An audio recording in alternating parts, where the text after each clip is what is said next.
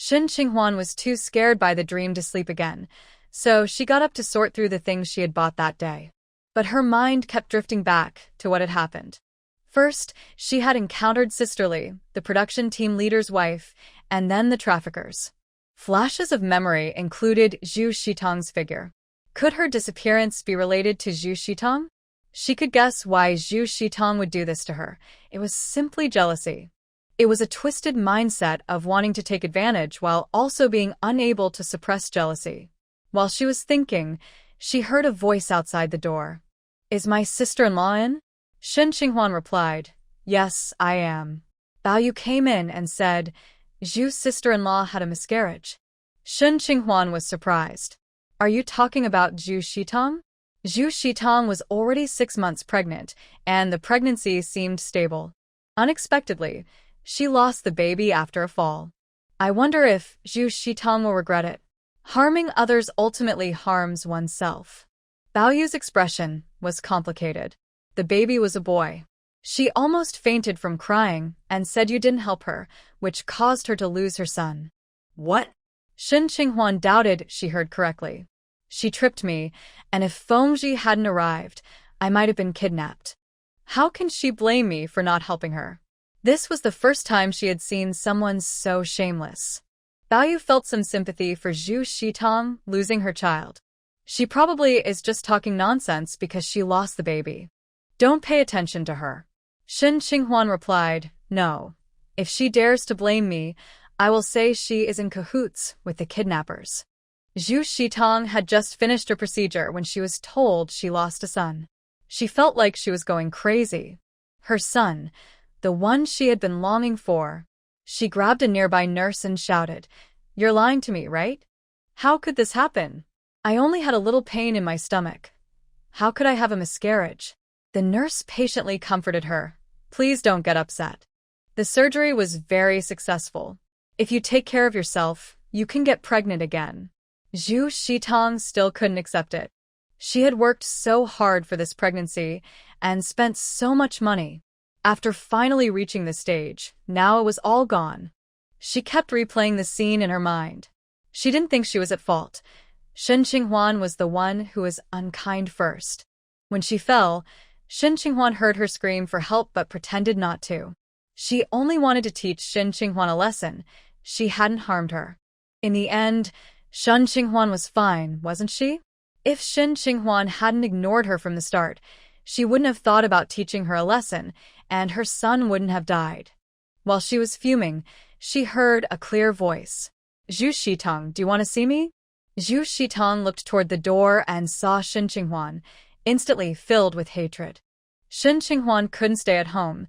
She needed to ask Zhu Shitong something. Even though she knew Zhu Shitong had just had a miscarriage, wasn't she the one who kept saying she wanted to find her? "You still have the face to come here?" Zhu Shitong glared. Shin Qinghuan walked to her bedside. "Why shouldn't I? You can team up with kidnappers to sell me, and you have the nerve to return to the family compound. Why can't I come?" Zhu Shitong was taken aback, a hint of discomfort flashing in her eyes. How did she figure that out? Shin Qinghuan noticed the expression on her face and felt a chill. She really did have something to hide. "Zhu Shitong, what have I done to wrong you? At the youth station, I shared everything I had with you, and you actually teamed up with human traffickers to sell me? Are you still in contact with them? Since it didn't work last time, are you planning to try again today?" Recalling the past at the youth station, she couldn't help but confront Zhu Shitong. Zhu Shitong's eyes widened again. "What do you mean last time?" "Are you saying I sold you when you went missing for 3 months? Isn't that true?" "Shin Qinghuan, what are you talking about? What have I done to you? You're slandering me. You were the one who ran away with someone and took your family's money. It has nothing to do with me. If you can't explain yourself to Fengji, don't try to blame me." Zhu Shitong was very agitated, her eyes turning red. A nurse walked in, glanced at Shin Qinghuan, and said sternly, "What are you doing? Can't you talk nicely? The patient needs to rest, so don't disturb them." Shin Qinghuan stood up and looked at Zhu Shitong, who seemed genuinely wronged. Was the last incident really unrelated to her? Zhu Shitong furious, ignored the nurse and shouted at Shin Qinghuan. What's so great about you? Acting all high and mighty every day. Do you think Feng Ji really cares about you? He just wants someone easy to manage. I saw him talking with that guy at the youth station, and the next day that guy was bothering you. Zhu Shitong knew that Feng Ji cared about Shin Qinghuan, but she didn't want Shin Qinghuan to know that. She didn't want to see them happy together. That's why she hadn't mentioned anything about the youth station before. Shin Qinghuan looked at her coldly. Do you think I would believe what you say? If you don't believe me, then stay a fool for life and let Feng Ji control you. Shin Qinghuan and Binbin had already eaten dinner and taken a bath, but Feng Ji still hadn't returned. Binbin had a fairly regular routine, and now it was time for her to sleep. Shin Qinghuan carried her on her back, picked up a pharmacology book, and walked around while trying to soothe the child. After Binbin fell asleep, Shin Qinghuan glanced at the clock. It was already 10:30 at night. She couldn't help but look at the door again, but Feng Ji was still not there. She was hesitant to sleep, fearing that if she closed her eyes, she would have nightmares about being sold. Feng Ji returned after 11. Shin Qinghuan was making her pharmacology notes, and as soon as she heard the noise, her body reacted faster than her mind. She quickly stood up and went to the door. Why are you so late today? Feng Ji looked a bit worn out, but his usually calm expression softened when he saw her. Are you waiting for me? Feng Ji's gaze locked onto the woman in front of him. This had never happened before. Shin Qinghuan turned to let him in. I was, doing my homework. I went to the city to take care of some things, Feng Ji said, removing his military cap. Is Binbin asleep? Yes, she was very good today, and fell asleep without much fuss. I think next time she can sleep on her own without being carried. Feng Ji looked at her again. She was talking more than usual tonight. Xiao Wang said you didn't go to the hospital. Can I see where you're hurt? Shin Qinghuan raised her injured hand for him to see. I put some medicine on it. It's not a big deal. Feng Ji examined her hand closely. There were 2 small scrapes, not serious, but they looked quite noticeable on her delicate skin. I'll put some more medicine on it. Shin Qinghuan pulled her hand back. No need, you should go take a shower. There's hot water in the pot. She had some questions for him, but it was late, so she decided to wait until tomorrow. Just as she was about to turn away, Feng Ji pulled her into his arms. Shin Qinghuan's heart raced, and she looked up at him. He was gazing down at her with a warmth she rarely saw in his usually calm eyes. Were you scared today? Thinking about what had happened and the possibility of being taken, she felt a wave of fear. She instinctively grabbed the hem of his shirt. Feng Ji. Yes. Why did you come to the market today? The police called the camp to say there was a human trafficking gang operating nearby. How can they be so bold? Shin Qinghuan thought the traffickers were insane to try to grab someone in a crowded market. If they were going to deceive someone like Hu Xiaowan into getting into a carriage, that made sense. But with her, they tried to grab her outright. How had such reckless traffickers not been caught before? Was today their first attempt? Feng Ji recalled the leader's words, his eyes cold. High rewards can drive some people to take risks. Shin Qinghuan was confused. Am I really that valuable? Most child trafficking involves boys sold to families that want sons but can't have them. Women are usually sold to men in remote areas who can't find brides. Human trafficking for women is not as profitable as for children, and it is harder to traffic women since they are usually at least in their teens and can resist or call for help. Unless they're sold to those dirty places. Shin Qinghuan thought of this and recalled the scenes from her dream. However, dreams are usually the opposite of reality. This gang operates across several provinces, with both online and offline networks. They take ordinary-looking women to rural areas to be wives, while attractive ones are sent to the port city to become dancers, Feng Ji said, holding her tightly. Qinghuan, if you're ever alone, don't wander off. Shin Qinghuan looked at him in shock. She had heard the traffickers mention the port city in her dream. Is it true that people are sold to the port city? Yes. Have the other members of this gang been caught? Not yet. This is just a small group, not even the main one. There are more in other places. Shin Qinghuan pushed him away. You're squeezing me too tight. Go take a shower. Feng Ji loosened his grip slightly, but didn't let go. He gazed at her, his voice low. Your man got revenge for you today. Shin Qinghuan felt her face heat up. What was that? Why say your man? If someone else said it, it would be a compliment, but what did Fengji mean? In her memory, Fengji had always been strong-willed and cold. Not even his own mother would hear him say anything sweet. When she was younger, she imagined her future partner would be gentle, respectful, and share household duties, and of course, he should be handsome and cheerful. Feng Wei teased her. What if your elders want to match you with my brother? She was so startled that she almost hit Feng Wei. She briefly imagined marrying Fengji and thought he would scold her like a child, controlling her every move, leaving her without freedom or dignity, worse than being in prison. Now, Feng Wei's words had come true. But Fengji wasn't as scary as she imagined. Had he matured as he grew up? Shin Qinghuan glanced at him uncertainly, but when their eyes met, she felt a warmth and quickly looked away. His talk of revenge was surely more than just that kick at the market. He had broken the trafficker's head and injured his hand. Putting the past aside, he had saved her from the traffickers and avenged her, which she truly appreciated. She lifted her head and said, Feng Qi, you are amazing. Bing Bing, and I thank you. What does this have to do with Bing Bing? Feng Qi raised an eyebrow.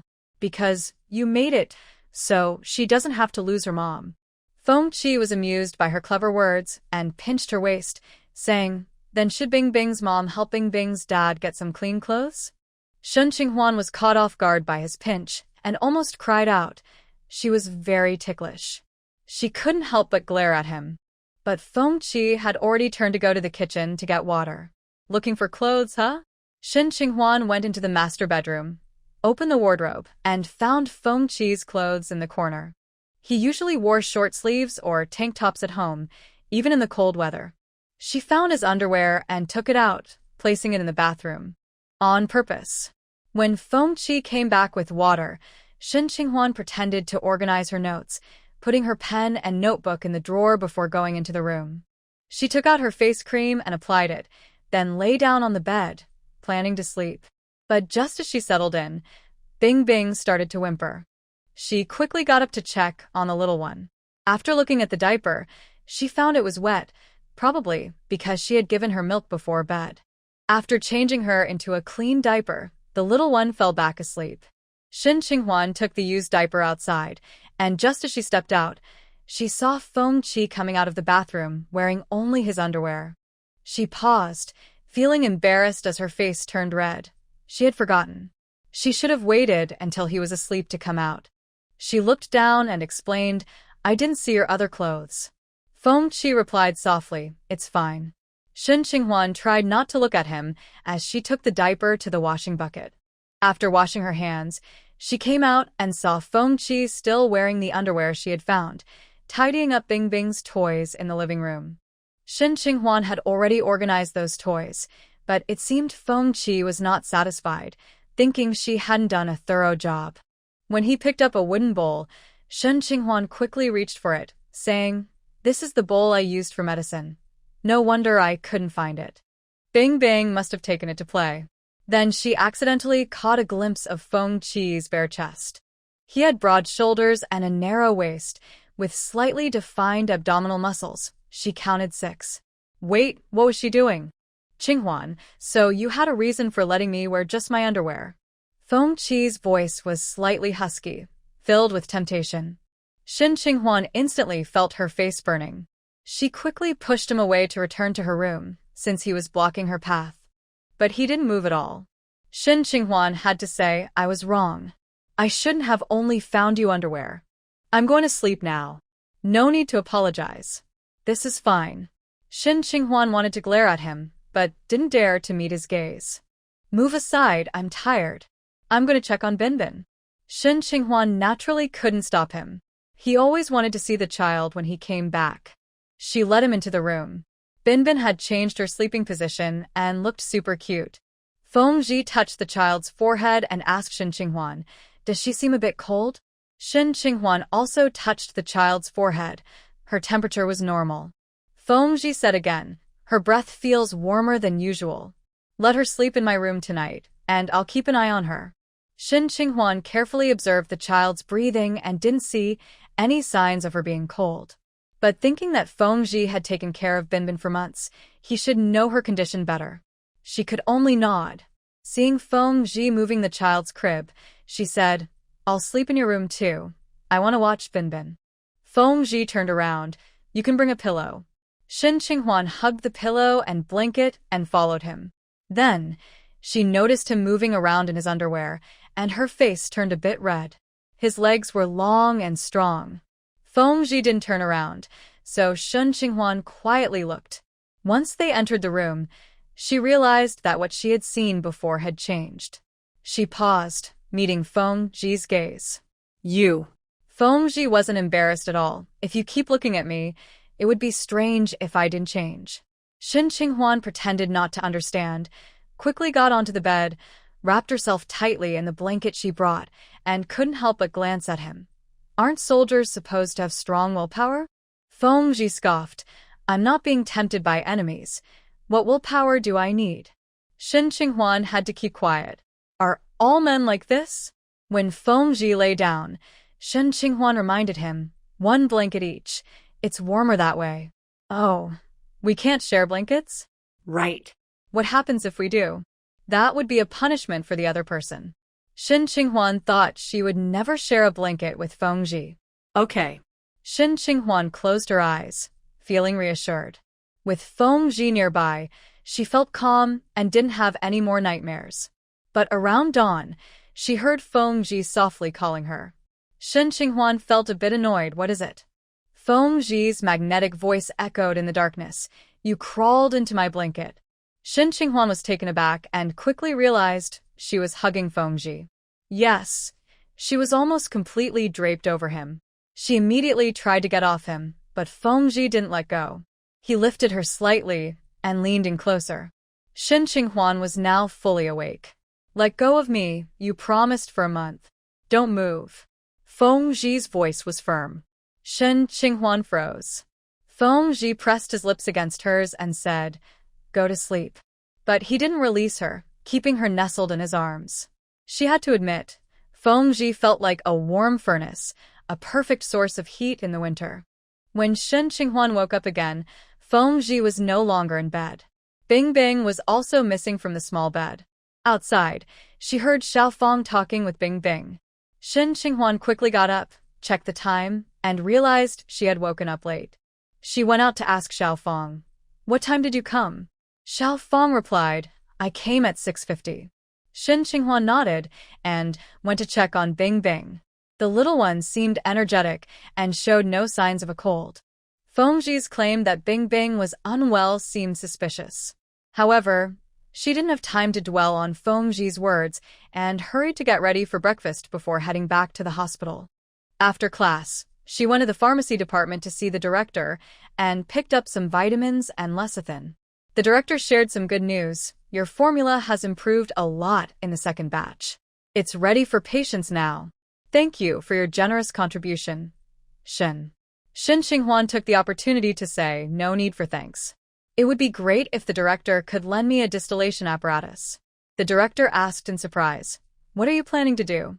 Shin Qinghuan replied, I want to extract a pure essence. She had an idea but wasn't sure how to proceed, so she explained it to the director. The director said, Bring the materials and we can discuss it.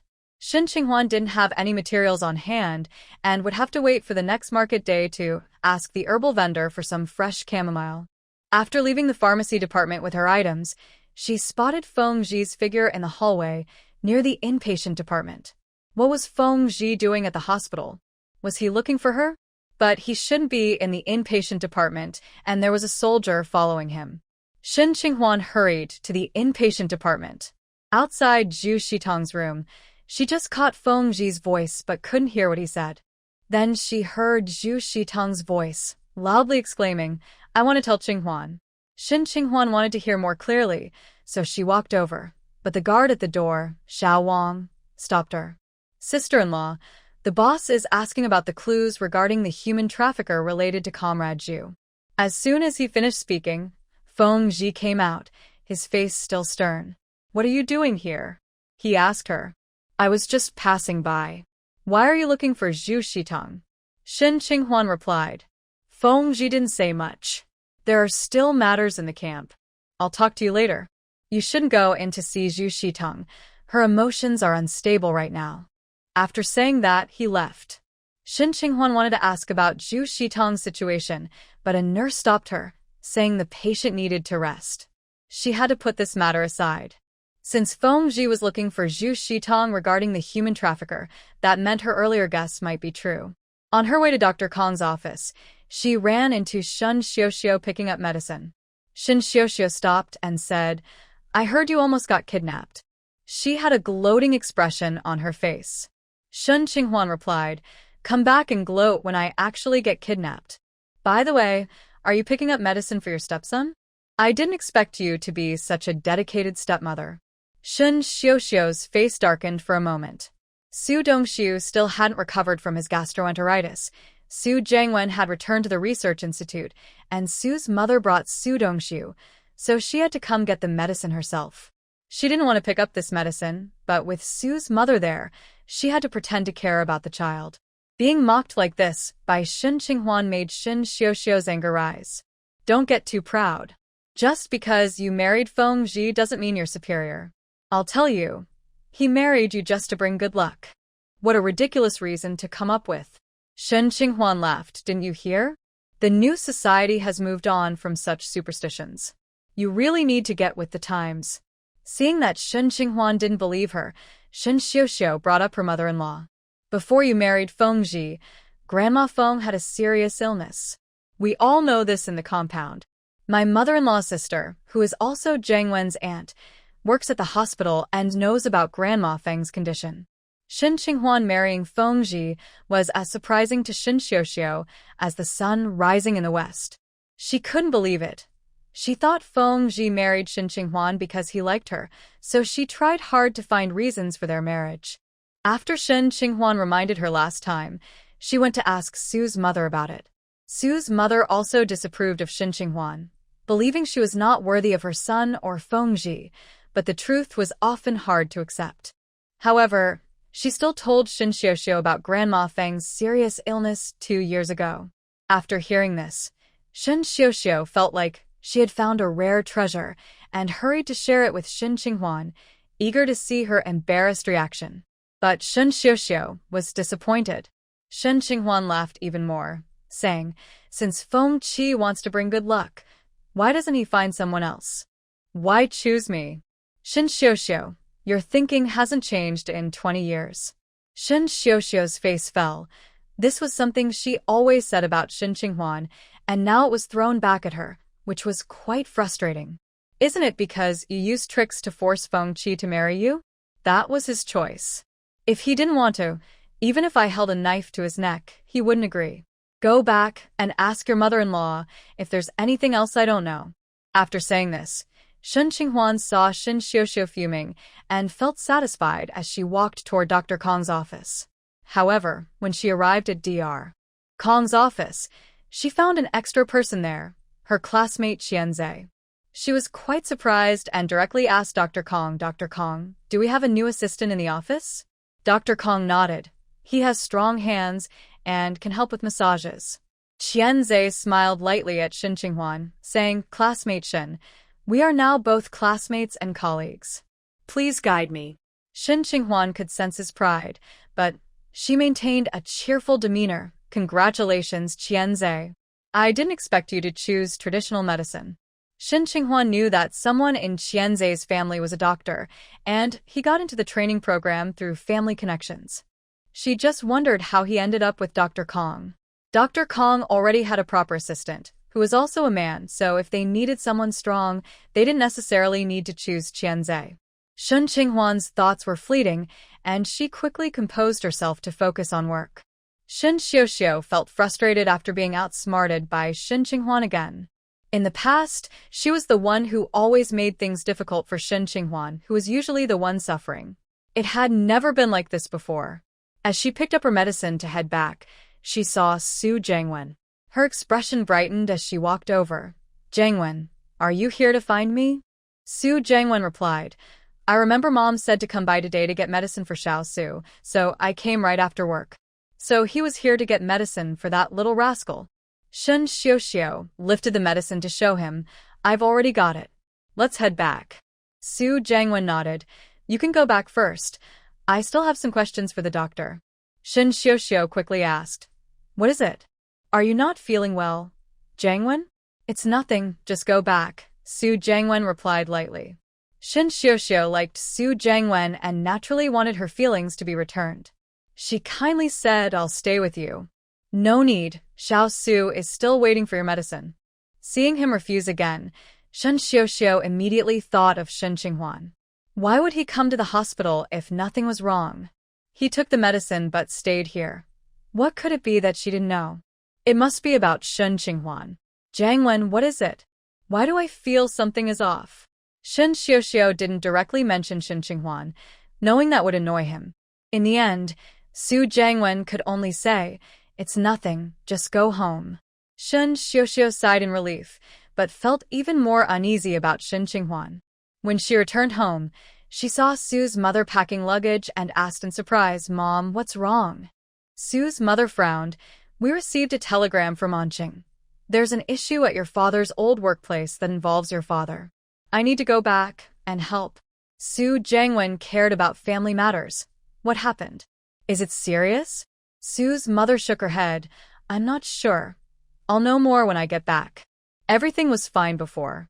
Su Jiangwen helped her pack, and Shen Xiaoxiao pretended to help too, saying caring words. Mom, don't worry too much. You and Dad always handle things well. Even if someone else is at fault, it shouldn't affect you. Su's mother paused her packing and looked at her. Xiao Su will stay here for you to take care of. I hope you can get along well. Shen Xiaoxiao readily agreed. Su's mother added, I hope it's not a serious matter. If it is. Xiaoxiao, you grew up with Shen Qinghuan. Even if she's not a biological member of the Shen family, the family has feelings for her, right? Shen Xiaoxiao didn't know what she was getting at and replied, the Shen family's kindness to her is something she can never repay. Su's mother nodded, looking somewhat satisfied. Then, when I return, if the situation is serious, you should talk to Shen Qinghuan and ask her for help. Shen Xiaoxiao was shocked. Mom, what can Shen Qinghuan do to help? Su Jiangwen also looked at his mother. Mom, why ask Qinghuan for help? He vaguely knew what his mother was thinking, but he didn't want to acknowledge it. Su Mu sighed. It was my fault before. I was a bit harsh with Shen Qinghuan. Xiaoxiao, you should say some nice things to her. I acted that way for her own good. I didn't mean to criticize her. She never expected that one day she would need Shen Qinghuan's help. Otherwise, she wouldn't have been so strict with her before. Shen Xiaoxiao understood and felt a pang of bitterness. Mom, I know you want to use Shen Qinghuan to get help from the Feng family, but I think you're mistaken. The marriage between Captain Feng and Shen Qinghuan was unexpected and planned by her. Captain Feng doesn't really like her, and she can't speak up in the Feng family. Who says Feng Ji doesn't like her? Su Mu glanced at her son, partly explaining and partly reminding him, if he didn't like her, would he marry Shen Qinghuan? They even have a child now, so their relationship must be good. Su Jiangwen opened his mouth but couldn't find the words to argue back. Shen Xiaoxiao was unwilling to admit it and held on to her viewpoint. Mom, maybe you elders don't know, but we younger ones are aware of what happened between Feng Ji and Shen Qinghuan. It was all Shen Qinghuan's doing. Captain Feng was already dating Dr. Xiao from the hospital when Shen Qinghuan intervened and schemed against him. Everyone in the neighborhood knows this. If you don't believe me, you can ask around. Su Mu looked at her, her eyes scrutinizing. Xiaoxiao, are you unwilling to talk to Shen Qinghuan? Shen Xiaoxiao choked up. Yes, she was unwilling. Shen Qinghuan took her life away, and she should have a worse life, not better. Why should she have to seek Shen Qinghuan's help? Su Jiangwen said, Mom, why don't you go back and see what's going on? If it can't be resolved, then we can think of another way. Su Mu was a bit angry because of Shen Xiaoxiao's attitude, but she had to teach her. Xiaoxiao, I originally planned to stay here longer, but now I have to return to Anqing. However, I want to remind you of a few things. You're young and haven't experienced much. You might not fully understand the importance of relationships. With Shun Qinghuan, no matter what you think of her, you need to show a friendly attitude. Your family owes her a favor. If you get along with her better, it could open more opportunities for our family in the future. Xiao Xiao bit her lip and said, Mom, you don't know. Ever since she found out she isn't a biological member of the Shin family, she has only written one letter to my mom in over 2 years. When she sees me, she doesn't feel guilty at all and treats me poorly. She probably resents me for returning to the Shin family, so she won't help. The Su family has been in the compound for many years. How could they not have their own connections? Why do they have to focus on the Feng family? Xiao Xiao would never ask Shin Qinghuan for help. Su's mother looked serious and said, let me put it this way. Shin Qinghuan married Fengji not because she used any tricks, but because Fengji did. Xiao Xiao suddenly looked up and exclaimed, Mom, how is that possible? Su Jiangwen, who had been silent, finally spoke up. I always thought Fengji was honest, but he is actually cunning. I misjudged him.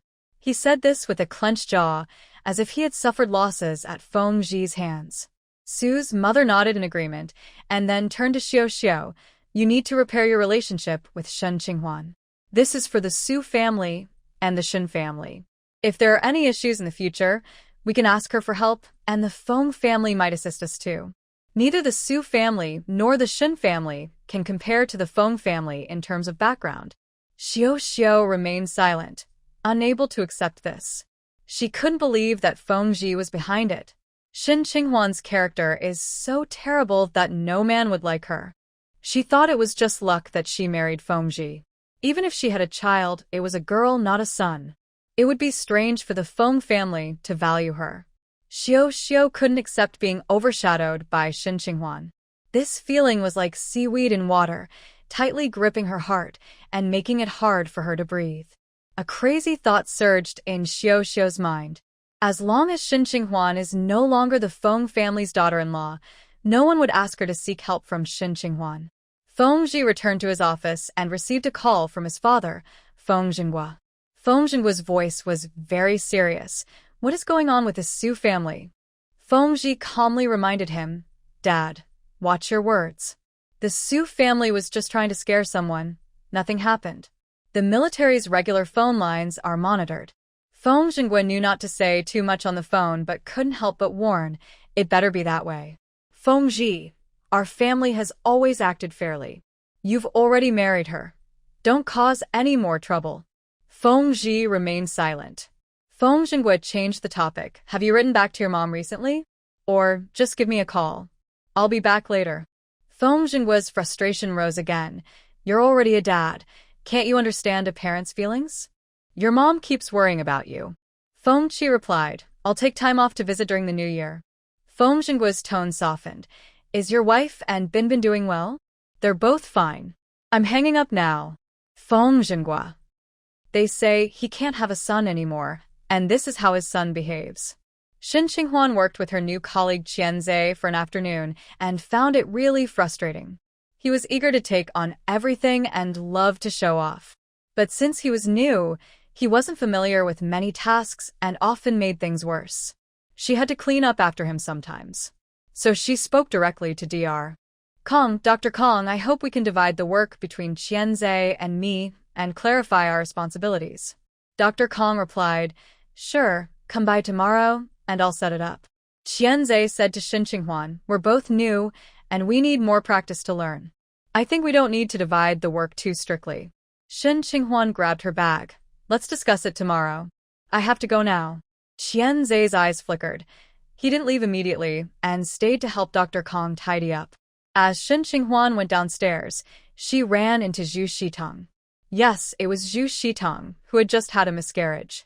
Her face was still pale, and when she saw Shin Qinghuan, she rushed over. Qinghuan, please help me. Shin Qinghuan was about to ask her something, but a nurse stopped her. She didn't expect Zhu Shitong to come to her. What is it? Zhu Shitong's eyes were red. Qinghuan, let's talk over there. She pointed to a nearby pavilion. Shin Qinghuan had questions for her too and nodded. Once they reached the pavilion, Zhu Shitong couldn't wait and quickly said, Qinghuan, I know I was wrong. 3 months ago, I shouldn't have said anything about your situation at the market. But I have no connection to the traffickers. I had no idea you were missing. You left home on your own without telling me. She clutched her clothes tightly, trembling at the thought of being mistaken for a trafficker's accomplice. She couldn't think about her worries regarding Shen Qinghuan anymore. Shen Qinghuan looked at her in surprise, thinking she would talk about the market incident, but it turned out to be about 3 months ago. Was it that Qinjie from 3 months ago? Zhu Shitong shook her head. No, someone said you look handsome and asked if you were married. She helped me catch a fish, so I just said a few words. Qinghuan, we haven't been getting along well lately, and it's my fault, but we used to be good friends, supporting each other at the youth station. Have you forgotten? Can you talk to Captain Feng for me? I have no reason to help a trafficker. What benefit would that bring me? Shen Qinghuan listened to Zhu Shitong and felt her earlier doubts returning. After all, if Feng Qi could find out about her, her suspicion must be significant. She said, Shitong, if you didn't do anything wrong, how can I help you? If you didn't do it and there's no evidence, even the king can't convict you. But if you did do it and are trying to traffic me, why would I help you? Zhu Shitong became anxious. No, Qinghuan, Captain Feng. He seems like he wants to kill someone. I'm afraid he might act impulsively. Previously, when she tried to stir up trouble between Shen Qinghuan and Feng Qi, she thought she was being discreet and took advantage of Shen Qinghuan's existing grievances. So, despite knowing Feng Qi was not to be trifled with, she didn't worry much. She also thought that since her partner was a soldier in the camp, even if she had conflicts with Shen Qinghuan, Feng Qi wouldn't do anything drastic. Conflicts among soldiers and their families were usually resolved peacefully. But she never expected Feng Qi to storm into her hospital room and directly accuse her of several things. His demeanor and words felt like he was ready to send her to jail. Shen Qinghuan interrupted Zhu Shitong. What do you mean by killing? What impulsiveness! Feng Qi went from being an ordinary soldier to a company commander, has been on the battlefield, and received first-class merit. Does he rely on impulsiveness? I hope Comrade Zhu thinks before she speaks. Not everything can be said. Zhu Shitong stared at Shen Qinghuan in shock. How could she defend Feng Qi so fiercely? So, the fool was her all along. She must have pretended to have a conflict with Feng Qi. Zhu Shitong trembled with anger, about to step forward when she caught sight of someone out of the corner of her eye, and she froze, her blood feeling like it had turned to ice. After finishing her words, Shen Qinghuan also felt a burning gaze. She turned and saw Feng Qi a few meters away. Feng Qi, dressed in military uniform, walked towards her after meeting her gaze, looking vibrant and full of energy. A man, a handsome young man, full of energy, looked truly impressive. Shen Qinghuan blinked. What was wrong with him? Feng Qi walked straight to his woman, completely ignoring Zhu Shitong, and said in a clear, refreshing voice, Comrade Qinghuan sees issues very clearly, which is great. Shen Qinghuan was surprised. Was he referring to what she just said to Zhu Shitong? I was just speaking the truth. She didn't soften her words because he was Binbin's father, nor did she hold any bias from her childhood grievances. She was just being honest. Seeing that the two were momentarily unaware of him, Zhu Shitong quietly left. Feng Qi glanced over, but didn't pay attention. Well, that's good enough, Feng Qi replied to Shen Qinghuan. At this point, Shen Qinghuan noticed that Zhu Shitong had slipped away and only saw his back, but she didn't chase after him.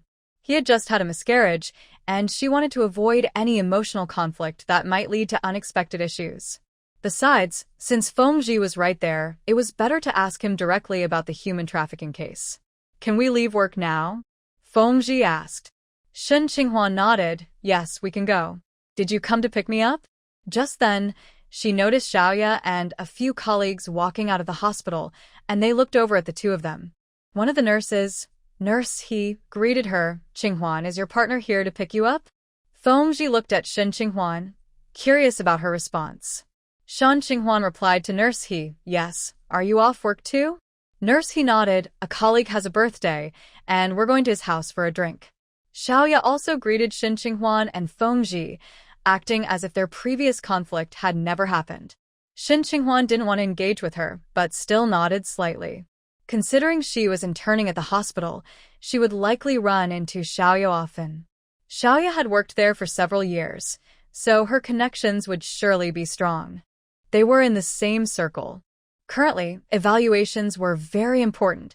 No matter what happened privately, it couldn't be shown openly. She wanted to avoid having everyone side with Xiaoya.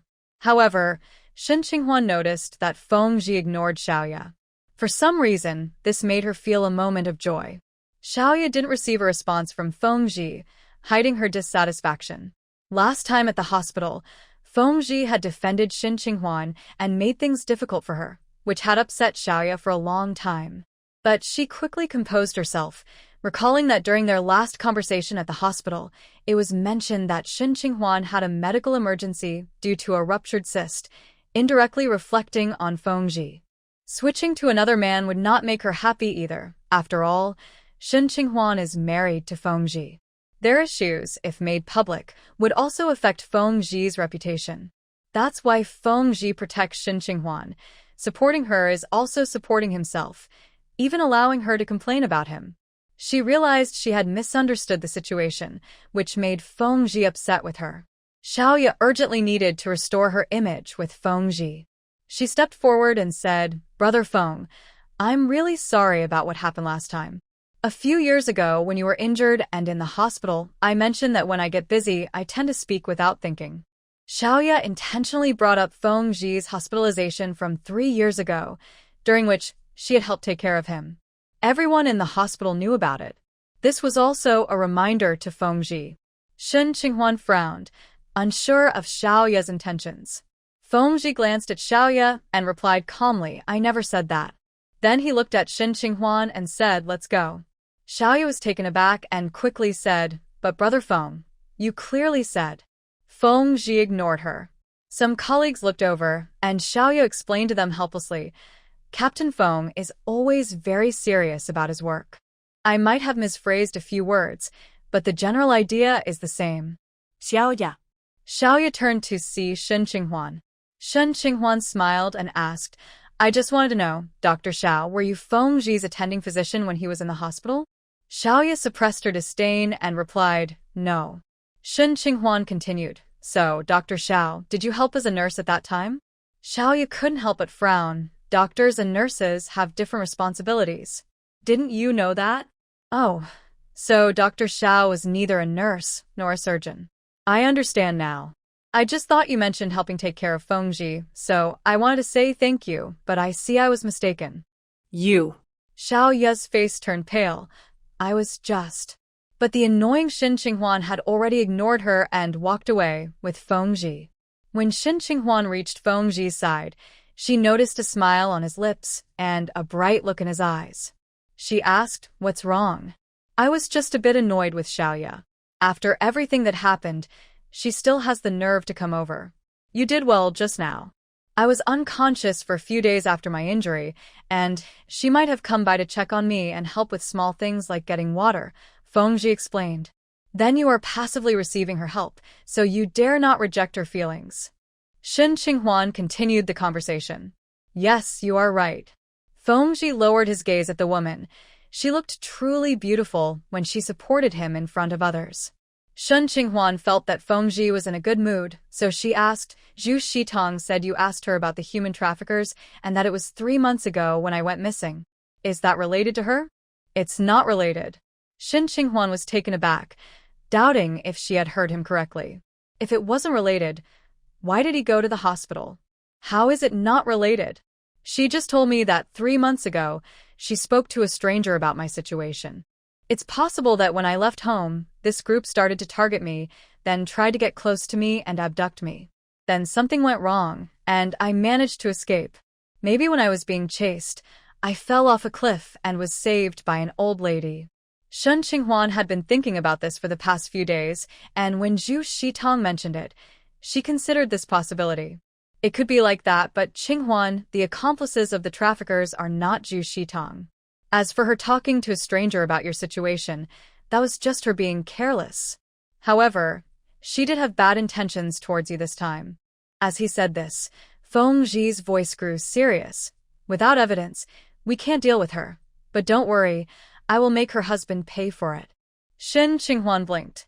She thought Zhu Shitang's bad intentions had caused her to lose her child, which was a punishment for her, but she didn't expect Feng Ji to mention Zhu Shitang's husband. However, that was indeed a good idea. Punishing Zhu Shitang's husband would be like punishing her. With this thought, Shen Qinghuan felt better. Just as they were almost home, Feng Ji suddenly said, I'll go buy a chicken and make a nice dinner tonight. Shen Qinghuan paused in surprise, looking at him. When do we not have good food at home? Feng Ji replied, it's just okay. Chicken is different. Shen Qinghuan let him be. After Feng Ji left, a soldier arrived. Shen Qinghuan recognized him. His name was Suen, and he was also from the same neighborhood. Qinghuan, long time no see. Suen, who was the same age as Feng Ji, was quite close to him. He was wearing a military uniform and looked very spirited. Shen Qinghuan wasn't very familiar with him. Although they lived in the same neighborhood, there were many children and not everyone got along. Plus, Suen was a boy, and when they were younger, boys and girls didn't play together. Shen Qinghuan politely said, Brother Suen, are you stationed here too? You can come in and sit down. Feng Qi will be back soon. I just moved to this area a few days ago and have just settled in. Suen entered the room and saw Bin Bin. He asked, is this your child with Feng Qi? He really looks like Feng Qi. Time flies. It feels like just yesterday you had a baby. Shen Qinghuan could only reply, yes. Suen continued, I didn't expect you, and Feng Qi got married. Shen Qinghuan silently thought that she didn't expect it either. It seemed everyone who came from the courtyard thought the same way. Perhaps Feng Qi's parents thought so too. Suen said, by the way, Qinghuan, do you remember when Feng Qi came to my house with you? Shen Qinghuan poured him a glass of water. I remember. Why? She couldn't recall the details. At that time, she, Feng Qi, and Feng Wei were visiting Suen's home. Suen looked at her. Someone joked about you and Feng Qi, do you remember? Shen Qinghuan thought for a moment, not really. What joke? She couldn't remember. Suen sighed. Someone joked about you and Feng Qi. You might not have heard it, but Feng Qi's reaction was a bit strange. Looking back, he probably had feelings for you then. He really is quiet about these things. Look, you two are married now. Shen Qinghuan didn't believe it. That's impossible. She looked at Suen suspiciously, thinking he was Feng Qi's friend and might be saying this to help strengthen their relationship. After all, they were now a couple, and saying something sweet about the past wouldn't cost anything or harm anything. Suen laughed. Why is it impossible? Speaking of which, I remembered something. How Feng from the courtyard has a relative working at the post office. Feng Qi mentioned to him that your letters should go to him first. Letters? Shen Qinghuan frowned. When did she ever write a letter to Feng Qi? He never wrote to her either. After Feng Qi went to the army, they had never been in touch. Before she became a youth worker, they hadn't exchanged letters. They spent a lot of time together as kids, but they weren't very close. It wasn't like others who had a sibling-like bond. So, what did Feng Qi mean by mentioning letters? Suddenly, Shen Qinghuan remembered something. Once, she wrote a letter to Su Jiangwen, but she never received a reply. Su Jiangwen wasn't the type to be rude. He was usually quite organized in his work. Shen Qinghuan asked Suen how Feng's relative works at the post office. Can he directly intercept someone's mail? Suen realized, Qinghuan, he definitely wouldn't do that. Feng Ji is not that kind of person. If you write him a letter, he would just ask how Feng to help deliver it quickly. That doesn't count as intercepting mail. Shen Qinghuan replied, Suen, you must be mistaken. Feng Ji wouldn't instruct how Feng like that. Don't you remember? Back then, everyone in the courtyard talked about Yang Yu and him, and I had nothing to do with it. Besides, when he went to the army, I was still a child, not even graduated from middle school. Who would have thoughts about a kid? At that time, the elders in the courtyard joked that Feng Ji was with Yang Yu, the daughter of Director Yang. Their families were quite close, but they didn't know if the elders had such ideas, which led to those rumors. In any case, it had nothing to do with Shen Qinghuan. Suen paused, quickly saying, that can't be true. Otherwise you wouldn't be getting married. Suan felt a bit uneasy, sensing he might have said something wrong. Before Fengji returned, he thought for a moment and stood up. Qinghuan, I should.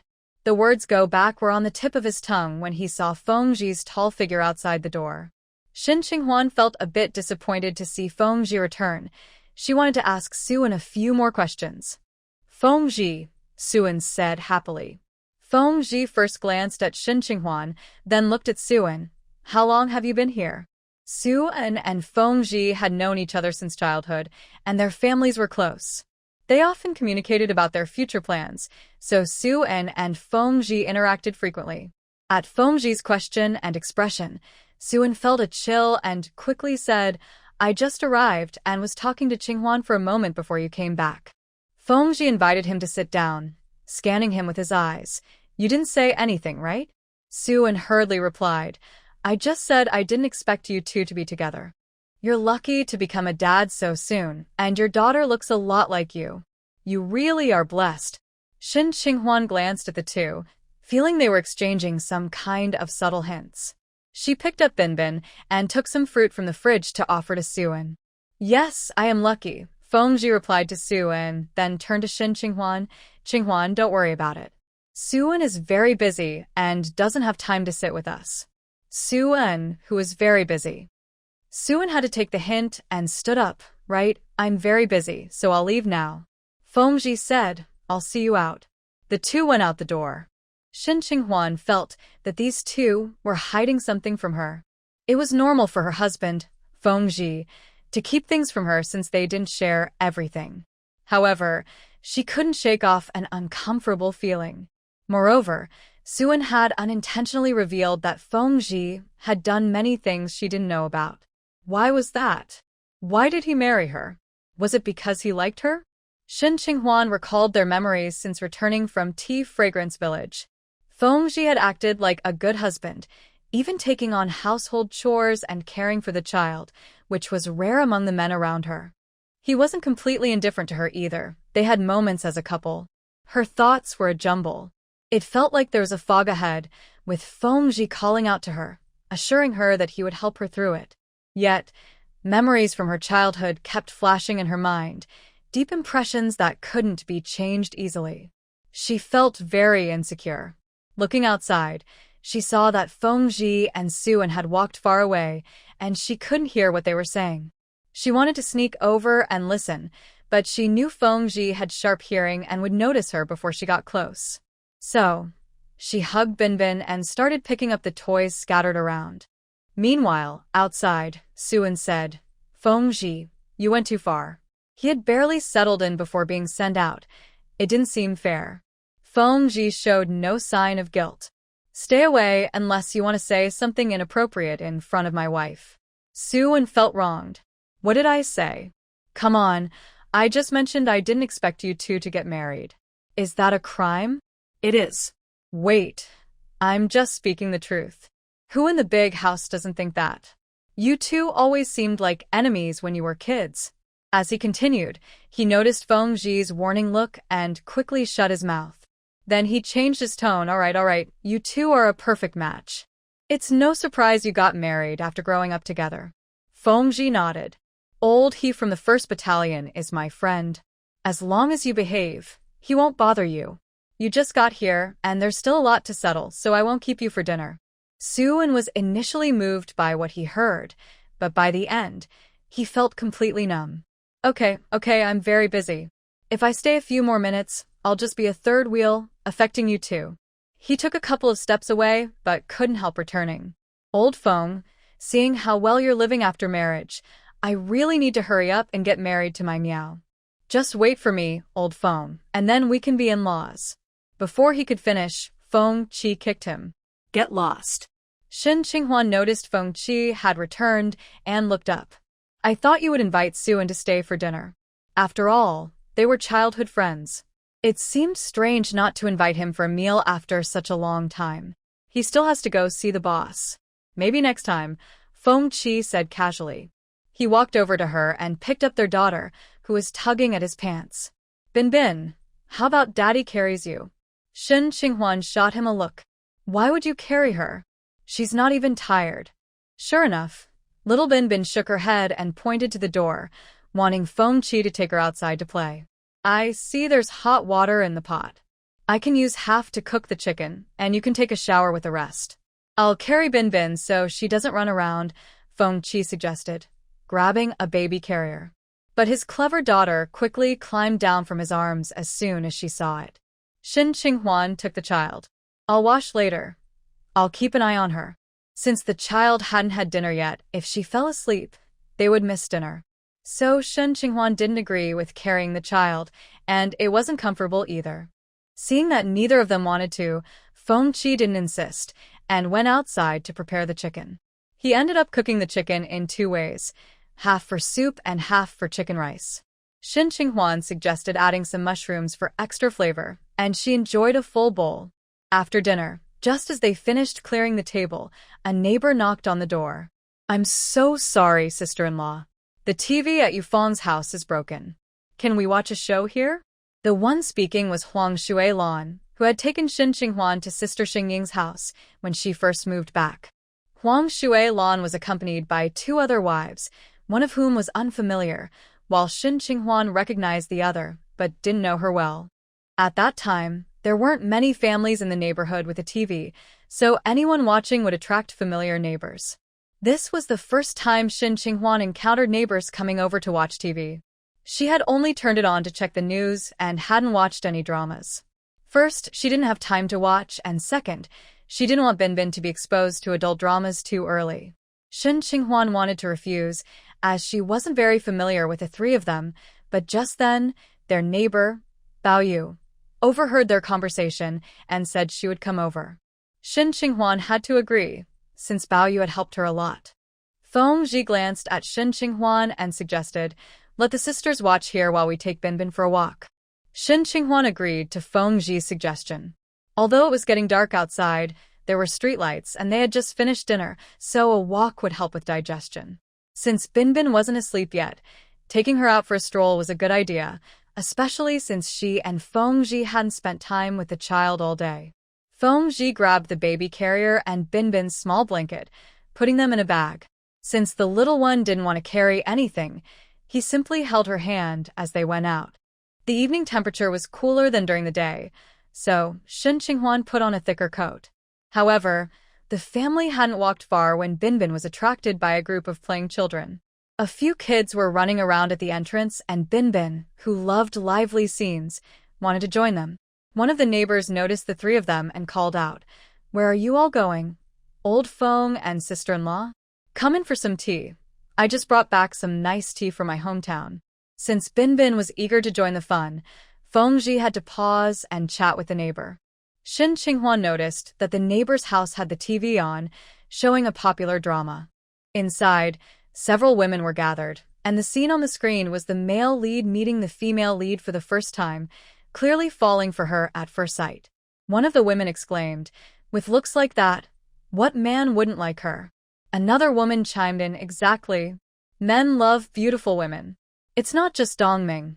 Malin likes them too. If Yuding were ugly, do you think those men would still like her?" That's right, only beautiful people get to have stories and be the main character. As the drama went to commercial, the discussion grew lively, and some noticed Shin Qinghuan. "Oh, when did you come, Sister Shin?" asked one of the women who had previously approached Shin Qinghuan for medicine. Unlike the others, she didn't look down on Shin Qinghuan because of the medicine issue, and her tone was friendly. Shin Qinghuan politely replied, "My little friend saw the excitement here and wanted to come over. You all enjoy, don't mind me. I'm fine. Let the child play outside by herself. She won't get lost. We were just talking about the plot of the show on TV.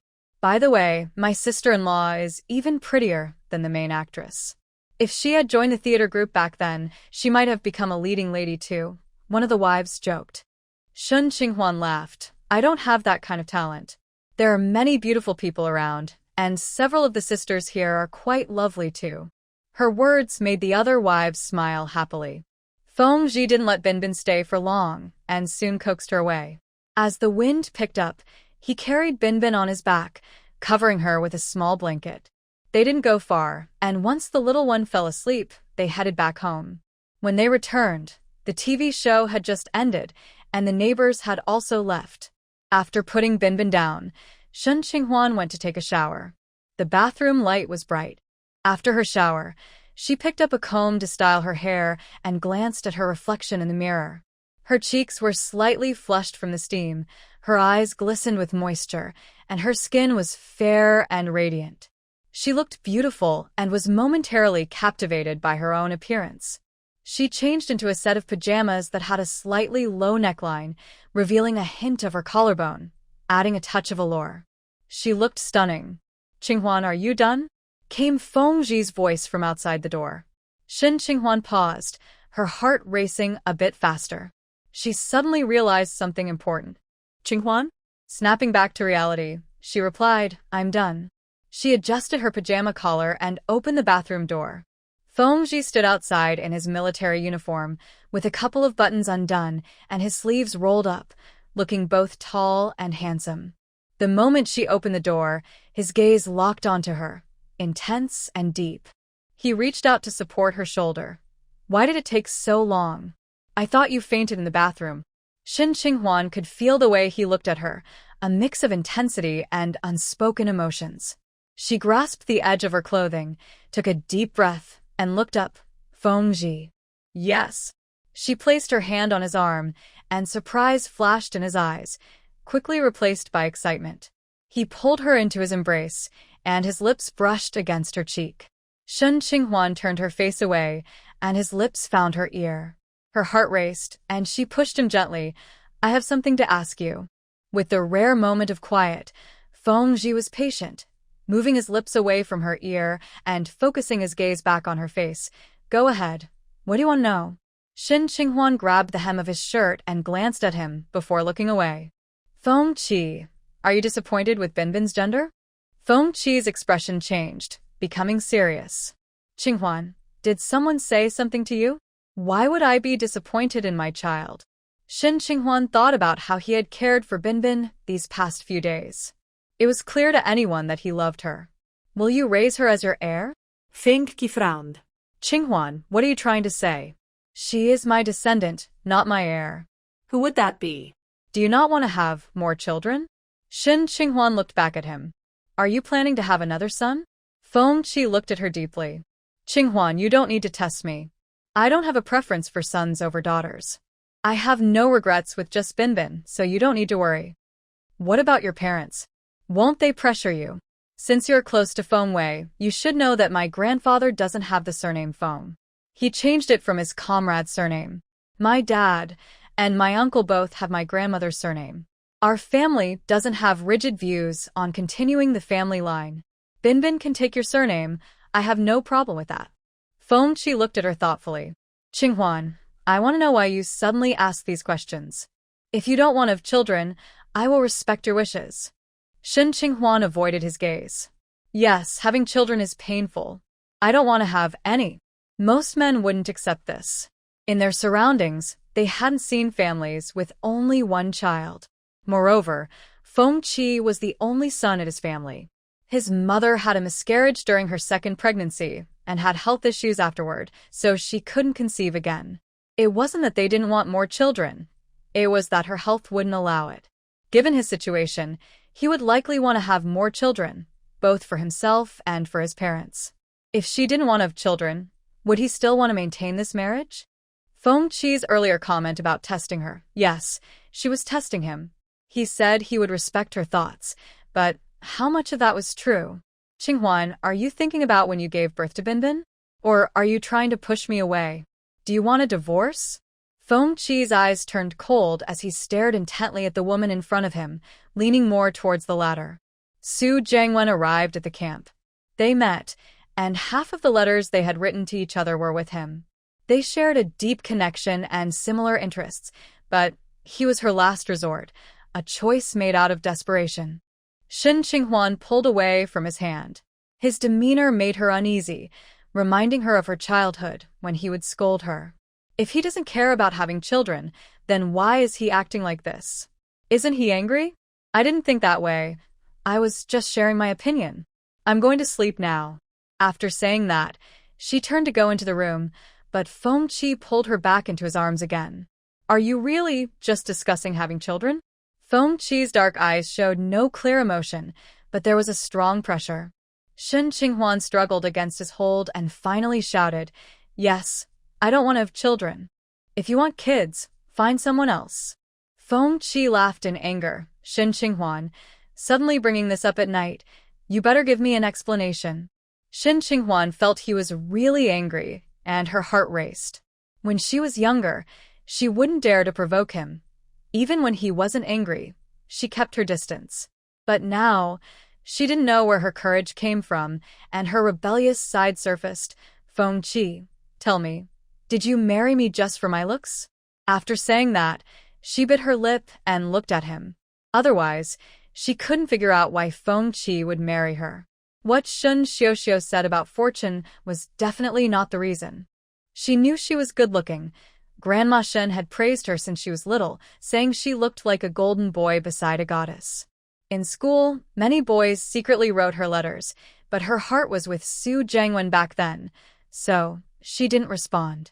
Now that she was married, she remembered sharing a room with Feng Qi. She could feel that men have a certain desire for women, and being good-looking only increases that desire. So, Feng Qi must have been attracted to her looks. No matter how excellent a man is, he can't escape that. Feng Qi looked at the woman in front of him, who seemed to have discovered a secret and was now calm and pleased, and he couldn't help but laugh in anger again. Shen Qinghuan, what are you thinking about all day? We got married, and I'll say it again. You came to me first. You couldn't stand life at the youth station, you didn't have the strength for farm work, couldn't earn enough points, had to eat rough food, and faced bullying and harassment. You couldn't take it. You came to me because you only knew me and I met the requirements for a military family member. I was your only way out. Qinghuan, that's all in the past. I don't want to emphasize who initiated it or who plotted what. Now that we are married and have a child, let's live well and raise our child. Then why did you agree in the first place? Shen Qinghuan still insisted on asking her question. She hasn't fully regained all her memories yet and feels confused and insecure. Feng Qi said she took the initiative because she couldn't handle hardship, so she chose to marry to escape. She believes this, even though she is not favored by Shen's mother. Growing up, she didn't do much housework or experience hunger because Grandma Shen spoiled her, making her somewhat pampered. It's possible that she sought Feng Qi because she couldn't endure hardship. Since we grew up together, if I don't help you, who will? Feng Qi sighed. You've come to the camp a few times to find me, and the leader specifically called me in to ask if you were my girlfriend and told me to be mindful of my reputation. In this situation, if I don't marry you, how will it end? Shen Qinghuan was taken aback and looked up at him. He was looking at her with deep eyes and a serious expression, which made her doubt nothing. Did you ask Captain Li to make things difficult for me when I was at the production team? Sister Li's words couldn't have been baseless, right? After all, they had no grievances against each other. Feng Qi held her hand. I did camp with the soldiers at the Hongxing production team for disaster relief and talked to Captain Li. Besides the disaster relief, I did mention you. Shen Qinghuan waited for him to continue, not realizing she was leaning against him. We know each other, and you are close to Feng Wei. To me, you are like a sister. Feng Qi continued. I asked Captain Li to give you some time to adjust. Did someone tell you I made things hard for you? Shen Qinghuan shook her head. I just felt that after you spoke with Captain Li, the tasks he assigned me became much heavier. Qinghuan, why do you think I would make things difficult for you? Because you dislike me? Shen Qinghuan blinked. All the past memories suggested he didn't like her and thought she led Feng Wei astray. Feng Qi tightened his hold around her waist. Do I dislike you and still care about your studies? I helped you raise your grades from 10th to 2nd. Have you ever met someone like that? Shen Qinghuan shook her head. But why do you think I punish you more than Feng Wei? Because you don't want to change. That's not true. It's clearly you. Shen Qinghuan's eyes widened, filled with Feng Qi's breath. His kiss returned to its usual dominance. She pushed him but couldn't move him at all. Gradually, she became somewhat immersed in the moment. As a young girl, She had dreams of love and had imagined kisses between couples. Thinking about it, it must be a natural connection where both sides feel the same way. The man is gentle and caring, treating the woman as if she were delicate glass. But with Feng Qi, it was completely different. He was like a warrior storming a castle, giving her no chance to react. When his hand moved from her waist and slid up, Shen Qinghuan's mind finally cleared. No, I said I don't want to have children anymore. Whether he liked her could also be seen from the topic of having kids. Feng Qi did not stop because of her words. He leaned in and whispered to her cheek, "It's okay. We have protection." The male comrade, who was also a young intellectual, was not a good choice for marriage.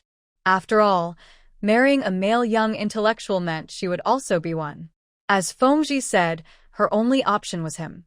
His station was not far from the production team, so he was her only choice. She forgot about her childhood shadows. Holding on to him felt like holding onto a lifeline.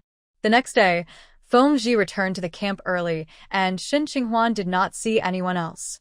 Xiao Feng told her, Captain Feng didn't have time to make breakfast. A soldier came looking for him, so he asked me to help make breakfast. Shen Qinghuan saw the pancakes and steamed eggs on the table, and the way they were made was different from how Feng Qi usually prepared them. It was made by Xiao Feng. Shen Qinghuan nodded. Thank you for your hard work. Next time, you can wait for me to get up and make it. This meant that Feng Qi had gone to work without having breakfast. Feng Qi also did not return for lunch, saying he was out and not in the camp. Shen Qinghuan had lunch with Xiao Feng. Halfway through, Xiao Feng suddenly remembered something, quickly got up, and took a letter from the drawer, handing it to her. Sister Qinghuan, this is your letter. A sister-in-law brought it from the communication room. Shen Qinghuan took it and looked at the sender's name, which read Xia Hong. Her hand paused. The letter suddenly felt heavy. Xia Hong was Shen's mother, her adoptive mother. She did not go to the countryside by her own choice.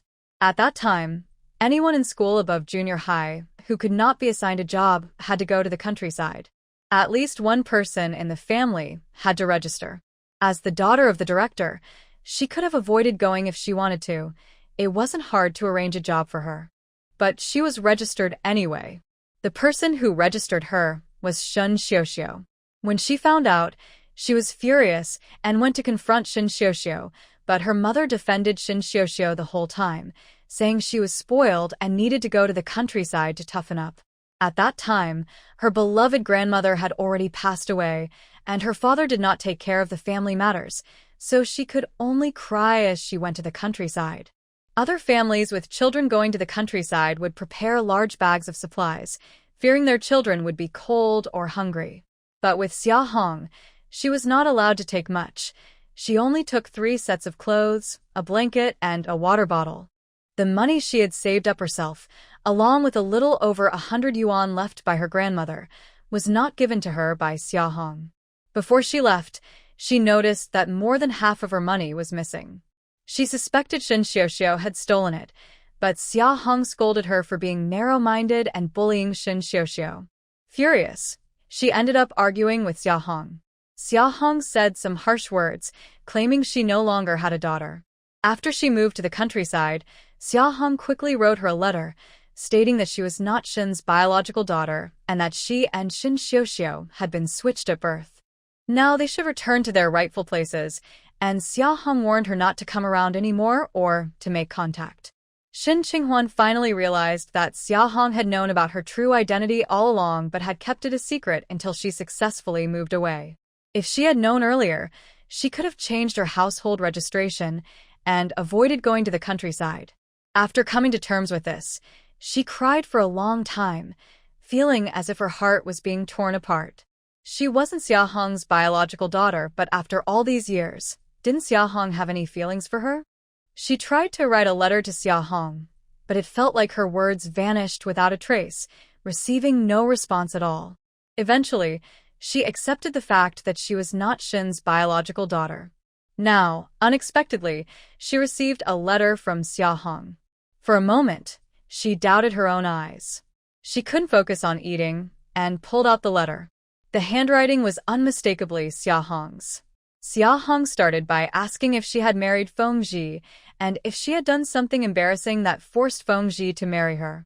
Each word was filled with sternness and dissatisfaction, as if Xia Hong herself were standing in front of Shin Qinghuan. The letter was not long, and at the end, Xia Hong asked her to return to Anqing, saying she was not well and wanted to see her. Wingswan yeah. Xiao Feng's voice broke her thoughts. Shin Qinghuan came back to reality. What is it? Xiao Feng pointed at her sleeve. Your sleeve is about to touch the food. Is something wrong, Qinghuanjie? Shin Qinghuan lifted her hand and put the letter away. It's nothing, let's eat. Why would Xia Hong write such a letter? She had previously told her not to come around anymore. Was she softening because she was ill? The letter didn't mention what illness she had. If it were serious, she would usually send a telegram. Writing a letter seemed to imply it wasn't too serious. In the afternoon, Shen Qinghuan went to the Research Institute dormitory, intending to find Shen Xiuxiu. Instead, she ran into Su Jiangwen. Su Jiangwen's eyes lit up when he saw her, and he quickly walked over. Qinghuan, are you here to see me? Shen Qinghuan shook her head. I came to find Shen Xiuxiu. Is she here? Su Jiangwen's excitement dimmed, but he still looked at her hopefully. Qinghuan, I know we both have our own families now and shouldn't speak as casually as before, but there's something I've kept in my heart for a long time without an answer. He smiled bitterly, but continued to look at her closely. Qinghuan, why didn't you reply to my letter later? Shen Qinghuan was taken aback. Which letter are you talking about? Wasn't he the one who didn't reply to her first? They hadn't exchanged many letters, so she remembered the timeline clearly. Su Jiangwen looked at her seriously. It's the letter I sent you after you mailed me the pine nut candy. 3 years later, Shen Qinghuan was even more radiant, with less innocence and more charm. Just standing there, she was a beautiful sight. Su Jiangwen felt his heart race, even more intensely than 3 years ago. After she sent him the candy, he made a bold decision to confess his feelings in a letter. But after sending it, she never replied. He wondered if the letter got lost or if she forgot to check, so he sent a few more letters. Still, there was no response. He realized she was rejecting him. He felt sad for a while but didn't give up. He planned to ask her in person since expressing feelings in a letter was difficult. However, when he returned, she had gone to the countryside. 3 years passed, and she married Feng Ji, while he reluctantly married Shen Xiuxiu. I didn't receive your reply, Shen Qinghuan said. Su Jiangwen was stunned. What did you say? Shen Qinghuan replied, I said I didn't receive your reply. I sent you 3 letters after you sent the pine nut candy. Did you not receive any of them? Shen Qinghuan shook her head. No. That's impossible. Su Jiangwen looked at her seriously. She didn't seem to be lying, but how could she not receive all 3 letters? Did she say that to spare his feelings and avoid directly rejecting him? He couldn't help but smile bitterly. Qinghuan, you don't need to worry about my feelings. It's clear we are not meant to be. We both have our own families now. Discussing this will only add to our troubles. Xiuxiu isn't home. When she returns, I will talk to her, or you can pass on the message for me. Shen Qinghuan looked at him in surprise. What did you write in those letters? When did you send each of them? From his words, it seemed he confessed in the letters. Su Jiangwen told her the dates he sent the 3 letters. Shen Qinghuan shook her head. I was indeed at the courtyard during that time, but I really didn't receive those letters. She paused for a moment. What did you write in the letters? She also thought about what Suan said, that Feng Ji was close with Hao Feng and had mentioned her letter to him. Could Feng Ji have interfered? But how would Feng Ji know she was writing to Su Jiangwen back then? Besides, at that time, Feng Ji and she were not even dating. She didn't sense any feelings from him. Why would he intercept her letter? If it were Shen Xiuxiu who intercepted it, she could believe that a little. Su Jiangwen looked at her, his face full of bitterness. Qinghuan, can I ask you something? What do you think of me? I don't know if I can be your boyfriend. Shen Qinghuan suddenly looked up. He was really confessing to her. Su Jiangwen was wearing a Research Institute uniform, a deep blue color, his clean face still showing a hint of youthful charm. Qinghuan, did you really not receive the letter? Hope sparked in Su Jiangwen's eyes. Shen Qinghuan shook her head. Just then, a frustrated voice interrupted them. Jiangwen, Shen Qinghuan, what are you two doing? Shen Qinghuan recognized the voice as Shen Xiuxiu's and turned to see her rushing over, standing protectively in front of Su Jiangwen as if afraid she would take him away. Shen Qinghuan found it amusing. Her complicated feelings from Su Jiangwen's confession had completely vanished. They say two different kinds of people can't share a bed. If Su Jiangwen could marry someone like Shen Xiuxiu, it showed his standards weren't that high either. She felt somewhat relieved that the confession letter hadn't reached her. Given her feelings for Su Jiangwen at the time, she would have certainly agreed.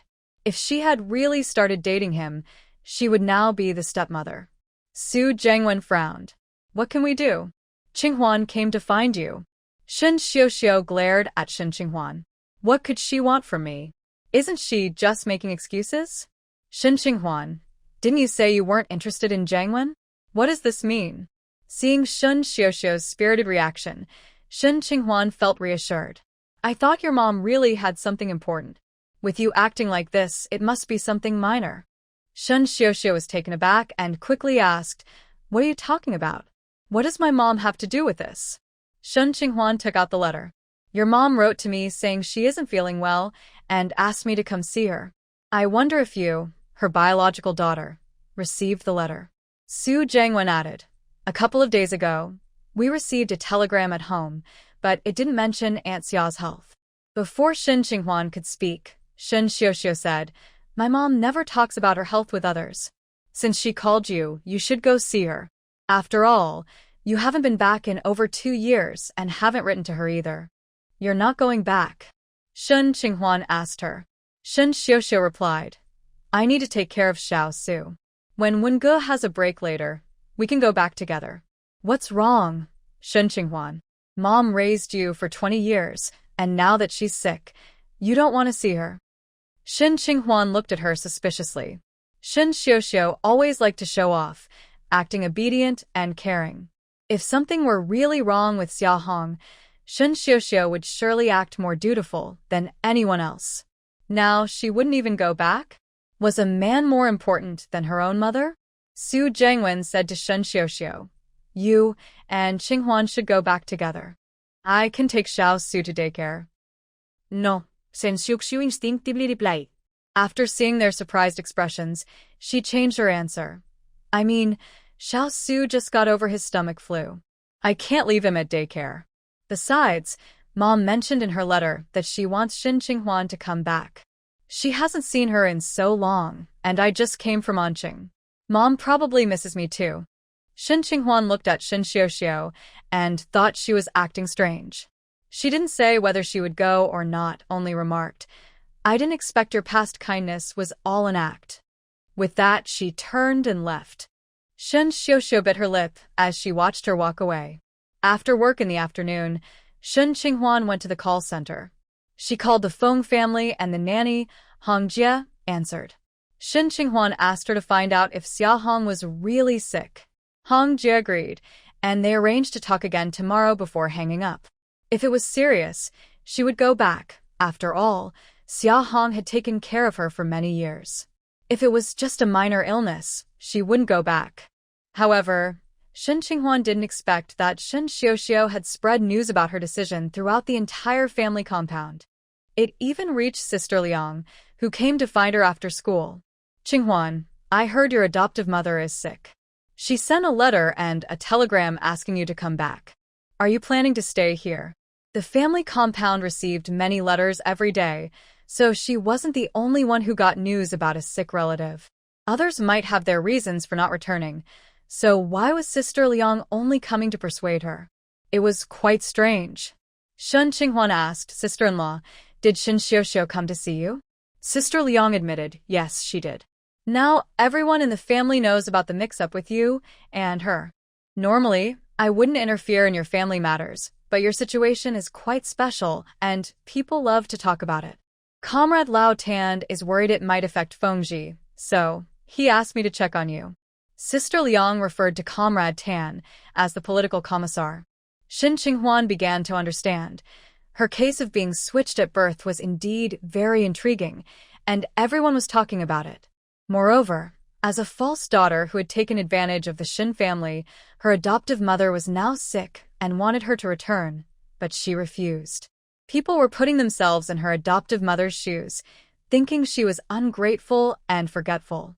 In Hua country, filial piety is highly valued, and her past elopement seemed trivial in comparison.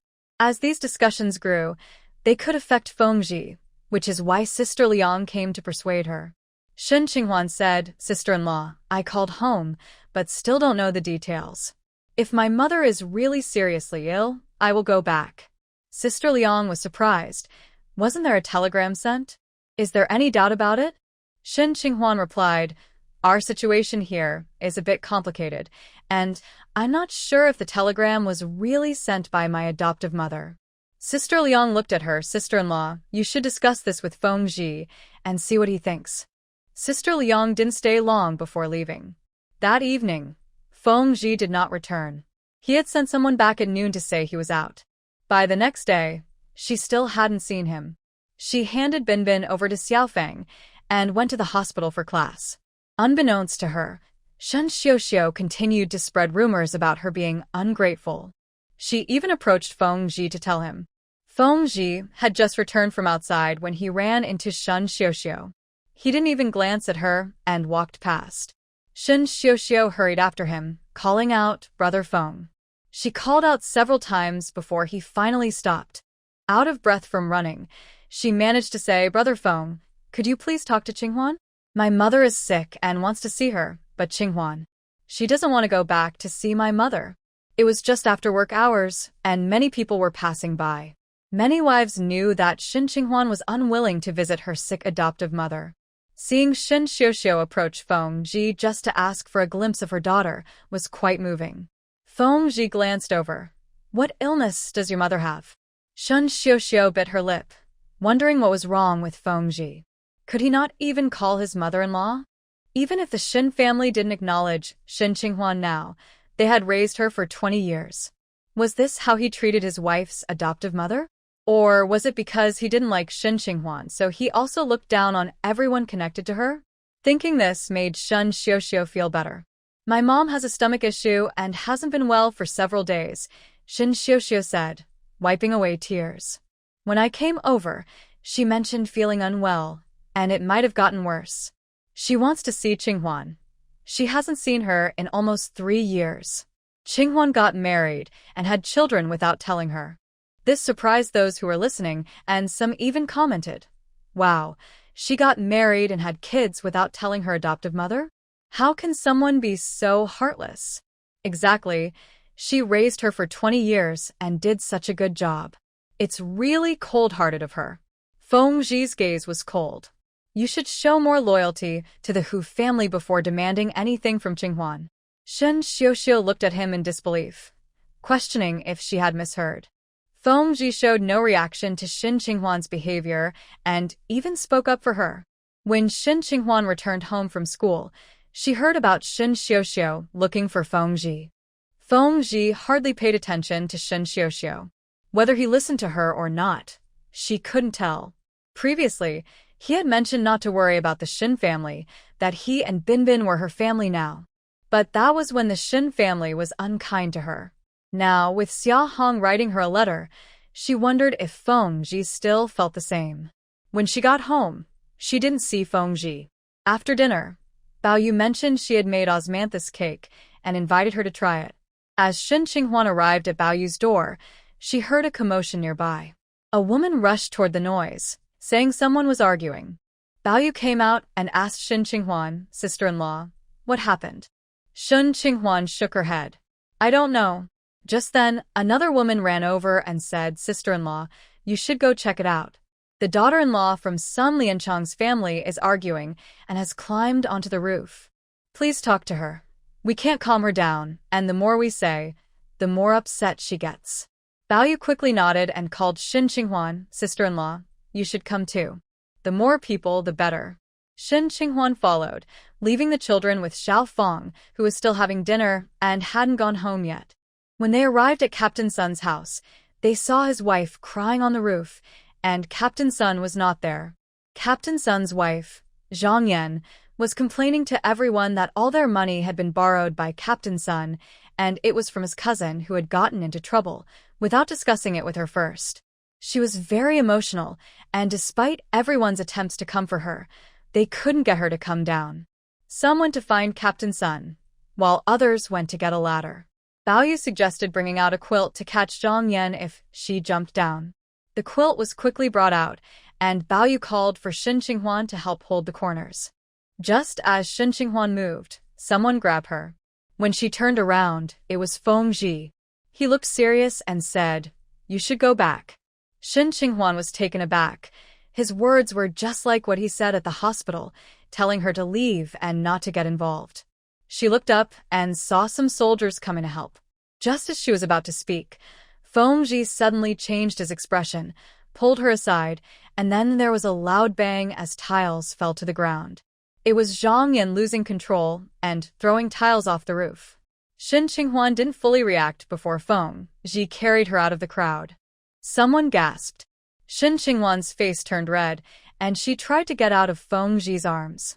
He only let her go when they were completely safe. "Stay away from such chaos in the future," he said. Shen Qinghuan opened her mouth to explain, but Feng Ji firmly took her home. Since their conversation the night before, she felt a bit awkward facing him, especially knowing that she might have tricked him, which made her feel guilty. After arriving home, Feng Ji went back to help at Captain Sun's house. Shen Qinghuan brought back Binbin and let Xiao Feng go home, giving her some pears she had bought at the market. Compared to other children, Binbin had quite a few toys, but Shen Qinghuan felt it wasn't enough. It wasn't that she was unwilling to buy more, but there weren't many options available, so she often made toys for Binbin herself. She took out some colored paper and made bright cards for Binbin to help her learn colors. Just then, she heard Bao Yu's voice outside, "Sister-in-law, does your stove need more coal?" Shen Qinghuan went outside, checked the stove, and saw that the coal was almost out. She quickly added a honeycomb coal to the pot. Then she asked Bao Yu about the situation at Captain Sun's house. They have already dispersed, but Zhang Yan fell and got a bit hurt, so she went to the hospital. Bao Yu looked at Shen Qinghuan and said, "Your Captain Feng was called away by the political commissar." Shen Qinghuan felt that Bao Yu was hinting at something, so she asked, "Do you know what it's about?" Feng Qi had already finished work, and if there was something to discuss at the camp, it should have been addressed. Now that he was called back, it was likely something related to personal matters. Sure enough, Bao Yu advised, "It might be, because people are saying you haven't gone back to see your foster mother." After a pause, she added in a comforting tone, "If it's serious, it might be better for you to go back. Qingcheng isn't too far from Anqing, and anyway, Binbin has Xiaofeng to help look after her." Shen Qinghuan knew Bao Yu meant well, especially since the atmosphere was like this now. She had planned not to return, but it seemed to be affecting Feng Qi. Feng Qi usually came home late, and by the time he returned, Shen Qinghuan and their daughter were already asleep. The next day, she didn't see him and couldn't find a chance to talk about Xiao Hong.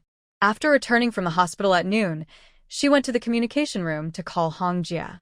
Hong Jia replied, "Xiao Shen, I haven't heard that your mom is hospitalized. I went to your house and your mom mentioned she has a headache and stomachache." Shen Qinghuan asked about Feng's family health, as it was polite to check in after making the call. Hong Jia mentioned that Feng Wei had fallen off her bike while trying to avoid a runaway truck and broke her leg. Today, Grandma Feng was not home. She went to the hospital to visit Feng Wei. Shen Qinghuan had sent a letter to Feng Wei a few days ago, but it probably hadn't reached her yet. If she hadn't made the call, she wouldn't have known about the situation. After hanging up, she returned home and ran into a soldier who brought her news that Feng Qi was out for training and wouldn't be back for 2 to 3 days. After the soldier left, Shen Qinghuan felt a bit overwhelmed. Feng Wei was injured, and she wanted to go back to Anqing to check on her and also see Xiaohong. But what about Binbin? In the afternoon, Shen Qinghuan went back to the hospital for class, where a classmate asked about her background. Now her background had spread to the hospital as well. The rumors were spreading quite fast. Who was so eager to announce her background to everyone? It could only be Shen Xiuxiu. Since Shun Xiuxiu loved to show off, she decided to lend her a hand. Qiu Jiangwen also heard the gossip in the family compound. It mainly came from his superior, who specifically asked if he needed to take leave to go back to Anqing.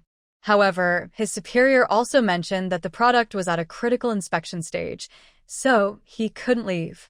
He suggested that if there were matters at home, his wife could handle them. If there was no one to take care of the child, they could leave the child at his house, and his wife would help watch over them. Su Jiangwen knew that the office was quite busy at the moment. He had just arrived and had been delayed in the hospital for 2 days due to food poisoning. If it weren't for that, he would have wanted to take a leave and return to Anqing with Shin Xiuxiu and Shin Qinghuan. Although Shin Qinghuan was not Shin's biological child, she had been raised by them since childhood, so there was no difference. Qinghuan definitely had deep feelings for the Shin family, and now that her adoptive mother was ill, she must be very anxious. Feng Ji was too busy to accompany her back, so if he could take leave, it would certainly give Qinghuan some reassurance. Plus, he could also return to Anqing to investigate the matter of the 3 letters. Those 3 letters were indeed puzzling.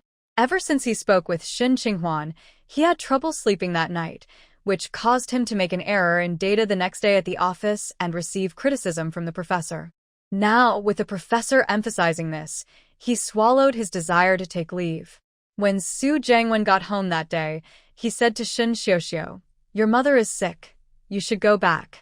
Shin Xiuxiu immediately replied, "What about Xiao Su? He is still not fully recovered." "No, I need to stay and take care of him." In front of Su Jiangwen, she wanted to maintain the image of a good mother. "I already spoke with Professor Hua. When you go back, you can leave Xiao Su at his house, and his wife will help look after him." "No, I can't be at ease." Su Jiangwen looked at her curiously. "Xiuxiu, why do I feel like you don't want to go back?" Shin Xiuxiu's eyes flickered, and she denied it. "It's not that, Jiangwen. I'm really worried about Xiao Su. His gastroenteritis isn't fully healed, and we need to be very careful about his diet. Although it's nice at their place, he's still our child, and they won't be as attentive as we would be. My mom also told me not to return. She mainly wants to see Shin Qinghuan, especially since Qinghuan hasn't been back to Anqing in years." Su Jiangwen felt somewhat moved by her words. Xiao Su wasn't her biological child, yet she cared for him so much. However, he still insisted she return to Anqing. "Qinghuan is going back too. You can go with her. It would be safer on the way." Shin Xiuxiu's expression changed slightly as she looked at him. "Jiangwen, are you worried about my mom, or are you concerned that Shin Qinghuan will be alone on the way back?" Yesterday, Shin Qinghuan said something to him that left him distracted, and he was very indifferent when talking to her. That shameless Shin Qinghuan already is Feng Ji, yet she still wants to see Wen-ge. Su Jiangwen frowned. "Isn't this expected? No matter what, she grew up with you. Even if you aren't blood-related, you still share some sisterly bond, right? Xiao Su, don't worry. I'll cook for him when I get off work. He won't go hungry. I've already arranged for someone to buy train tickets for you both." Shin Xiuxiu bit her lip. She planned to pretend to be sick on the day of departure, but unexpectedly, she received a telegram from her 2 brothers and sisters-in-law the day before. The telegram said that Xia Hong was ill and wanted her to return to Anqing. She was taken aback. Wasn't she supposed to be pretending to be sick? How did both of her brothers find out? Could it be that she was really sick? The Shin family didn't have a telephone, so Shin Xiuxiu couldn't call back. But soon, new rumors spread in the family compound, making it impossible for her not to return. The new rumor was that Xia Hong was gravely ill and wanted to see her biological daughter and adopted daughter before she passed away. To see their biological mother, both of her sons sent telegrams to Shin Xiuxiu. The content of the telegrams spread among everyone. With no choice, Shin Xiuxiu packed a few clothes and planned to return to Anqing. At home pretending to be sick, Xia Hong was initially happy to see her eldest son, who worked in a distant province, and her second son, who worked in a neighboring city, suddenly return. She thought they were on vacation, but soon she felt something was off. If they were on vacation, why were both of them together, along with their wives and children? "Why are you back?" Didn't you ask us to come back, Mom? They revealed they had received her telegram saying she was seriously ill and wanted them to return to see her one last time. Didn't you say you were too sick to get out of bed? Why haven't you even gone to the hospital? Shin Qingkong's face darkened as he noticed something was wrong. His so-called gravely ill mother looked rosy and energetic. She showed no signs of being seriously ill, not even a common cold. Xia Hong's expression turned sour. I didn't send you a telegram. Shin Qingkong still had the telegram in his hand, which read, Mother's seriously ill. Return quickly. The sender was Shen Qinghuan from Qingcheng. Xia Hong looked upset. She pounded on the chair beneath her, her anger making her expression twist. That awful person is spreading lies. She wishes for me to be seriously ill. I asked her to come check on me, and instead, she sends you a telegram wishing for my illness. I say she's an ungrateful person. Whether she's family or not, after all these years, she still hasn't changed. Shen Qingla, asked, I heard that Qinghuan married the only son of Minister Feng? Xia Hong scoffed. She used tricks to force Feng Qi to marry her. If I were in Qingcheng, I would never allow her to do this. It's truly embarrassing for our family. Shin Qingla looked at her in surprise. Mom, didn't you say she's no longer part of our family and that she shouldn't come to our house? How can she embarrass us then? He and his brother felt it was unnecessary to be so harsh. After all, they grew up with Shin Xiuxiu, and now that she was grown, marrying her off, even to someone of equal status, would be fine. More relatives mean more connections. But their mother insisted on sending her away and cutting ties. Chien possède un noyade. How would others know the details? After she did something so shameless, people will think I didn't raise her well. Now she's lying to get you back. How can she be so outrageous? You all should have thought better. Why did you listen to her and come back? Isn't this going to affect your work? Hurry back and talk to your leaders. I'm fine. Someone must have misunderstood. Shin Qingkong asked curiously, Mom, why did you call Qinghuan back? Shin Qingla also looked puzzled. Yeah, you said you didn't want to see her. Why bring her back? Do you need her help with something?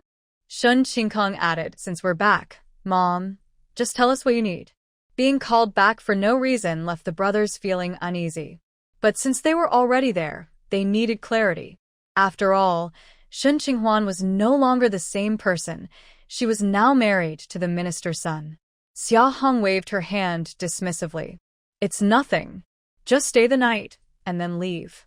Shin Qingkong said seriously, Mom, if you don't explain, I won't leave. Why did she send us that telegram? Did you tell her you were seriously ill? But you're not sick. Are you pretending to be ill to trick her into coming back? What do you want to achieve by bringing her back? Shin Qingla has been working for a while now, and no matter how simple-minded she is, she knows this situation is complicated. Mom, tell us about it. Qinghuan is now the daughter-in-law of the Feng family. If you act like before, it might not be appropriate. Xia Hong was questioned by her two sons, who seemed to support Shin Qinghuan. This made her quite angry, but if she spoke directly, she wouldn't get their support. However, if she didn't provide a reasonable explanation, her sons wouldn't let it go. She had to soften her tone. It's your dad who wanted to see her. I told that stubborn girl something before, and I was worried she wouldn't respond to me. So I said I was sick and asked her to come see me. I didn't expect that stubborn girl would inform you too. Just thinking about it made Xia Hong feel a pain in her chest.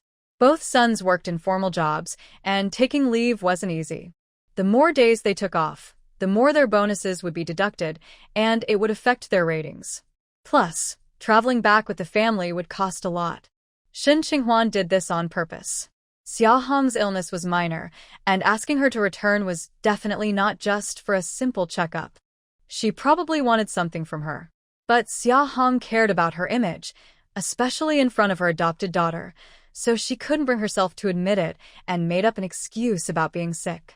Since that was the case, Shen Qinghuan felt she had to treat everyone equally. Her biological daughter, Shen Xiuxiu, and both of her sons had to return as well. Binbin was left with Shenying, and Xiaofang went to help. Shen Qinghuan also took a leave from the hospital, planning to return to Anqing. Since Feng Qi hadn't returned yet, she asked someone to pass a message to him. She bought train tickets for the same train as Shen Xiuxiu, sitting close together. Before leaving, Shen Qinghuan called the Feng family. Grandma Feng arranged for someone to pick her up at the train station. They even sent someone to pick her up in Qingqing, but she declined because it would take too long and be too troublesome. On the train, Shen Qinghuan sat with Shen Xiuxiu. She noticed that Shen Xiuxiu showed no concern for Xia Hong's illness and seemed quite resentful about returning to Anqing. Shen Qinghuan tried to test her with some conversation, but Shen Xiuxiu was cautious and didn't fall for it. It took a day to travel from Qingqing to Anqing.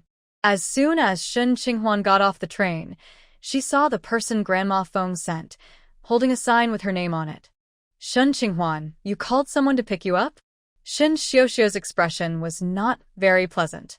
The person who came to pick up Shen Qinghuan was Grandpa Feng's bodyguard, Xiao Chen. When he saw Shen Qinghuan, he came over to help carry her things. He also drove a car, which left Shen Xiuxiu stunned. Then she felt a surge of jealousy. Didn't Shen Qinghuan scheme her way into the Feng family? Why were they treating her so well? Did the Feng family not know about her plans? Before returning, Shen Xiuxiu had sent a telegram to Anqing, asking someone to meet her at the train station. She wanted to show off how much Summer Hong cared for her to provoke Shen Qinghuan. Unexpectedly, she couldn't find anyone to pick her up, while Shen Qinghuan had someone waiting for her. Shen Qinghuan also didn't expect Grandma Feng to arrange a car for her. It would take about half an hour to get from the train station to the government compound. When Shen Xiuxiu didn't find anyone waiting for her and followed Shen Qinghuan out of the waiting area, she saw the bodyguard open the car door for Shen Qinghuan. Passers-by couldn't help but stop and stare, making Shen Xiuxiu's expression even worse. She stepped forward. Shen Qinghuan. Shen Qinghuan looked back and said, "What's wrong? Hasn't your ride arrived yet? I thought you were more important, but it seems not." Shen Xiuxiu's face twisted in anger. Shen Qinghuan continued, "By the way, do you want to share a car? Sorry, but I'm not comfortable riding with someone who has bad intentions." With that, she closed the car door and had Xiao Chen drive away. Shen Xiuxiu was so furious her face turned green. She stomped her foot, feeling like everyone around her was laughing at her. When Shen Qingla came to pick her up, she couldn't help but vent her frustration. Shen Qingla didn't spend much time with his sister and didn't have strong feelings for her. Seeing her angry face made his expression sour as well. Once home, Shen Xiuxiu rushed to complain to Summer Hong. "This is too much. Mom, do you know how unreasonable Shen Qinghuan is? I almost couldn't come back to see you." In the past, whenever she complained, Summer Hong would teach Shen Qinghuan a lesson. Even now that Shen Qinghuan was married, Summer Hong had ways to deal with her. But this time, with Shen Qingla present, the focus shifted. "Are you saying the Feng family sent a bodyguard to pick up Qinghuan?" Shen Xiuxiu couldn't stand Shen Qingla's tone and replied irritably, "Second brother, that's because the Feng family doesn't know Shen Qinghuan married Feng Qi with bad intentions. If they found out, they would definitely be angry and might even make Feng Qi divorce her." Xia Hong agreed with Shen Xiuxiu. She had never liked Shen Qinghuan, who had always been good at acting cute and manipulating others. Even her husband treated her better than their two sons. Shen Qinghuan had always been clever and avoided hard work. She didn't want to be a youth worker, so she targeted Feng Ji, setting a trap that forced him to marry her. Now, she had become the daughter-in-law of Minister Feng, which was a better match than even the daughter of the party secretary. Xia Hong felt very uncomfortable. Shen Qinghuan had always taken things from Shen Xiuxiu, and now she was overshadowing her in marriage as well. The Feng family has always been principled and fair. They surely wouldn't want a daughter-in-law who came about this way. I need to find a time to apologize to the Feng family for not raising her properly. Shen Qinglu looked at her mother in disbelief. "Mom, what are you saying? If you go to apologize, how will Qinghuan fit in with the Feng family? Won't that make them think poorly of her? What good would that do for the Shen family? Wouldn't it just make Shen Qinghuan resent her own family?" Shen Qingli's wife thought her mother-in-law was being foolish. With such a good marriage opportunity, She shouldn't be trying to ruin things instead of mending relationships. Did she really think Shin Qinghwan was so easy to manipulate? However, she didn't show her feelings and just signaled to her husband to make sure they stopped her mother from going. Xia Hong was taken aback by her son's response. If I don't say anything, the Feng family won't know? It's better if I tell them myself. She should reflect on her actions and apologize to the Feng family, otherwise, people will think we lack proper upbringing. Shin Qinghwan was taken to the hospital by Xiao Chen. Yes, Feng Wei was still hospitalized. When Shin Qinghwan saw her, her eyes were red. Feng Wei's entire leg was in a cast, and she looked quite pitiful. Feng Wei quickly said, "Hey, what are you doing? My leg is still here. The doctor said I can go home in a few days. I can't stand it anymore. Lying here all day is so boring." Seeing her cheerful spirit, Shin Qinghwan felt a bit relieved. How are you feeling now? Feng Wei had a fractured calf and some bruises, but nothing serious. She would be able to leave the hospital in 5 or 6 days. Her optimistic personality meant that aside from being bored lying in the hospital, she was otherwise fine. She even felt that surviving was quite an achievement. Feng Wei didn't talk about her own situation and bombarded Shin Qinghwan with questions instead. "Qinghwan, why did you decide to marry my brother? Qinghwan, if you can handle my brother like this, what can't you manage? I really admire you." "Qinghwan, I feel a bit hesitant to ask about your life after marriage, but I'm really curious. Are you doing well? Your brother isn't making you stand as a punishment again, is he?" Shin Qinghwan felt a bit frustrated by the questions, as old sad memories came rushing back. "Your brother has matured and treats me well." Feng Wei didn't believe it. "Qinghwan, I think you are the one who has matured. Look at you, you only share good news and not worries." Shin Qinghwan. After leaving the hospital, they returned to the Feng family home. Only Grandma Feng and Hong Jia were at home. Shin Qinghwan had visited Feng Qi's house many times as a child, but she always left quickly, mainly because Feng Wei brought her over and she was afraid of seeing Feng Qi, so she hurried away before he returned. Now, entering with a different identity, Shin Qinghwan felt a bit dazed. Hong Jia had prepared dinner and came out to ask Grandma if they could start eating. Grandma Feng said to Shin Qinghwan, "Qinghwan, put your things in a room and come out for dinner. I remember Feng Wei mentioned you like fish, and today Hong Jia made some." Shin Qinghwan took out the local specialties she brought for the Feng family and then asked, "Grandma, could you tell me which room I will be staying in?" Hong Jia laughed. "It must be Feng Qi's room. Now that you are married, where else would you stay?" Grandma Feng replied, "Hong Jia, take her there. They are married but haven't returned, so who knows which room is Feng Qi's." Shin Qinghwan knew, but she wasn't sure if Feng Qi's room had changed or if it was still the same as when she was a child. After putting her clothes in Feng Qi's room, she noticed it was very clean and tidy, with a simple style. She found that the bed and wardrobe were new, and there were couplets on the walls. These couplets weren't recent. They looked like they had been put up 2 or 3 years ago. It seemed she and Feng Qi hadn't returned to Anqing after their marriage. Otherwise, Xia Hong and Shin Xiuxiu wouldn't be unaware of their wedding. She didn't expect that Feng's family had prepared a wedding room for them without them returning to Anqing. Feeling so valued was truly touching. Although this was mainly for Feng Qi, she felt honored as well. When Shin Qinghwan came back to the living room, she saw Shin Qingla and Shin Xiuxiu. Shin Qingla and Shin Xiuxiu were talking to Grandma Feng. Shin Xiuxiu mentioned that Xia Hong was feeling unwell and wanted to see Shin Qinghwan, hoping she could go visit her later. Shin Xiuxiu has a deep memory of the Feng family. When she was young, she came here with Shin Qinghwan and was amazed that this was the home of a leader. It was a 3-story house with a yard, equipped with a TV and refrigerator, and the furniture was particularly elegant, giving off an air of luxury. Now that she is back, her feelings are very complicated, especially since her rival has married into such a family. Xia Hong waited all day at home but didn't see Shin Qinghwan, so upset that she couldn't even eat. She couldn't help but send Shin Qingla to the Feng family to look for her. Shin Xiuxiu also couldn't resist following along.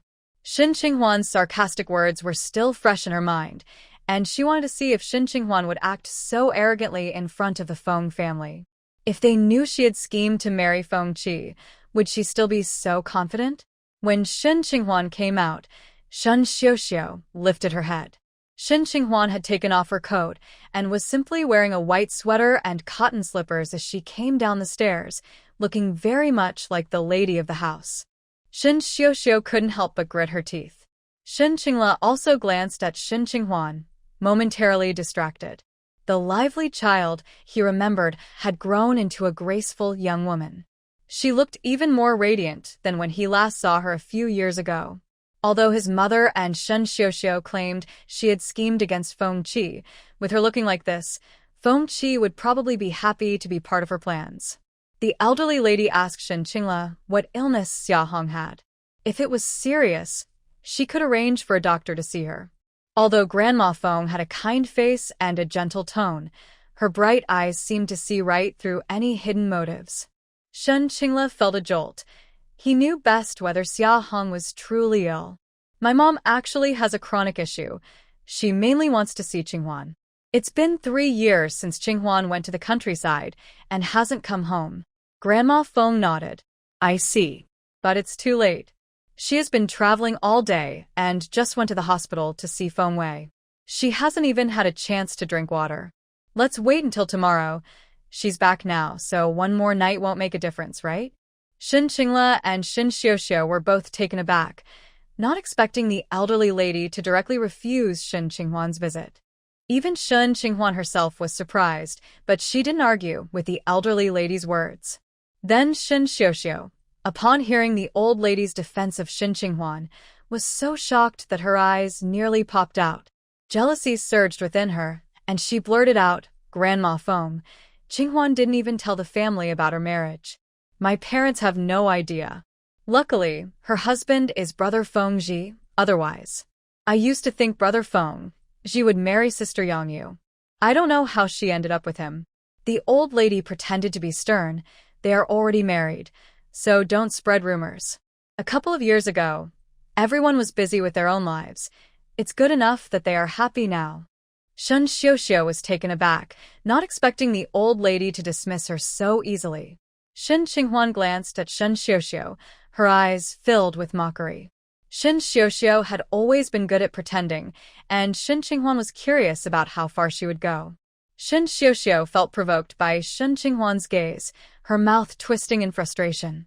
She continued, Grandma Feng, my mom feels guilty about this and wants to apologize to you. I'm in Qingqing now, but I heard people in the family compound saying that Qinghuan and Brother Feng Ji weren't married yet, and she often went to see him. At that time, Brother Feng Ji was even with another girl. Xiuxiu. Shin Qingla interrupted her, glaring at her. Now that Qinghuan and Feng Ji are married, why bring up the past? Shin Xiuxiu bit her lip, avoiding his gaze. She understood why he was stopping her. It was just because he saw Shin Qinghuan marrying well and wanted to get closer to her. The smile in Grandma Feng's eyes faded. Feng Ji and Qinghuan are in love. They chose each other. He told us about it, so let's not mention any rumors. By the way, it's getting late. I won't keep you any longer. Since the wind isn't too strong yet, you should head back, so your mothers won't worry. The old lady firmly dismissed them. Shen Xiuxiu was in disbelief, questioning if she had heard correctly. Did the old lady really not mind at all? If it were another family, hearing that their son was being deceived would surely make them furious. She glanced at Shin Qinghuan, who looked at her with a half-smile and felt a lump in her throat. Meanwhile, Shin Qingla felt a bit embarrassed and pulled Shin Xiuxiu up. All right, Grandma Feng, Qinghuan, we'll be leaving now. Without waiting for Shin Xiuxiu's reaction, he firmly dragged her out the door. After they left, the old lady instructed Hongjia to bring out the dishes for dinner. Shin Qinghuan wanted to help too, but the old lady stopped her, saying, just sit down. You've had a long day. Shin Qinghuan had to sit back down. Regarding Shin Xiuxiu's earlier words, she didn't show her true feelings in front of the old lady. She still felt a bit guilty. However, she wouldn't explain or apologize. That was something Feng Qi needed to handle. She simply said, thank you, Grandma. The old lady glanced at her and said, Feng Qi has always been strong-willed. If he doesn't want something, not even the king can force him. The fact that he is marrying you shows he is very willing. Shen Qinghuan agreed and pressed her lips together. I understand, Grandma. I will take good care of him. The old lady looked pleased, and then asked about Binbin. Talking about her daughter, Shen Qinghuan felt she had endless things to say. The next day, as soon as Shen Qinghuan got up, she heard Hong Jie say that Shen Qingla had come over. Xia Hong really didn't know what urgent matter she had to discuss, acting as if she was afraid Shen Qinghuan would disappear. Shen Qinghuan wasn't in a hurry. She slowly had breakfast and said goodbye to the old lady before heading out. On the way, Shen Qingla tried to chat with Shen Qinghuan. They didn't have any conflicts, but their age difference meant they hadn't spent much time together, so their relationship was just okay. They exchanged updates about their lives. Before long, they arrived at the Shen family home. Before they even entered, a neighbor spotted her and exclaimed, Qinghuan, I heard you're marrying the son of Minister Feng? You really are impressive. Shen Qinghuan was quite familiar with the neighbors, as they had watched her grow up. She greeted them. However, many neighbors didn't like her when she was younger because she wasn't very ladylike and they worried she would influence their daughters negatively, so they didn't let their girls play with her. But now, two neighbors were very warm and friendly, showing concern in their words. Shen Qinghuan could somewhat understand their feelings. She was doing well on the surface. Shen Xiuxiu heard the commotion and came out, just in time to hear the neighbors complimenting Shen Qinghuan, which made her grit her teeth in anger. These neighbors were so superficial. They used to secretly say that a wild girl like Shen Qinghuan wouldn't attract any good families. Now, they were saying she had succeeded. She couldn't help but speak up. Isn't it impressive? Her rural location is right next to Feng Ji's base. Whenever she has free time, she goes to the camp to find Feng Ji. When others see this, they assume she is dating him, and the leaders suggested they get married. This almost clearly implies that Shen Qinghuan seduced Feng Ji to get married. But before Shen Qinghuan could speak, a neighbor praised her, saying, What a smart girl. Otherwise, you'd still be farming in the countryside, unlike my daughter, who can't seem to accomplish anything. When I suggest she find a good match, she insists on choosing someone with a heavy family burden. If she had even half your smarts, I wouldn't be worried now. Shen Xiuxiu. Shen Qinghuan found it amusing. Shen Xiuxiu thought everyone was as foolish as she was. What good would offending Shen Qinghuan do for them? Even if she didn't marry Feng Ji, but an ordinary man, the neighbors wouldn't hold a grudge against her. There was no reason to be unpleasant when there was no conflict. There's a saying, 30 years in the East, 30 years in the West, who knows what the future holds? Having more friends means more opportunities, right? Shen Qinghuan entered the house and Xia Hong, sitting on the sofa, frowned and scolded her. I told you to come back, yet you sent a telegram to Qing Kong and his brothers saying I was seriously ill. Do you want me to die? Shen Qinghuan glanced at Xia Hong. Her complexion was rosy and full of energy. She didn't look unwell at all. Shen Qinghuan felt no real affection for her foster mother. The rebellious things she did as a child were partly to get Xia Hong's attention. Children are very sensitive. They can quickly sense who likes them and who doesn't. Xia Hong never liked her and often scolded her with a fierce expression. No one can love someone who has disliked them for a long time, yet Shen Qinghuan remained hopeful and wanted to see if she was truly ill. Or perhaps, as people age, their thoughts change. But it seemed that Xia Hong had not changed at all. If anything, she had become more severe. Speak up. What do you want from me by pretending to be sick? Shen Qinghuan asked directly. Xia Hong was taken aback, doubting if she had heard correctly. Was this the daughter who used to obey her every word? Furious, she slammed the table. What do you mean by that? So, now that you've climbed the social ladder, you look down on the Shen family? Last night, Xiuxiu told her that she didn't know what Shen Qinghuan had done to make the Feng family doubt that she had schemed against Feng Ji. Also, she didn't know what Shen Qinghuan had said about the Shen family that made Grandma Feng dislike them so much that they were kicked out late at night. Xia Hong was furious upon hearing Shen Xiuxiu's words. She truly was an ungrateful person. Forgetting those who helped her once, she climbed the social ladder. Shen Qingla was also taken aback, looking at Shen Qinghuan in surprise. She had changed so much after not seeing her for a few years. Shen Xiuxiu was pleased with Shen Qinghuan's attitude. The more arrogant she was, the more disappointed Xia Hong and the others became. Shen Qinghuan felt she had truly grown. Hearing Xia Hong's words didn't upset her.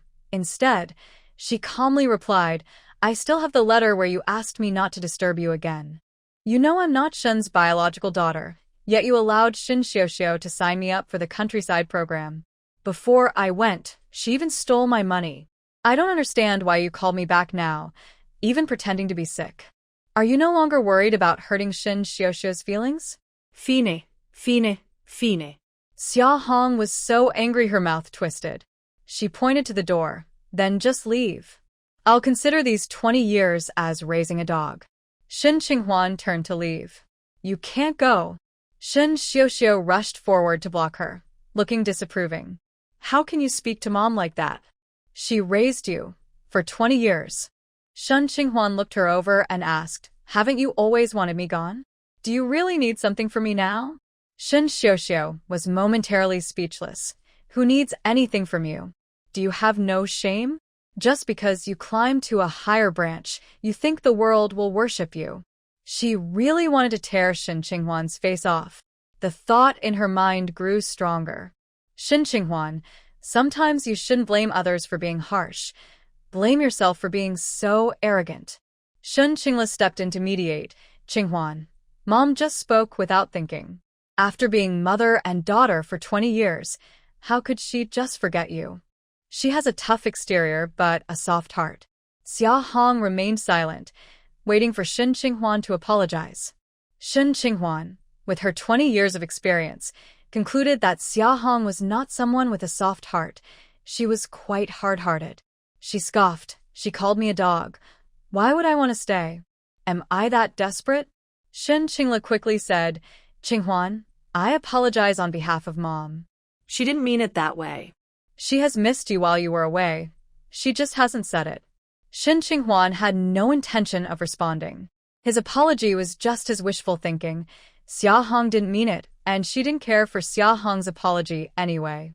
She was about to step outside when she suddenly heard Xia Hong exclaim, "Ouch."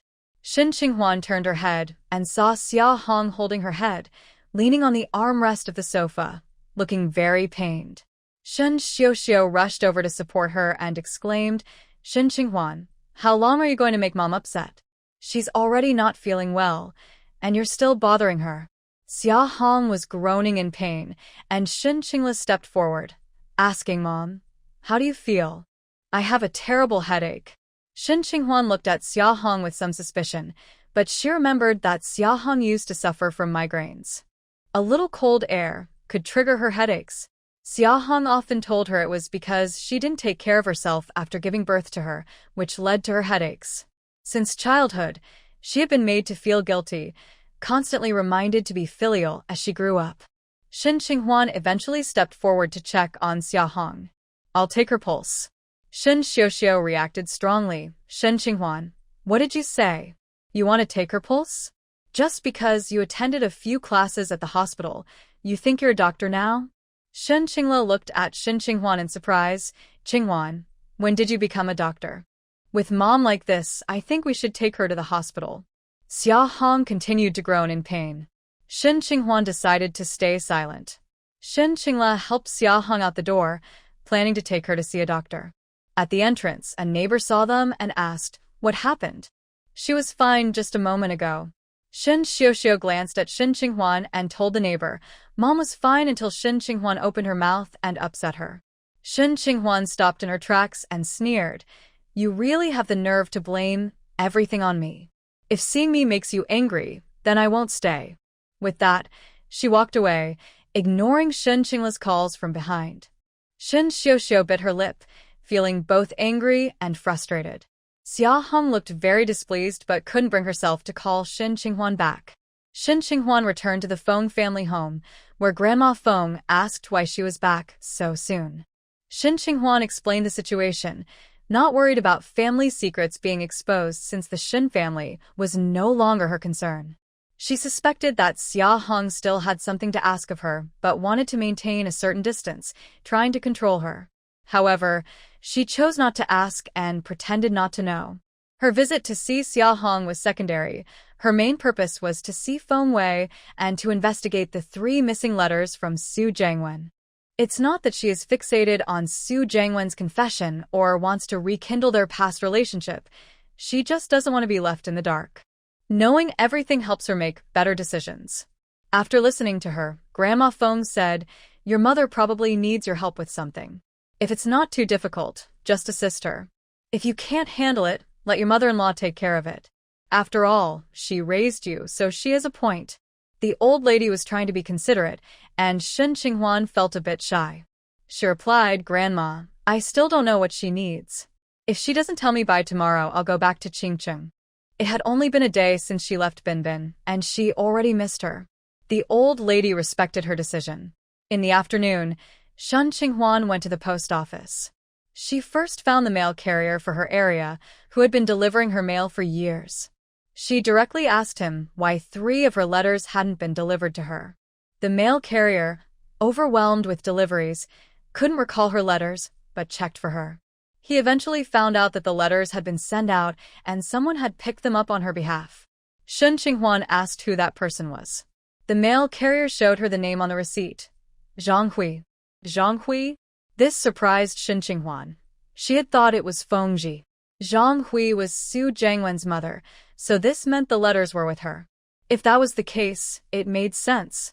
After all, not many daughters-in-law in the courtyard liked her, and Su Jiangwen's mother was no exception. Who would want their son to marry a daughter-in-law who wasn't gentle or virtuous? All the young men in the courtyard were second generation. Shen Qinghuan thought that if she had really ended up with Su Jiangwen, his mother would have surely opposed their relationship. Only she and Feng Ji could bypass parental approval by acting first and informing later. As she left the post office, she happened to run into Su's mother, Zhang Hui. Zhang Hui's face showed a brief moment of discomfort, but she quickly returned to normal and approached her, asking, "Qinghuan, are you here to send a letter?" Shen Qinghuan looked at her with clear eyes and replied, "I'm checking on letters I didn't receive." Zhang Hui's expression changed slightly. "What letters? Isn't Director Zhang aware? You were the one who intercepted them." Zhang Hui didn't seem guilty. "Oh, it's that. Qinghuan, don't blame me. You and Jiangwen were never really suited for each other. Look at you now. You're doing well with Feng Ji. Many girls would envy you." Shen Qinghuan didn't feel regret about missing Shin Jiangwen's confession, but she didn't have a good impression of Zhang Hui either. "I'm doing well, and I hope Director Zhang's carefully chosen daughter-in-law is just as good." Zhang Hui noticed the sarcasm but didn't take it to heart, thinking it was just Shen Qinghuan's frustration at not being chosen. When Shen Qinghuan returned to the Feng family home, she saw Shen Qingla and Shen Xiuxiu waiting at the door. As soon as he saw her, Shen Qingla said, "Qinghuan, I asked Xiuxiu to apologize to you. She spoke out of turn, so please don't hold it against her. Mom is in the hospital. Could you go see her?" He then called Shen Xiuxiu over. Shen Xiuxiu looked reluctant, but still said sorry to Shen Qinghuan. Shen Qinghuan narrowed her eyes. If Shen Xiuxiu was forcing herself to apologize, it meant that what Xia Hong wanted was serious. Shen Qingla continued, "Qinghuan, even though you aren't our biological child, after all these years, you are like family. Do you remember when you were little and got sick? Mom carried you to the hospital in the rain, covering you with her clothes. The doctors said if she had been even a moment later, you might not have made it." Shen Qinghuan had heard Xia Hong mention this before, but she didn't remember it. She couldn't recall much before the age of 3. Perhaps Xia Hong had cared for her during her baby years. Shen Qinghuan was on her way to visit Feng Wei anyway, so she decided to see what Xia Hong wanted to discuss. If it was something serious, she would refuse and let Xia Hong cut ties with her, which would be a good outcome. If it was a minor issue, she would consider it a way to repay her for taking her to the hospital. Shen Qinghuan agreed, unaware that in a corner where she couldn't see, Shen Xiuxiu was visibly relieved. Xia Hong and Feng Wei were in the same hospital, and Xia Hong had requested a private room.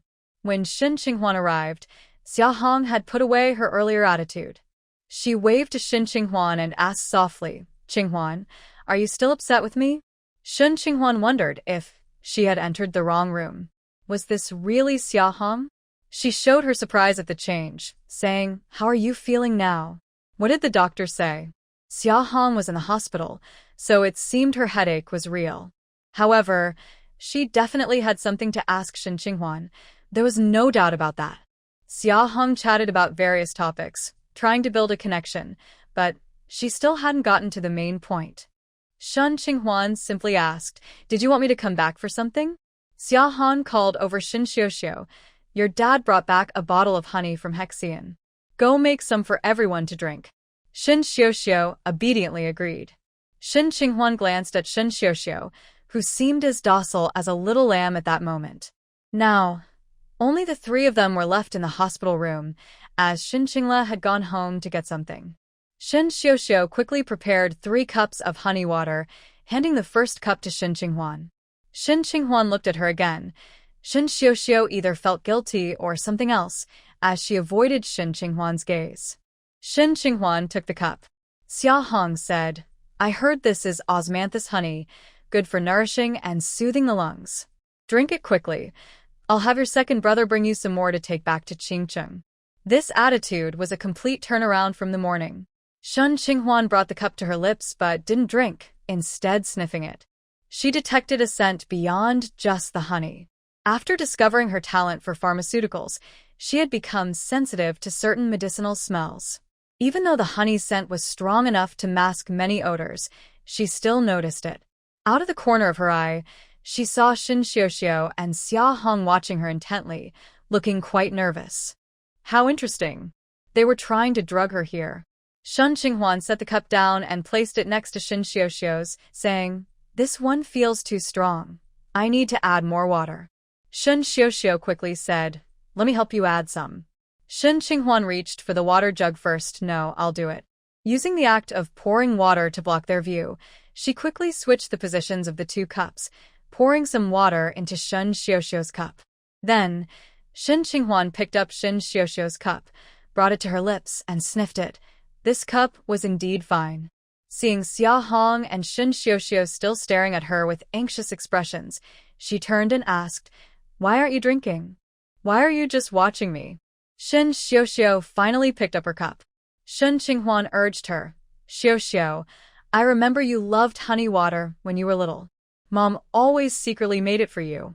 A flash of annoyance crossed Shen Xiuxiu's eyes, but she denied it. "You remember wrong."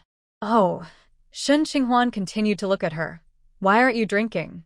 Did you put something in the cup?" Shen Xiuxiu almost dropped her cup, a momentary panic crossing her face. She brought the cup to her lips and drank it all in one go. Shen Qinghuan smiled and took a few sips of her honey water. After drinking, she noticed that Xia Hong and Shen Xiuxiu both relaxed.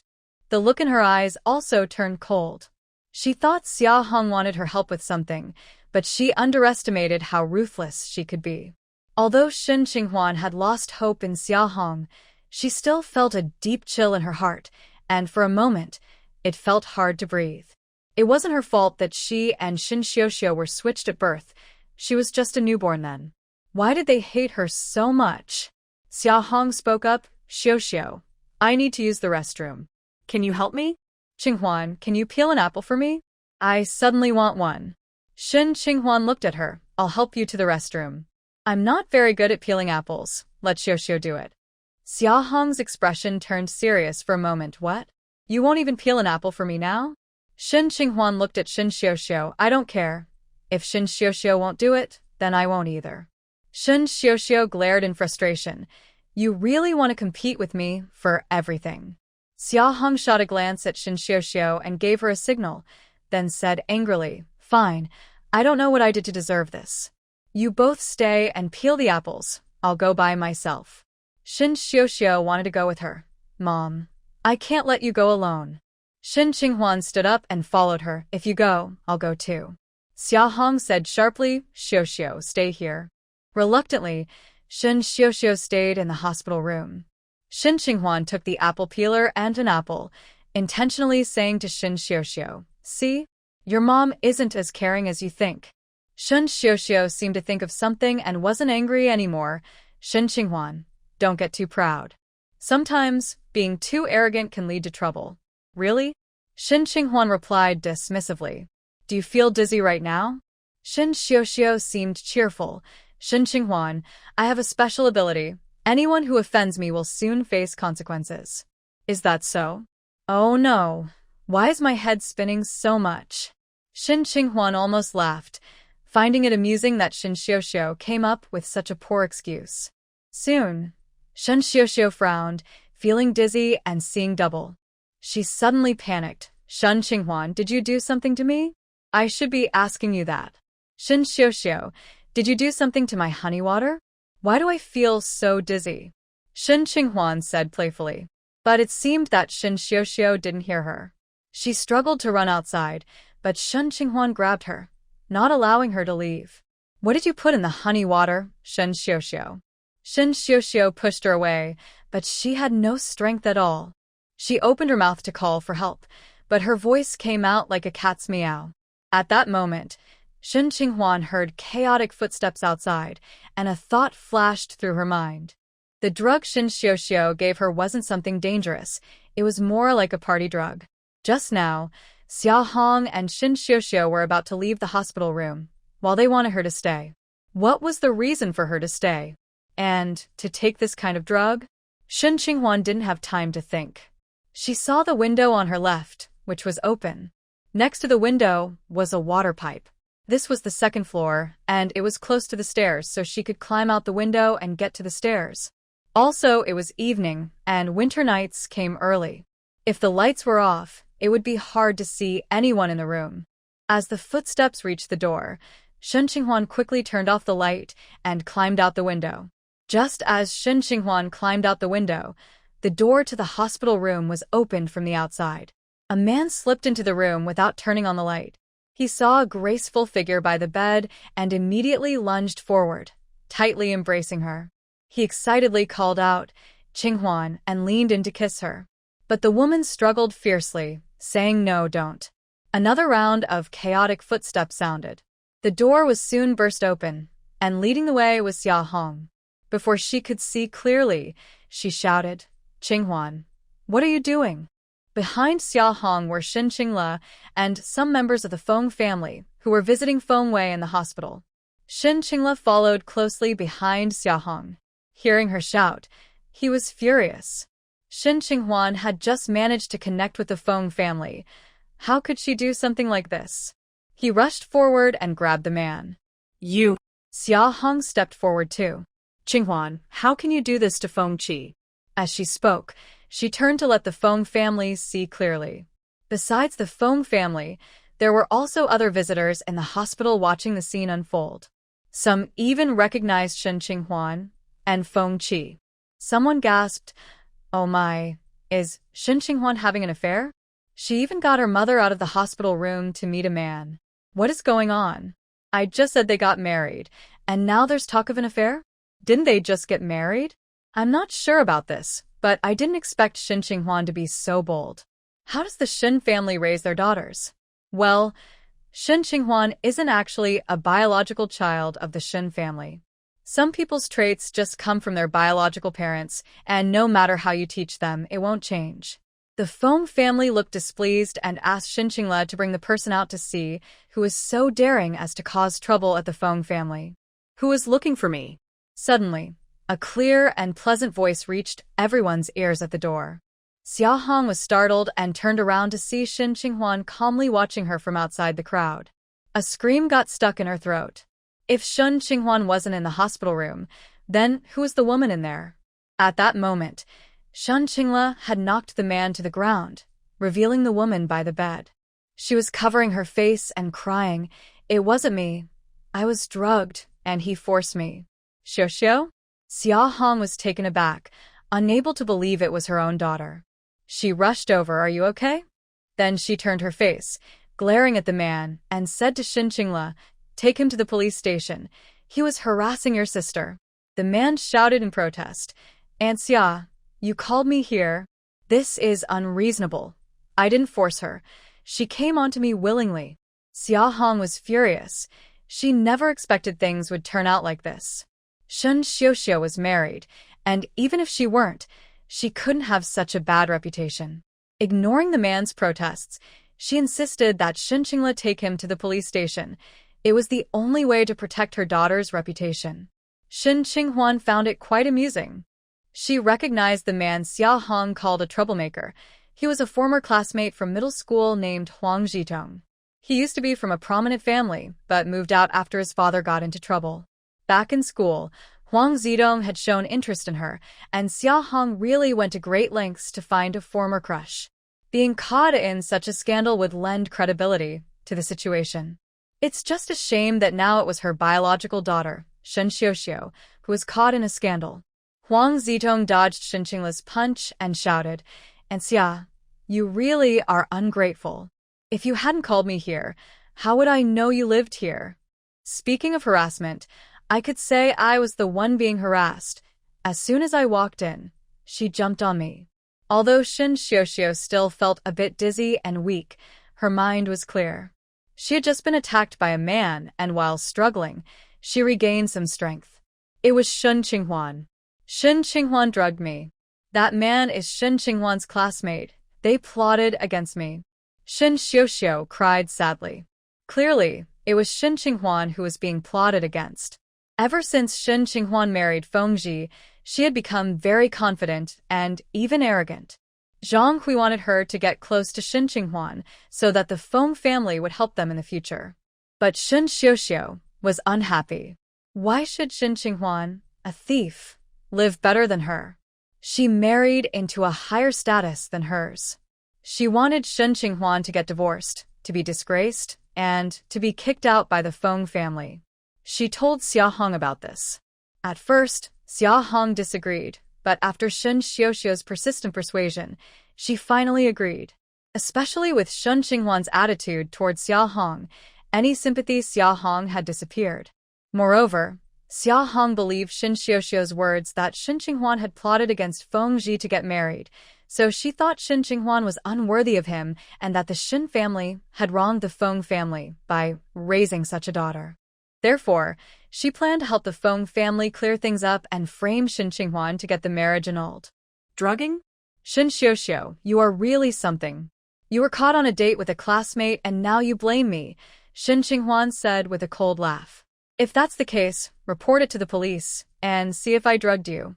Xia Hong glared at Shen Qinghuan fiercely. What nonsense are you talking about? I haven't even asked you yet. The hospital room only had you and Xiuxiu. Did you team up with another man to plot against her? After all these years of raising you, is this how you repay me? For the first time, Shen Qinghuan felt that Xia Hong was shameless. Even at this point, she was still trying to turn the blame around. I said, report it to the police and let the law handle it. You dare. Xia Hong was furious, her chest heaving. Clearly, she wasn't her biological mother. At this point, she still wanted to make things worse. Did she really want to send Shen Xiuxiu to jail to feel at ease? I didn't do anything. Shen Xiuxiu clung tightly to Xia Hong's arm. Mom, you have to help me. Xia Hong felt heartbroken. She couldn't report it to the police. That would make things worse. But she also couldn't let her daughter take the blame for cheating. It's all a misunderstanding. She started. He was just here to see a doctor. He used to know Qinghuan. Shen Qinghuan interrupted her. You still want to drag me into this? I have no connection with him. Why would I meet him in your hospital room? Even though I am not your biological daughter, I am not your enemy either. Why do you hate me so much? Shen Qingla couldn't stand it anymore. Mom, I think he is just being a bully. The way he treated Xiuxiu earlier. We should call the police. Don't call the police. Shen Xiuxiu exclaimed, shaking her head. It's a misunderstanding. Huang Zhidong knew that calling the police wouldn't help him, so he quickly added, yes, it's a misunderstanding. We just bumped into each other. Someone laughed. You were hugging and kissing each other. And it's still a misunderstanding? You really know how to argue. Isn't Shen Xiuxiu the daughter-in-law of the Su family? I remember she just got married not long ago, and now she's cheating? TSK, TSK. Shun Xiaoxiao's face turned hot, wishing she could disappear into the ground. Xia Hong felt a wave of panic. If these words reached the Su family, what would happen to Xiaoxiao? She glanced at Shen Qinghuan, biting her lip. Qinghuan, since you still think of me as your mother, just admit that you called her over. Qinghuan. Xia Hong's words were interrupted again. She turned to see Feng Ji standing at the door in military uniform, and she felt like something had tightened around her throat. It was a pity. Xia Hong felt a sharp pain in her heart. This great opportunity was missed. If Shen Qinghuan had been caught, Feng Ji would have divorced her on the spot. Shen Qinghuan turned at the sound, momentarily stunned. His expression was serious as he walked over to her. What happened? Shen Qinghuan felt a moment of guilt under his intense gaze.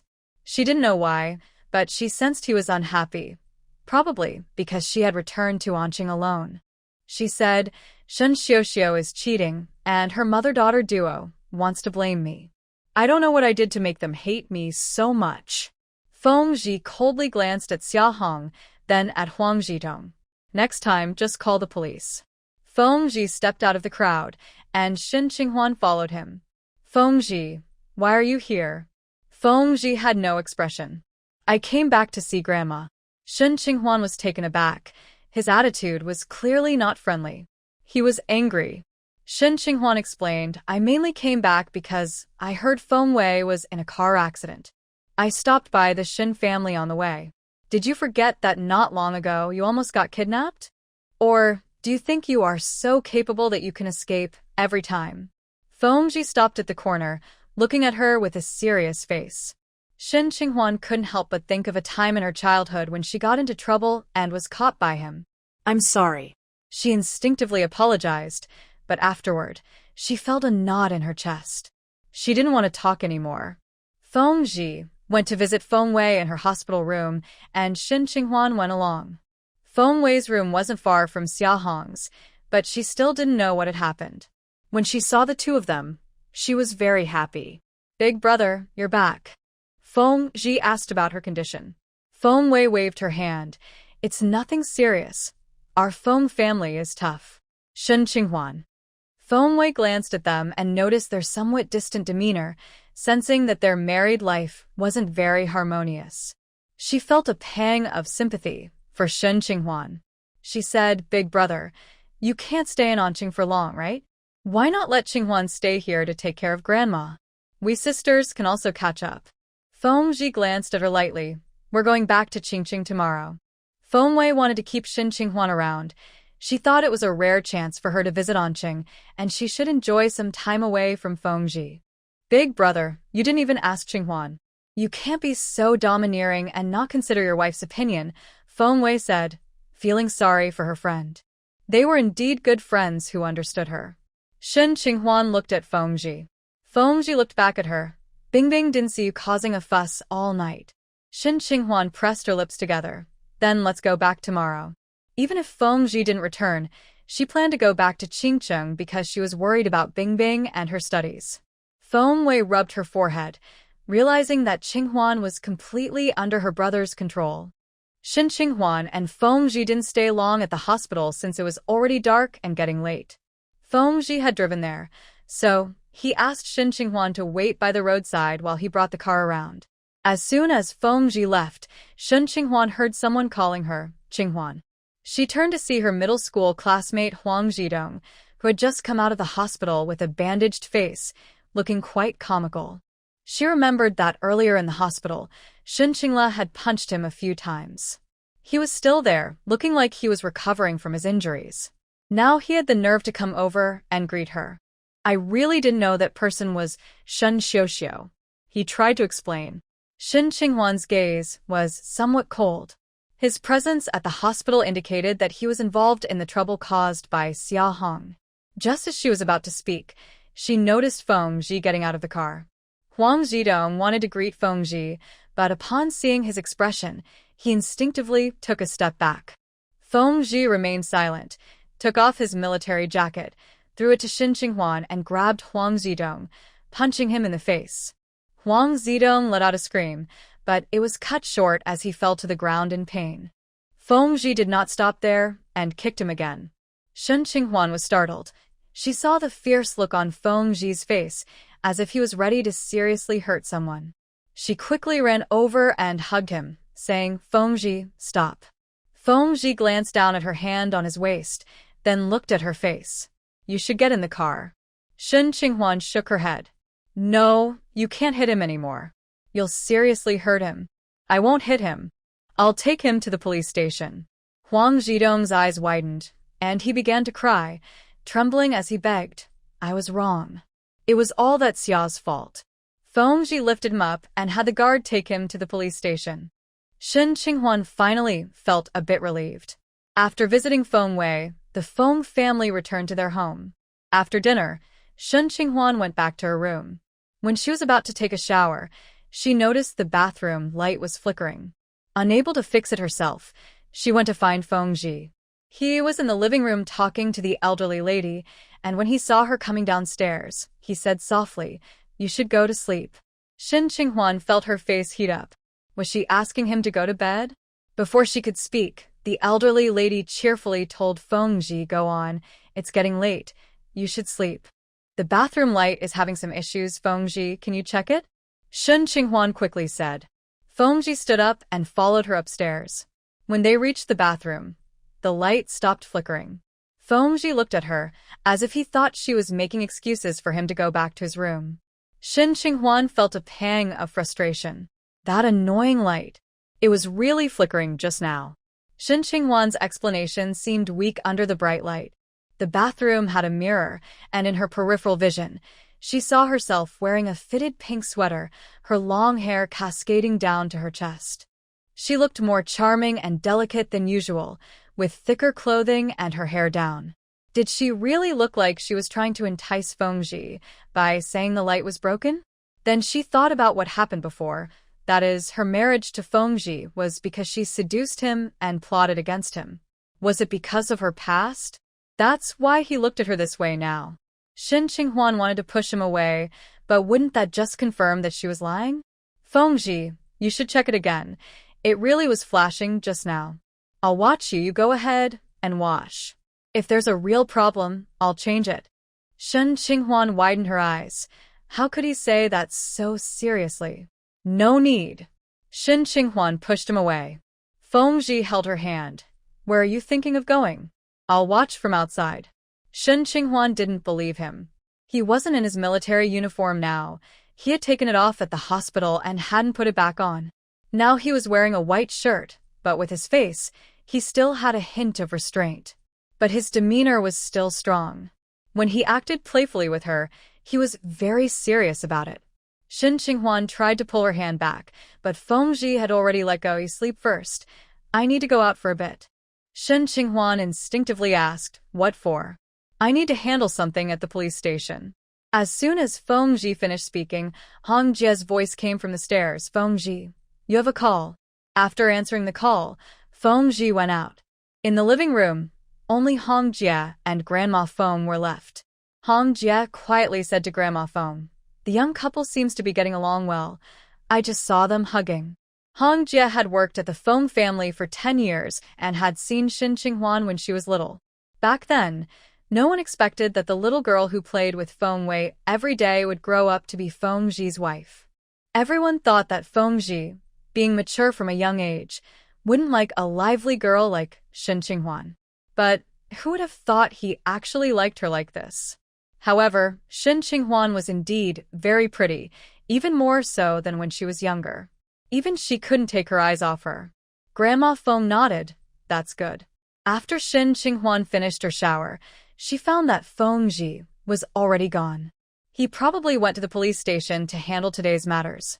Her classmate was sent to the police station by him, so he definitely needed to follow up. She wondered how he would deal with it. Huang Zidong deserved to be punished and sent to the police station. After all, he plotted against people. At that time, he was seen with Shen Xiuxiu. If she hadn't noticed something was wrong, she would have been the one to drink the problematic honey water. Drinking that questionable honey water made her dizzy and weak. to the point where she could barely call for help. From the moment Huang Zhidong entered and started hugging people, whether he knew the woman had been drugged or not, his behavior was utterly disgusting. She imagined it was her who had been drugged, being inappropriately held by Huang Zhidong while a group of people caught them in the act, with the Feng family present. Just thinking about it made her furious. So sending Huang Zhidong to the police station was completely justified. Even though he didn't physically harm her, his actions were malicious. If he reconciled with Shen Xiuxiu, it would mean he faced no consequences for his bad behavior. He would feel encouraged to do it again. Even if Feng Qi didn't send him to the police, she would find a way to teach Huang Zhidong a lesson. Now that Feng Qi had taken him to the police station, she felt pleased. However, she worried that Huang Zhidong might sue Feng Qi for hitting him, as Feng Qi had indeed hit him quite hard. When Grandma Feng saw her coming down the stairs, she waved her over. "Qinghuan, come here." Shen Qinghuan approached, thinking Grandma had something to discuss, but instead, she pointed to a bowl on the table. "Feng Qi asked Ah Hong to make some nourishing soup for you. Drink it before you sleep." He had Ah Hong prepare it as soon as he got back. It's fish maw chicken soup. When you return to Qingcheng, take some fish maw with you. Shen Qinghuan felt warm inside. The only person who had treated her this well before was the late Grandma Shen. "Grandma, you should drink some too." No need, I've already had some. As Shen Qinghuan was drinking the soup, the doorbell rang. Hong Jia ran out from the kitchen to answer the door. It was Shen Qingla. He first greeted Grandma Feng and then asked Shen Qinghuan, "Qinghuan, is Feng Qi not home? What's the matter?" Shen Qingla looked worried. Mom got into a fight with Xiuxiu's mother-in-law. Xiuxiu's mother-in-law said some really harsh things and even pushed Mom into the corner of the table. She's in pain and can't stand up. If Feng Qi were home, I wanted him to drive Mom to the hospital. He's not home. Shen Qinghuan couldn't hide her disbelief, not understanding how Shen Qingla could ask her for this. Today, Xia Hong had already plotted against her, and now he dared to come and ask her man to be a driver. Shen Qingla noticed Shen Qinghuan's expression and felt a bit awkward. He lowered his voice and said, "Qinghuan, today's incident was a misunderstanding by Mom. I asked her about it. That guy named Huang ran into her when she was in the hospital. He knew you were back and wanted to catch up. He might have had feelings for you back in school. I didn't expect him to." Shen Qinghuan interrupted him. "That guy named Huang is already in the police station. Whatever happened, I believe he will tell the police." Shen Qingla's expression changed. "Qinghuan, no matter what, Mom. Xiuxiu said that you pushed her down and ran out the window. Did you know that guy named Huang was coming? He didn't spend much time with his sister and only knew she was very mischievous and rebellious when she was younger. Their mother wrote to him, mentioning how difficult she was and how spoiled she had become by their grandmother. In short, she caused a lot of worry." He looked at Shen Qinghuan carefully and felt that she had changed. Since Xiuxiu returned, she seemed to have some resentment towards the family. Shen Qinghuan smiled at him. "Second brother, you don't sound like someone who has worked for 10 years. How could I know Huang Zhidong was coming? I was the one you took to the hospital. It was your mom who met him. You're trying to clear their names, but you're putting all the blame on me without thinking it through. Since that's the case, I have nothing more to say. You can wait for the police to give their statement." Shen Qingla felt embarrassed but still persisted, "Qinghuan, considering." "Qinghuan, come here for a moment." Grandma Feng called out to Shen Qinghuan. She responded and went to her grandmother, who said directly, "You go upstairs and rest. I'll handle him." "No need, Grandma. I'll make him leave." "Do you think your words carry more weight than mine as your elder? All right then." Shen Qinghuan smiled and said, "Thank you, Grandma." Shen Qingla didn't fail to find a car. He just wanted to bring Feng Qi out to make the Su family wary and stop talking about divorce. Yes, the incident at the hospital had already reached the Su family's ears. Su Zhengwen's mother, Zhang Hui, immediately called Shen Xiuxiu back, and Xia Hong, fearing trouble from the Su family, followed her. As the two families talked, they began to argue, and it only stopped when Xia Hong was pushed to the ground. Seeing his mother being bullied like this made Shen Qingla angry, but he also knew that his family was in the wrong. So I thought of the Feng family. Feng Qi just returned today and he has a car, so I could ask him to help take Xia Hong to the hospital. But unexpectedly, Shen Qinghuan didn't want to help at all. She had just been sent away by the Feng family matriarch. When I got home, Xia Hong was still comforting Shin Xiuxiu, assuring her that the Su family wouldn't do anything bad to her. When she saw me come back, Xia Hong stopped talking, but when she noticed I was alone, her expression changed. Where is Feng Qi? Shen Xiuxiu also looked at me, and without realizing it, she dug her nails into her palm. Originally, I didn't want to ask the Feng family for help because that would mean I was relying on Shin Qinghuan, which would give her a reason to mock me. But both Shin Qingla and Xia Hong insisted on seeking help from the Feng family. With their support, the Su family wouldn't mention divorce anymore. But now, I had already agreed to ask Shin Qinghuan for help, lowering myself to do so, yet she still refused to assist. No, it should be that the Feng family didn't want to help, right? Shen Xiuxiu quickly asked, is it that Feng Qi doesn't want to help? I figured Shin Qinghuan had calculated this. She wouldn't be liked by the Feng family, so they wouldn't help her, or the Shin family. Shen Qingla shook her head. I didn't see Feng Qi. Qinghuan said she went out. Xia Hong immediately said, if Feng Qi isn't here, why didn't she come? She could have asked the Feng family to send a car for me to the hospital. I think she's just ungrateful. If I had known she would act like this, I shouldn't have raised her when she was little.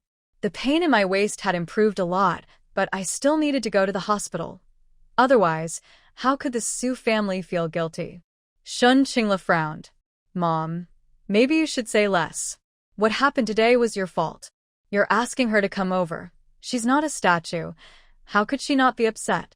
Shin Qinghuan had already reported to the police, and that Huang Zhidong insisted that the Shin family was the one who approached him first.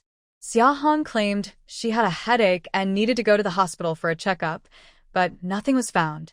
I had a suspicion in my mind, but didn't dare to think too much about it. Even if Qinghuan wasn't Shin family's biological child, they wouldn't want to ruin her, right? I believe my mother wouldn't go that far. What benefit would it bring her to harm Qinghuan? Xia Hong was momentarily stunned, looking at me in disbelief. What did you just say? At that moment, Shen Qingla was also very frustrated. There hadn't been any issues, but she insisted on calling me back. After taking so many days off, I can't expect to be recognized as outstanding this year. I bought a ticket for tomorrow. You all can handle your own matters. Do you know what you're saying? Xia Hong called out to someone. Are you just like that ungrateful person? Which side are you really on? Mom, don't you really have a headache? Shin Qinglu looked at her coldly. Xia Hong slammed the table. Why would I go to the hospital if I don't have a headache? But you said you weren't feeling well before? Shen Xiuxiu looked angrily at Shin Qinglu. Second brother, you know Mom has always had headaches. Is it wrong for her to want to see Shin Qinghuan? Shin Qinghuan asked you and Big Brother to come back, not Mom. Seeing Shen Xiuxiu support her, Xia Hong's expression softened a bit. You should wait to go back until the Su family matters are settled. Right now, there are no men in the Shin family in Anqing. If Shin Qinglu leaves too, wouldn't the Su family bully Xiuxiu? Mom, do you know I was supposed to get promoted? Now that I've taken so many days off, do I still need to work? Shin Qinglu said coldly. Xia Hong opened her mouth but didn't insist he stay. Her son's future was important. It's all that ungrateful person's fault. By the way, Feng Zhi reported to the police, and Huang Zhitong is now in the police station, Shin Qinglu said. Shen Xiuxiu's face turned pale, and she hurriedly grabbed Xia Hong. Mom. Xia Hong's expression also changed. Why is he reporting to the police? The victim is Xiuxiu, and our family isn't pursuing it. Why is he pursuing it? If the police investigate and Huang confesses everything, how can she hold her head high in the courtyard? What will happen to Xiuxiu? Shin Qinglu regretted not going back to work like Big Brother did yesterday. Shen Xiuxiu, scared, shed tears and shook Xia Hong's arm. Mom, you have to plead with Shin Qinghuan. Ask her to drop the case. She will definitely listen. Xia Hong instinctively refused. How can I plead with her? Mom, if you don't go, The police will definitely find out about us. If they discover she had done something wrong, Wen-go would surely divorce her. Then she wouldn't be able to stay in the courtyard anymore. Xia Hong never imagined she would have to plead with Shin Ching-hwan one day. But she never expected that when she went to the Feng family, the guards stopped her and wouldn't let her in. Even when she said she was looking for her daughter, they wouldn't let her through. At that moment, she felt a hint of regret. Shin Ching-hwan chatted with Grandma Feng for a while before returning to her room. Since Feng Ji hadn't come back yet, she hadn't gone to sleep. It felt cooler tonight. Everything else was fine, but her feet were still quite cold, so she found a hot water bottle to warm them up. When she came out, she noticed the lights in the living room downstairs were on. She initially thought that Hongjie was still awake, but unexpectedly saw Feng Ji. He was on the phone. Shin Ching-hwan waited for a while, and when he finished the call, he looked at her and said, "You're up just in time. I need to tell you something. Go put on a coat and come down." Shin Ching-hwan grabbed a cotton jacket and went downstairs. "What's the matter?" Feng Ji took the keys from the table. "We need to go to the police station first." Shin Ching-hwan was taken aback. "What's wrong? Do I need to give a statement?" Yeah. Feng Ji opened the door and let her go out first. It was already 10 o'clock at night, and when the door opened, a cold wind rushed in. Shin Ching-hwan shivered and looked at Feng Ji. "Can't we go tomorrow?" "No, let's go." He reached out and pulled her along. Shin Ching-hwan had no choice but to get in the car with him. "Didn't you just go to the police station?" "What happened?" "I found out most of what I needed to know. Now you need to go confirm a few things." Shin Ching-hwan had never reported anything to the police, so she didn't know the process. She just followed whatever Feng Ji said. When they arrived, she realized that Feng Ji had done this on purpose. Feng Ji took Shin Ching-hwan directly to the interrogation room, facing Huang Zhidong. Huang Zhidong's face was swollen like a pig's head, but it didn't stop him from speaking. When he saw Shin Ching-hwan, he became a bit agitated, but when he noticed Feng Ji next to her, his excitement turned into fear. He hurriedly said, "I'm sorry, Ching-hwan. I was wrong. I let my feelings get the better of me. I won't do it again." He was about to say more when Feng Ji interrupted him. "Tell her how you harmed others." Huang Zhidong was stunned. Just. Didn't he just say that? Say it again. Huang Zhidong had no choice. Feng Ji wasn't a police officer, but he could come to listen in and enter the interrogation room. If he had known Shin Ching-hwan was married to him, he wouldn't have dared to approach her. That it was Aunt Xia Hong. "She contacted me and said you were back. She thought I was a good match and implied that I should date you." At this point, he glanced at Feng Ji, whose expression had suddenly turned cold. He quickly added, "It wasn't me. I really didn't know Ching-hwan was married. I just looked at her a bit more when we were in school. That was a long time ago." Shin Ching-hwan didn't notice Feng Ji's expression and instead asked, "How did Xia Hong know? Did you tell her?" When she was in school, Xia Hong didn't care about how she was doing or who her classmates were. If it weren't for Huang Zhidong going to Xia Hong to talk, how would she have known to bring him over to harm her? Shin Ching-hwan sensed that Huang Zhidong had some interest in her back in school, and Xia Hong noticed it too. So, Xia Hong brought him over to play this trick. Xia Hong told him that Shin Ching-hwan wasn't married yet. Huang Zhidong thought he had a chance and rushed over. Xia Hong might have hinted at something, which led him to hug her as soon as he entered. "I don't know. Maybe it was Shin Xiuxiu who said something," Shin Ching-hwan recalled, almost forgetting about Shin Xiuxiu. Shin Xiuxiu was the same age as her and had always been in the same class. What about the medicine? Shin Xiuxiu put something in the honey water. Where did that medicine come from? Medicine? Feng Ji looked at Shin Ching-hwan. "What medicine?" Shin Ching-hwan explained. "At that time, Shin Xiuxiu poured me a cup of honey water, and I noticed something was off with the smell. I switched cups with her. After we drank, Xia Hong said she needed to go to the bathroom and asked Shin Xiuxiu to help her. I felt something was wrong and wanted to go with them. In the end, Shin Xiuxiu and I stayed in the hospital room, and she asked if I felt dizzy. That's when I realized the honey water was drugged. Then that person came in and Shin Xiuxiu couldn't even struggle." Feng Ji's face darkened as he listened. You really are bold, he said sarcastically. Shen Qinghuan felt a bit shaken. After leaving the interrogation room, Shen Qinghuan asked Feng Ji, "Did you bring me here just to hear Huang Zhidong's testimony? Weren't you supposed to confirm something?" Earlier, the police only stood at the door and didn't go in. No one took notes. So, what she said was pointless. Are you afraid? Feng Ji stopped and looked at her. Shen Qinghuan's eyelids fluttered, and she looked up at him, suddenly understanding why he called her over. He wanted her to hear Huang Zhidong's testimony firsthand, so she could learn a lesson and avoid such risks in the future.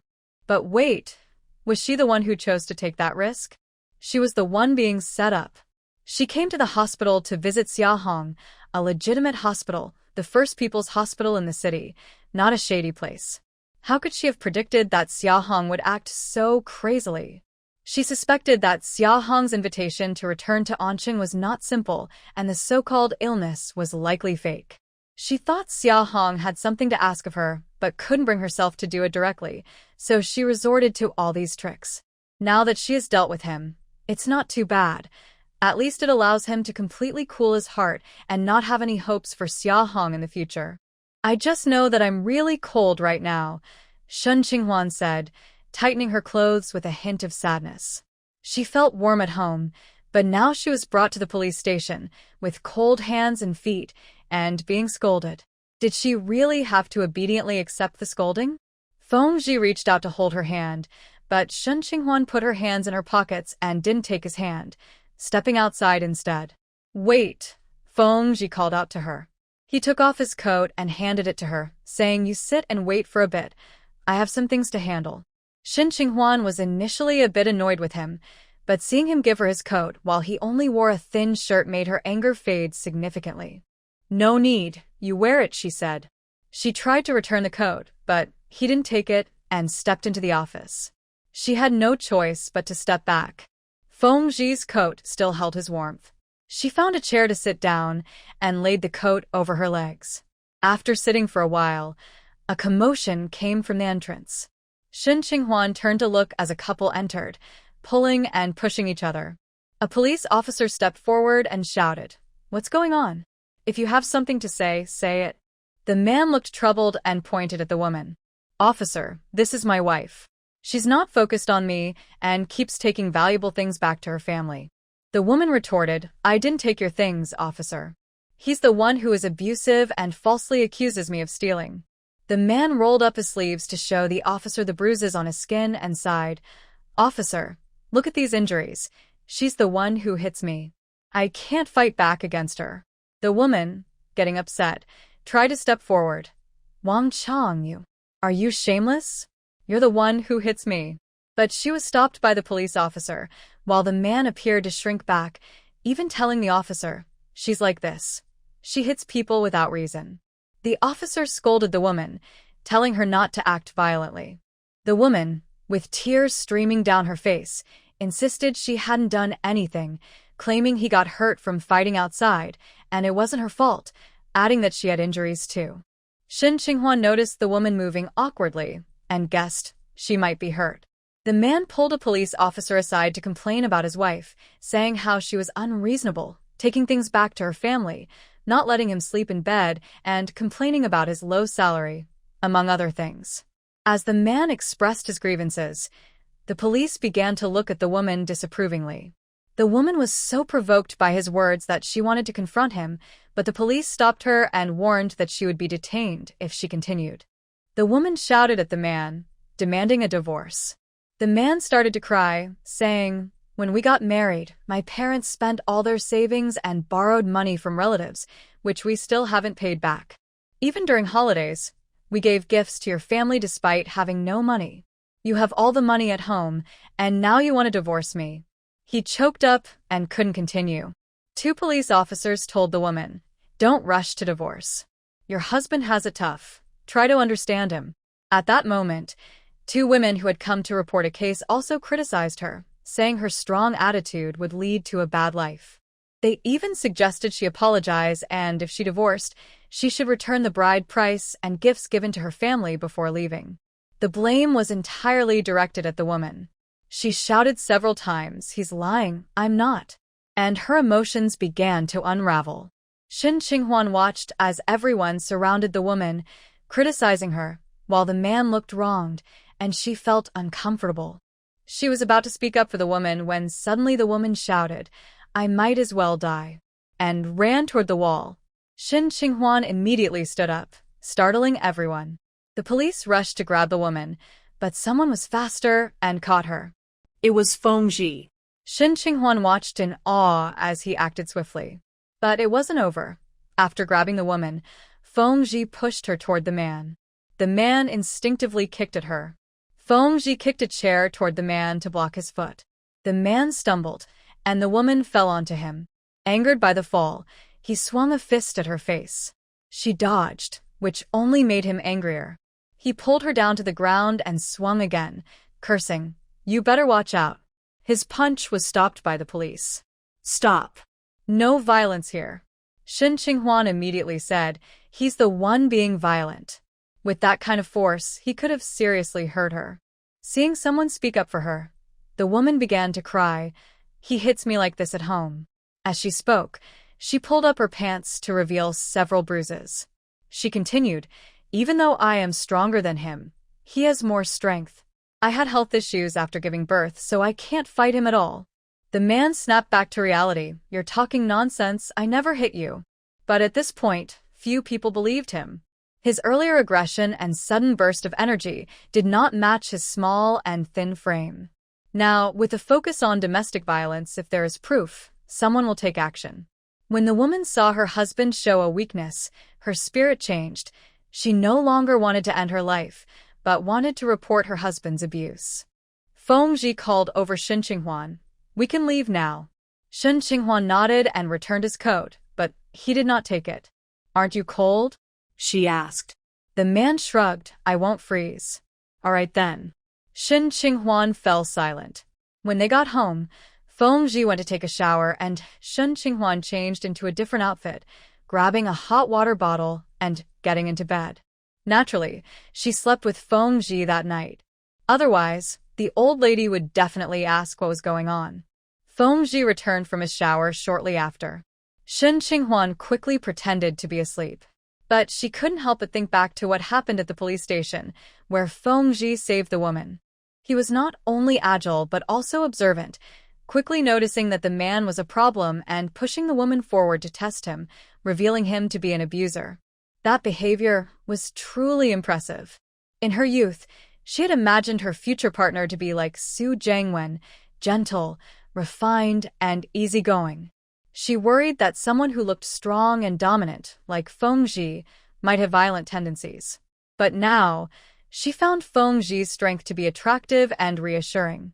She couldn't help but open her eyes slightly to sneak a glance at Fengji in the room. He had taken off his coat, revealing a well-proportioned body, wearing only his underwear while standing in front of the wardrobe, as if looking for clothes. From behind, he looked incredibly attractive, broad shoulders, narrow waist, and a firm physique. She was very aware of how strong that waist was. Images flashed in Shin Qinghuan's mind, and just then, Fengji suddenly turned around, making eye contact with her. Shin Qinghuan felt like she had been caught daydreaming about him, and her face turned bright red. Fengji put on a summer tank top and looked back at her. "What's wrong?" Shin Qinghuan quickly averted her gaze. "It's nothing." "If you can't sleep, let's talk about how you plan to handle things with the Shin family," he said as he sat on the bed, his expression serious. Shin Qinghuan was taken aback. Was he going to investigate the matter of Xia Hong and Shin Xiuxiu plotting against her? She said, "Today my second brother came to see me. He said the Su family already knows about Shin Xiuxiu and wants to divorce her. Zhang Hui even got into a fight with my adoptive mother, and my mother got hurt. Shin Xiuxiu's life is going to be tough. I think we should first find out where they got their medicine from and detain them for a few days. I will handle this. Qinghuan, I hope you learn from this and ask me first before going anywhere." Shin Qinghuan widened her eyes, and Fengji turned to look at her with an authoritative expression. "I will discuss it with you," she said. As for the decision, she would consider her own situation and not just follow him. I just took a shower and didn't notice any issues with the light, Fengji said again. Shen Qinghuan was confused about how he shifted to the topic of the light. Hadn't they moved on?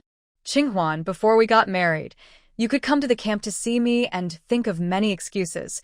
Fengji looked at her, his gaze deep and intense. What was he talking about?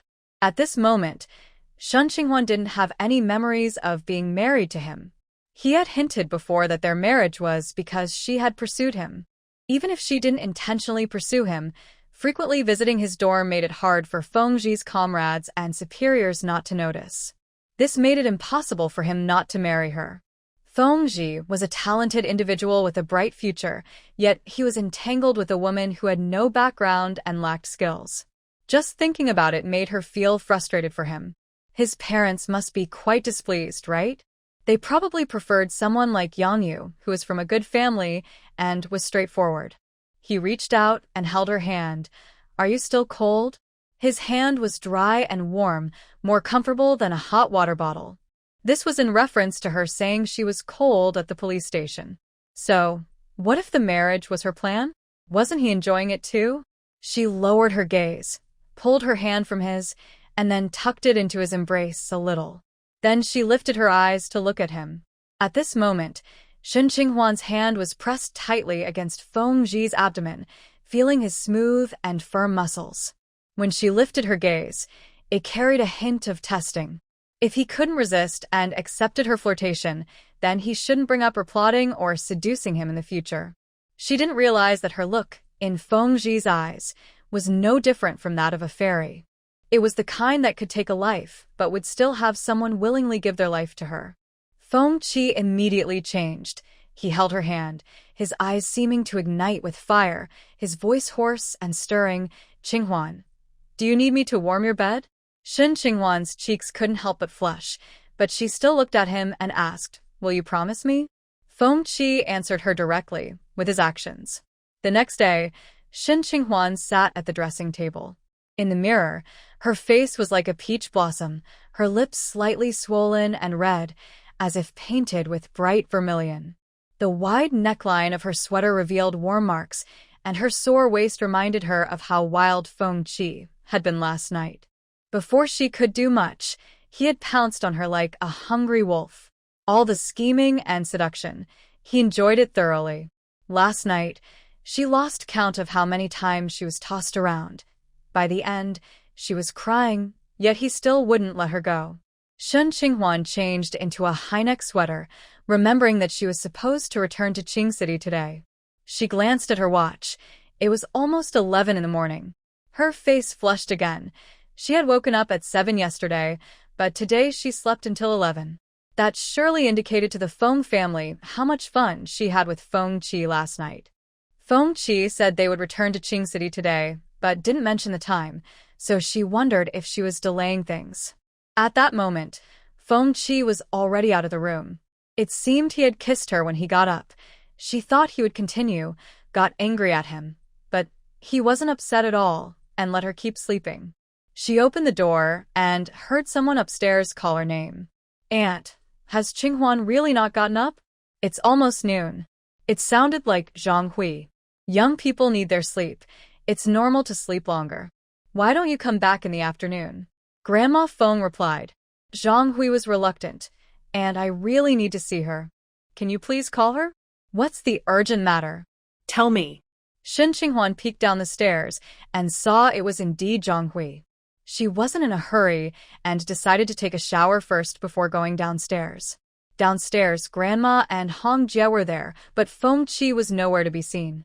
As soon as Zhang Hui saw her come down, she hurriedly said, Oh, Qinghuan, you finally woke up. Anne has been waiting for you for a long time. But inside, she thought, thankfully Wen didn't marry her. Look at this, who sleeps until almost noon at their in-laws. Grandma Feng was so easygoing, not even scolding her. What kind of daughter-in-law dares to sleep like this?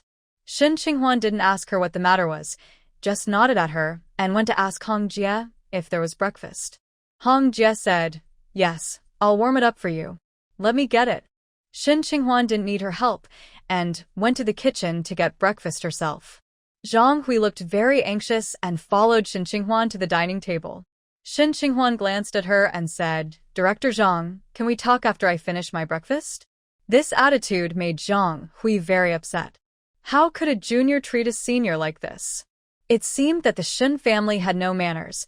Shin Qinghuan was like this, and so was Shin Xiuxiu. Zhang Hui regretted her decision to let Shin Xiuxiu marry her son. Breakfast was pancakes and porridge. Shin Qinghuan took her time eating, then looked at Zhang Hui. "Director Zhang, what do you need?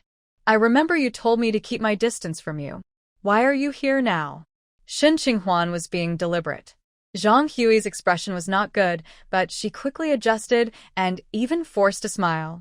"Actually, I'm here for you and Jiang Wen. Since you both have your own families now, it's best not to get too close to avoid misunderstandings with Xiuxiu and Fengji. Are you still bringing this up?" Zhang Hui had previously encouraged Shin Xiuxiu to build a good relationship with Shin Qinghuan, thinking it would help her family in the future. She didn't expect that day to come so soon. Now she was personally asking Shin Qinghuan for help. Zhang Hui felt very uncomfortable. "Qinghuan, if I've offended you in the past, I hope you can forgive me." I'm sorry. Shin Qinghuan remained silent. Zhang Hui continued, "You know about yesterday's incident, right? I really didn't expect Xiuxiu to be so bold. Our family has never mistreated her." She glanced at Shin Qinghuan and, seeing no reaction, continued, "She tricked my sister, who is a doctor at the People's Hospital. Xiuxiu said your mom had a severe headache and got some painkillers for my sister." Shin Qinghuan raised her eyebrows at this. "Who ended up taking the medicine?" Zanui looked frustrated. Shin Xiuxiu took it. She said it was meant for her mom, but she grabbed the wrong cup. After taking it, she felt dizzy and weak, which gave Huang Zhidong an opportunity. Shin Qinghuan found it amusing. "Do you really think that's what happened?" "Qinghuan, as a mother myself, I truly can't understand your mom's actions. Even if you're not her biological child, she has raised you for so many years, hasn't she? Isn't it true that raising a pet involves feelings? Let alone with people. Do you think yesterday's incident was planned by Xiaohong? It has nothing to do with Shin Xiuxiu. I can't understand why you came to see me today. After all this talk, are you saying you forgive Shin Xiuxiu? Whether you forgive her or not is up to you. Why come to me about it?" Shin Qinghuan felt a bit annoyed. She just wanted to know where Fengji had gone and what time the bus to Qingqing was. Zhang Hui, worried she might leave, quickly said, "No. Qinghuan, I wanted to ask you to speak to the police.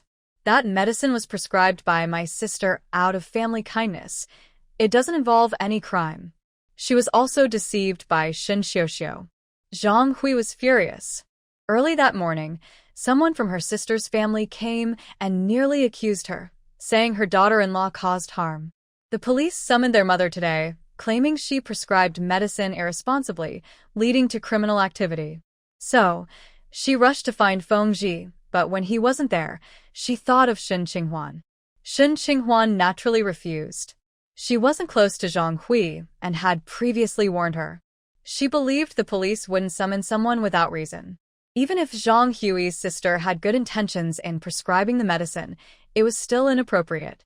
Medicines shouldn't be prescribed carelessly. Mistakes, whether intentional or accidental, should have consequences. So Shin Qinghuan said, "Director Zhang, you've come to the wrong person. I have no idea about any medicine. I'm heading back to Qingqing today and don't have time for a chat. Please leave." After saying that, Shin Qinghuan stood up to leave. Zhang Hui quickly said, "Can you just consider this a favor for Wen?" Shin Qinghuan turned her head. "What is he to me?" Zhang Hui stood up too. "He liked you before, his feelings for you. Do you even know what you're saying, Director Zhang?" Shin Qinghuan interrupted her. "When did liking someone become a reason for gratitude? That's absurd. How can someone be so confident?" Shin Qinghuan didn't want to give her any more attention and started to walk away. Zhang Hui, anxious, blurted out, "He still has feelings for you. If Fengji hadn't intercepted the letter." "What did you say?" Shin Qinghuan turned around. The words have already been spoken, and Zhang Hui decided to let it all go. Jiang Wen knows nothing. Please, for his sincere feelings, help his aunt. Right now, Feng Ji is emphasizing the dangers of drugs to the police, and this matter has reached the hospital leaders. I want to know what you meant by your earlier question. Jiang Wen likes you. He has liked you for a long time. When you wrote him a letter, he was very happy and planned to express his feelings to you, so he wrote back. But Feng Ji intercepted your letters. Qinghuan, aren't you worried about how he might feel about you in the future? Shun Qinghuan interrupted her again. Didn't you say you intercepted the letters? She hadn't forgotten. This happened just yesterday. Was Zhang Hui losing her mind? Zhang Hui shook her head. It was Feng Ji. He noticed I was also against you too, and hinted to me to intercept the letters from the postman. The postman agreed to give me the letters, but I never received them. Later, I found out Feng Ji took them. Shin Qinghuan was skeptical. Then, why did you admit you took the letters? Zhang Hui replied, I only realized after going home yesterday that it was Feng Ji who took them. I'm telling you this because I hope you can give up on Jiang Wen. As his mother, I will stop you. You two can never be together. Qinghuan, Jiang Wen is Jiang Wen and I am me. My actions have nothing to do with him. His feelings for you have never changed. If you don't believe me, you can ask Hao Feng. He is closer to Feng Ji. Shin Qinghuan remained unmoved. You said it yourself. We both have our own families now. What's the point of discussing the past? I shouldn't interfere in your family matters. That's not it, Qinghuan. Zhang Hui was still not giving up. You should talk to Feng Ji. What should I say to him? Suddenly, Feng Ji's voice interrupted. Both Zhang Hui and Shin Qinghuan were startled, especially Zhang Hui, who looked guilty. Shin Qinghuan turned to Feng Ji, who was now looking at her. He no longer had the warmth from last night. He was dressed neatly and looked serious. She spoke. She wants me to ask you to help her sister avoid police questioning because she told me you intercepted my letters, and I want to return her favor. Zhang Hui's expression changed upon hearing Shin Qinghuan's words. No, Qinghuan, you. As she spoke, she glanced at Feng Ji's expression, which showed no signs of weakness, but she could sense the change in his demeanor. Feng Ji is younger, just in his early 20s. He has been a soldier for a few years, which makes him more mature than most young people, but Zhang Hui does not underestimate him. She has experienced his methods and can say that his father, Minister Feng, is a man of integrity. But Feng Ji is not like that. Zhang Hui regretted coming to find Shin Qinghuan. Feng Ji is just my nonsense. I won't disturb you anymore, Zhang Hui said quickly as she left the dining room. Only Shin Qinghuan and Feng Ji remained in the dining room. Feng Ji relaxed his expression and approached her. How was your day? If you're tired, we can go back to Qingqing tomorrow. Shin Qinghuan let him pull her closer and looked up at him. Just now, Zhang Hui said you intercepted my letter. Is that true? If so, he really has a lot of influence. Feng Ji drew her nearer. Qinghuan, Su Jiangwen is not a suitable match for you. You are still in school and shouldn't be dating. Shen Qinghuan looked at him in disbelief. It really was him. Before going to the countryside, she was still in high school. She hadn't graduated yet. Is he obsessed with managing her? First, it was her studies, then her behavior, and now even her friendships. She still doesn't believe that Feng Ji liked her before, so he intercepted Su Jiangwen's letter. It seems he has taken on a parental role. Shen Qinghuan pulled her hand away. Feng Ji, what else are you hiding from me? What's going on? Grandma Feng's voice came from the living room. Qinghuan, is Feng Ji bullying you? Shin Qinghuan realized her voice had been too loud and startled the elderly lady. She quickly replied, It's nothing, Grandma. It was not a good time to question Feng Ji further. Feng Ji spoke again. Qinghuan, if I hadn't intercepted the letter, what kind of life do you think you would have now? He looked at her seriously, his demeanor tense. Shen Qinghuan pressed her lips together, about to respond, but he changed his tone. Let's go outside and talk about it later when we return to Qingqing. Grandma Feng and Hong Jie were sorting Binbin's clothes. When they saw the two come out, Grandma quickly picked up a red sweater to show them. Come here, see if this fits Binbin. Your aunt helped knit it. Shen Qinghuan walked over, delighted. It looks beautiful. Aunt's skills are amazing. Please thank her for me, Grandma. The sweater is a small cardigan with a yellow flower knitted on the front. It's very cute, and the stitching is fine, not just ordinary knitting. You can tell a lot of effort went into making this piece. The aunt mentioned by Grandma is Feng Wei, Feng Qi's stepmother and his uncle's wife. Feng Wei generally got along with her stepmother and didn't have the usual conflicts that stepchildren often have. However, Shen Qinghuan was surprised that she would knit a sweater for Binbin. She's skilled with her hands. I asked her to help because my eyesight isn't as good as it was a couple of years ago. Otherwise, I would have done it myself, the old lady said, glancing at the two of them. What did Zhang Hui say earlier that made you argue? Shen Qinghuan didn't want to worry the old lady. She could tell that the old lady hoped she and Feng Ji could live happily together, so she replied she wanted Feng Ji to help with her sister's issue at the police station, but we refused her. Grandma, we didn't argue. The old lady seemed skeptical. Really? Just as Shen Qinghuan was about to speak, Feng Ji wrapped his arm around her, reassuring the old lady, no, Grandma. Indeed, after Feng Ji showed such affection, Grandma Feng looked much more at ease. Their train tickets back to Qingcheng were booked for the afternoon, so Shen Qinghuan and Feng Ji had lunch at home before leaving. Grandma Feng and Hong Jie packed a lot of things, including food and supplies, with a large bag full of Binbin's clothes and toys. Some of these items were prepared by Feng Ji's mother, while others were from the old lady. It was clear that the Feng family cared a lot for Binbin, especially Grandma Feng, even though she hadn't met the baby since her birth. Shen Qinghuan appreciated this feeling of being valued, both for herself and her child, which softened her frustration over some of Feng Ji's actions, like intercepting her letters. While they were having lunch, Zhang Hui's sister returned from the police station. Due to her negligence and careless prescription practices, which didn't lead to any actual harm and went unreported, the police released her. However, her actions would result in disciplinary measures from her workplace, and she would miss an upcoming evaluation. What was meant to help a relative ended up causing her a lot of trouble, which made her very upset. Zhang Hui also faced complaints and even mentioned reducing their interactions in the future.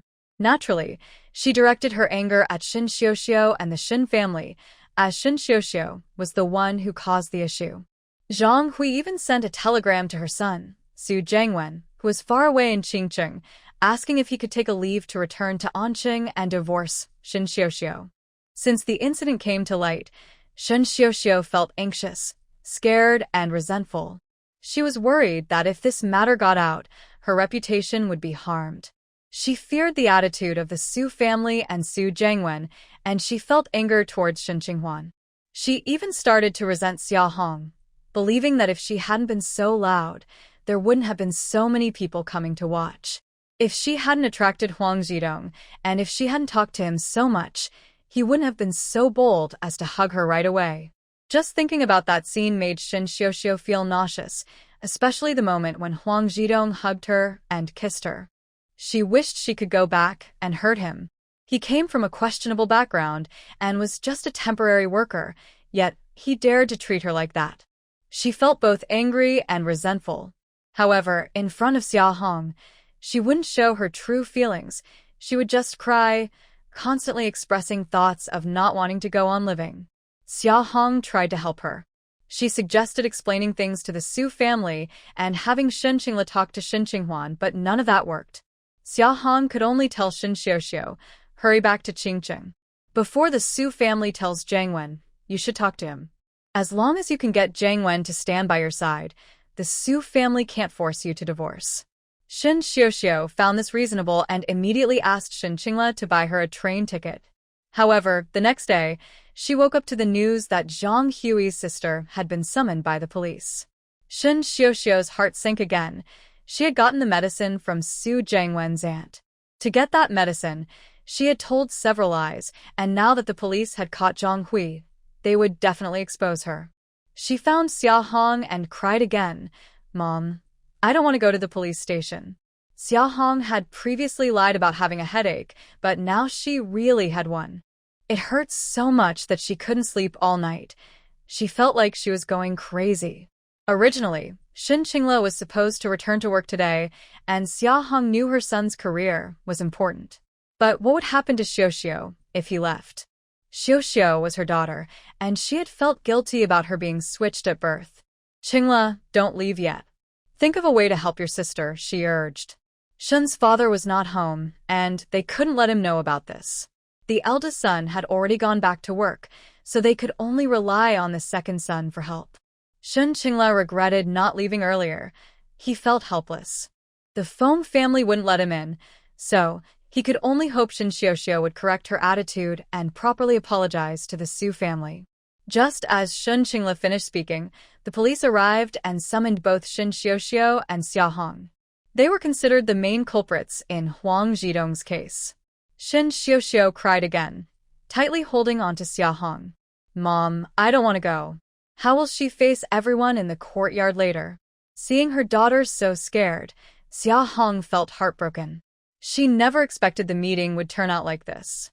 She whispered, I'll take the blame for everything later. Xiao's eyes flickered, and she accepted it.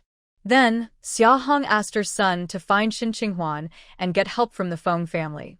No matter what, she had raised Qinghuan for 20 years. When Feng Qi married Qinghuan, he didn't even give a betrothal gift to the Xin family, but now, she wouldn't dwell on that as long as the Feng family was willing to help. Qingla, who was about to leave, was stunned when he heard Xiaohong's words. Mom, really? You're still worried about the betrothal gift?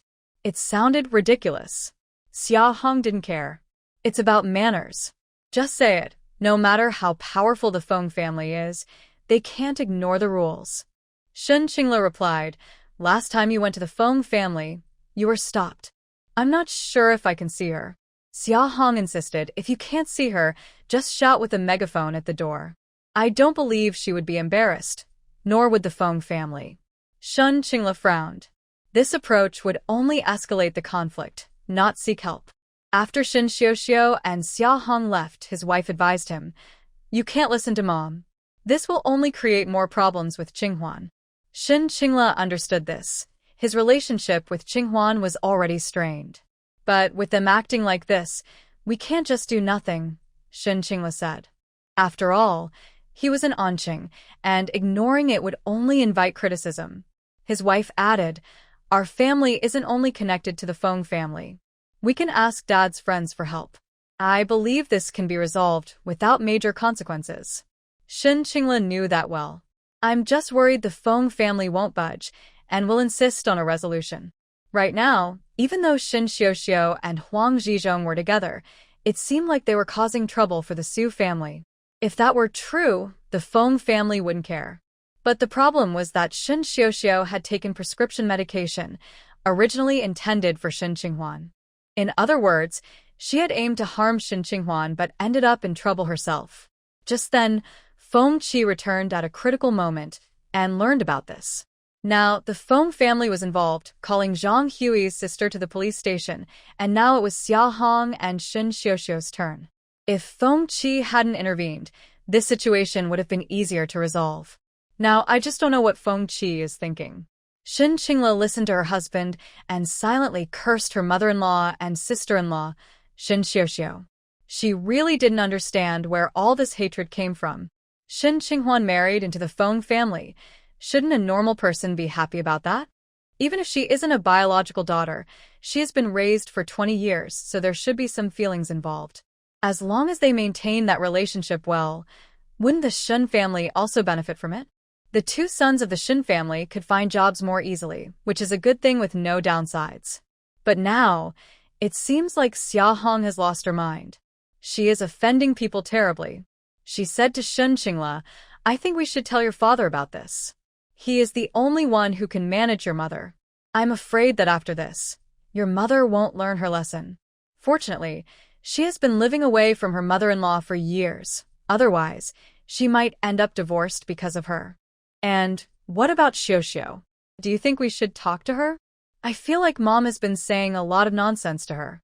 For example, sharing her grievances and constantly complaining about Qinghuan, which would naturally make Xiaohong feel indebted to her and allow her to do things that harm others without benefiting herself. Qingla agreed with his wife. I will talk to Dad. Xiaohong and Xiao arrived at the police station, where they were questioned separately.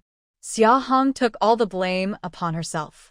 Shun Xiuxiu also followed Xia Hong's instructions and pushed everything onto her.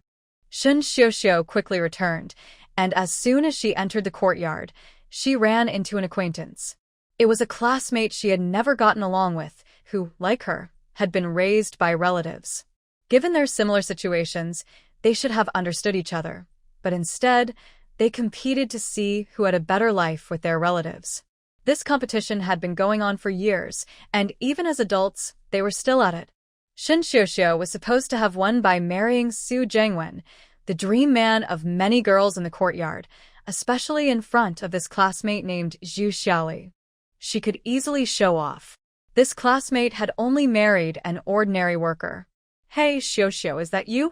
I almost didn't recognize you. Why do you look so down? Didn't you just get married? You should be glowing," Zhu Xiaoli said with a smile as she looked her over.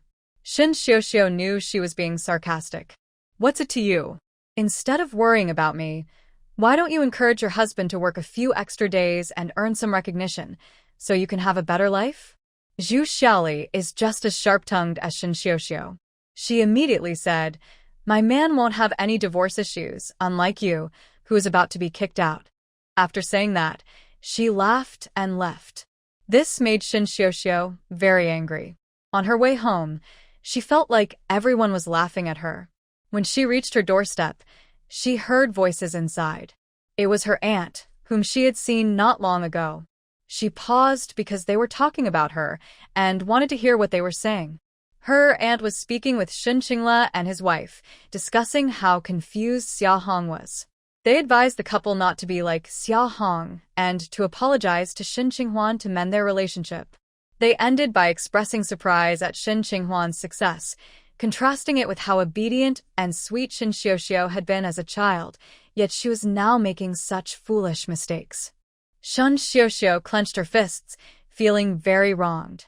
But she knew she couldn't show her anger now, or her reputation would be even worse. Inside, her aunt continued to compare her with Shun Qinghuan. After hesitating, Shun Xiuxiu walked in. Her aunt stopped talking as soon as she entered. The change in her aunt's demeanor was quick. "Oh, Xiuxiu, you're back. After this incident, you need to learn a lesson and not make such foolish mistakes again," her aunt added. Shin Xiuxiu's eyes were still a bit red from her earlier anger at Zhu Xiaoli. She ignored everyone and ran into her room. This room was hers, but Shin Qinghuan had lived there before, and it still held her old school books. When Shin Qinghuan went to the countryside, she only took a few clothes, some pocket money, and a few photos, leaving everything else behind. Shin Qinghuan should have cleared out these books, which annoyed Shin Xiuxiu. But these books contained notes Shin Qinghuan had written, doodles from class, and her diary entries. To Shin Xiuxiu, these were Shin Qinghuan's embarrassing moments, and she thought they might come in handy someday. Seeing them now, she couldn't help but kick them to the ground in frustration. Finally, her gaze landed on an open book with some emotional notes written by Shin Qinghuan. Feeling determined, she thought about how she had previously avoided discussing Shin Qinghuan and Su Jiangwen, especially since she couldn't stand the thought of him being with another woman. Now that Shin Qinghuan had caused her so much trouble and was being praised, it left her feeling very uneasy. However, she thought that the most important thing now was Su Jiangwen. She needed to hurry back to Qingcheng, win him over first, and then discuss other matters. She had planned to return today and had already packed her clothes. Now, she was also putting away the things written by Shin Qinghuan. When she came back, she had returned with Shin Qinghuan, but now, Shin Qinghuan might not come back with her. She could only go back alone. She bit her lip, entered the room, and spoke to Shin Qingla to see if he could accompany her back to Qingcheng. Before Shin Qingla could respond, his sister-in-law immediately opposed. "Xiuxiu, your second brother has already delayed work for a few days. If he doesn't go back soon, he will get in trouble. There's a direct train from Anqing to Qingcheng, you don't need to change trains, and you don't need anyone to accompany you back." Shin Xiuxiu felt frustrated. With Xia Hong not back yet, there was no one to support her, and she had to swallow her grievances. In the end, she could only let Shin Qingla take her to the train station. After Shen Qinghuan had lunch with Feng Ji, they also went to the train station. With Feng Ji there, Shen Qinghuan felt relaxed. The place was crowded, and Feng Ji carried 2 bags while also keeping a protective arm around his wife to shield her from the crowd. Shen Qinghuan leaned against Feng Ji's chest, with his arm around her. She turned her face slightly and saw Feng Ji's serious expression. He was focused on avoiding the crowd and not on her. This look had a strong appeal that made her heart flutter. When Shen Xiuxiu arrived at the platform, she saw this scene. She couldn't help but stop, and as she did, someone bumped into her from behind. The person who bumped into Shen Xiuxiu was rushing for the train. Because she stopped suddenly, not only did they not apologize, but they also started to scold her. "Move out of the way. Did you see something on the ground? Do you want to eat it? Why are you just standing there? So annoying." The person continued to curse as they walked past Shen Xiuxiu, making her face turn red with anger. How could someone be so rude? Clearly, they had bumped into her, yet they were the ones yelling. But Shen Xiuxiu dared not say anything back. After all, she was alone here. Even though Shen Qinghuan was nearby, she didn't have the courage to respond, especially since her relationship with Shen Qinghuan had soured. However, seeing Shen Qinghuan and Feng Ji, she felt relieved that she wouldn't have to return to Qingqing alone. Because of the change in schedule, Feng Ji couldn't get a sleeper ticket and had to sit in hard seats. Feng Ji let Shen Qinghuan sit by the window and said, "Sit down first. If you're tired, lean on me." She was mentally prepared for a long trip, so Shen Qinghuan didn't feel anything unusual. At her young age, she could definitely handle an 8-hour, hard seat ride. She sat down and tidied up the small table in front of her. Feng Ji also settled his luggage and sat down, then turned to her and asked, "Sister Hong has packed some cat ears for us. Should we take some out to eat?" Shen Qinghuan shook her head. "I just had a meal. I'm full." The train was quite crowded, noisy with various accents, and many people were squeezing in with their bags to find their seats. In front of Shen Qinghuan and Feng Ji, there was a small table with 2 seats across from it. Soon, 2 women sat down across from them, one looking to be in her 20s and the other in her 40s. The younger one was simply dressed with 2 braids hanging down to her chest, while the older one was dressed more formally and had a capable demeanor, looking like a businesswoman on a work trip. However, Shen Qinghuan paid them no mind and took out a book from her bag to read. After learning that she was studying medicine, Grandma Feng had helped her get several medical books, which she cherished and read whenever she had time. Feng Ji took out a newspaper to read. Shen Qinghuan liked to take notes on important information, using simple words she understood to summarize and organize her thoughts, making it easier to remember for a long time. When she took out her notebook, the younger woman across from her placed some food on the table. She had pickled vegetables in a plastic bag and took out a steamed bun from her bag. Seeing Shen Qinghuan preparing to write, she quickly moved the plastic bag aside and said shyly, "You can write." Shen Qinghuan thought she could write without needing the table and was about to speak when the older woman interjected, "Eating is important. We can all use this table." Saying this, she helped the younger woman move the pickled vegetables back onto the table. The older woman didn't even look at Shen Qinghuan, showing a hint of disdain. Shen Qinghuan was unsure why the older woman acted that way, but still said to the younger woman, "It's okay, you eat." She stacked her notebook on her book, held it with one hand, and quickly wrote down what she needed to remember with the other. The younger woman felt embarrassed and quickly finished her bun, then carefully cleaned up the table and said to Shen Qinghuan, "Comrade, I'm done eating. You can write now." Shen Qinghuan thanked her and placed her book and notebook back on the table. The train began to move. Most passengers had sleeping berths. Shen Xiuxiu also bought a hard seat and changed her travel time. She was supposed to go back early in the morning, but after being summoned by the police, she had to switch to the afternoon. Her seat was positioned perfectly to see Shen Qinghuan and Feng Ji sitting diagonally across from them. She quietly observed their movements. Seeing that the two were either reading books or newspapers and not communicating at all, it didn't seem like they were a couple to her. After the stress she had endured these past few days, seeing this scene finally eased some of her frustration. She always thought that Shin Qinghwan had schemed her way into the Feng family, and it was surprising that Feng Ji even tolerated her. It seemed like he accepted her reluctantly. Privately, he had no feelings for her at all.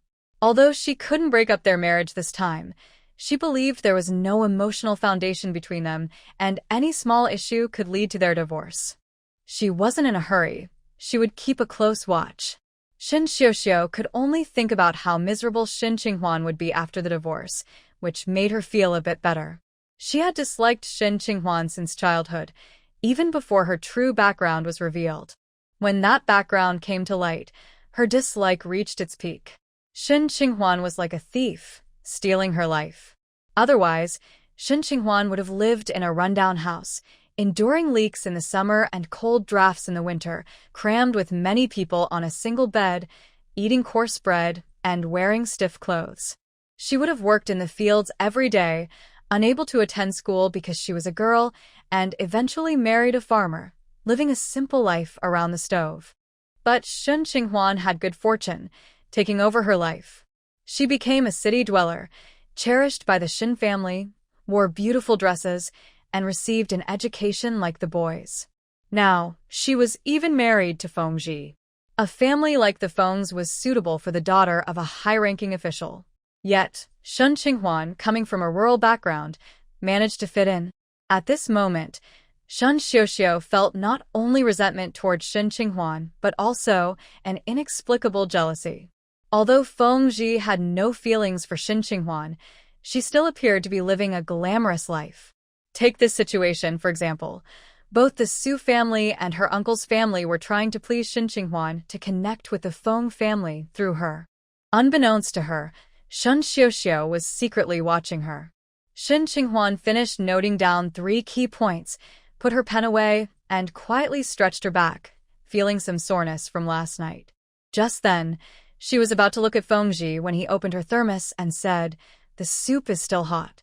Would you like to have a sip?"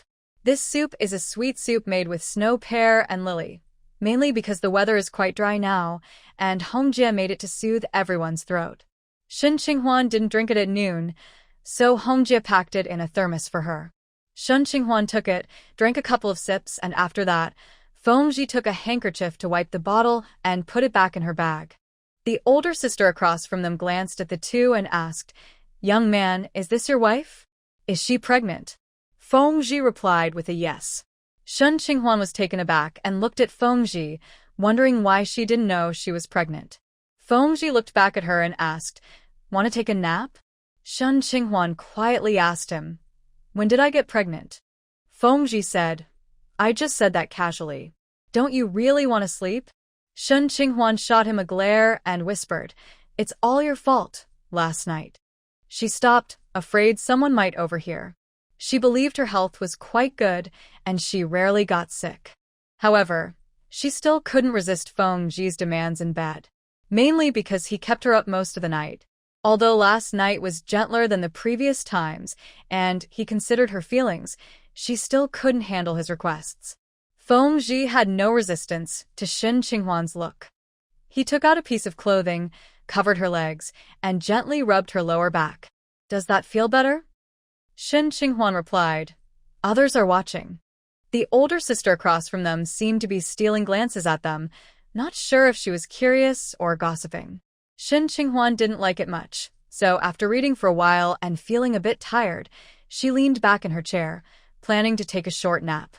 As she dozed off, Feng Ji gently caressed her, letting her rest her head on his shoulder. Shin Qinghwan felt something but didn't open her eyes. Feng Ji covered her with the clothing and looked down at her peaceful, sleeping face, feeling a warmth in his heart. Shin Xiuxiu looked out the window and then turned back to see Shin Qinghwan asleep in Feng Ji's arms. Feng Ji's face showed a hint of tenderness, which completely shocked Shin Xiuxiu. She must have seen it wrong. How could Feng Ji act like this? In her impression, Feng Ji had always been serious and calm, not the type to show affection. Even though he wasn't in military uniform at the moment, he still carried a military aura, serious and unsmiling. Yet he was allowing a woman to lean on him. Was he not worried about the impression it would make? After all, he was a soldier. Even if they are a couple, they shouldn't behave like that in public, right? It's usually nice to see a pretty woman and a handsome man together, but with Shin Xiuxiu, it feels very uncomfortable. She felt her eyes hurt, and then thought that this must not be what Feng Ji wanted. It must be Shin Qinghuan, that shameless person, deliberately lying in Feng Ji's arms. He couldn't push her away in front of so many people. Also, Shin Qinghuan must have seen her and was showing off on purpose. How shameless. The older sister sitting across from Shin Qinghuan had the same thought. She frowned for a moment and then said to Feng Ji, "Comrade, even if your wife is pregnant, she should be more careful. There are many young people watching. This is not appropriate." Feng Ji raised his eyebrows slightly, his tone indifferent. "If you don't like it, I can ask the attendant to change your seat." Feng Ji's cold demeanor made the older sister speechless. Ji Kaiyan, who had just spoken up for her, gently pulled the older sister's arm and whispered, "That comrade is pregnant. She must be uncomfortable." The older sister huffed softly, but didn't say anything more.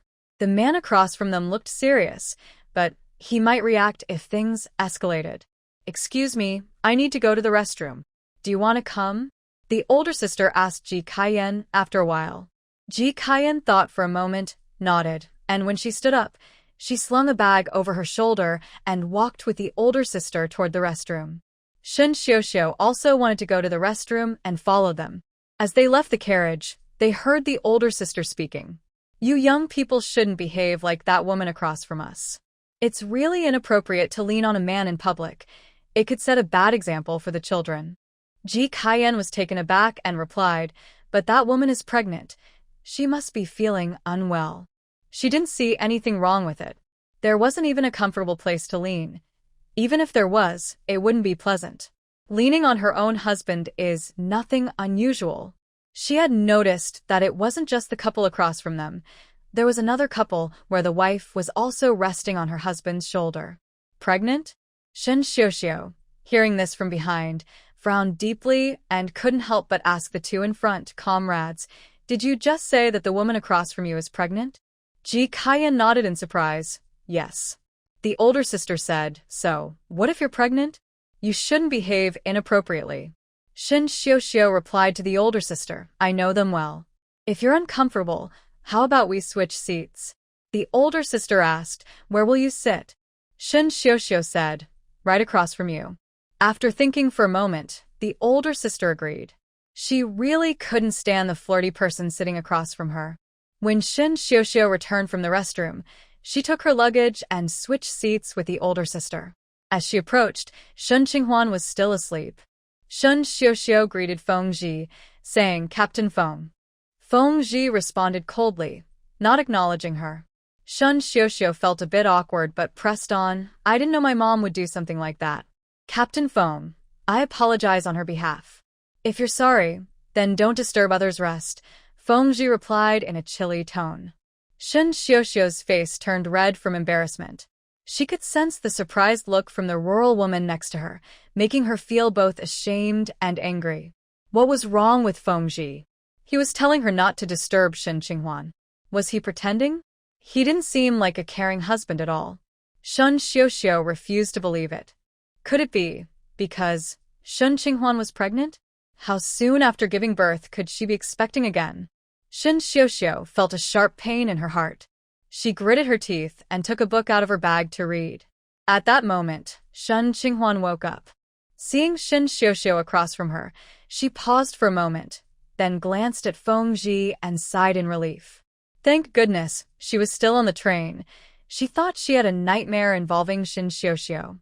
"Shin Xiuxiu, how did you end up here?" Shin Xiuxiu put on a normal expression and pointed to the older sister.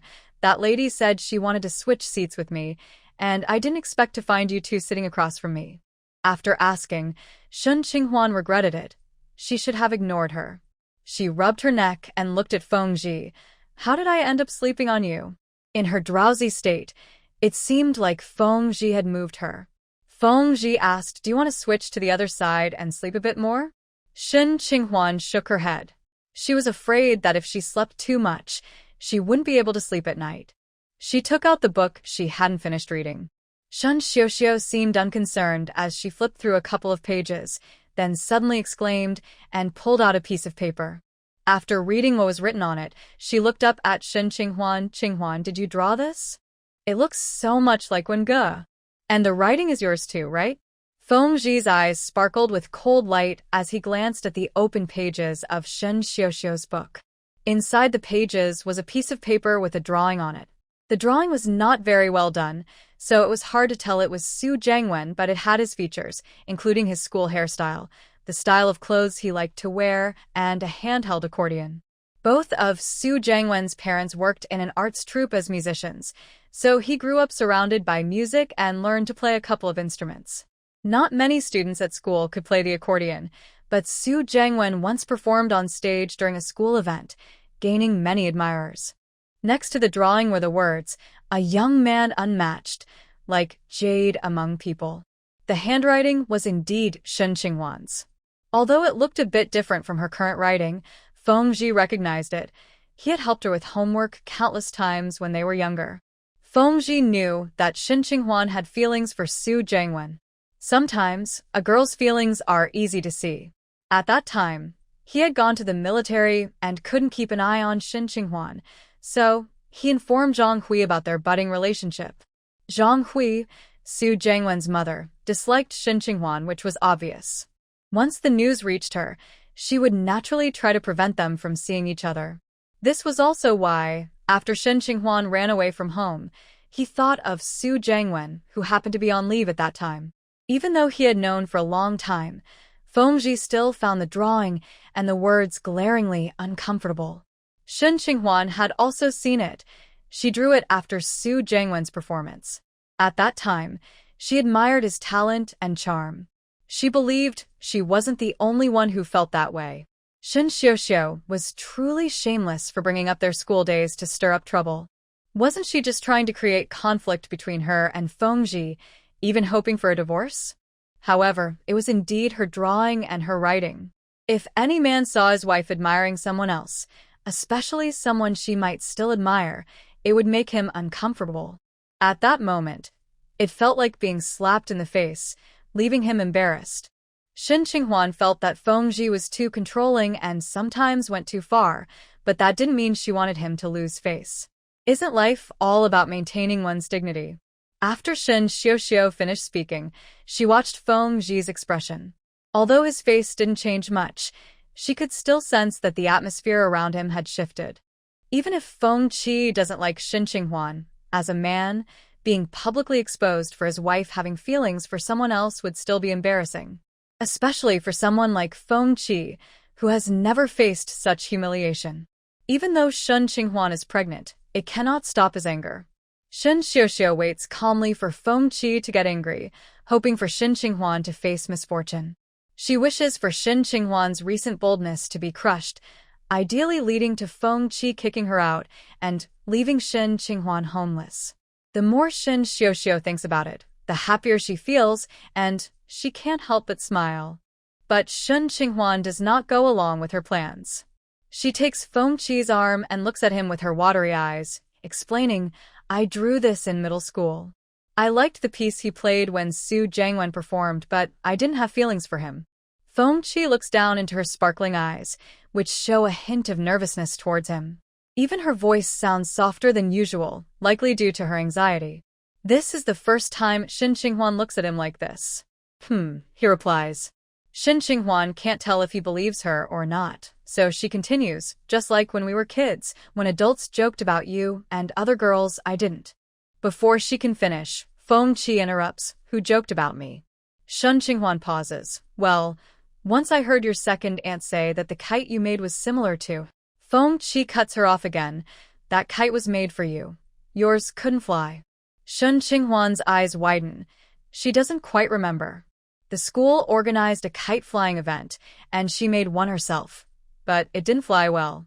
She planned to ask someone for help, and soon after, she received several kites from unknown people.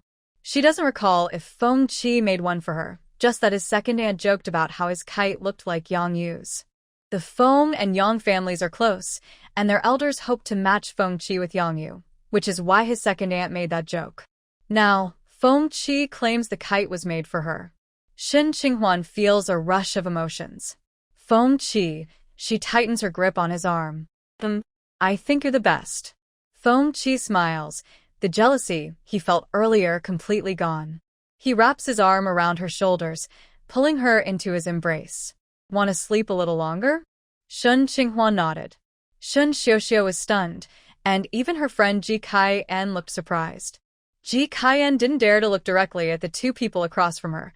She just stole a glance and felt a wave of admiration, thinking that the woman was impressive for calming her man with just one sentence. Shen Xiuxiu thought Feng Ji had lost his mind. The situation was so obvious, and Shen Qinghuan had only said one nice thing about him, yet he didn't seem to care at all.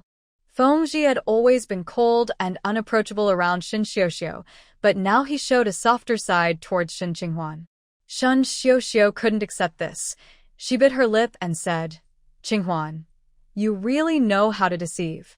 Forget about when you chased after Jiang Wen when we were kids, but now, before we return to Anqing, why did you look for him twice? Do you still have feelings for him? Shen Qinghuan had planned to rest a bit longer, but hearing Shen Xiuxiu's relentless questioning, she sat up straight and said, Shen Xiuxiu, are you out of your mind? Do you think every woman in the world likes your man? I came to see you about your mom's health, and I just happened to run into him. Does that mean I'm still thinking about him? If you're so worried, maybe you should keep him on a tighter leash. Ji Kaiyan almost laughed out loud. Other passengers were also looking at them. Shen Xiuxiu was furious at the retort. You know how you really feel. Shen Qinghuan scoffed. I definitely know my own feelings, but Su Jiangwen might not be aware of what you've been doing in Anqing. When I go back, I'll make sure to spread the word, just like you did when you told everyone I wasn't visiting your mom. Shen Xiuxiu was both shocked and angry. How dare you? At that moment, Shen Xiuxiu remembered that she needed to contact Su Jiangwen before he reached out to her. It was crucial to establish her position first. But now, Shen Qinghuan was talking nonsense.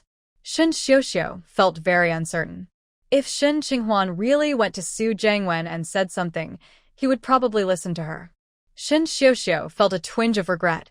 She shouldn't have provoked Shen Qinghuan before calming things down with Su Jiangwen. She bit her lip and looked at Feng Ji. Captain Feng, you and Jiangwen are. Feng Ji interrupted her, his eyes warning, please change the subject or be quiet. Shen Xiuxiu's face turned bright red. It was the first time she felt so embarrassed in front of a man. She is not bad-looking, and the men are usually quite polite to her. Shen Xiuxiu could no longer sit still.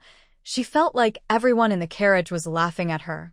She stood up suddenly, found the older sister, and asked to switch back to her original seat. The older sister was unwilling to switch back, but there was a woman behind her who, bothered by a man's breath nearby, told Shen Xiuxiu that she could switch with her.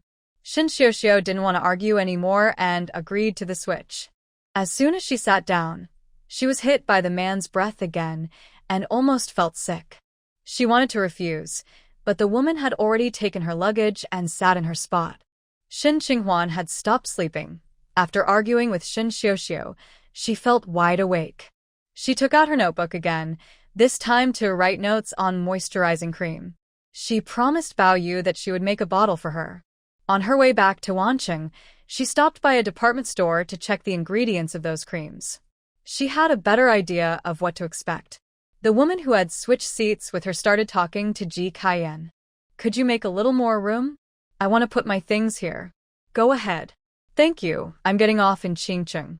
How about you? Ji Kaiyan looked at the woman. A bit excited, me too. The woman raised her eyebrows in surprise. What a coincidence. Are you visiting family or something?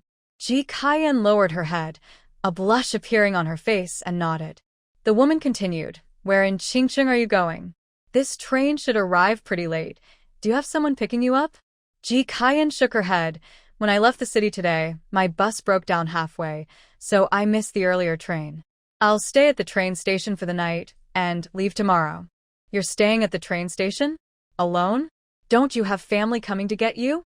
Ji Kaiyan lowered her head again. I'm visiting my partner at the military base. I sent a letter, but I don't know if he received it. Hearing about the military base, Shen Qinghuan looked up. Is it the Linchong base? Ji Kaiyan didn't expect her to join the conversation and quickly nodded. Yes, I'm Ji Kaiyan from X City. Shen Qinghuan glanced at Feng Ji and said, we're also going back there. If you don't have anyone to pick you up, you can come with us. Then she asked Feng Ji, how are we planning to get back? Staying at the train station alone is indeed unsafe. Although there are staff on duty, there is no absolute safety, especially since it's quite cold now. Even with some wind protection, it can get freezing at night. Feng Ji spoke up, I borrowed a car. We can go together. Ji Kaiyan was surprised. Are you also from the camp? Shen Qinghuan pointed to Feng Ji. He is serving there. He can show you his military ID. Ji Kaiyan quickly said, my name is Ji Kaiyan. I'm looking for Hong Ji. He is my fiancé. Thank you so much. After saying this, she wanted to bow, but the woman next to her stopped her. That's great. I was just thinking, would you like to stay at my house for a night? Shen Qinghuan looked at Ji Kaiyan. What is your fiancé's name? Which camp is he in? What is his position? She hoped she hadn't misheard. Ji Kaiyan felt a bit nervous at her questions. His name is Hong Ji. He is 25 years old. I don't know which camp he is in, or what his position is. He has a mole on his chin. Feng Ji also looked at Ji Kaiyan. Did you get a marriage certificate? Ji Kaiyan shook her head. No, we agreed a long time ago to marry when he comes home for a visit. He hasn't been back in 3 years. My parents think that if we wait longer, I will be too old, so they sent me to find him. As she spoke, she took out her introduction letter and handed it to Feng Ji. Comrade, this is my introduction letter. Feng Ji looked at it and said, first come with us. Tomorrow, I will arrange for you to find him. Ji Kaiyan thanked them repeatedly, even wiping away tears. Shen Qinghuan glanced at Feng Ji, who looked back at her and said, it's not uncommon to have people with the same name. Shen Qinghuan nodded, agreeing that with so many people, it wasn't surprising to have namesakes. However, the age matched. Looking at Ji Kaiyan, who appeared to be around 24 or 25, with dark skin and a sturdy build, wearing a slightly faded coat, she had a simple demeanor. Although her features were ordinary, she was pleasant to look at. In Shen Qinghuan's memory, Hong Ji had a decent appearance and a reliable, honest look. His wife was Zhu Shitong. She hoped they were not the same person. She asked Ji Kaiyan, did you come here alone? If so, that was very brave. Nowadays, many people, regardless of gender, hesitate to travel alone. Women often have an extra layer of concern about being abducted. Ji Kaiyan replied, I came by myself. My father wanted Hong's older brother to accompany me, but his wife didn't agree. I thought I could manage on my own. Though she said this, her nervousness about the unfamiliar environment was evident. However, Shen Qinghuan also thought she was impressive. The woman next to her asked Ji Kaiyan if she could read, and Ji Kaiyan replied that she had attended a literacy class. Shen Qinghuan said, you are really amazing. You must be brave and careful. Ji Kaiyan waved her hand, feeling a bit shy. Feng Ji glanced at his wife. When she wanted to, she could charm even the birds from the trees. Shen Qinghuan's legs had gone numb from sitting, and they finally arrived in Qingcheng. It was already 10 o'clock at night, and the outside was dim. However, the platform was lively, with many people coming to greet friends and family. Shen Qinghuan, being observant, saw a sign that read Shen Qinghuan, Shen Xiuxiu. She paused. Who was there to pick her up? She tugged at Feng Ji, and just as she did, she saw Su Jiangwen's face appear behind the sign. Before leaving for Qingcheng, Shen Xiuxiu sent a telegram to Su Jiangwen, asking him to meet her at the train station. After all, it was quite a distance from the station back to the camp, and she didn't feel safe traveling alone. Plus, if Su Jiangwen came to pick her up, it would also give her some status in front of Shen Qinghuan. In Shen Xiuxiu's mind, even though Shen Qinghuan had married Feng Ji and had children, she still had feelings for Su Jiangwen. Su Jiangwen was the dream guy of many girls in the compound. Shen Qinghuan ended up with Feng Ji because the Su family disapproved, so she had no choice but to plan around it. Shen Xiuxiu felt that no matter how impressive Shen Qinghuan was, as long as her beloved was her husband, Shen Qinghuan was beneath her. So as soon as she got off the train, Shen Xiuxiu hurried to find Su Jiangwen. She wanted Shen Qinghuan to see Su Jiangwen coming to pick her up. Soon, she found Su Jiangwen. Just as Shen Xiuxiu was about to smile and call out to him, she noticed that the sign he was holding had not only her name but also Shen Qinghuan's. Shen Xiuxiu's face fell immediately. What was going on? Why was Shen Qinghuan's name on the sign? She walked over and called, Jiangwen. Su Jiangwen, who was slightly nearsighted, only recognized her when she got closer. Not seeing Shen Qinghuan beside her, he immediately asked, Where's Qinghuan? Shen Xiuxiu, already upset that her name was not the only one on the sign, felt even more frustrated and hurt. Who is really your wife? Su Jiangwen frowned slightly. Xiuxiu, Qinghuan went back with you, and now you're the only one returning. How can you say she's like a sister to you? Shen Xiuxiu became agitated. Who considers her a sister? You don't know how she has bullied me. Tears started to flow as she spoke. Thinking about the events of the past few days, her feelings of grievance poured out like a rushing river. Su Jiangwen didn't like seeing Shen Xiuxiu like this. He felt marrying her was somewhat unfair, especially since he was bringing a child into the relationship. But now, he didn't understand why she always targeted Qinghuan. Shen Qinghuan was pure and kind in Su Jiangwen's eyes. She hadn't done anything wrong. Just because of her background, she was treated like a sinner, which he found very hard to understand. It wasn't her fault that she had to change children. After so many years together, even without blood ties, there should be some feelings, right? Yet Shen Xiuxiu was so calculative towards Qinghuan. Su Jiangwen felt a deep sense of regret. He regretted marrying Shen Xiuxiu. Turning his face away, he noticed Shen Qinghuan and Fengji, and he called out to them. Shen Xiuxiu wished she could cover Su Jiangwen's mouth, not understanding why he was acting this way. Shen Qinghuan had Fengji with her, and she wondered what they were all doing. Shen Xiuxiu was furious, but Su Jiangwen completely ignored her and walked straight towards Shen Qinghuan and Fengji. After Shen Qinghuan finished talking with Fengji, Su Jiangwen noticed them and walked over. Fengji looked indifferent as he watched Su Jiangwen approach. Qinghuan, Fengji, what vehicle are you taking back? There's a supply truck heading back to the camp. I can ask them to wait for me, and we can go together, Su Jiangwen said, looking at Shen Qinghuan, surprised that Fengji had also returned to Anqing. Was he back to visit Xiahong? At that moment, Su Jiangwen was wearing a light-colored jacket, looking handsome and speaking gently, making a good impression. When Shen Qinghuan looked back at him, she sensed a certain emotion in his eyes. But unfortunately, what was missed was missed. Suddenly, Shen Qinghuan felt a pressure on her shoulder. She turned to see Fengji's stern profile. Fengji wrapped his arm around her shoulder and said to Su Jiangwen, No need. We have a car. Su Jiangwen wanted to ask what kind of car, but Fengji had already turned with Shen Qinghuan and walked away, followed by a female colleague. His expression darkened slightly. If those 3 letters had reached Qinghuan, would the outcome have been different? Shen Xiuxiu waited for a while, but didn't see Su Jiangwen return. She couldn't help but stomp her foot and decided to go find him. You have good intentions, but they don't appreciate it. Su Jiangwen glanced at her. Let's go. Lao Zhao is probably waiting anxiously. Shen Xiuxiu couldn't hold back. What about Captain Feng and the others? Are they taking the bus back? Su Jiangwen shook his head. I don't know. Feng Qi drove the jeep from the camp, placed Ji Xian's luggage in the trunk, and let her sit in the second row. Shen Qinghuan took the front passenger seat. The drive back to the camp would take about an hour.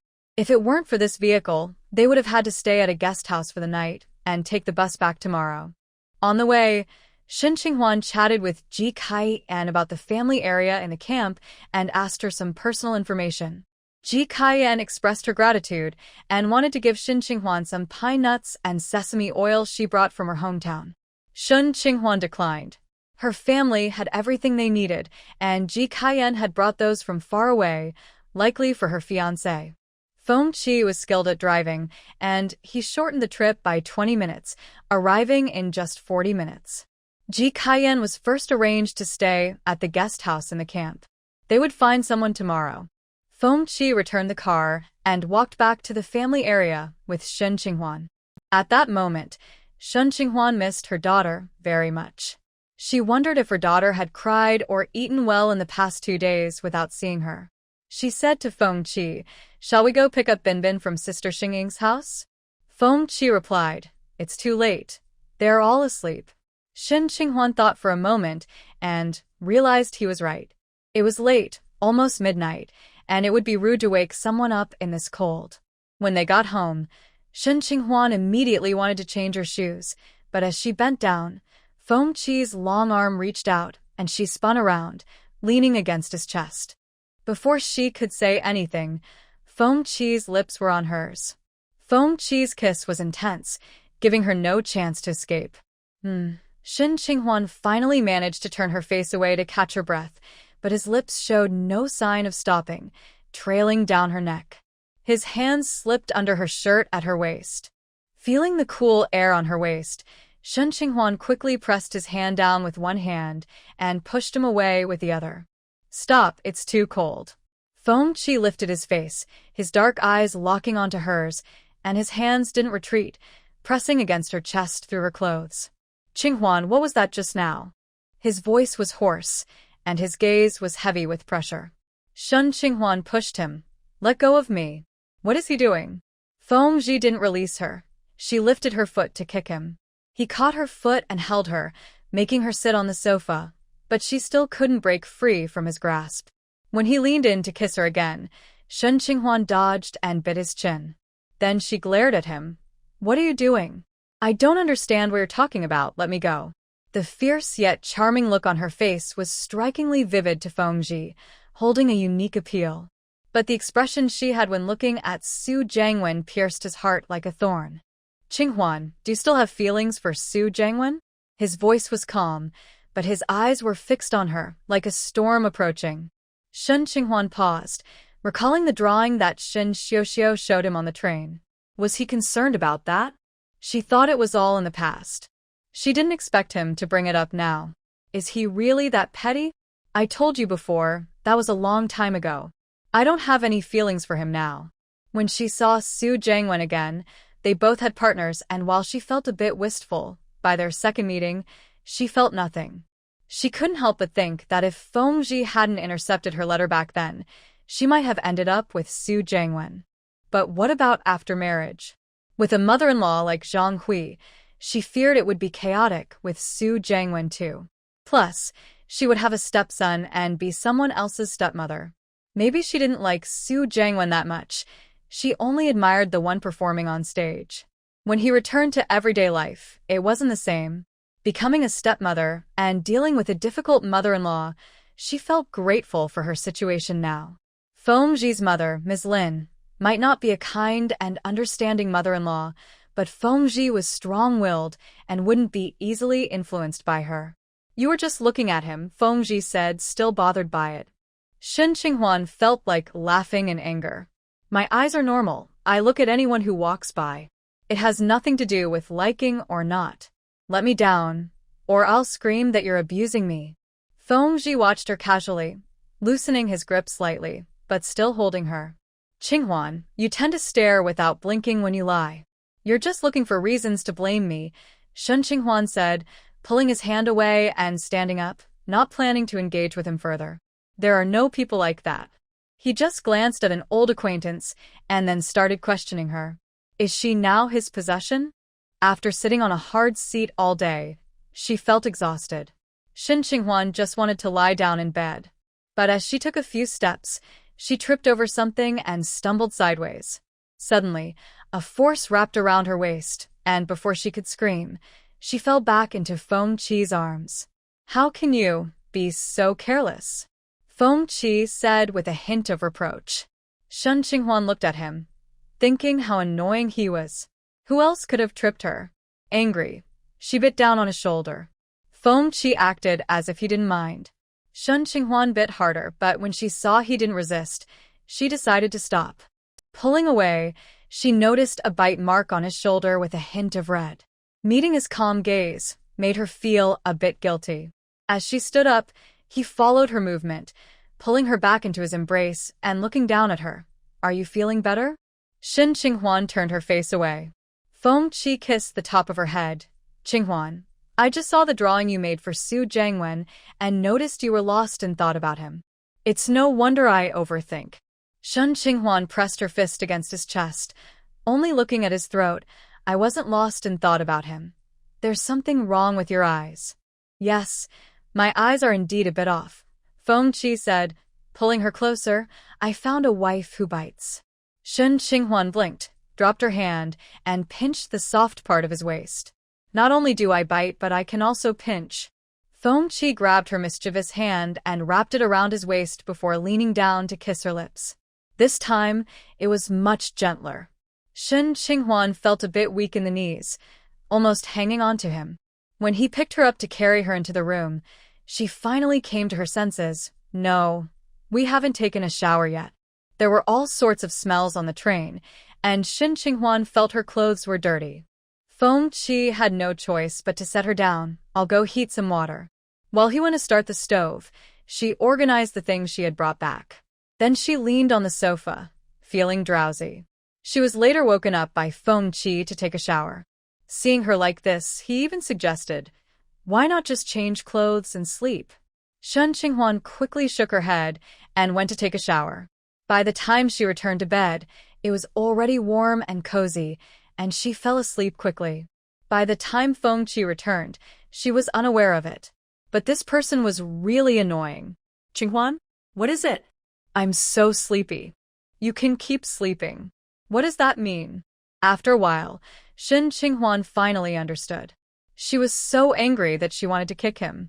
But he was completely unfazed.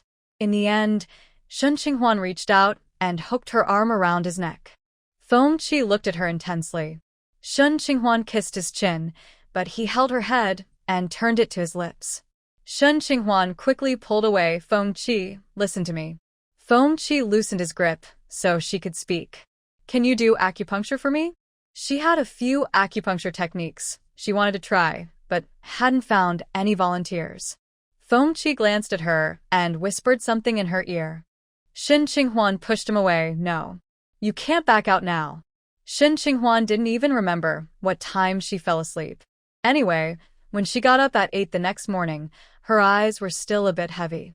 Suddenly, she remembered that when she first returned to the family compound after her memory loss, some wives mentioned her, including Sister Baoyu, saying she used to sleep very late. Now she understood what was going on. It wasn't that she liked to sleep in. It was because Feng Qi kept her up late, making it hard for her to get up in the morning. How frustrating.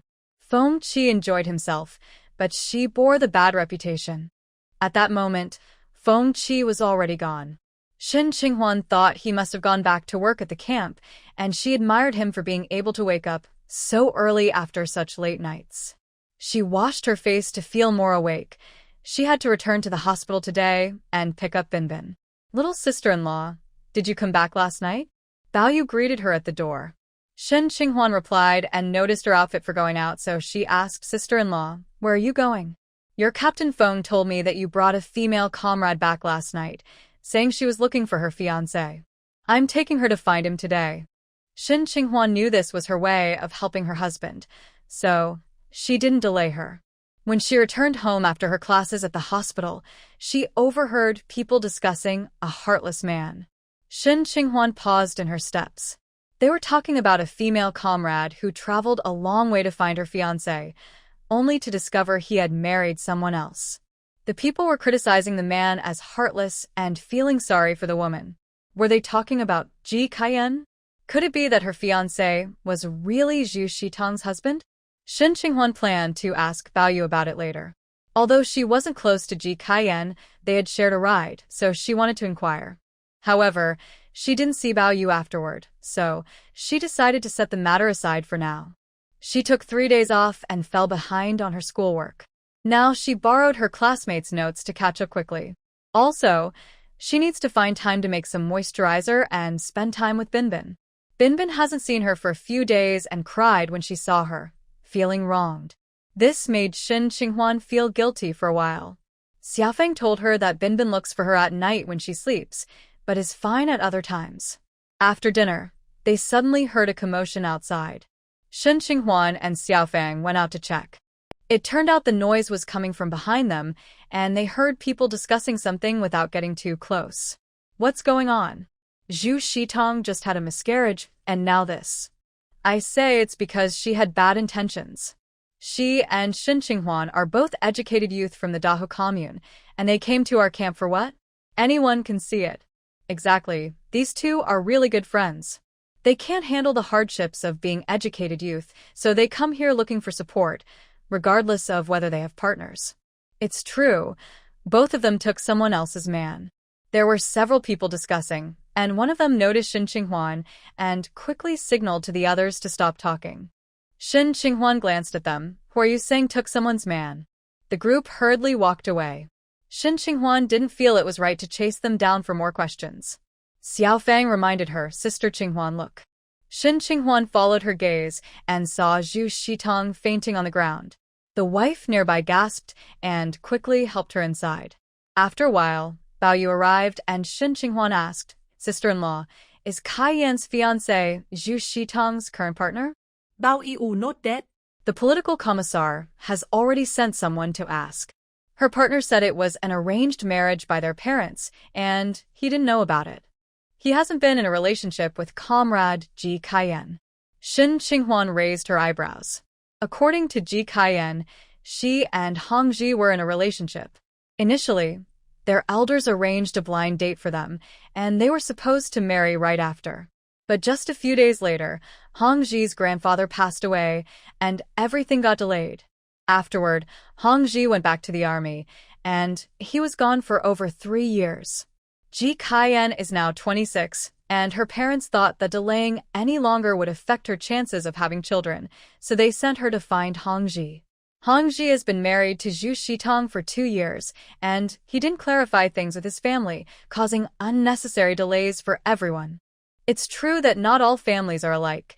Zhu Shitong isn't a good person, and neither is the man she chose. Shen Qinghuan asked Bao Yu, how is this being handled now? Bao Yu sighed helplessly. What else can we do? Hong Ji got scolded, gave some compensation, and let Kai Yan go home. This matter should be over now. How much is the compensation? This was very important. If it was a good amount, at least it would provide some comfort, like getting bitten by a dog. I don't know yet. They are discussing it themselves. Bao Yu also felt indignant for Ji Kai-yen, that honest girl. She went to work for the Hong family before even getting married. Not only did she do all the cleaning, but she also took care of Hong Ji's grandmother, helping with everything. If it were me, I would demand at least 200 or 300. Shen Qinghuan felt frustrated hearing this. The Hong family was truly ungrateful, dragging someone who was already married in the army and using her as a free laborer. Do you know where Kai Yan is now? She went back to the guest house. I just told Zhu Shitang about this. As soon as I started speaking, she began crying and causing a scene, and then she fainted. Bao Yu frowned as he spoke. Zhu Shitang woke up shortly after being helped into the room. Her fainting was an act. Otherwise, she wouldn't have been able to make the onlookers leave. After offending Shen Qinghuan, she had caused trouble for Hong Ji, and now she had lost her baby. Hong Ji had been treating her coldly these days. He didn't care that she had just had a miscarriage. When they got home, he didn't help her at all and expected her to take care of him. They had a fight and were ignoring each other. Now, he even had a blind date in the countryside. Her miscarriage was already humiliating enough, and now she had become a joke in the family compound. Zhu Shitang was filled with hatred, first for Hong Ji for tricking her into marriage, and second for Shen Qinghuan for being so ruthless and not helping her. Before long, Hong Ji came back, looking very downcast. It was clear he had been criticized. How much money do we have at home? He asked her. Zhu Shitang became agitated. What do you mean? You send half your salary home, and with the other half, you eat and drink, while I have to take care of myself after the miscarriage. How can there be anything left? Hong Ji stared at her in disbelief. How much can we eat together? How can there be nothing left? His tone made Zhu Shitang even angrier, and she raised her voice. With your little salary, unless you want to starve, there won't be anything left.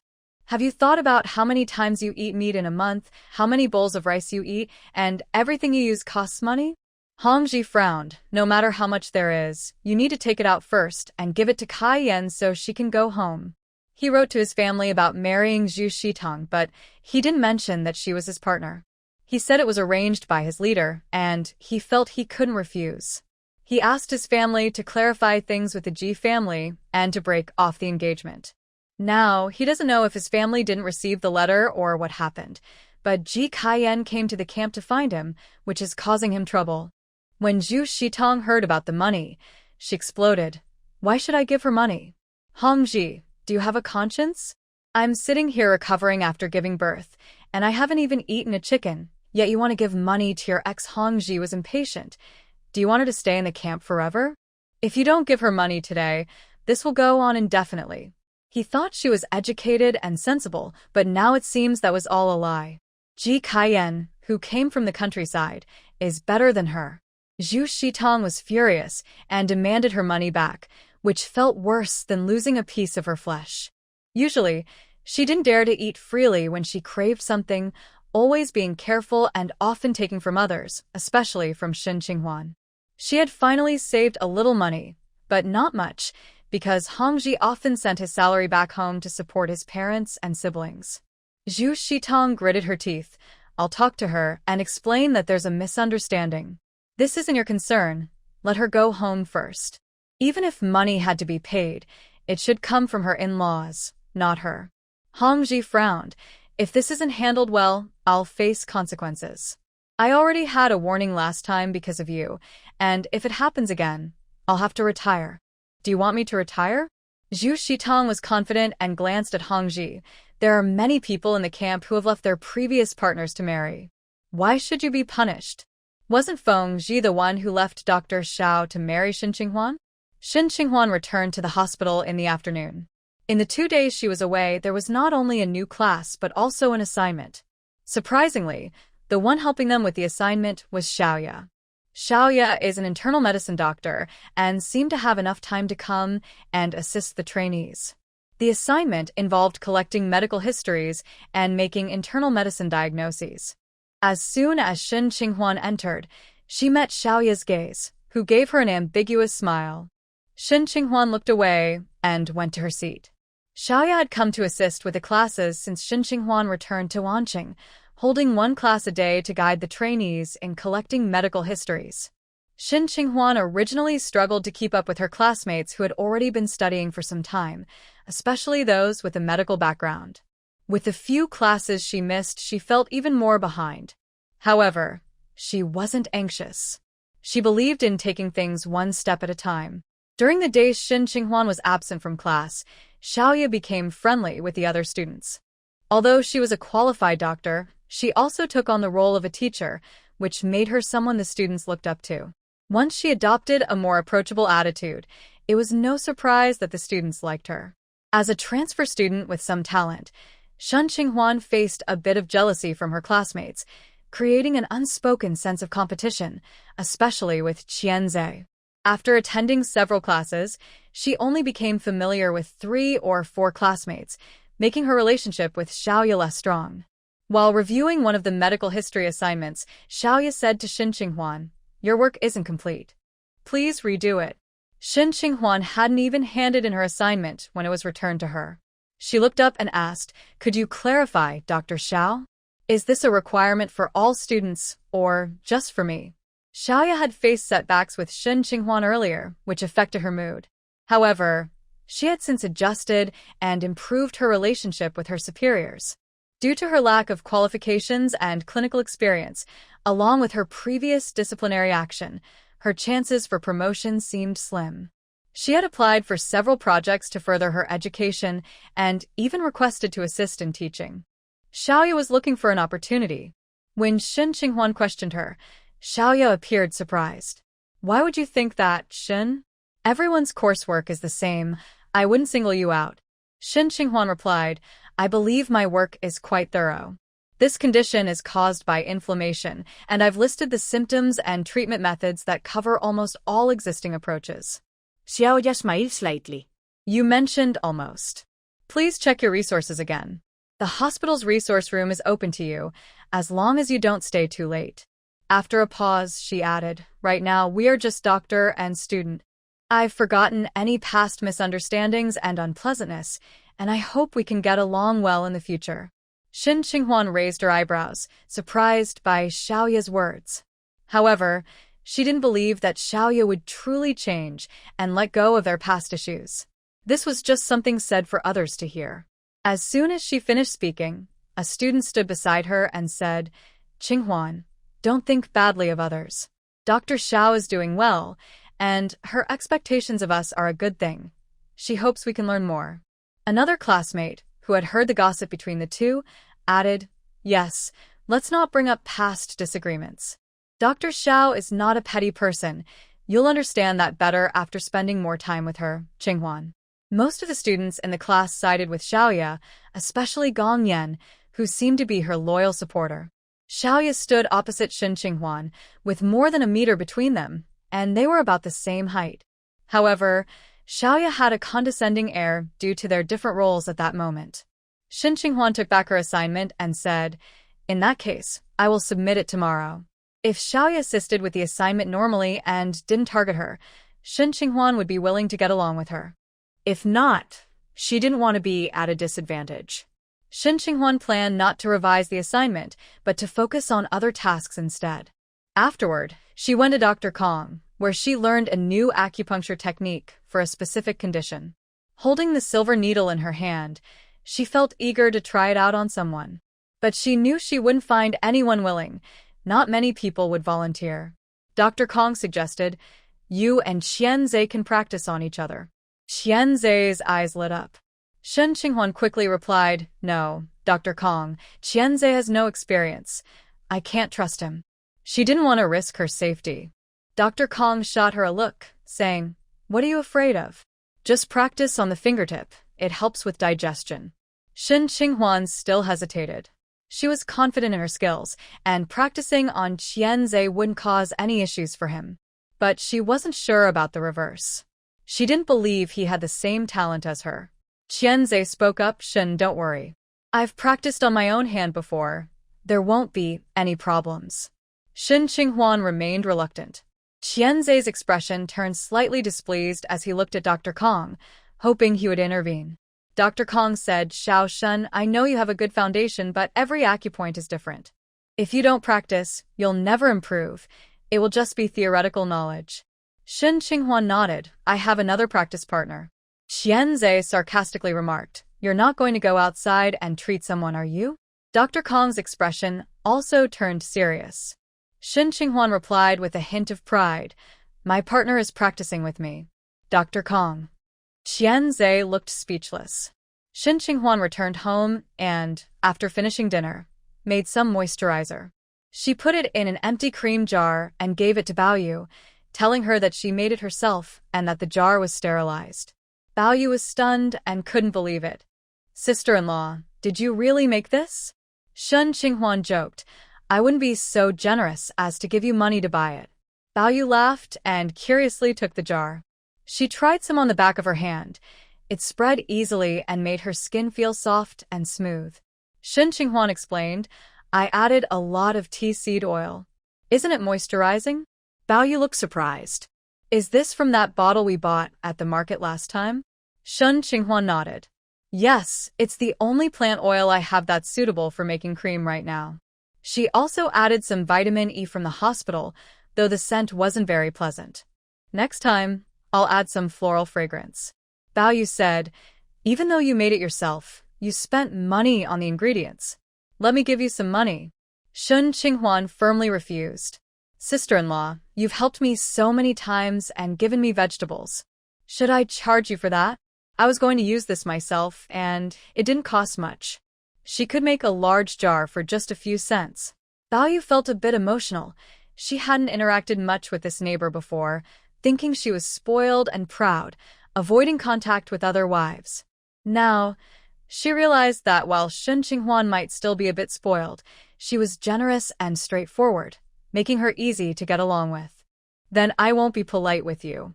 If you need anything, just ask. Let's skip the formalities, Baoyu said, clearly happy. She touched the back of her hand where she applied the moisturizer and added, "With such a good moisturizer, I feel like using it on my hands is wasting something special." She had bought cream before, and almost every young wife in the neighborhood had a jar.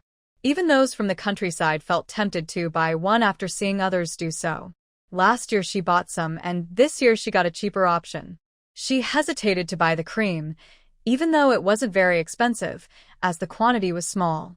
She often felt she couldn't use too much at once, and it would be gone in just a few days. Now, she thought that the cream Shin Ching-hwan made was even more moisturizing than the one she bought at the department store. The difference was clear just by feeling it. For a moment, she was reluctant to wipe her hands. Shin Ching-hwan smiled and said, "Sister-in-law, it's fine. You can use it on your face, hands, and body. If you run out, just come back and get more from me. Just remember, this doesn't have preservatives, so you can't make too much at once.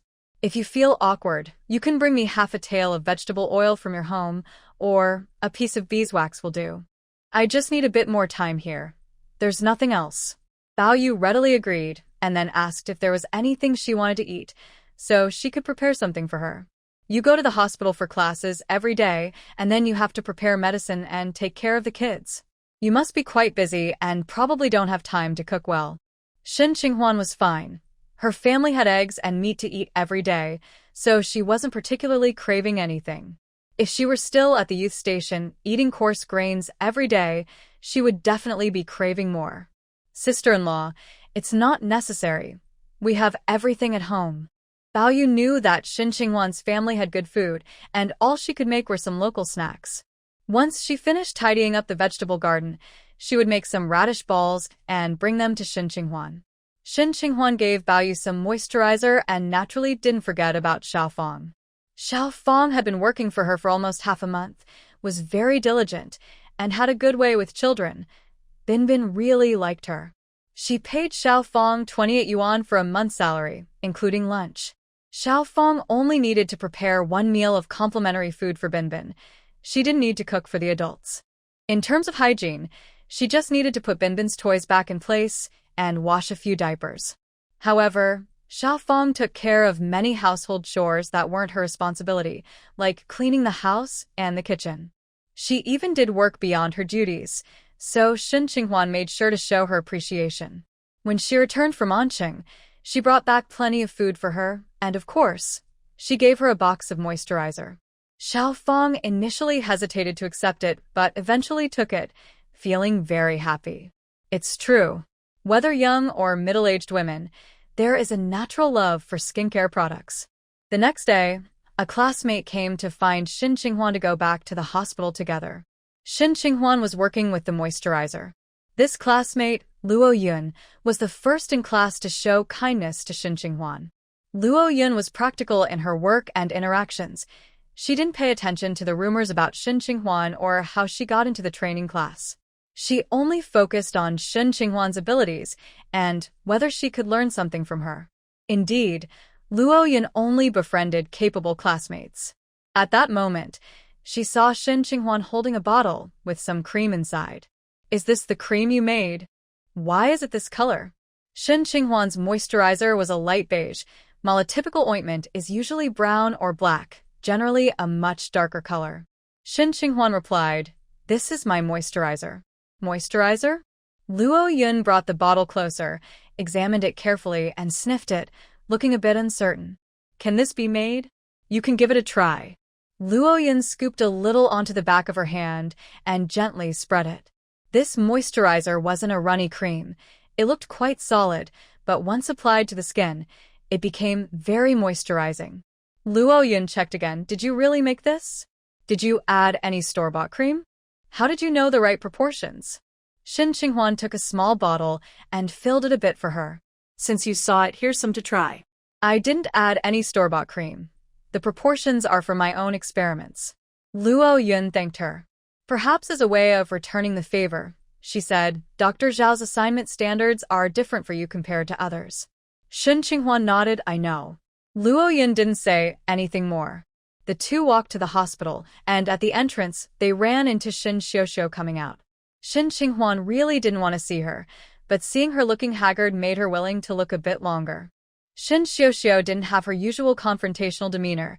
She even seemed to avoid them and walked away. It was as if something was chasing her. After a few steps, a nurse asked a colleague nearby, "Have you seen a woman in a yellow dress leave? It's ridiculous. She was supposed to get checked, and when I went to get the tools, she just ran away." The colleague nodded. She left. What was wrong with her? She said she had a stomach ache and needed a gynecological exam, but she was dodging around. I don't know what was going on. Shin Xiuxiu hurriedly ran back home. After dealing with the situation in Anqing, she told Su Jiangwen about it. She said that the male classmate mistook her for Shin Qinghuan and hugged her right away, making others see it, and now her mother-in-law misunderstood her. However, before discussing this, she first acted like a caring mother in front of Su Jiangwen, pretending to burn her hand while cooking noodles for Xiao Su and feigning to eat the noodles that Xiao Su had put under running water. Su Jiangwen didn't blame her, but he seemed to have many doubts and asked her about some details. To avoid answering, she pretended to have a stomach ache.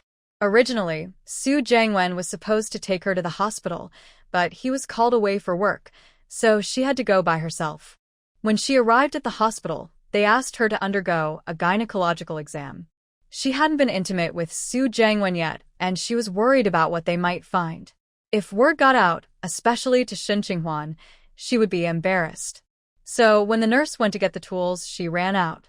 Although Su Jiangwen didn't blame her for what happened in Anqing, she was still a bit worried, knowing her mother-in-law would write to him about it.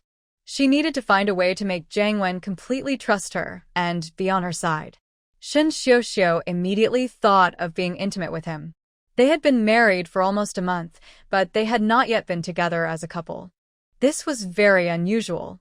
Xia Hong told her that men are usually eager for that, especially newlyweds, and that once they are in harmony in that area, their relationship would improve.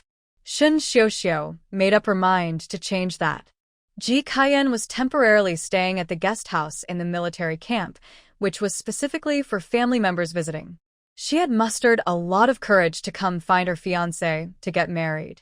She was very afraid of getting lost on the way, being tricked, or having her things stolen, and not being able to go home. She was so scared that her legs shook when she got on the bus, and her heart felt like it would leap out of her throat. She had mentally prepared herself countless times to make it to Qingcheng. She liked Hongji and dreamed of their life together after marriage, managing the household and raising children.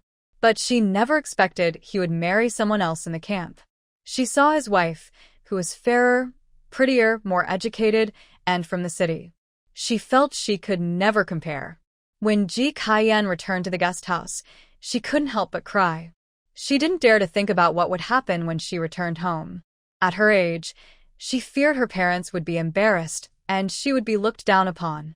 Her leaders said they would have Hongji apologize to her and compensate her, and the camp would buy her a ticket and provide a letter of introduction to help her return home. Ji Kaiyan knew this was the only way. They were married now, and she couldn't break them apart or expect Hongji to marry her. Hongji quickly apologized to her in the mediation room, explaining, "I wrote a letter home, but I don't know if it was not received or lost. I'm really sorry for the delay. Shitong packed some food and essentials for you, along with a little money, as our compensation." Ji Kaiyan looked down at the bag of peanuts she was eating. She wore 3 sets of old clothes. One was a men's military coat, and the other 2 were women's, one a jacket and the other a sweater. All 3 outfits were very worn, with stains on the jacket that hadn't been cleaned, and there was also a used military canteen. She had 2 5-yuan bills. Ji Xian's family, like others in the village, was very poor and could not compare to city folks. They lacked food and basic necessities. These old clothes and the canteen were considered valuable items for the people in their village. However, Ji Kaiyan felt something unsettling about Hongji, a feeling she couldn't quite describe. Hongji continued, "You can keep the money for now. When I get my allowance next month, I'll send it home and have my mom give it to you." He thought it was best to calm her down first and deal with everything else later. He spoke for a while, but Ji Kaiyan didn't respond and frowned slightly. Seeing his former partner now, he felt relieved that he hadn't married her back then. While in the village, He found her hardworking and honest, but after arriving at the base, he realized there were other women, like educated young women and fashionable city girls. However, recalling Zhu Shitang's words, he changed his expression and said, "You can share any thoughts you have." Ji Kaiyan looked down, tears welling in her eyes. "When I came here, my father told me to behave well and be a good wife." Hongji frowned again. Hadn't they agreed on something else? Was she suggesting he should get a divorce? With the instructor present, Hongji couldn't express his frustration and simply said, "Kaiyan, I'm sorry." The instructor also encouraged her. "Hongji is now married, and that's how it is. You should try to understand. If you have any requests or difficulties, feel free to share them within reason, and we will help you." Ji Kaiyan looked up, her eyes red, as if gathering courage. "I want Hongji to write a letter to my family explaining everything. If I go back without it, they will think it's my fault." Her family was quite satisfied with Hongji. If she returned without an explanation, her father would think she was incapable and unlucky, unable to keep a man, and it would be seen as her fault. Even if she told them Hongji had married someone else, the blame would still fall on her. Hongji looked at her in surprise. "You want to stay here until your family receives the letter?" Ji Kaiyan nodded. "No way," Hongji firmly refused. "How long will this take?" The instructor also thought the time was too long, but he didn't ignore Ji Kaiyan's request. He said, "Hongji, send a telegram to explain clearly. This is your fault, not Comrade Ji's." Hongji exclaimed, "How many words will it take to explain this?" Sending a telegram costs money based on the number of words, and it wouldn't be clear without several hundred words. The instructor looked at him. "Either write a letter or send a telegram. You choose." Shin Qinghuan's moisturizing cream spread in the family compound after being casually mentioned by Bao Yu. Some wives wanted to order this cream from her. Of course, many were skeptical. Feng Ji, leading the 3rd Battalion, had just competed with the 2nd Battalion. He approached with a silly grin after facing off against the 2nd Battalion's leader, Zhao Kun. "Old Feng, are you off work? Want to come over for tea?" Feng Thi replied, "No." "Old Feng, you're still so unique, haha. No wonder your team is trained so well. You really crushed our 2nd Battalion. I said it. Your intense training must be effective. Our 2nd Battalion should learn from you. I just don't understand why similar training methods yield different results. Speak plainly. Old Feng, can your wife help my wife make a jar of that moisturizing cream?" Feng Ji naturally refused. It was baffling. Such a style deserved to lose a little. But when he returned to the family compound and reached his door, he saw his wife surrounded by several military families talking about something. "Sister Shun, I heard you can make snowflake cream, or rather, moisturizing cream. That name fits better. You're really capable. I heard from Sister Bao that it's very effective for dry skin, right?" "Yes, but how does it work? I wonder if I can make it myself?" "Sister Shun, you educated ones are different from us who only attended literacy classes. We can barely read." "I thought so too. No wonder Sister Shun's skin is so good. Look at her hands, as soft as tofu." The wife who said this rolled up Shin Qinghuan's sleeve, revealing her fair arm. She even touched it, looking amazed. With her leading, the other 2 wives followed and reached out to touch. "So smooth." Feng Ji's face darkened. Qinghuan. Shin Qinghuan was also impressed by these bold women and quickly pulled her sleeve down, just as she heard Feng Ji call her. "You're back." Shin Qinghuan replied and shifted her gaze, continuing to talk to the women around her. "I just made it for fun, to help with dry skin in winter. It doesn't have much other use." She didn't expect that her making moisturizer would spread, leading these women to seek her out. Some offered to trade items for it, others wanted to pay her, and some even asked for the recipe. The first group was fine. No one was too bold to ask for it for free. Last time at the market, she bought beeswax and canola oil, using up a bit of each, and she got some vitamin E softener from the hospital at little cost. The moisturizer she made weighed about 2 pounds, costing less than 50 cents. She knew that those coming to her for the cream were also trying to save money since they didn't want to spend on the expensive creams sold outside. The cheapest ones cost a few dimes per box, and they didn't have much in them, making some feel it wasn't worth it. While she was talking, someone called out to Shin Qinghuan. Looking up, she saw Yao Qin and smiled. Just finished class? Yao Qin was currently in a nursing training program at the hospital, balancing classes and internships, so it wasn't surprising she was just getting out. Yao Qin shook her head and raised a bottle of oil. Can I trade this canola oil for some moisturizer? Her request surprised the nearby women, and someone exclaimed, that oil looks like it weighs quite a bit. The money spent on that oil could buy a bottle of moisturizer outside. In their eyes, store-bought creams were surely better than what Shin Qinghuan made. Shin Qinghuan replied, I use tea seed oil, but if you want to trade, I can give you some. Do you have a container for the moisturizer? I'm out of jars. I do, Yao Qin said, pulling out a small aluminum box. Shin Qinghuan took out a ceramic jar filled with moisturizer and asked Yao Qin, do you want to take some to try first, or do you want to take enough now? Yao Qin answered, I'll take enough. Shin Qinghuan scooped out about 100 grams for her and said, you can use it on your face, hands, and feet. It should last over a month.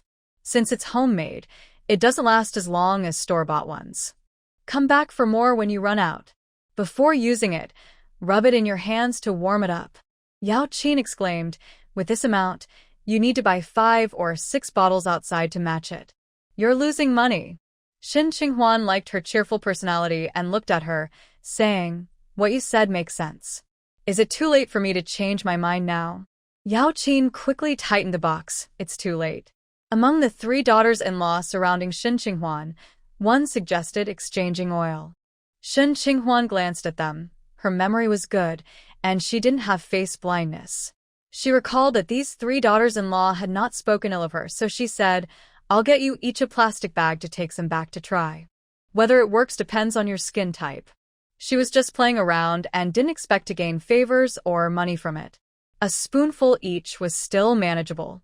If someone found it useful and wanted more, they could trade for the raw materials, and she would make some when she had time. Her reputation in the family compound wasn't great, so she considered it a way to build connections. The 3 daughters-in-law were instantly delighted by her words, showering her with compliments. They even shared skincare tips and discussed what foods were good for the skin. Shin Qinghuan became interested in these topics. When she was younger, she was very close to Feng Weiye and acted like a tomboy, but as she reached her teens, she suddenly became self-conscious and learned to take care of her appearance. One daughter-in-law asked, Shun's sister-in-law, do you make the cream you use for yourself? Shin Qinghuan replied honestly, no. This cream is something I just made. I haven't had a chance to use it yet, but starting today, I will. I want to see how it works. What do you usually use? Shin Qinghuan told them. Yao Qin looked at her in surprise. You even apply it on your feet? The other 3 daughters-in-law were equally astonished. Shin Qinghuan explained, in winter, the skin tends to get dry. I don't know if you experience that too, but I use inexpensive products for my hands and feet. They only last through the winter. If my skin gets too dry, it itches and causes static. Yao Qin nodded. It's true that winter makes the skin very dry, to the point that it hurts when it comes into contact with water, especially on the calves. Does what you use work? Yes, let me show you. Shin Qinghuan rolled her pants up to her knees to show them. On her vanity, she had several types of moisturizing cream, cheap ones for her hands and feet, and expensive ones for her face. These were all bought before her memory loss, and since she didn't need to save money anymore, she could use them freely. Qinghuan, your skin on your legs is softer than my face. Yao Qin murmured. Fengji, who was holding Binbin and preparing to cook, glanced over at Shin Qinghuan, his expression darkening. Her pants were almost pulled up to her thighs, and that Xie Yuan's wife had her hand resting there without any awareness. Qinghuan, come here for a moment. Shin Qinghuan thought Fengji was calling her for something important, so she adjusted her pants and walked over to him. What's wrong? As she approached, her daughter leaned toward her, wanting to be held. Shin Qinghuan had no choice but to pick her up and kiss her little face. Is Binbin looking for mommy? Binbin grinned, showing her 4 little teeth. Mommy. This made Shin Qinghuan's heart melt. Her efforts over the past few days had paid off. She had finally taught her to call her mommy. Before, she only knew how to call daddy. Unable to resist, She kissed her little face again. Baby, how did you get so good at calling mommy? The little one understood this was praise and looked quite proud. The other wives in the room were also amazed. Especially Yao Qin, who came over to tease the little one. She's so young, and she can call mommy already. I remember my nephew, and he's over 2 years old and still can't say it clearly. Shin Qinghuan could only reply, every child is different. Some are early, some are late. Yao Qin tugged at Binbin's little hand and said to Shin Qinghuan, she's just adorable. I wish you could help me have one. Feng Zhi's expression darkened even more. He spoke again, Binbin's food is ready. You should feed her a bit. Shin Qinghuan then remembered Feng Zhi had called her earlier. She responded, and to Yao Qin and the other wives, she said, if there's anything wrong with the moisturizer, feel free to come find me anytime. Seeing she had things to do, the 4 of them didn't disturb her and took the moisturizer home. After they left, Feng Zhi gave Binbin a cookie. The little one grabbed it and stuffed it into her mouth. She really loved cookies. Shin Qinghuan looked at Feng Zhi. Didn't you say her food was ready? Why are you giving her a cookie? If she eats a cookie, she might not want her meal later. Feng Zhi looked completely serious, without a hint of guilt. I remembered there's a pork bone in the fridge that needs to be stewed for a while, so I thought she could have a cookie to hold her over. Shin Qinghuan didn't doubt him and nodded. Okay, you can stew it. I'll take her out to play. The little one loves to play with other children. Hearing some kids laughing and playing nearby, she pointed in that direction, wanting to join them. Feng Zhi softly said, don't go over there. Those 2 kids have runny noses. We don't want our daughter to catch anything. Shin Qinghuan agreed, thinking that many kids catch colds during the seasonal change. She distracted Binbin with toys and played with her inside the house. Xiao Feng had already finished work by this time. It was almost a daily routine. When she came home, Xiao Feng was just getting off work. In the evening, Feng Zhi made a hot pot, and the pork bones were cooked until tender. Binbin managed to grab a couple of pieces to eat by herself. Feng Zhi asked Shin Qinghuan about the moisturizing cream she was working on. She was always busy with her medical assignments, either writing or experimenting with various bottles and jars, not paying much attention to what she was doing. Shin Qinghuan explained, I saw Sister Baoyu mention that her hands and feet in winter, and clam oil doesn't help. I happened to find some beeswax at the market, so I thought I'd try to make a moisturizing cream. Now that she had made it, she felt a great sense of accomplishment, which showed on her face. In Feng Zhi's eyes, she looked radiant and full of life, brightening up the whole room and capturing his attention. He suppressed his disapproval. Don't wear yourself out. With so many people asking you for it, what do you plan to do? They can give me the raw materials to make it, she replied. Qinghuan, you should know that people often try to take advantage. If you let it happen, it will become a habit. It's hard to find raw materials. If I can't get them, I won't make it, Shin Qinghuan said, feeling that the military wives were a bit better. Here, the leaders' families occasionally organized educational sessions for the military wives to raise their awareness. Even if they wanted to take advantage, they would still care about their reputation to avoid causing trouble for their husbands. After dinner, Shin Qinghuan put Binbin to sleep and then went to take a shower. After her shower, she took out the homemade moisturizing cream, planning to apply it to her legs. Feng Zhi stood behind her without her noticing. He leaned over and glanced at her fair, delicate legs, saying, let me help you apply it. Shin Qinghuan turned her head in surprise at his gesture. To her, Feng Zhi was like a distant flower. Although they spent a lot of time together as children, he often wore a cold expression, which made him seem unapproachable. He was mature for his age and handled things carefully. Both elders and peers believed that Feng Zhi would achieve great things in the future, setting him apart from ordinary people. At that time, she enjoyed playing with string games with Feng Wei and her friends, but he had advised her to focus her time and energy on more meaningful activities. He would often ask if she had finished her homework and done well on her tests. When she was in middle school, she started to take an interest in her appearance, especially in styling her hair into pretty braids. Feng Zhi had also told her that she was too focused on these things, which wouldn't help her growth. Because of this, Shin Qinghuan kept her distance from him. But now, What was going on with him? Shin Qinghuan firmly refused, no need. She couldn't believe that such a cool person could have a gentle side. However, Feng Qi had already taken the lotion from her hand, looking at her with his clear eyes. Do you need to apply it on your back too? Shin Qinghuan looked at him suspiciously. Did he want something from her? That seemed unlikely. Did he just want to take advantage of her? But he looked serious and spoke normally. Did he have any objections to how she was using the lotion? Feng Qi, I need to use it all over. Is that okay with you? If she used it all over, a 20-gram jar wouldn't be enough. Although she was using a homemade version now, it still had its costs. If it were someone else's husband, he would definitely have objections. Feng Qi pulled her up. Yes, it's fine. You lie down on the bed, and I'll help you apply it. Shin Qinghuan looked at him again, wondering if he was being sincere. The Feng family was well off. Feng Qi's grandmother's father had been a patriotic businessman who donated much of their wealth to support the revolution. Even though they donated a lot, they still had resources. Feng Qi had his own money, so he could afford her usage of the lotion. However, he might think she was wasting it, acting spoiled. But he didn't scold her. Instead, he pulled her to the bed and said, "Take off your clothes." Shin Qinghuan started to understand. No, I can do it myself. She couldn't accept him observing her body under the light. It made her feel embarrassed.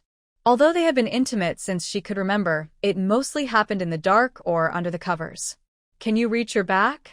Feng Qi raised an eyebrow, calmly asking the question. Shin Qinghuan took the lotion from his hand. I won't apply it to your back. She didn't believe he could focus entirely on helping her. Qinghuan, are you being a bit suspicious? Feng Qi seemed to sense her concerns. He unbuttoned his collar, picked up a change of clothes, and looked at her. I haven't even showered yet. What could I do to you? Shin Qinghuan pulled the blanket from the side and covered herself, glancing at him. Do your own things. Go take a shower. I don't need your help. Feng Qi didn't seem bothered and said, check the hawthorn in the jar for Binbin's digestion soup. If it has white spots, see if it's damp. If not, I'll make the soup for her tomorrow before heading back to camp. I'll check, Shin Qinghuan said as she uncovered herself and got out of bed. Damp or moldy herbs were definitely not usable. Since she got involved in medicine, she had become more particular about the quality of herbs. Feng Qi must have noticed her knowledge, which is why he asked her to check. After he finished speaking, he left the room to take a shower. Shin Qinghuan put on her slippers and went to the living room, opening the storage cabinet where they usually kept beans, peanuts, and hawthorn. She rummaged through it, but didn't find any hawthorn. After checking 3 times with no luck, she looked in the nearby drawer, but found nothing there either. She remembered there being some left from the last time she made soup for Binbin. She got up and went to the kitchen to check, but there was none there either. Could she have remembered wrong? That shouldn't be the case. Feng Qi had also mentioned it. Could he have been mistaken too? As she returned from the kitchen, she noticed a gap by the wall under the TV cabinet. It was possible that Binbin had taken it out to play and dropped it in that gap. At Binbin's age, curiosity and a desire to explore were at their peak. She was curious about everything and had pulled open all the drawers and cabinets in the house, taking everything out. When Feng Qi came out of the shower, he saw her on her knees searching for something. Her position tightened the fabric around her waist and hips, accentuating her figure. His gaze sharpened. Shin Qinghuan was exactly to his liking. He placed the hawthorn he had in his hand on the top shelf of the fridge and asked, What are you looking for? Shin Qinghuan turned her head. I can't find the hawthorn. Is it on the fridge? Shin Qinghuan quickly stood up when she heard him speak and looked towards the refrigerator. Indeed, she had missed it earlier. She turned to Feng Qi and said, Can you take it down for me? Feng Qi raised an eyebrow. It's too far inside. I'll lift you up to get it. Does he really need to lift her just to get something? Shin Qinghuan felt something was off. Then grab a chair. You. Before she could finish her sentence, Feng Qi bent slightly and picked her up with one arm, placing her directly in his embrace, just like he usually did with Binbin. Go ahead and get it, Feng Qi reminded her. Shin Qinghuan had no choice but to support his head with one hand while reaching for the jar in the corner with the other. Once she had it, Feng Qi set her down. Shin Qinghuan placed the jar on the table and opened it. Inside, the hawthorn was wrapped in oil paper. After unwrapping it, she found the hawthorn to be in perfect condition, with no signs of moisture. There's nothing wrong. Then I must have been mistaken. Shin Qinghuan glanced at him. As far as she knew, he didn't have myopia. Also, was he insensitive to the cold? He was only wearing a tank top and shorts, and he didn't even have goosebumps. Shin Qinghuan put the hawthorn back in the cabinet. When she stood up and turned around, she bumped into Feng Qi's arms, and he leaned down to kiss her. Shin Qinghuan was caught off guard as his lips parted hers, and his tongue intertwined with hers. Feng Qi's thin clothing made her feel the warmth of his body and breath, wrapping around her strongly. Shin Qinghuan pushed against him, but couldn't move him. She could only feel her heart racing and her emotions swirling. Cold, Shin Qinghuan said as he kissed her earlobe and pushed him again. She thought about returning to her warm bed after checking the hawthorn, as she wasn't wearing much and felt her feet getting cold. Feng Qi said nothing and suddenly lifted her up, striding into the room. When Shin Qinghuan found herself pressed onto the bedding, a moment of clarity flashed through her mind as she pushed against his chest. No, Feng Qi. Feng Qi paused, his gaze intense as he looked at her. What do you want to say? I mean, are we doing this too often?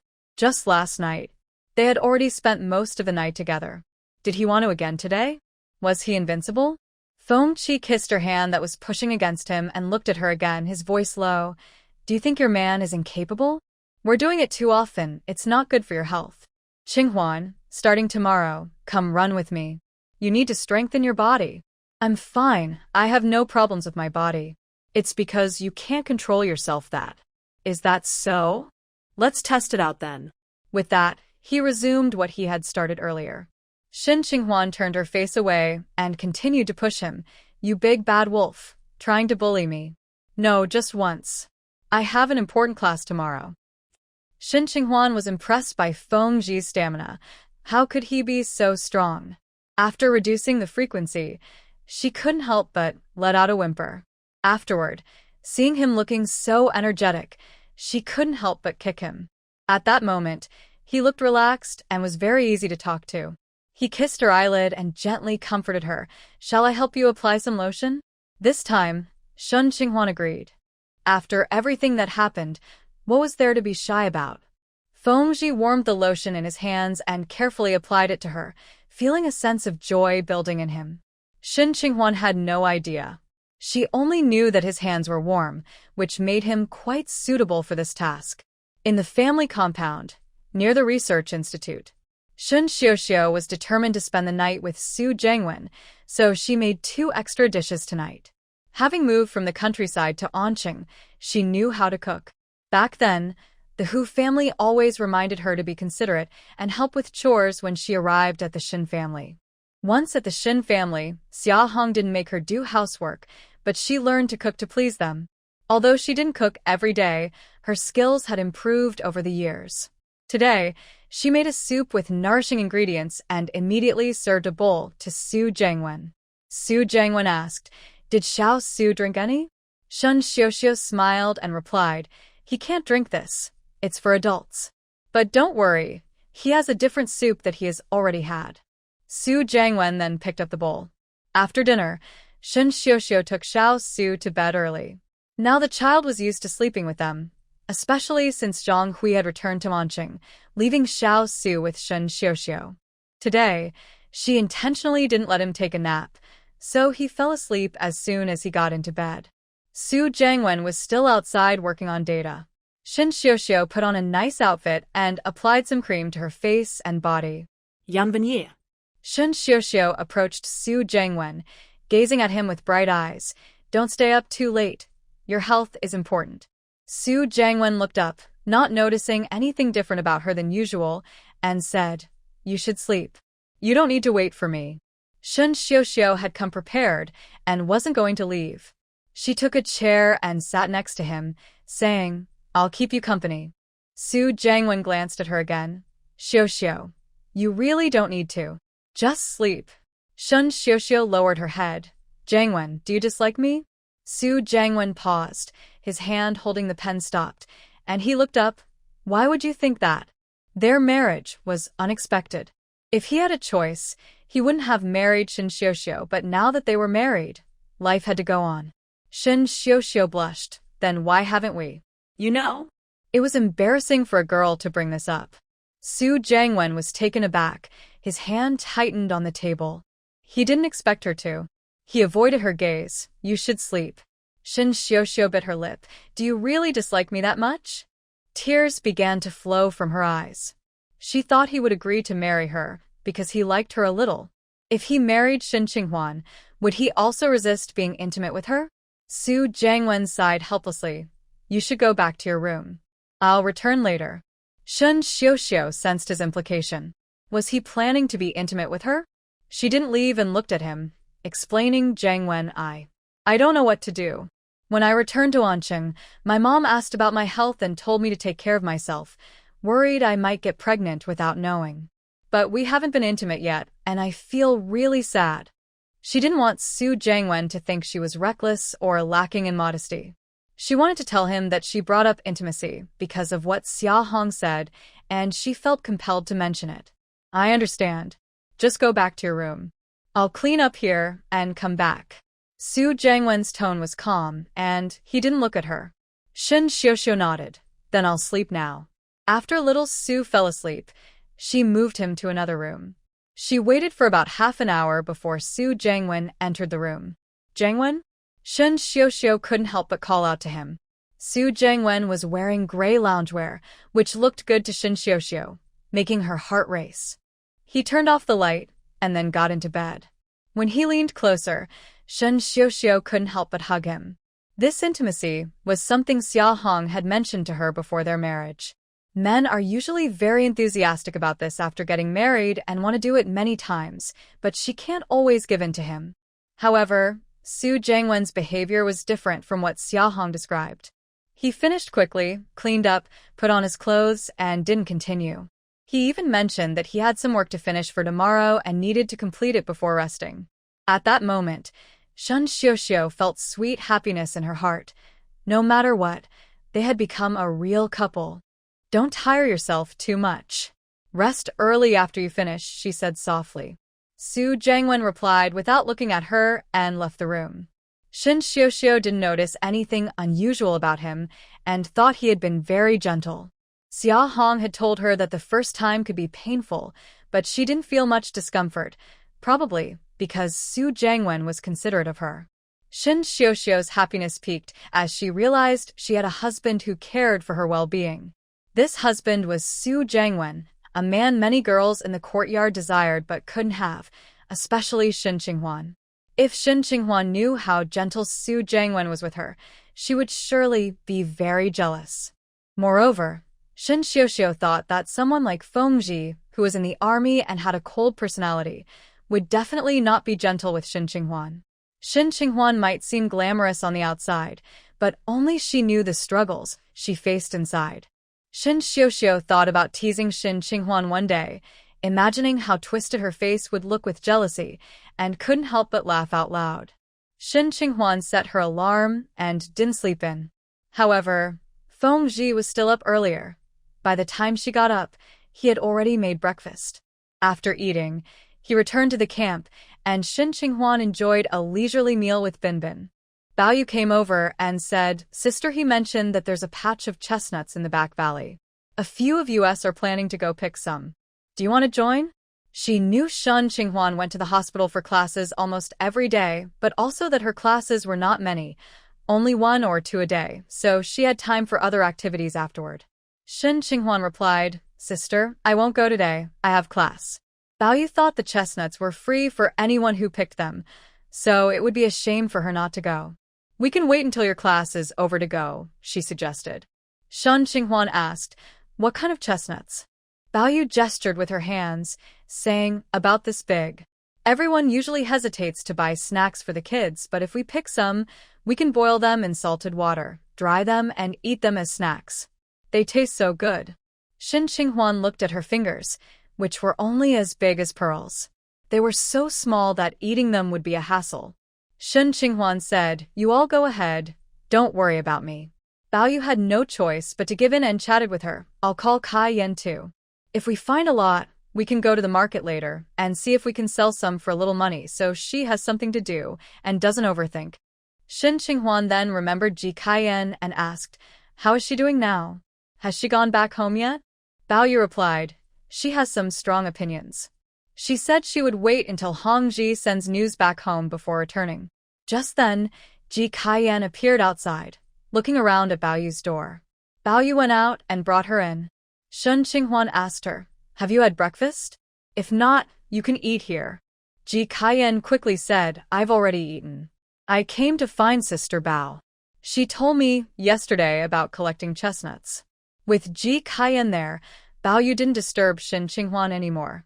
In the afternoon, when Shen Qinghuan returned home, she saw Ji Kaiyan and Bao Yu coming back with chestnuts. Ji Kaiyan handed her a cloth bag, looking a bit shy, and said, "Sister, thank you for letting Captain Feng give me a ride to the camp." Shen Qinghuan declined, and Ji Kaiyan became a bit flustered, her face embarrassed. "Sister, please take it. It's not worth much." Shen Qinghuan had to accept it and exchanged it for some cookies. When Ji Kaiyan left Shen Qinghuan's house, Hongji saw her. Hongji paused, wondering why Ji Kaiyan was coming out of Fengji's house. Right, she was brought to the camp by Fengji. Ji Kaiyan had made a request to him, and with the instructor's mediation, he agreed.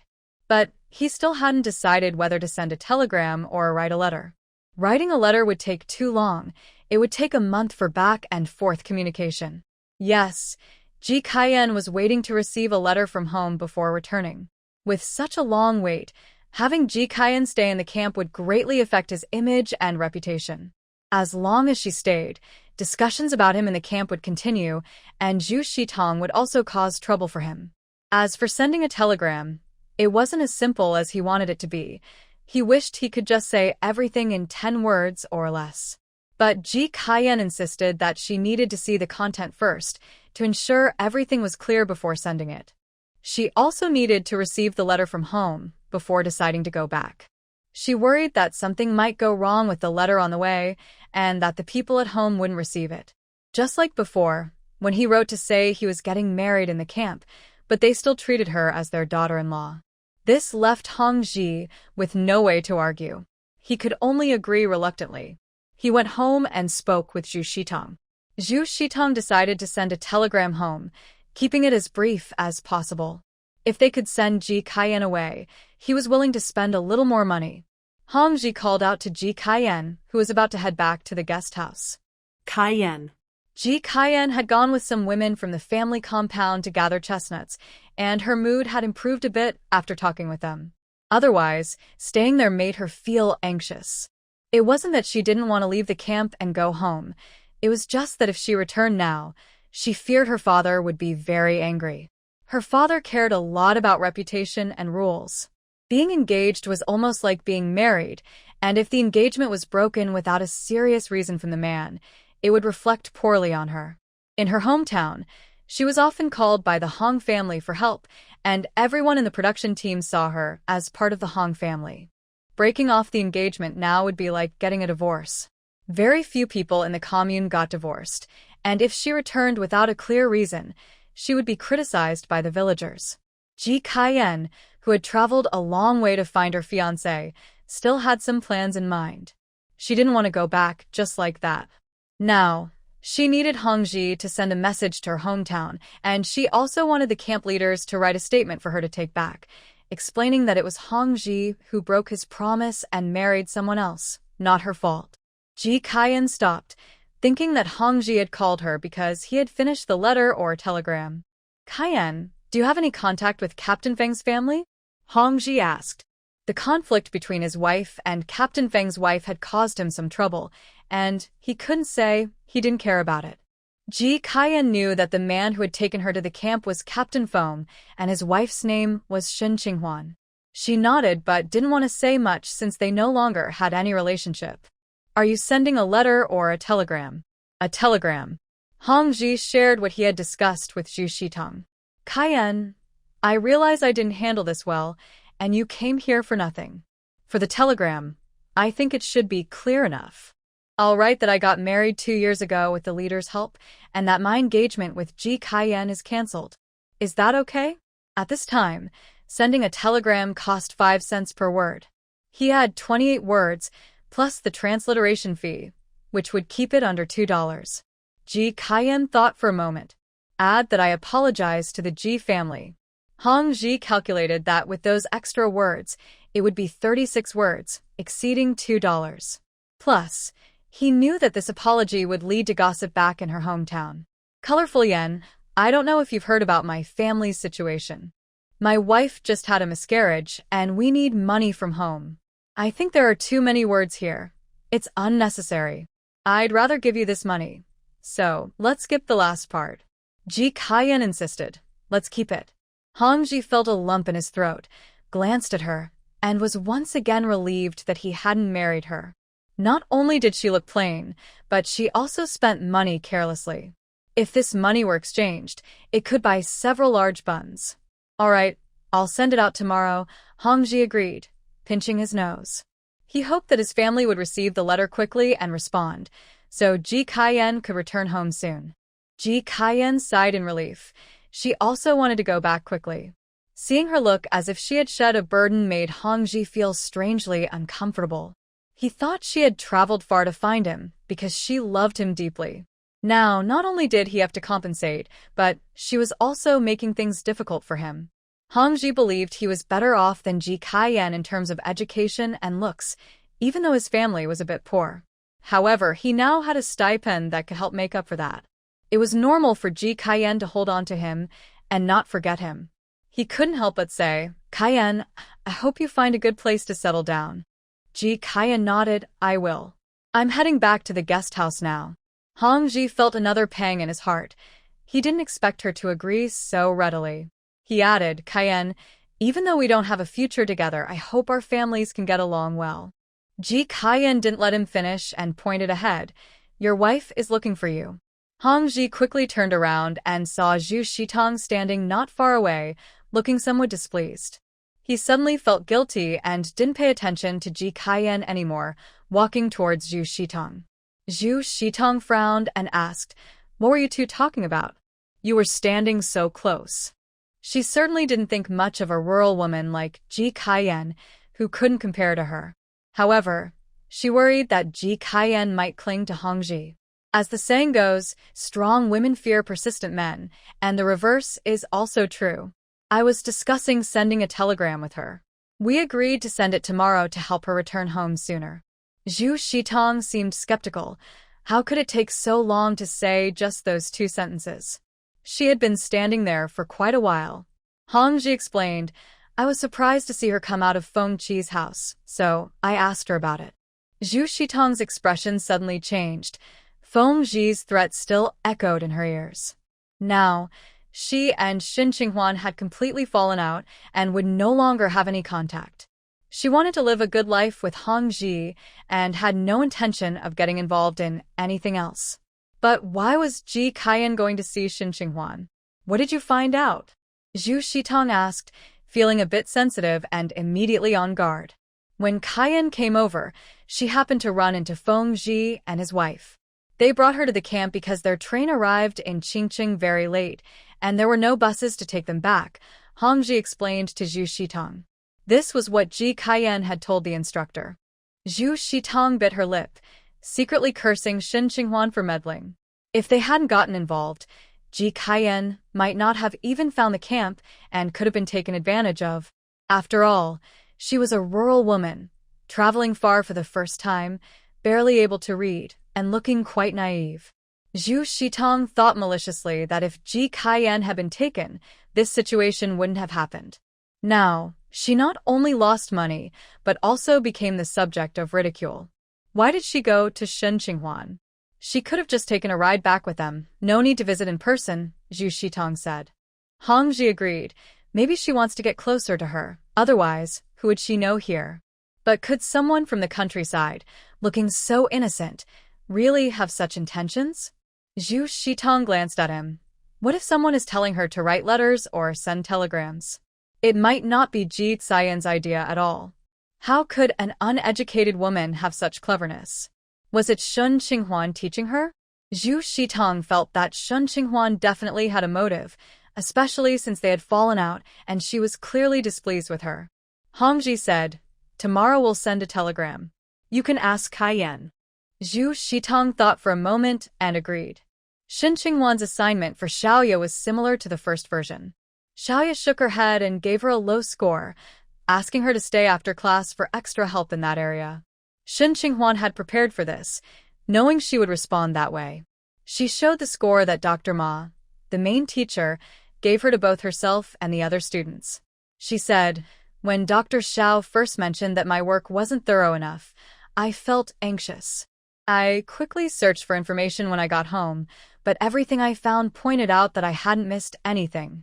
On my way here, I happened to run into Dr. Ma, and I asked him to take a look at my work. This is the score he gave me." The score was 9 out of 10, indicating excellence. In contrast, Dr. Xiao had given a score of 6. A flicker of something crossed Dr. Zhao's eyes, but her face remained gentle and composed as she took out paper and pen to write a few notes. These were additional answers to Shun Qinghuan's assignment. It was about a less common condition and its treatment. Just like a cold, where the symptoms could be linked to feeling down, thinking positively can help a lot, something like that. After finishing her notes, Dr. Xiao spoke. "Student Shun is a student of Professor Hai, and Dr. Liu has praised your talent. Your starting point is definitely different from other students. I thought you would hold yourself to higher standards." Dr. Ma's score was based on general criteria. Shun Qinghuan raised an eyebrow. "So, Dr. Xiao thinks my level is different from the other students? Are you saying I'm the only one with talent in this class, while the others lack it? That seems a bit unfair to them." After saying this, she glanced at her classmates and noticed a few looked displeased. Dr. Xiao regretted her words and added, "Every student has talent, otherwise they wouldn't be in this training program. However, since the other students are not Professor Hai's students, I believe they should have higher expectations to avoid tarnishing her reputation." Hearing this, the students who had looked upset began to relax. Dr. Xiao felt relieved and turned to Shun Qinghuan. "Actually, you're not the only one staying behind. A few other students are too. I have a task for you all." Shun Qinghuan only found out what Dr. Zhao's task was at the end of class. The 3 of them would work together to prepare medications for 4 cases within a set time. The group that finished the fastest could come and ask her questions. If everyone completed the task on time, she would bring a set of notes they all needed tomorrow. The losing group would help her retrieve some items from the storage room. Shun Qinghuan was kept behind by Dr. Xiao, who also called Dr. Ma to act as a judge. Shun Qinghuan glanced at Dr. Xiao, unsure of her intentions. She seemed quite relaxed. There were 10 students left in total. They could choose their teammates freely. There were 3 friends who quickly formed a team. Xiaoya glanced at Shun Qinghuan. She had noticed that Shun Qinghuan wasn't very popular in class, and most of the people who stayed were not those who usually talked to her. However, she was surprised when 3 people came to team up with Shun Qinghuan. Shun Qinghuan chose 2 of them, who were quite outstanding in class. Xiaoya tightened her sleeves and said to one of them, "Liu would work better with someone she usually does homework with." The girl named Liu replied, "I've teamed up with Qinghuan before." Xiaoya watched as Shun Qinghuan's team was the first to finish the task while the other 3 groups hadn't even completed half. After finishing, Shun Qinghuan packed her things and said goodbye to Dr. Ma before leaving the classroom, not even taking a prize. Dr. Ma praised her for having a good memory, able to remember several medicines at once. Xiaoya then asked Liu, who had just teamed up with Shun Qinghuan and seemed to work well with her, "Liu, since you have a good relationship with Shun, can you ask her tomorrow if there's anything she wants to know? She can come ask me." Liu nodded. "I will tell her. Qinghuan is really nice and skilled. She can even make snow flower cream." Xiaoya was surprised. "What's snow flower cream?" Liu explained, "It's also called moisturizing cream, which is meant to hydrate the skin. I got some from her, and it's just as good as the ones you buy outside. Do you have any with you?" "Let me see," Xiaoya said, not believing that Shun Qinghuan had such skills. "I don't have any, but I used some today." "Dr. Xiao, look at my face. Is it more hydrated than usual?" Xiaoya couldn't tell any difference because she hadn't paid much attention to her before. It looks about the same. Could it be that she bought the snow flower cream and joked about making it herself? No wonder Shin Qinghuan's popularity had improved so much, making others want to team up with her. Xiaoya had thought that Shin Qinghuan had no one to team with and was dragging everyone down, making her classmates dislike her more. But it seemed she had been using clever tricks to gain friends. Liu shook her head. I don't think it's store-bought. The texture doesn't seem as good, but it works really well. It's possible she added something else. Maybe she has a reason for doing this, Xiaoya suggested. After training, the soldiers gradually returned to their dorms or went to the cafeteria for a meal. A soldier noticed that Xia Yuan looked unhappy and approached him, asking, "What's wrong, Xia Yuan?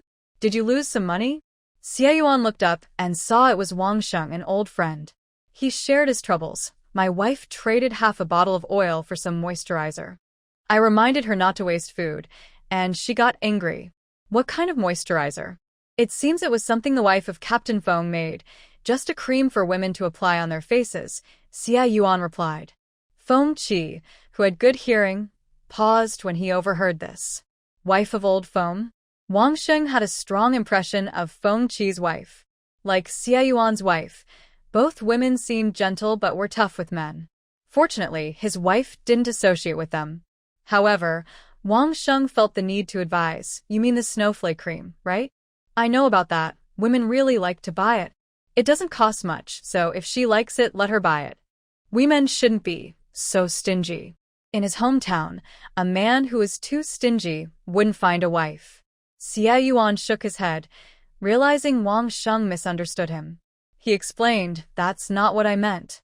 I would rather she trade the oil for food.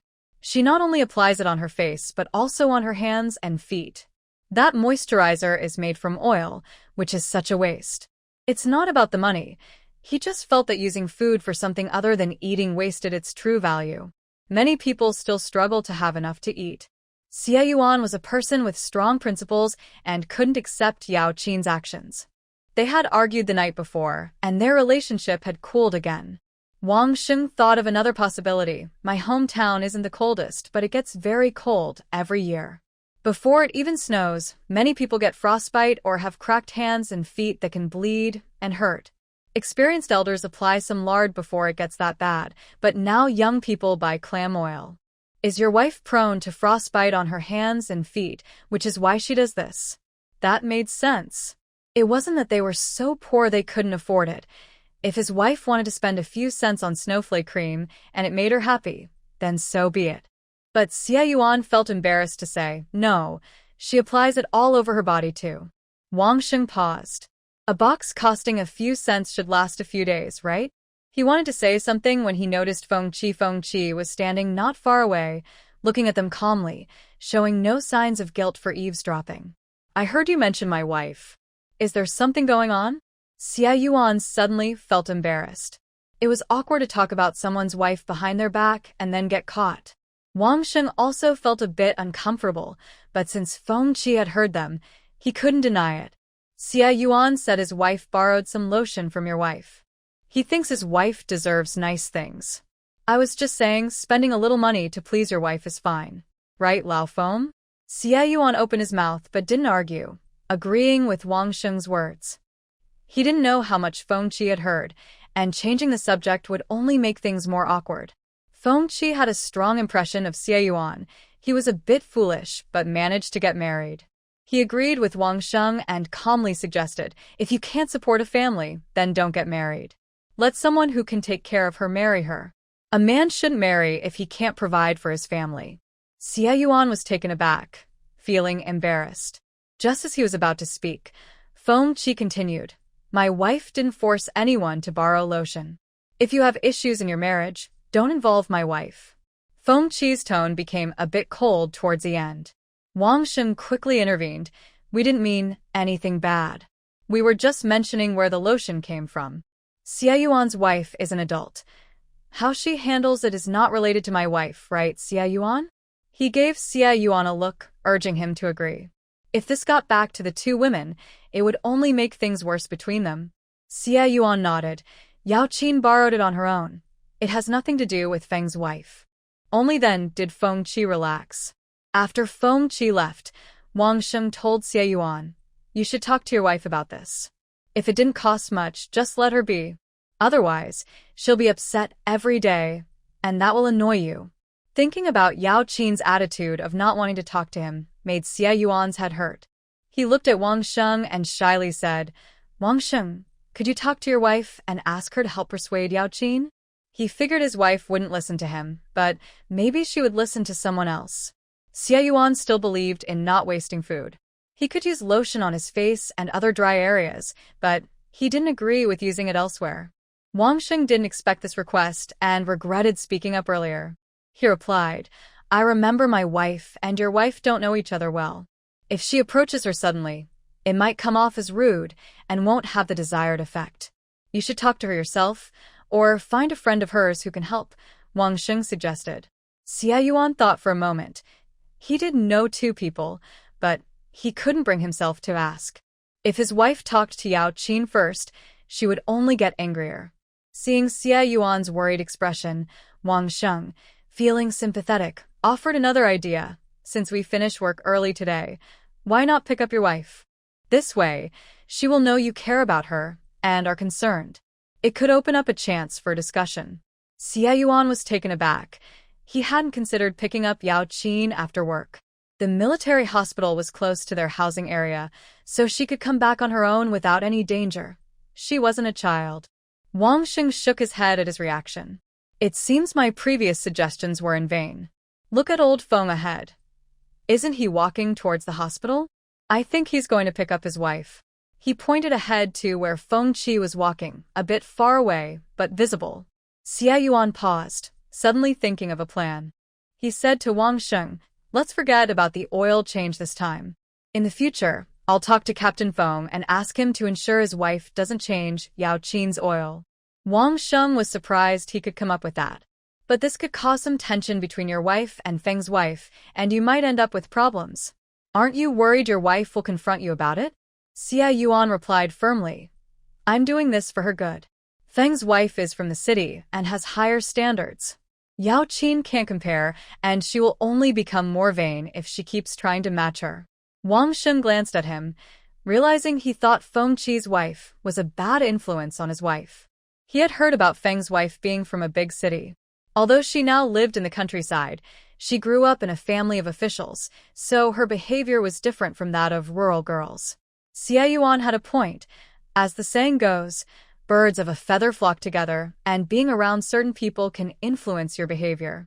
Thinking this over, Wang Sheng decided not to argue further and simply said, "Just don't share these thoughts with old Feng, otherwise, he might think you're putting down his wife." You heard his warning earlier. Xie Yuan was well aware of this. Wang Sheng said, "But with old Feng's protective nature towards his wife, even if you don't say anything, he would still step in to prevent any arguments between you two that might involve his wife." Xie Yuan replied, "I still want to tell him." Wang Sheng motioned for him to walk a bit faster to catch up with Feng Qi, and also go to the hospital to pick up his wife. Shin Qinghuan had just left the hospital when someone called her from behind. She turned around and saw it was Yao Qin. Yao Qin ran up to her. "Perfect timing. Let's walk together." Shin Qinghuan greeted her with a smile. "How was your day?" Yao Qin made a tired yet happy face as a newcomer. "I have to do everything and can be scolded by anyone, but just thinking about getting my internship pay soon, even if it's not much, gives me a lot of motivation." Yao Qin had joined the army not long ago. She had a temporary job before, but since she wasn't a full-time employee, she couldn't be transferred to the barracks, so she spent a few months at home doing housework and cooking. She really wanted a job, but there weren't many positions available, and many military families were also looking for work, so there was a long wait. She had no idea when she would get a chance. So she felt very lucky and cherished her current internship opportunity. Thinking of something, she couldn't help but say, "Having my own income means I can buy things without worrying about others' opinions." Shen Qinghuan was a bit surprised. "Did you two have a fight? That stingy guy wouldn't let me use half a bottle of oil I bought for you." Yao Qin couldn't help but feel angry at the memory. She wondered how she ever liked that man. Shen Qinghuan didn't expect this. That half bottle of oil wasn't much, just some canola oil, costing only a few cents. You should explain to him that the money spent on that oil wouldn't buy you any moisturizer outside. Swapping it out like this is much more worthwhile. What I made may not look great or smell good, but it's quite moisturizing. She had used it last night, and when she changed clothes today, she noticed her skin on her calves was smoother than before. I told him, but he just doesn't understand. Yao Qin gritted her teeth. He thinks I'm wasting food and shouldn't use edible items for other purposes. Shen Qinghuan didn't know what to say. It seemed this issue started because of her. However, Yao Qin didn't mind. She waved her hand. Qinghuan, this moisturizer really works. I used it last night and this morning, and my skin feels so much smoother. When I went back to the hospital today, my colleague said my face looked smoother and asked what I used. I told her I used a moisturizing cream, and she asked which brand it was. I said I made it myself, but she didn't believe me. She thought I was just avoiding the question and got a little upset, so I had to mention you. Shen Qinghuan didn't mind if people knew she made her own moisturizer. She could do it, but others might not believe her. Yao Qin then said, a colleague of mine asked if you have any moisturizer left. If you do, she would like to trade for some. Shen Qinghuan replied, did you let her try it? If she has tried it and thinks it suits her, she can come to me for a swap. I still have some. Yao Qin smiled, then I'll thank you on her behalf. I brought some for her to try at lunch, and she thinks it's better than the one she used before. Speaking of the moisturizer, Yao Qin thought about the frustrating man, Xie Yuan. I really don't understand some men. Isn't it good for them when their wives look nice? When I apply cream to my face and it looks better, it reflects well on him. When I moisturize my hands, they don't, and I can cook for him. When I take care of my skin, it benefits him too. If he's so capable, why does he touch me right after I shower? He just enjoys it and now he acts all innocent. It's funny. I'm lucky to have a friend like you who makes this moisturizer for me for free, and he still complains. If he annoys me, I might just trade him in. If he doesn't want to enjoy this, there are plenty of others who would. Shen Qinghuan admired her. There aren't many women like her, who are so carefree. Yao Qin continued, Qinghuan, let me tell you, I have many aunts, 2 of whom are teachers. They taught me a lot, and one thing I really agree with is to think more about myself. If a man treats you poorly, don't try to change him, just move on. There are plenty of men out there. Just then, Xie Yuan, who had just caught up with Feng Ji, heard his wife say such bold words and felt embarrassed, wishing he could disappear. Feng Ji also paused, his expression darkening as he turned to look at Xie Yuan coldly. Xie Yuan felt heat on his face, feeling very sorry for Feng Ji. He had thought Feng Ji's wife was leading his wife astray, but now he realized it was the other way around. What were they saying? At that moment, the 2 men were at a corner, and Xie Yuan stepped forward, sternly calling out, Yao Qin. Shen Qinghuan and Yao Qin were both startled, seeing their men, who seemed a bit off. Especially Xie Yuan, who looked both embarrassed and angry. It seemed he wanted to confront Yao Qin, so Shen Qinghuan quickly spoke up, are you all here to pick up your wives from work? Feng Ji glanced at her. Yes, let's go. Shen Qinghuan smiled brightly. Thank you for your hard work. Xie Yuan did not respond to the pick up your wife comment and still looked gloomy. Yao Qin huffed, ignored him, and walked ahead. Shen Qinghuan silently asked Yao Qin with her eyes if Xie Yuan was still upset about the lotion. Yao Qin said to her, it's fine. What time will you be back at the hospital tomorrow? Let's go together. Shen Qinghuan gave her a time. Yao Qin completely disregarded Xie Yuan's dark expression and continued talking to Shen Qinghuan. Does your little girl been like to eat dates? I can bring her some. Shen Qinghuan declined. No need. We have some at home. Yao Qin said, I really like your daughter. She looks just like you. You must be so good at having kids. If I were a man, I would definitely. Feng Ji interjected at the right moment. Qinghuan, let's stop by the service station. Shen Qinghuan shifted her attention. What do we need to go to the service station for? We're out of soy sauce. Going to the service station would take a different route. So, Shen Qinghuan waved to Yao Qin. See you tomorrow. Yao Qin nodded. See you tomorrow.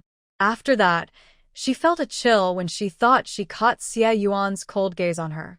Yao Qin wondered if she had upset him in some way. After parting with Yao Qin, Shen Qinghuan asked Feng Ji, "How did you end up with Xie Yuan? Did they plan to come pick up their wives together? That would mean their relationship is quite good and the two families could interact more in the future. He has something to discuss with me regarding the lotion you gave his wife." Shen Qinghuan raised an eyebrow. What did he say? He wouldn't blame her and ask Feng Ji to tell her not to give Yao Qin the lotion, would he? If that's the case, it would be quite complicated. When couples argue and blame outsiders, does solving the initial issue mean everything will be fine and they won't have conflicts anymore? He seems to have a big issue with it, thinking that using cooking oil for lotion wastes food. Feng Ji looked at his wife and suggested, "Qinghuan, to keep peace between them, you should reduce your interactions with Comrade Yao." That's ridiculous. Shen Qinghuan firmly rejected the suggestion. If he can manage that, why doesn't he manage the soap factory? Soap is also made with oil. Moreover, in a marriage, both partners are equal and have their own free will. Why should one take away the other's freedom to make friends? No wonder Yao Qin could say she wanted to change men.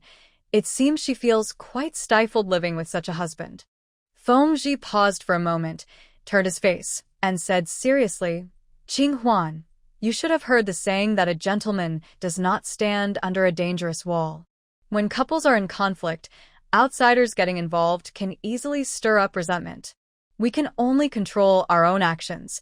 We cannot change others' thoughts. If their arguments escalate, it's possible they might take their frustrations out on someone else. Stay out of it. Shen Qinghuan also stopped, disagreeing with him. Just because they've changed some things, does that mean they can't be friends anymore? If it were her, and she had a disagreement with Feng Ji, it would hurt her deeply if her friends distanced themselves. You can wait until this period passes, at least until their issues are resolved before reconnecting. Shen Qinghuan frowned, suddenly recalling that when she was in middle school, he had also restricted her friendships, telling her not to associate with certain classmates. Once, she had planned to go ice skating with classmates, both boys and girls, many of whom were children of officials, and some even knew her parents well. But he wouldn't allow it, claiming some classmates had bad personalities or ulterior motives towards her. He assigned them tasks, keeping her and Feng Wei from going to the skating rink. The next day, those classmates returned, excited to share that they had met a famous dancer and even got her autograph, which made Shen Qinghuan and Feng Wei very upset. Going ice skating with classmates was normal. They all knew each other well. It was a legitimate way to socialize, yet he still managed to stop it. Now, he was still worried about her friendships. It seemed that once controlled, always controlled. What if their relationship never improves? Shen Qinghuan asked. Would she have to cut ties with Yao Qin? "Qinghuan, I'm just worried about you," Feng Ji said, looking at her with a hint of firmness. Shen Qinghuan met his gaze defiantly. "I've already made plans to go to the hospital with her tomorrow."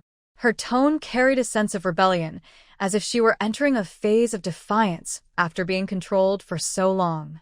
In her youth, besides disliking Feng Ji, she also felt afraid of him.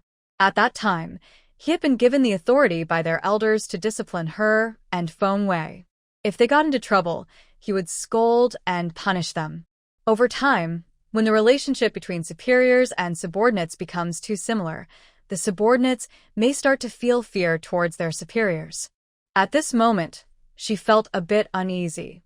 Although her relationship with him had changed to that of a married couple, the mindset formed in childhood is hard to erase quickly. The rebellious look in her eyes showed her distance from him, just like before she lost her memory. Feng Chi's mood darkened slightly as he reached out and held her hand. "We can talk about this later. Let's go buy some things first."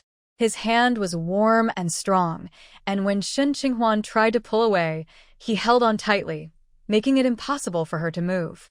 She glared at him. "Comrade Feng Chi, please be mindful of our surroundings and let go." He didn't seem worried about being noticed by others on the busy street. "Let's go," he said, still holding on but loosening his grip a bit as they walked forward. When someone approached, Shen Qinghuan quickly pulled her hand back to avoid being pointed at. In public, it's often seen as inappropriate for men and women to be too close, especially for soldiers. Feng Qi glanced at her, but said nothing. At the service station, Feng Qi bought some soy sauce for a few cents. Since he didn't have a bottle, he used a plastic bag instead. Shen Qinghuan didn't need to buy anything, so after he paid, they headed home together.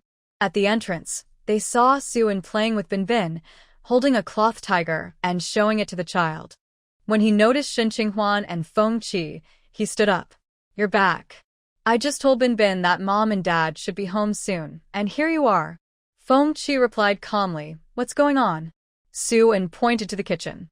"Zhang Ming gave me some lamb, but I don't know how to cook it and don't have a kitchen, so I thought of you." Can we eat it here?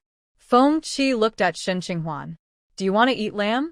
Shen Qinghuan glanced at Suan. Since he wasn't married and lived in a dormitory without a kitchen, it was indeed difficult for him to handle the lamb, so she nodded. "Lamb is quite delicious." Feng Qi and Suan went to the kitchen to prepare the lamb. Shen Qinghuan spoke with Xiao Fong, but since they had lamb for dinner, she invited Xiao Fong to stay. Xiao Fong shook her head.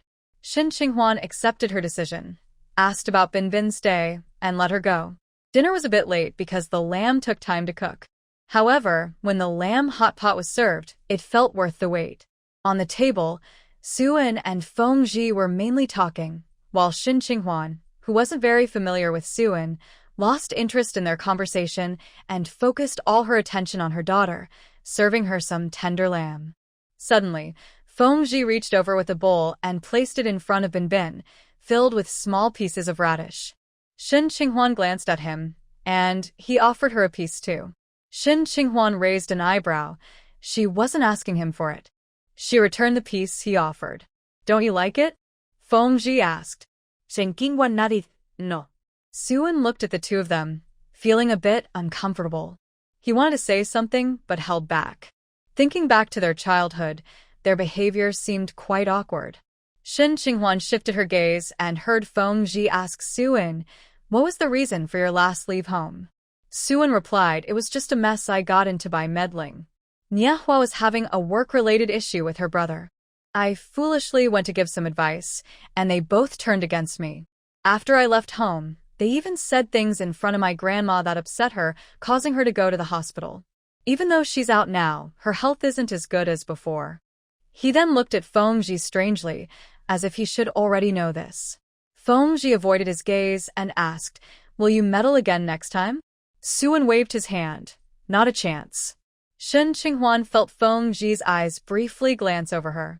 She wasn't sure if it was her imagination, but it seemed like Suan gave Feng Ji a few unexpected looks. While they were eating, a woman came to find Shen Qinghuan, asking to exchange her moisturizer. Shen Qinghuan remembered she had some at home, so she got up from the table to get it for her. When she returned to the dining table, Suan looked at her in surprise. "Qinghuan, you can make skincare products too." Shen Qinghuan replied, "I just learned how." Suan asked, "Do you know if it can help with itchy skin? Is it itchy because the skin is too dry, or is there another reason?" "It's probably dry skin. It happens every winter. It doesn't get red or break out, just gets flaky and itchy." "Where is it?" "On my back. Can you lift your shirt so I can take a look?" After Shen Qinghuan said this, she noticed both of them staring at her. Suan looked surprised, while Feng Ji's expression darkened. She realized he might think her comment was inappropriate, but she had said it with a medical mindset. Suan noticed Feng Ji's expression and quickly said, "No need to check, Qinghuan. I think it's just dry skin." Shen Qinghuan explained to him, "Aren't I in the hospital for class right now? I learned about some skin cases, so I wanted to show you." Suan was surprised. He didn't expect her to approach the doctor. After dinner, Shen Qinghuan still took a look at the condition of his back. Feng Ji helped lift his shirt. Suan had skin inflammation on his back, not just dryness. Shen Qinghuan told him to come back tomorrow, and she would get him some ointment from the hospital. Suan suddenly noticed that Shen Qinghuan spoke in a calm and organized manner now, which was quite different from before. Plus, she looked good, making it hard to look away. No wonder Feng Ji liked her. Suan tried not to focus too much on Shen Qinghuan since she was his friend's wife. He didn't stay long and went home after washing the dishes with Fengji. Fengji told Shin Qinghuan to take a shower because the hot water was ready. Shin Qinghuan took Binbin with her to the bathroom. After walking a few steps, she suddenly remembered what Suan said at the dinner table. She looked at Fengji and asked, Suan said he was meddling in things. I forgot to ask him how he was meddling. Do you know? I'll tell you after you finish your shower, Fengji replied. When Shin Qinghuan came out of the shower, she saw Fengji carrying Binbin. The little one was still awake and reached out for her as soon as she appeared. Shin Qinghuan tried to ignore it and said to Fengji, why not put her down? I can take her to the room to sleep. Fengji refused. Don't move around in front of her. She'll fall asleep soon. Shin Qinghuan had to step out of Binbin's line of sight. After Fengji finished washing the clothes, Binbin finally fell asleep. Just as they laid the child down, they heard someone calling outside. Shin Qinghuan went out and saw it was Baoyu looking for her. She asked sister-in-law, what's the matter? Baoyu pointed to the house next door. Sunju and her husband just had a fight. We should go over and talk to Sunju. Before Shin Qinghuan could respond, Fengji came out of the room and said, sister-in-law, Qinghuan isn't going. She's young and might not know what to say, so she can't help. Baoyu was taken aback, and Shin Qinghuan didn't expect Fengji to refuse for her. She also felt that she wasn't very familiar with Sunju, and she wasn't a counselor like Baoyu, who was older and more experienced. It would feel awkward to go over and try to help. If it were her and she had a conflict with Fengji, she wouldn't feel comfortable if someone she didn't know well came to talk to her.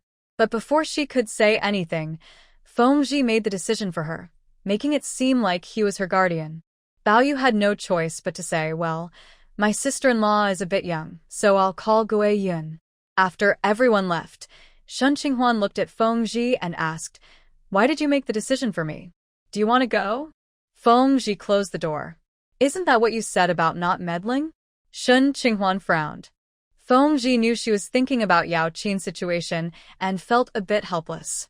Wouldn't it be better if I helped you refuse? Or do you really want to go? Shin Qinghuan paused, realizing he had a point. It was easier for Fengji to refuse on her behalf than for her to do it herself. Fengji looked at her, noticing how her expression changed, and felt a little amused. Qinghuan, he pulled her closer. Have you thought about Binbin? Shin Qinghuan glared at him. What does Binbin have to do with this? Even if your refusal is better, how do you know I don't want to go? Do you really want to go?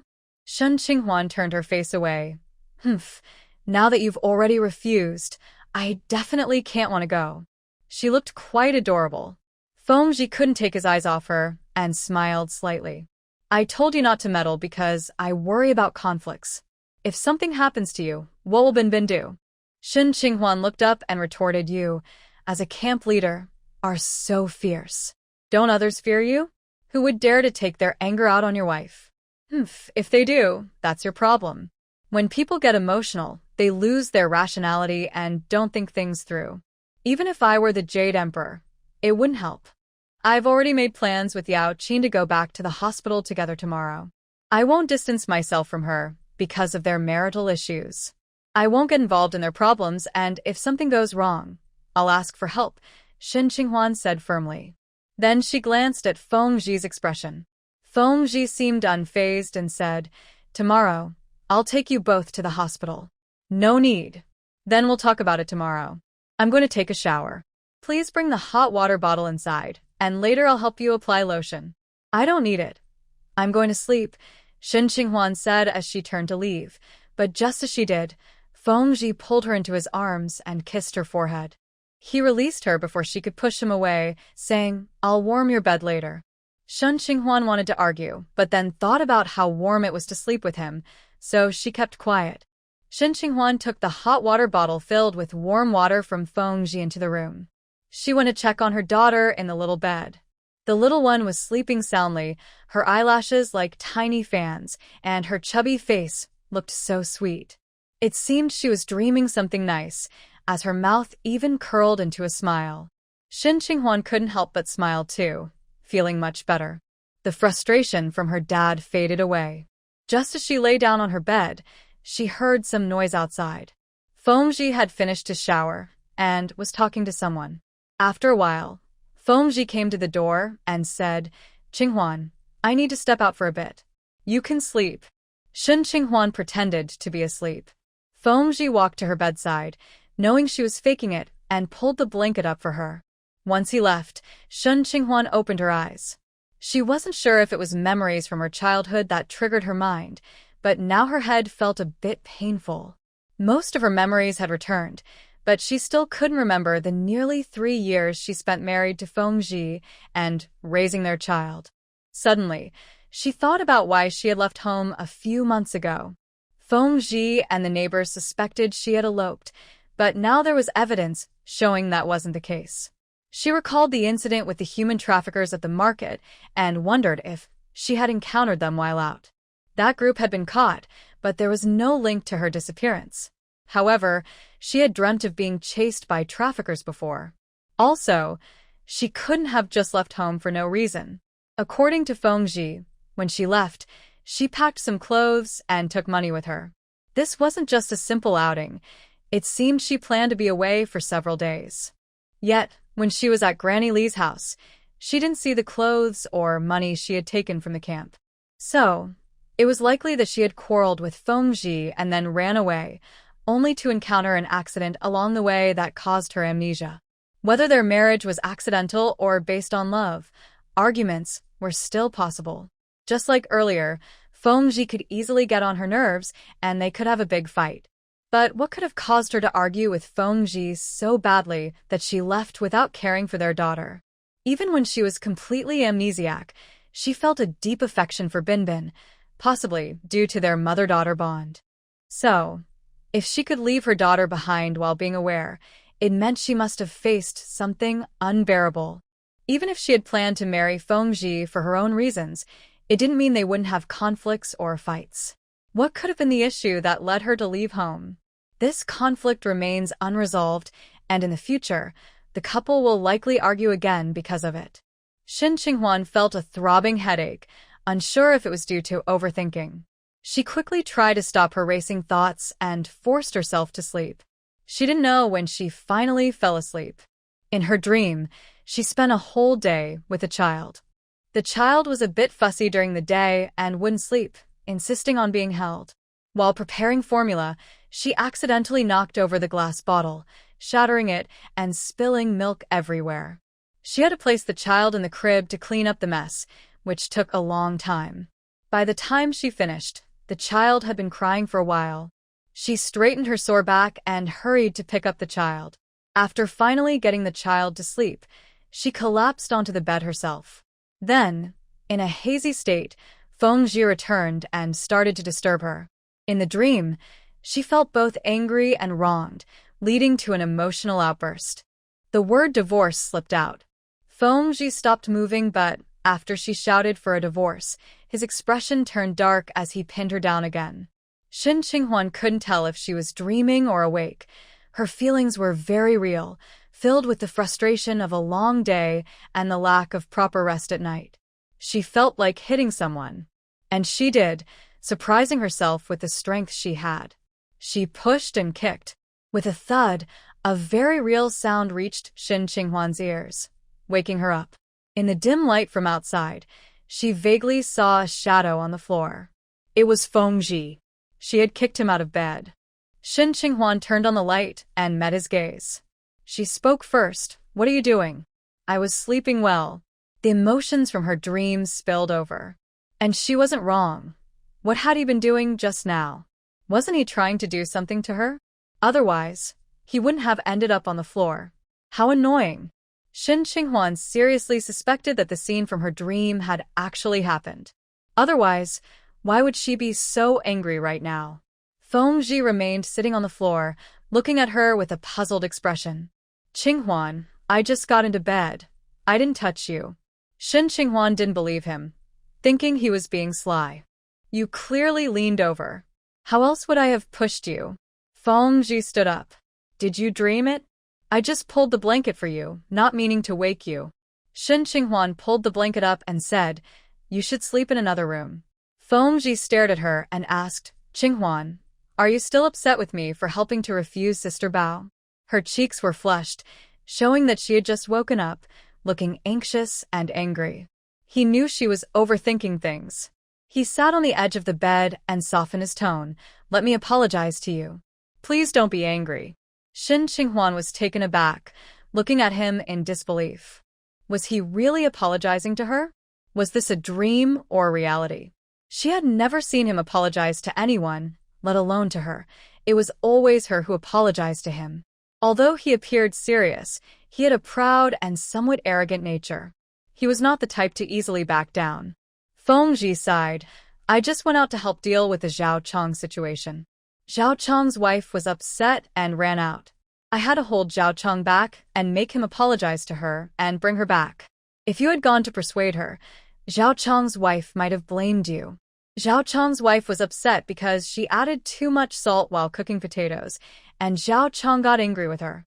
Even after she apologized, she still felt wronged and argued back, which led to him hitting her. Do you know how Sister Bao and the others try to persuade people? Shin Qinghuan was momentarily stunned again. She lifted her gaze, and at that moment, Fengji looked warm and calm, chatting with her casually. Her earlier anger and grievance faded significantly. She couldn't help but think about his question. Although she had never worked in the Women's Federation, she understood the process. In the past, there were conflicts between couples in the government compound that required intervention from the Women's Federation. When the Women's Department came to mediate, it was always with the premise of maintaining the marriage.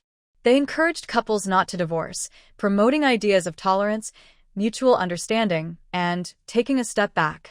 However, often it was the woman who had to be more accommodating. Men were not as easily persuaded. They had jobs, support from their families, and societal advantages that gave them confidence to stand their ground. Women, on the other hand, were often married off from their families, lacked their own homes, and were traditionally expected to contribute more to the family. The mediators primarily aimed to guide women to be more tolerant, accommodating, and willing to compromise. Even if a man is abusive, women should be encouraged to care for him, avoid doing things he dislikes, and not provoke him. So, Shin Qinghuan easily knew the answer. Should I advise that Sun Ju be tolerant of Zhao Chong? Fengji nodded, pretty much. Think about it. If you go and advise people with Sister Bao, will Zhao Chong's wife blame you? I won't advise, Shin Qinghuan stated firmly. Being hit and then told to be tolerant would make any strong-willed woman furious. Okay, then don't be angry anymore, Fengji said, pulling the blanket a bit. I'm not angry. Shin Qinghuan turned her face. It's because you woke me up. Then I should be upset for being pushed to the ground? Shin Qinghuan glanced at him, sensing a hint of grievance in his voice. The noise from earlier was indeed loud, but he had a history of this. I'm going to sleep, she said as she lay down. Fengji turned off the light and lay down beside her. Qinghuan, are your feet cold? Shin Qinghuan adjusted the blanket. Not too bad. She hadn't slept for long, and her feet were still a bit chilly. She was sensitive to the cold, and during winter, her hands and feet would often feel icy. She had bought some herbs for foot soaks at the market recently, but sometimes she found it too troublesome to use them. Instead, she would just take a hot water bottle to bed, especially with Fengji there to keep her warm. As soon as she finished speaking, Fengji touched her feet and placed them against his thigh to warm them. She wanted to refuse, but he wrapped his arm around her, pulling her close. His face was against her forehead, and his voice was deep and soothing as he said, Go to sleep. Shin Qinghuan's heart raced with his actions. But he didn't do anything else. He simply held her quietly. The anxiety from her dreams slowly faded away in the rhythm of his strong heartbeat. She wasn't sure if the scenes from her dreams were real, but in that moment, she felt calm. Fengji was warmer than her, and being held by him made Shin Qinghuan feel much cozier. She quickly fell asleep. What she didn't know was that after she fell asleep, Fengji opened his eyes and watched her for a while, a determined look in his gaze. The next morning, Shin Qinghuan got up on time and felt good. She had slept well last night. Fengji hadn't returned to the camp yet. When he saw her up, he said, I can stop by the hospital on my way. Shin Qinghuan remembered that he said he would take her and Yao Qin to the hospital, and she looked at him with some suspicion. It's not far, so why do you need to take us? We can walk ourselves. Feng Zhi didn't argue. All right, I'll head back to the camp. Breakfast is in the pot. Just after Shin Qinghuan finished breakfast, Yao Qin came over. They had agreed to go back to the hospital together. Have you eaten breakfast? Shin Qinghuan asked Yao Qin. I ate before leaving. I had egg pancakes and I just realized that using more oil makes them taste so good. Shin Qinghuan glanced at her, sensing there was more to her words. What's going on? Haven't you and your partner Xia made up yet? No, we haven't. Neither of us can convince the other, Yao Qin replied nonchalantly. So you two are in a cold war now? I guess so. Shin Qinghuan looked at her again. Did you purposely use more oil in the pancakes this morning to annoy Xia? Yao Qin was surprised. Qinghuan, I didn't know you could read minds. Didn't you just say that you argued over the oil? Now you're using more oil again. Isn't that to annoy him? Yao Qin nodded. Yes, I did it on purpose to see if it would upset him enough for me to change partners. How long do you plan to keep this up? Be careful you don't run out of oil. Or, do you think Xia will give in quickly? Shin Qinghuan was genuinely curious. Yao Qin shrugged. I don't know. If we run out of oil, I'll just use his money to buy more. Seeing that she had a plan, Shin Qinghuan changed the subject and talked about something else. Today, Shin Qinghuan went to help Dr. Kong first. He had an inflammation issue and couldn't give injections, but he had patients scheduled for that day. His other assistant couldn't cover for him, so he called her to help. On the way there, she ran into her classmate and colleague, Qianzai, who stopped in his tracks. Qinghuan, where are you going? That's not the way to the classroom. Shin Qinghuan replied, to Dr. Kong's office. She and this colleague were only acquaintances, not very close, so she turned to leave after speaking. Qianzai's eyes shifted, and he followed her. What did Dr. Kong ask you to do? I don't know. Aren't you going back to class?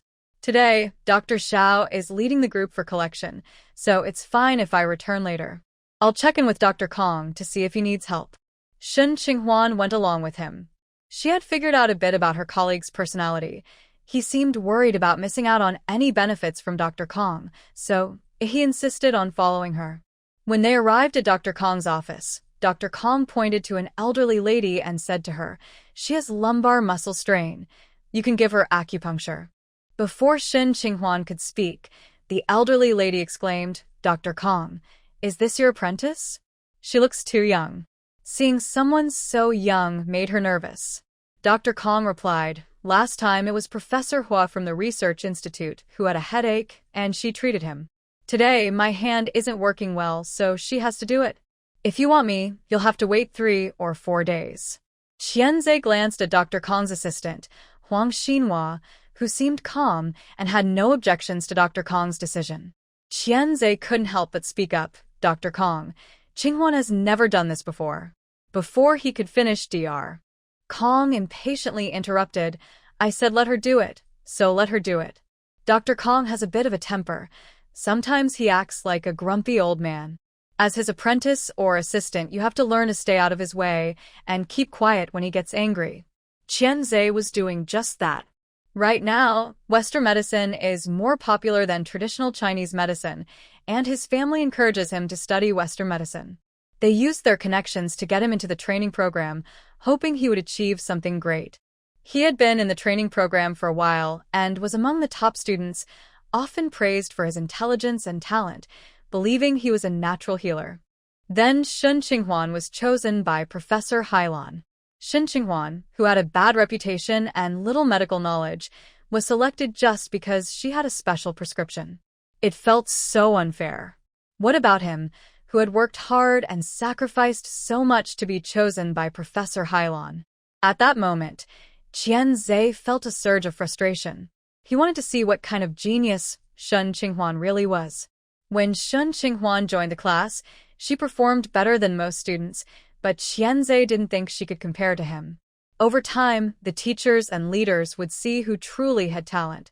But soon, Shin Qinghuan was surprisingly chosen by Dr. Kong as an assistant. When he first heard this, he doubted his ears. After work that day, he even went to Dr. Kong to confirm. Once he realized it was true, he felt a wave of resentment, suspecting that Shen Qinghuan had used connections to get Dr. Kong to take her on as an assistant. He had looked into Shen Qinghuan's background. She was a military family member, and all her connections here must come from her husband. Her husband was a young company commander. In this day and age, it's very common for the children of officials to be in the military or at the grassroots level. Many of them are quiet, but their family backgrounds are strong. He thinks Shen Qinghuan is the same way. If Shen Qinghuan can succeed, why can't he? He has no reason to lose to a female colleague. So, Qianzhe plans to study traditional Chinese medicine. He wants to master both traditional and Western medicine. He believes he has the talent and can learn just as well as Shen Qinghuan. After a few days of study, he realizes that traditional Chinese medicine is not that simple. However, he thinks that if Shen Qinghuan can do it, then so can he. Then there's Dr. Kong, who is quite impressive. He immediately starts him on acupuncture, but Qianzhe struggles to even hold the needle. Dr. Kong, however, seems unconcerned and tells him to practice on his own. Now, it's even more surprising that after just a few days as an assistant, Shen Qinghuan is allowed to treat patients herself, without fear of making mistakes. Dr. Kong tells the patient, "Don't worry, I trust her ability to perform this acupuncture." The patient looks at Shen Qinghuan and says to Dr. Kong, "I heard that Dr. Kong from the military district is good at acupuncture, so I came here specifically to see him." Dr. Kong replies, "I know, but I can't hold the needle right now. If you don't trust her, you can go somewhere else." The patient becomes a bit unhappy, feeling that the doctor's words were rude and his attitude was poor. "Why are you saying that? I wouldn't have come here if I wasn't in so much pain." Shen Qinghuan understands the patient's feelings very well. Before Dr. Kong can speak again, she takes over the conversation. "Ma'am, besides your back pain, do you also have soreness in your arm?" The patient is surprised and looks at her. "How did you know?"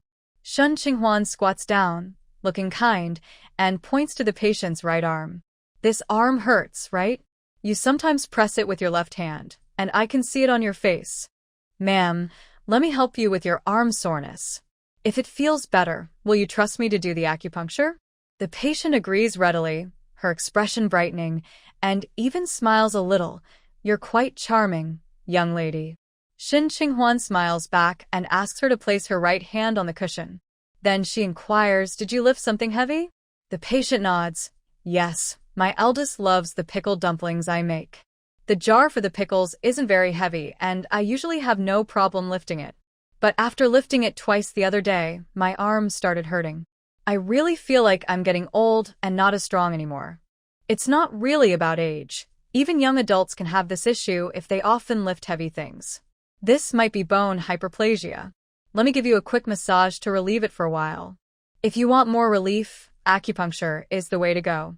As Shen Qinghuan spoke, she applied massage oil to her palms, warmed them up, and placed her hands on the elderly woman's arm, gently pressing on key acupoints and moving upwards slowly.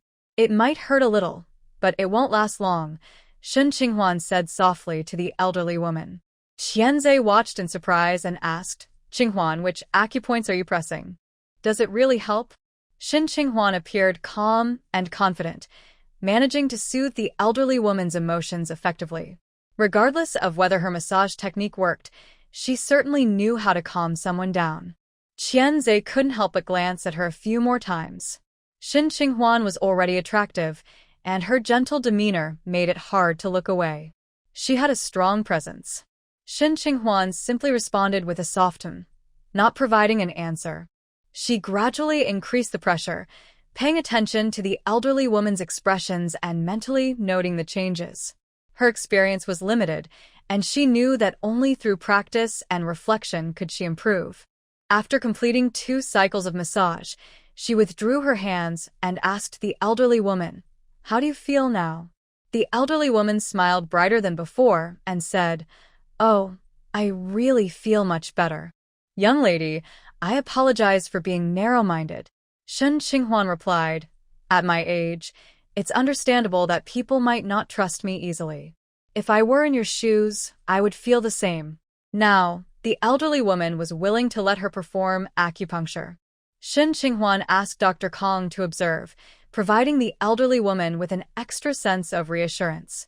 Qian Zhe and another assistant stayed as well. Shen Qinghuan washed her hands and prepared her tools. She focused intently, her gaze steady, and inserted the needles confidently without hesitation. In her actions, others completely overlooked her age, seeing her as an experienced doctor. Qian Zhe was captivated by her work. Dr. Kong instructed the assistant and Qian Zhe, "Pay attention and learn." At this moment, Qian Zhe felt no longer resentful, but rather shocked. He had underestimated Shen Qinghuan and didn't expect her to have such skills. After finishing the acupuncture, Shen Qinghuan disinfected her tools and set them aside. "Then go ask the elderly lady how she feels." At this moment, the elderly lady completely trusts the young girl in front of her. "It's really good. I feel much better already," Shen Qinghuan said to her. "You need to come back for acupuncture 2 more times, tomorrow and the day after. Make sure to rest, avoid lifting heavy things, don't bend over, and sleep on a firm bed." The elderly lady noted everything down and looked at her. "Dear, are you married?" Shen Qinghuan was surprised by the sudden question, but it wasn't really private. "Yes, I'm married and have a 1-year-old child." The elderly lady looked a bit regretful and said, "Your husband is really lucky." This was the first time Shen Qinghuan heard someone say that Feng Qi was lucky to marry her. In the past few days, including her time back in Anqing, neighbors and acquaintances had all said she was fortunate to marry Feng Qi. "What's your name?" the elderly lady asked again. Shen Qinghuan told her. The elderly lady nodded. "Then I will come back to see you tomorrow." "That's fine." The elderly lady seemed to really like her and asked if she enjoyed eating date cake. Shen Qinghuan politely declined. Finally, the elderly lady said, "My husband's family name is Zhao. If you need anything, you can find me at the family compound in the East District. Just ask for Aunt Zhao." Shen Qinghuan felt her kindness and asked, "Did you come here by yourself?" The elderly lady looked to be in her 70s, but seemed quite strong, without a cane. However, her back hurt, and having someone accompany her would be better. "It's okay. I have a great niece working here. She'll take me home later," Aunt Zhao said. Shen Qinghuan didn't talk to Aunt Zhao for long before another patient came in for acupuncture. This patient had neck pain, and after confirming the acupuncture points with Dr. Kong, she began the treatment. The patient was a young soldier who, unlike the elderly lady, didn't doubt her abilities just because she was young. He thought that if she could perform acupuncture, she must have the skills. At this moment, Qian Zhe was quietly taking notes on the acupuncture points and techniques. Xiaoya came early to assign homework to the students in her training class, then was called to the department for some work. After finishing, she remembered her aunt and hurried to Dr. Kong's office. She had heard from her colleagues that Dr. Kong wouldn't be doing acupuncture today. But since he was at work, she couldn't let her aunt come for nothing. She had prepared some spicy dried fish, which Dr. Kong loved. This is a food he loves but can't eat too much of. He had surgery on his throat and can't eat spicy food, so his family always prevents him from having it. If he wants to eat it, he can only do so secretly. However, she brings him what he likes and keeps it a secret, allowing him to endure some pain to help his aunt with acupuncture, which should be fine. But halfway there, they run into his aunt. "Aunt, I was just about to pick you up. I heard today that Dr. Kong doesn't do acupuncture for patients, but don't worry, I'll talk to him and see if he can help."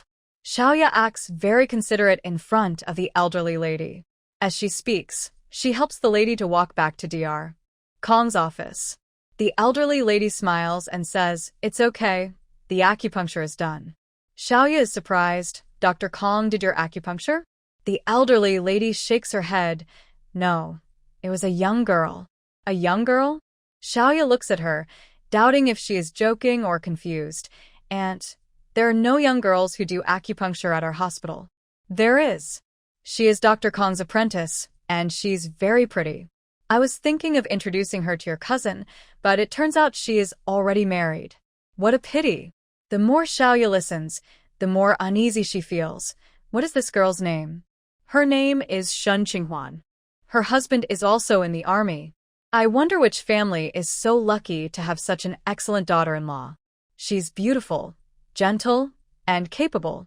The elderly lady is very regretful that she didn't meet this girl sooner. Shin Qinghwan?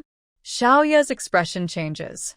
She remembers hearing people talk about her when Professor Hu came to the hospital for a headache treatment and Shin Qinghwan helped with the acupuncture. Somehow, it got mixed up that she knows how to do acupuncture. Dr. Kong even called her over to help.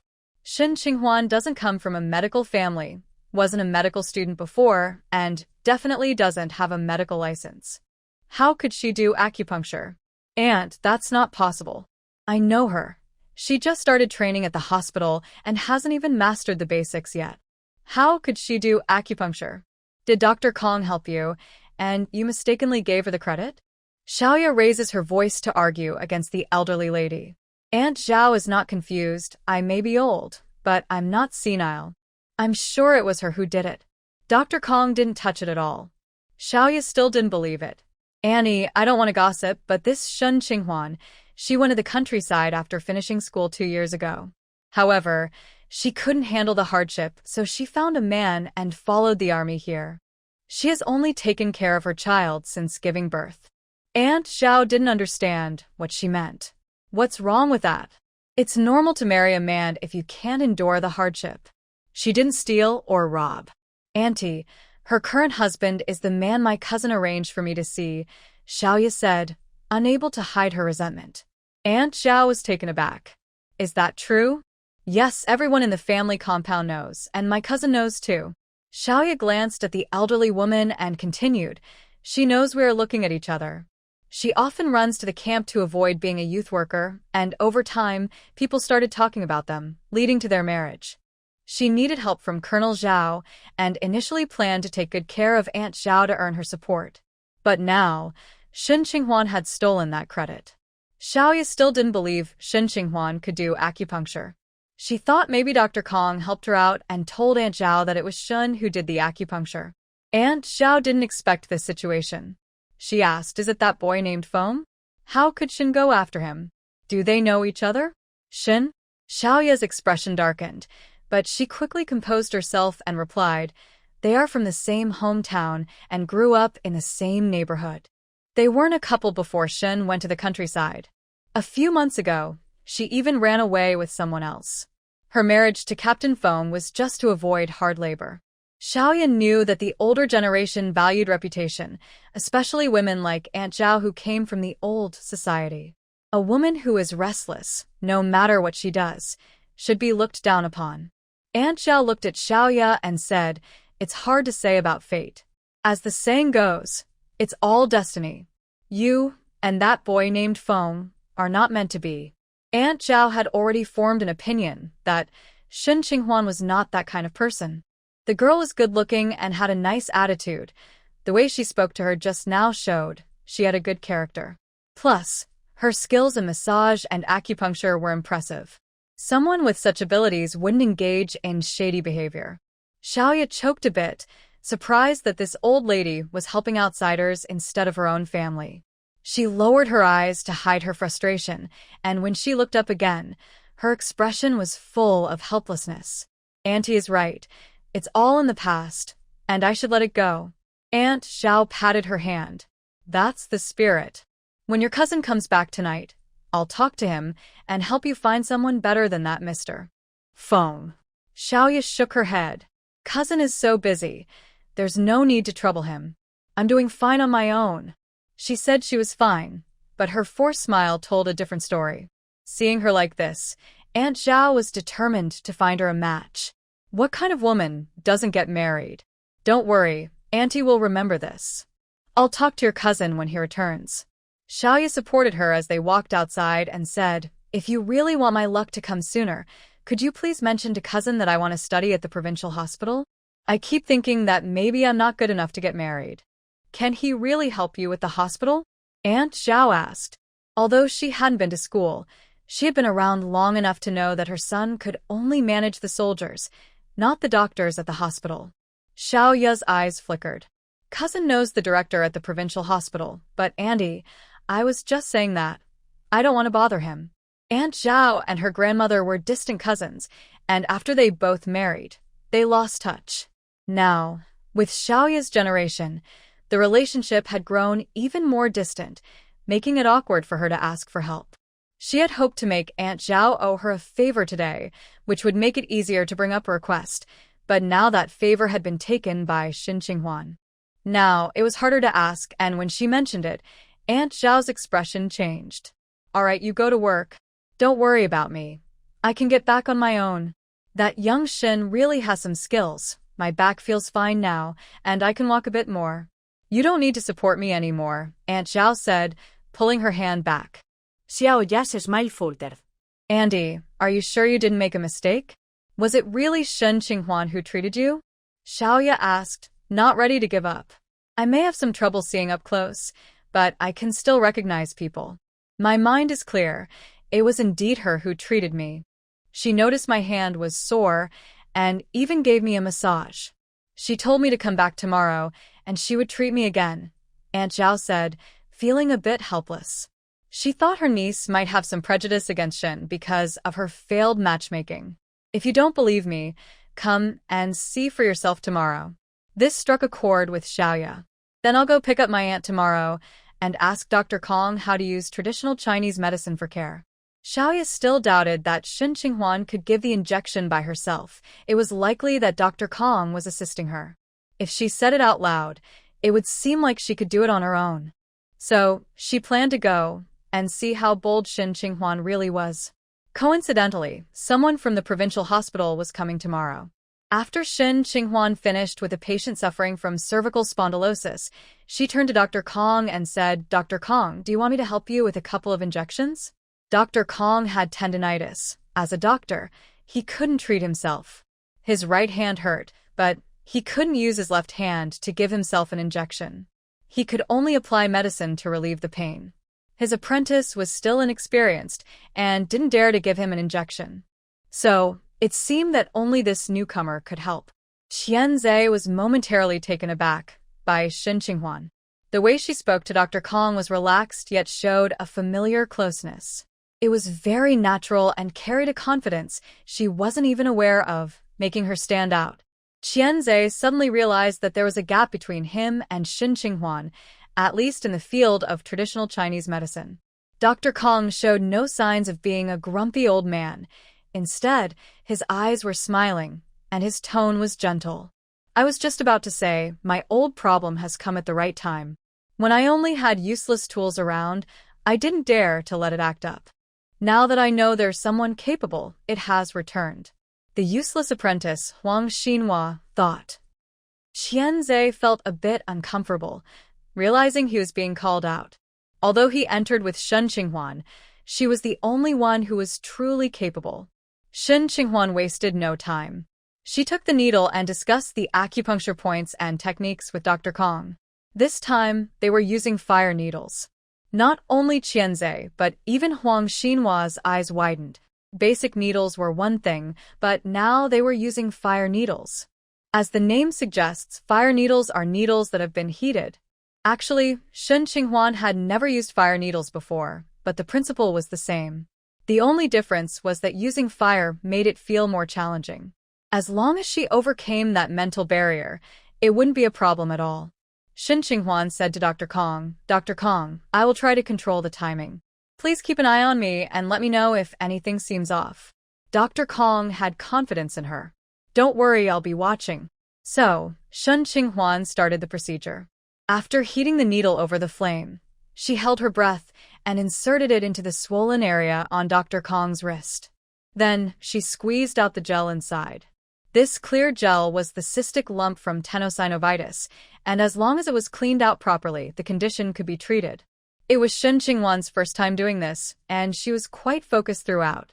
As a child, she was a bit mischievous and didn't excel in school, lacking any special talents, with some people saying she only had her looks. However, one thing she was good at was not being shy or insecure. In school performances, she was brave enough to go on stage. Now, trying the fire needle for the first time, she was also willing to give it a shot. After squeezing out more than a spoonful of the lump from Dr. Kong, she finished the treatment. Huang Xinhua quickly came over to do the disinfection, eager to prove himself, worried that Dr. Kong might think he was useless. Qianzhe, however, remained still. By the afternoon after school, Qianzhe caught up with Shen Qinghuan. Qinghuan, Qianzhe called out to her. Shen Qinghuan stopped and looked at him in confusion. Is there something you need? She had spent some time with his classmate and colleague, but they hadn't talked much and weren't close. She knew he didn't think highly of her and had been competing with her quietly, so she didn't plan to become friends, just maintaining a superficial relationship. Qianzhe looked at her and said, Qinghuan, I had some misunderstandings about you before and I'm sorry. Shen Qinghuan glanced at him. He seemed to have lost some of his competitive edge. Understanding now is what matters. Qinghuan, can I ask you about acupuncture in the future? Shen Qinghuan looked at him again, surprised by his change in attitude. He had been quite arrogant before, and now he was being humble enough to ask her for advice. There's no need for formalities. We can just share and learn from each other, Shen Qinghuan replied, not wanting to make things awkward. Hearing this, Qianzhe's expression brightened a bit. Can I? Qinghuan. His words were interrupted by a female colleague who rushed over, and he had to swallow the rest of what he wanted to say. The colleague was Yao Qin. She was happy to see Shen Qinghuan. I was just wondering if I should wait for you at the door. I didn't expect you to come out earlier than me. The two didn't plan to go home together after work. Seeing Yao Qin's expression, Qinghuan. His words were interrupted by a female colleague who rushed over, and he had to swallow the rest of what he wanted to say. The colleague was Yao Qin. She was happy to see Shen Qinghuan. I was just wondering if I should wait for you at the door. Yao Qin shook her head. No, I was just thinking that if I ran into you, we could talk on the way back. Shen Qinghuan asked about her and Xie Yuan, as they usually went home together at noon and likely had some communication. Still the same, I didn't go home at noon, Yao Qin pouted. If the hospital hadn't arranged for dorms, I wouldn't even go home at night. Yao Qin shook her head. No, I was just thinking that if I ran into you, we could talk on the way back. Shen Qinghuan asked about her and Xie Yuan, as they usually went home together at noon and likely had some communication. Still the same, I didn't go home at noon, Yao Qin pouted. If the hospital hadn't arranged for dorms, Shen Qinghuan noticed her red eyes and messy hair. She looked a bit distracted. What happened to you? Yao Qin recognized Ji Kaiyan from her last visit to Shen Qinghuan's home and had heard about her situation from Sister Baoyu. After Shen Qinghuan asked, she also inquired, did you get into a fight? Ji Kaiyan quickly wiped her tears. No, I just tripped. Shen Qinghuan noticed her red eyes and messy hair. She looked a bit distracted. What happened to you? Yao Qin recognized Ji Kaiyan from her last visit to Shen Qinghuan's home and had heard about her situation from Sister Baoyu. After Shen Qinghuan asked, she also inquired. Shen Qinghuan learned this from Baoyu, and seeing Ji Kaiyan in this state made her want to ask more. If it were someone else, a family member she wasn't close to, she wouldn't pry if they didn't want to share. But Ji Kaiyan was from out of town and had no one here. She had even given her a bag of chestnuts recently. It was just a casual question, a chance to build a good connection. Ji Kaiyan shook her head. Not yet. She thought it was possible that the Hong family was reluctant to spend money on the telegram. Did you just go ask? Shen Qinghuan suddenly realized that since Ji Kaiyan came from the family area, she would naturally go to Hongji to find out if there was a reply from home. Ji Kaiyan nodded. Yao Qin was surprised. You didn't get into a fight after asking, did you? Ji Kaiyan looked a bit embarrassed. Not really. We just had a little argument, no fighting. Who did you argue with? That guy named Hong? Yao Qin continued. It's surprising that a man would argue with a woman. That's really low. She is his wife. Ji Kaiyan thought of that woman, and her anger was uncontrollable. Shen Qinghuan was a bit surprised, but upon reflection, it seemed expected. Zhu Shitong was probably fed up with Ji Kaiyan. When Ji Kaiyan approached Hongji, Zhu Shitong must have felt embarrassed, realizing that the man she carefully chose turned out to be like this. Perhaps when she saw Ji Kaiyan asking about the letter, she took out her frustration from the past few days on Ji Kaiyan. What did she say to you? Yao Qin asked. Ji Kaiyan hesitated and replied, she called me shameless, saying I haven't given up on her man, and told me not to come looking for them again. If there's news, they will let me know.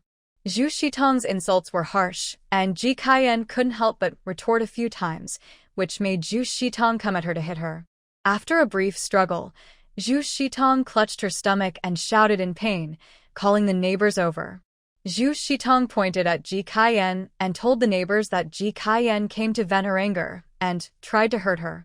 Thinking back to that moment when she couldn't defend herself, Ji Kaiyan felt regretful enough to almost cry. Shin Qinghuan and Yao Qin couldn't help but feel angry for her. Where is she now? If she claims to be hurt, she wouldn't have skipped the hospital, right? Yao Qin asked. Ji Kaiyan shook her head. She didn't go. Most likely, she's pretending, Yao Qin said. She didn't like Zhu Shitong even before this, thinking she was too manipulative and often took advantage of others. So without a second thought, she stood by Ji Kaiyan. Shin Qinghuan inquired about the letter. What's the situation back home? Did Zhu Shitong say anything? Ji Kaiyan shared her guess. Maybe she didn't want to spend money on a telegram and decided to write a letter instead. If that's the case, she didn't know whether to wait or not. Here, she felt very uncomfortable, as if many people were watching her and laughing at her. Yao Qin suggested, since Zhu Shitong said that, you should ask her every day. Isn't she suspicious that you care about her man? Let her doubt it enough, and see how she continues to wrongfully accuse you. Zhu Shitong was still in her postpartum period, and being this angry every day wouldn't be good for her. Shen Qinghuan thought Yao Qin's idea was quite good, but Ji Kaiyan was so honest that she wondered if she would actually do it. Ji Kaiyan hesitated. Yao Qin added, this will annoy Zhu Shitong, cause arguments between them, and might push them to find a way to get a reply from back home quickly. It's a win-win. I still don't really believe what the Hong family says about not receiving the letter. They might have received it but are just not saying anything, purposely making you work harder. Ji Kaiyan was starting to realize that Hongji had been married at the station for almost 3 years, not just a few months. In these 3 years, did he only send one letter home? One letter might get lost, but could several letters go missing? Although she hadn't officially entered the Hong family, the work she did there still counted.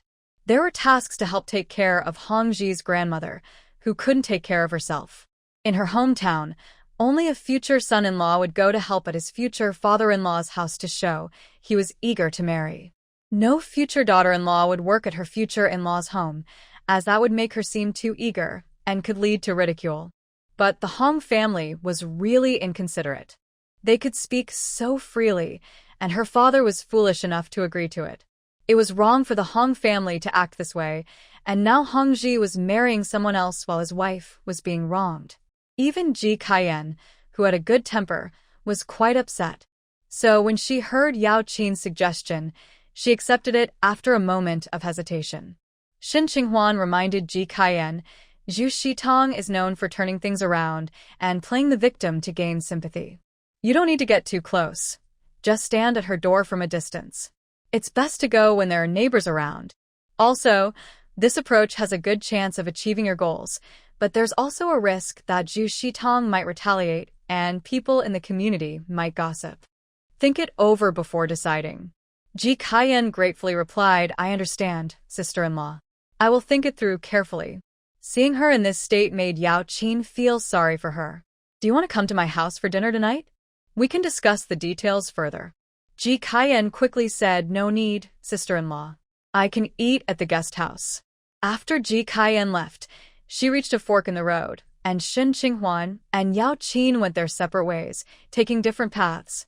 Yao Qin was originally heading home, but after a few steps, she heard a neighbor call out to her. Yao Daimiai, your husband, Xie Yuan, wants you to cook for 2 extra people. He said they're coming over for dinner, and he's gone to the service station to buy some cured meat. Yao Qin paused, doubting her ears. What did you say? The neighbor repeated it.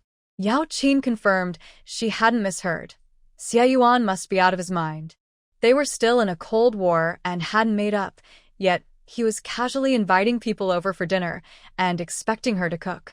Yao Qin felt a mix of anger and amusement and told the neighbor, please tell Xie Yuan that I have a colleague treating me to dinner, and I've already agreed to it. He can handle his own guests. After saying that, she added, oh right, I won't be coming home to sleep tonight. My colleague's husband is not home, and she's scared, so I'm going to keep her company. Without paying attention to her neighbor calling her from behind, she quickly went home to pack some clothes and food before leaving. She went to stay with Ji Kaiyan. Yes, she preferred staying at the guest house. In her housing complex, she had friendly neighbors, but they all had husbands, so it wasn't appropriate for her to stay over at their homes. As for her colleagues, she had only been training for a few days and wasn't close enough with them to ask for a favor. So, she thought of Ji Kaiyan. Ji Kaiyan was quite surprised by Yao Qin's visit. "Sister-in-law, why are you here?" Yao Qin replied, "I had a fight with my husband. Kaiyan, can you let me stay for a night?" They weren't very familiar, and Ji Kaiyan didn't even know her name before, but since Yao Qin had just given her a good suggestion, she nodded, sure. Xie Yuan and Yao Qin were in a silent treatment. It was mostly Yao Qin ignoring him. Whenever he tried to talk to her, she completely shut him out. He hadn't done anything wrong. She was wasting food and speaking carelessly. Spreading bad ideas about divorce and changing partners. Marriage isn't something you can just walk away from. He just wanted to discuss this with her so she wouldn't talk recklessly in the future. But as soon as he brought it up, she snapped back with, "That's none of your business." After that, they stopped talking. Without communication, it didn't feel like a home. Just one night, and Xie Yuan felt like a heavy stone was sitting on his heart. Back at the camp, he didn't want to bother Wang Sheng, who was busy with tasks. However, during some free time, he overheard some gossip and came up with an idea. Besides Wang Sheng, he knew that Captain Yang and his wife had a good relationship. Captain Yang was also from his hometown, and they had talked about having a meal together before, which had never happened. He thought maybe he could invite this fellow townsman over for dinner, hoping his wife could help persuade Yao Qin. Being from the same hometown and speaking the same dialect would make it feel more friendly for Yao Qin. However, Xie Yuan was completely unprepared for the news he received from a neighbor when he got home. Yao Qin was out and wouldn't be back that night. Xie Yuan's face darkened. What was she thinking? Leaving guests behind was very rude. Staying at someone else's house was also quite impolite. He asked the neighbor where Yao Qin had gone, but they didn't know. The villagers felt awkward seeing the situation. They were called over to talk and help persuade Yao Qin, but now Yao Qin was completely ignoring them. "I'll go find her," Xie Yuan said. When Shen Qinghuan got home, Feng Ji sent someone to inform her that he had a task that night and didn't need her to wait for him. Shen Qinghuan casually boiled an egg and made some noodles for herself. Her cooking skills were average. She could only make sure things were cooked. Binbin's baby food was already prepared by Xiaofang. After dinner, the mother and daughter played in the living room. Shen Qinghuan made some cards for her daughter, but the little one put everything in her mouth. The paint on the cards wasn't safe to eat, so Shen Qinghuan showed her the cards and then switched to other toys. Shen Qinghuan thought it would be good to make some small toys for the child using cloth and cotton. Using cotton fabric would be fine even if she chewed on them. The little one loved to laugh. She would giggle if someone played with her and would sometimes run over to hug her and act cute. At that moment, Shen Qinghuan felt very calm and happy, completely different from her anxious self in her dreams. Feng Ji didn't come home that night, and Shen Qinghuan didn't have those dreams again. The next day, after leaving the child with Xiaofang, she went to the hospital. In the morning, she had to go back to class and didn't visit Dr. Kong. The patients needing acupuncture would have to wait until the afternoon. On her way home at noon, she heard a commotion. Curious, she followed the sound and saw Ji Kaiyan, Yao Qin, and Zhu Shitong in front of Zhu Shitong's house. No wonder Yao Qin hadn't said she would wait for her after work. She had come here instead. As Shen Qinghuan approached, she heard Zhu Shitong crying, "I knew it. Why didn't you leave after sending the message? You just wanted to steal him." At this moment, many wives had gathered around. Hongji was in the crowd too. After Zhu Shitong finished speaking, he said, "Shitong, don't say that. Kaiyan just came to ask about the message." Zhu Shitong retorted sharply, "Didn't she come yesterday? I told her the message hadn't arrived yet, and now she's back today. Clearly, she's trying to ruin our marriage and won't let go of you." Hongji frowned as he noticed more and more people gathering. "Shitong, Kaiyan isn't bothering me. We were just talking normally. You're still recovering, let's go home. Zhu Shitong keenly noticed that Hongji was speaking kindly to Ji Kaiyan, and his attitude had changed. It wasn't like this when she talked to him about it last night. Yesterday, Ji Kaiyan came over to ask about her letter. She got so upset that she ended up scolding someone away. When Hongji came home from work, she told him about it.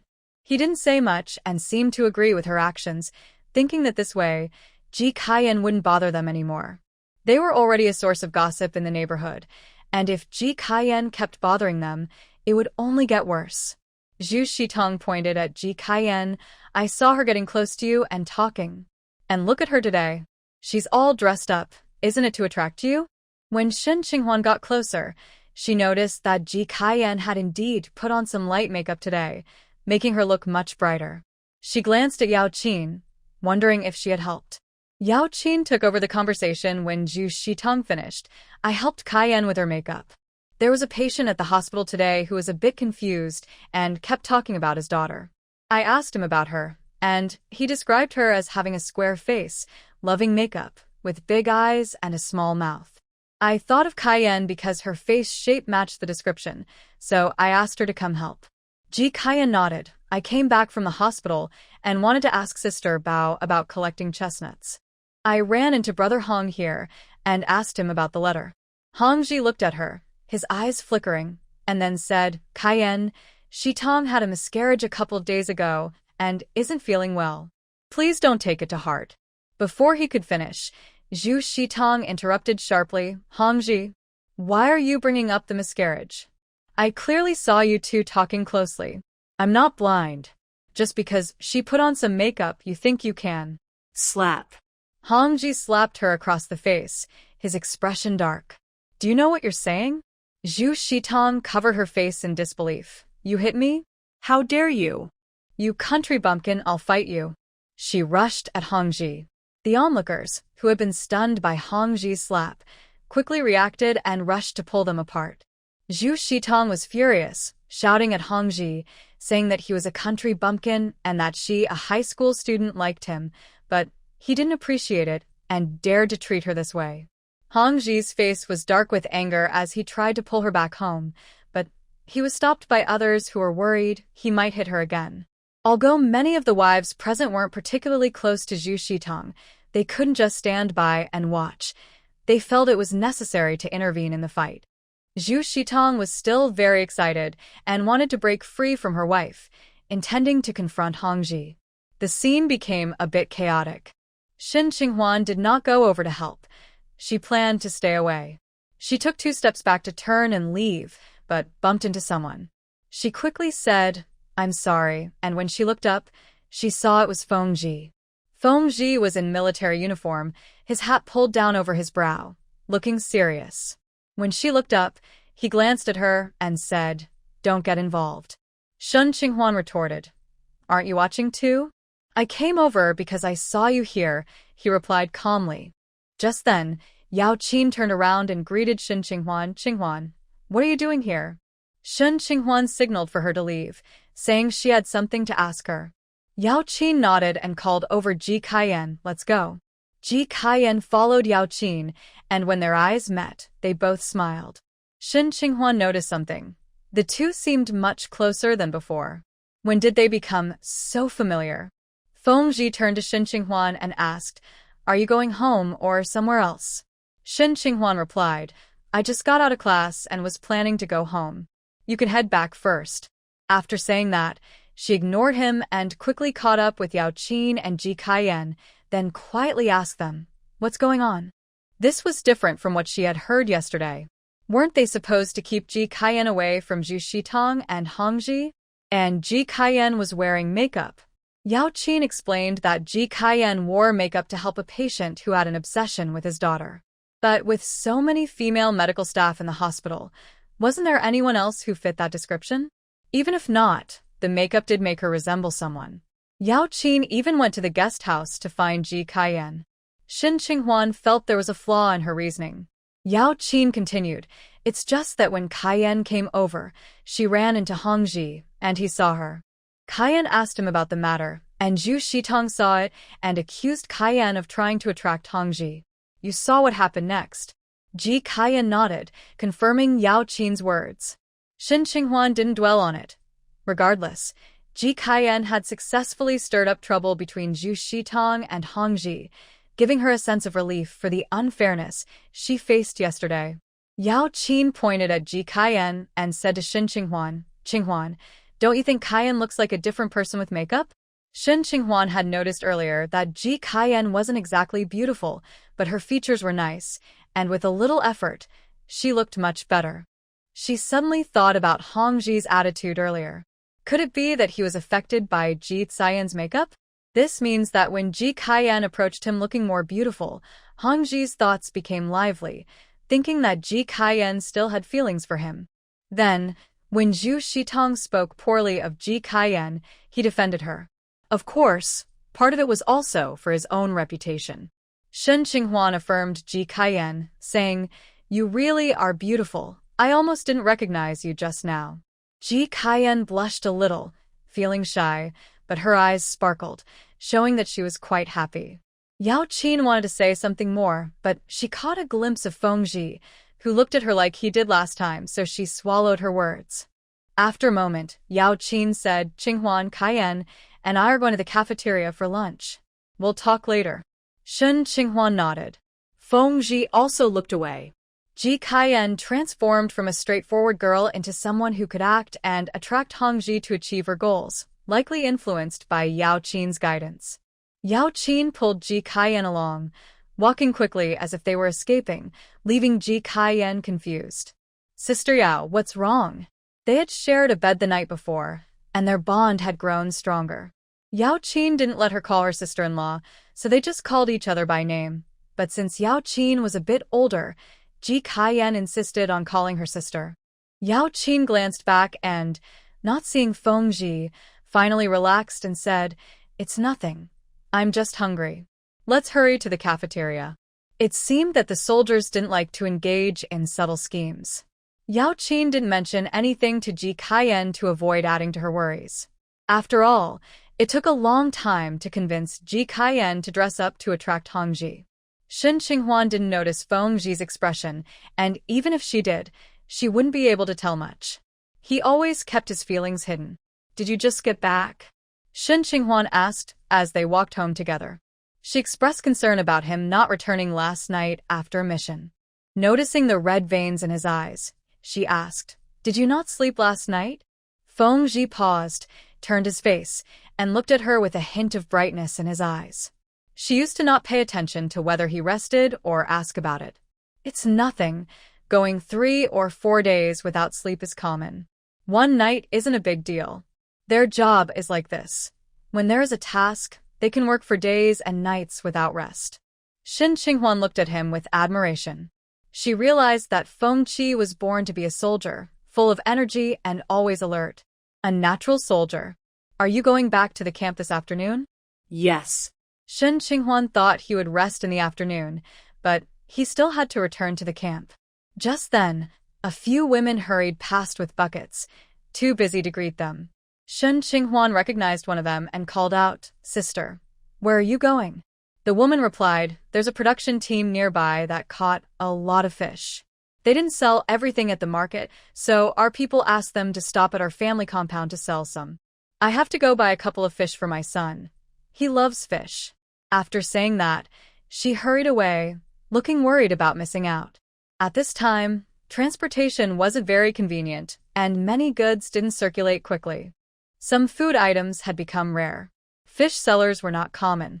If they caught fish from a whole pond, it was best to buy a few extra. Keeping them at home could last for 10 days to 2 weeks, and even if they didn't finish, dried fish would still taste great. Shen Qinghuan loved fish too. She said to Fengji, I'll go check it out. You don't need to worry about me. You should go rest for a bit. Fengji disagreed. I'll go with you. Shen Qinghuan replied, almost everyone going is a woman. Are you really going to squeeze in with them? I should go. Oh, I need to grab a bucket. She wanted to bring a bucket to keep the fish, which could last a few days. Can you carry it back? Then let's go together. The two of them went home to get a water bucket, and Shen Qinghuan changed her shoes to avoid getting them wet. As they left, Shen Qinghuan called out to their neighbor, Sister Bao, to see if she wanted to buy fish. Bao Yu was already aware of the news and was preparing to head out with her bucket. Let's go together. Bao Yu said, my whole family loves dried fish. We finished the few we dried last year before autumn even started. We need to buy a few more today. The weather is perfect for drying. Shen Qinghuan didn't know how to do that. She thought buying 2 or 3 fish would be enough for her family. Then Bao Yu mentioned Zhu Shitong. I just went over with Sister Liang. I've never seen anyone cause such a fuss. Shen Qinghuan was curious. What's happening now? In the family compound, there was a soldier having a conflict with his family. The instructor and the women's organization would help mediate the issue, allowing the couple to reconcile. Now we need her husband to admit his mistake, write her a guarantee that he won't hit her again, and give her control over all the household money. Although Bao Yu didn't particularly like Zhu Shitong, she sympathized with her as a fellow woman who was being abused. In front of so many people, who could handle being slapped like that? After we eat, I will go find Kai Yan, Bao Yu said again. Shen Qinghuan asked sister-in-law, are you going to persuade Kai Yan? Bao Yu nodded. I asked around, and Kai Yan did approach Hongji to talk. I know she wants to find out about the letter, but still, she and Hongji were once engaged, so she needs to be careful. Shen Qinghuan raised an eyebrow, surprised that Ji Kai Yan was being so proactive. Bao Yu continued, it's no wonder Zhu Shitong is so upset. She didn't know Hongji had a fiancé, and now that the fiancé has shown up, especially after her miscarriage, anyone would be emotional. I'll talk to Kai Yan about the letter and help her with it. She shouldn't go looking for that couple anymore to avoid trouble. Shen Qinghuan said, the worst one is definitely Hongji. Both women felt manipulated by him. She didn't sympathize with Zhu Shitong. She just thought Hongji deserved a harsher punishment. Bao Yu agreed, thinking Hongji was no different from a villain in a play. However, Zhu Shitong was not someone to be easily pushed around, and if this matter came to light, the couple would likely have a big argument. Outside the family compound, Shen Qinghuan indeed saw a tractor with several large water buckets nearby, surrounded by a crowd. She also noticed that besides selling fish, there were vendors selling sweet potatoes, vegetables, and wild fruits. These were small vendors who hadn't sold everything at the market and had set up shop upon seeing the crowd. Fengji took a bucket and went to line up, telling Shen Qinghuan not to worry about it. Bao Yu was anxious. She saw some women fighting over cloth and wanted to pick some out, but she couldn't leave without buying fish. She looked around, wanting someone to help, and Shen Qinghuan said, Sister-in-law, how many do you want? Let Fengji help you buy them. Bao Yu sighed in relief, saying, those fish look big. I'll take 5, but if that's too much, 3 will do. I'll go talk to Bin Bin's dad. With that, she took her bucket and went to find Fengji. Shen Qinghuan also wanted to see the coarse cloth and noticed someone selling taro. She wanted to buy some, along with wild fruits. Bao Yu returned shortly, and Shen Qinghuan went with her to the cloth stall. The coarse cloth sold by the vendors was woven by villagers at home. Although the fabric was rough, it was affordable. Shen Qinghuan thought of buying a few yards to make toys for Binbin, as the colors were quite nice. Since many people were looking, there wasn't much cloth left. Bao Yu, being more experienced, quickly led Shen Qinghuan to the front. Huang Mei, who previously had issues with Shen Qinghuan, followed behind. Seeing that the cloth was almost sold out, she became anxious and said, Shen Qinghuan, you usually buy from department stores. Why are you competing with us for coarse cloth now? Shen Qinghuan ignored her and, along with Bao Yu, bought 6 yards, finishing off the last of the cloth. Huang Mei's eyes widened. Instead of criticizing Bao Yu, she targeted Shen Qinghuan with sarcastic remarks. Shen Qinghuan, is Captain Feng not giving you any at home? Why are you competing for coarse cloth now? Your family didn't even use it for curtains before. Huang Mei was the one who previously accused her of stealing Xiaoya's husband. When her son came over to take Binbin's toy, Shen Qinghuan blocked him to prevent him from bumping into Binbin, causing the boy to fall. Huang Mei insisted that her son was hurt because of Shen Qinghuan. Shen Qinghuan didn't have time to argue with her. She had other things to buy. After spending days in the hospital, She hadn't had time to visit the market, and the food supplies at home were running low. Since she had the chance now, she wanted to stock up. You can feel better by thinking like that. Just keep that in mind, Shen Qinghuan said before heading off with Bao Yu to buy taro and sweet potatoes. At that moment, Shen Xiuxiu also heard the news and came over to buy fish. She had someone help her with a purchase before joining Shen Qinghuan. She was surprised to see Shen Qinghuan buying coarse cloth, just like the woman in blue. Then, seeing Shen Qinghuan buying sweet potatoes, she exclaimed, "Shen Qinghuan, didn't you say sweet potatoes were only for country folks? Why are you eating them now?" Shen Xiuxiu felt revitalized these days. The recent crisis in Anqing was resolved after she and Su Jiangwen got married. Even though Zhang Hui sent Su Jiangwen a telegram suggesting he consider divorce, he did not agree. The situation in Anqing involved not only her and Huang Zidong but also offending Su Jiangwen's aunt, which strained her relationship with Zhang Hui. Zhang Hui wanted to ease the situation and show her stance, so she planned to have Shen Xiuxiu apologize to Aunt Su Jiangwen by kneeling and make the Shen family compensate a bit. She thought this would resolve the matter. However, she didn't expect that a divorce would be the next step, especially since the two had just gotten married. This would not reflect well on Su Jiangwen or the Su family. But Shen Xiuxiu secretly returned to Qingcheng, and the Shen family was unwilling to compensate. Frustrated, Zhang Hui sent a divorce telegram to Su Jiangwen. Su Jiangwen did not listen to Zhang Hui, and Shen Xiuxiu felt very satisfied, knowing that Su Jiangwen was still on her side. As long as her husband supported her, it didn't matter how strict her mother-in-law was. Life was going well, and everything seemed smooth. She even saw Shen Qinghuan buying cloth and sweet potatoes.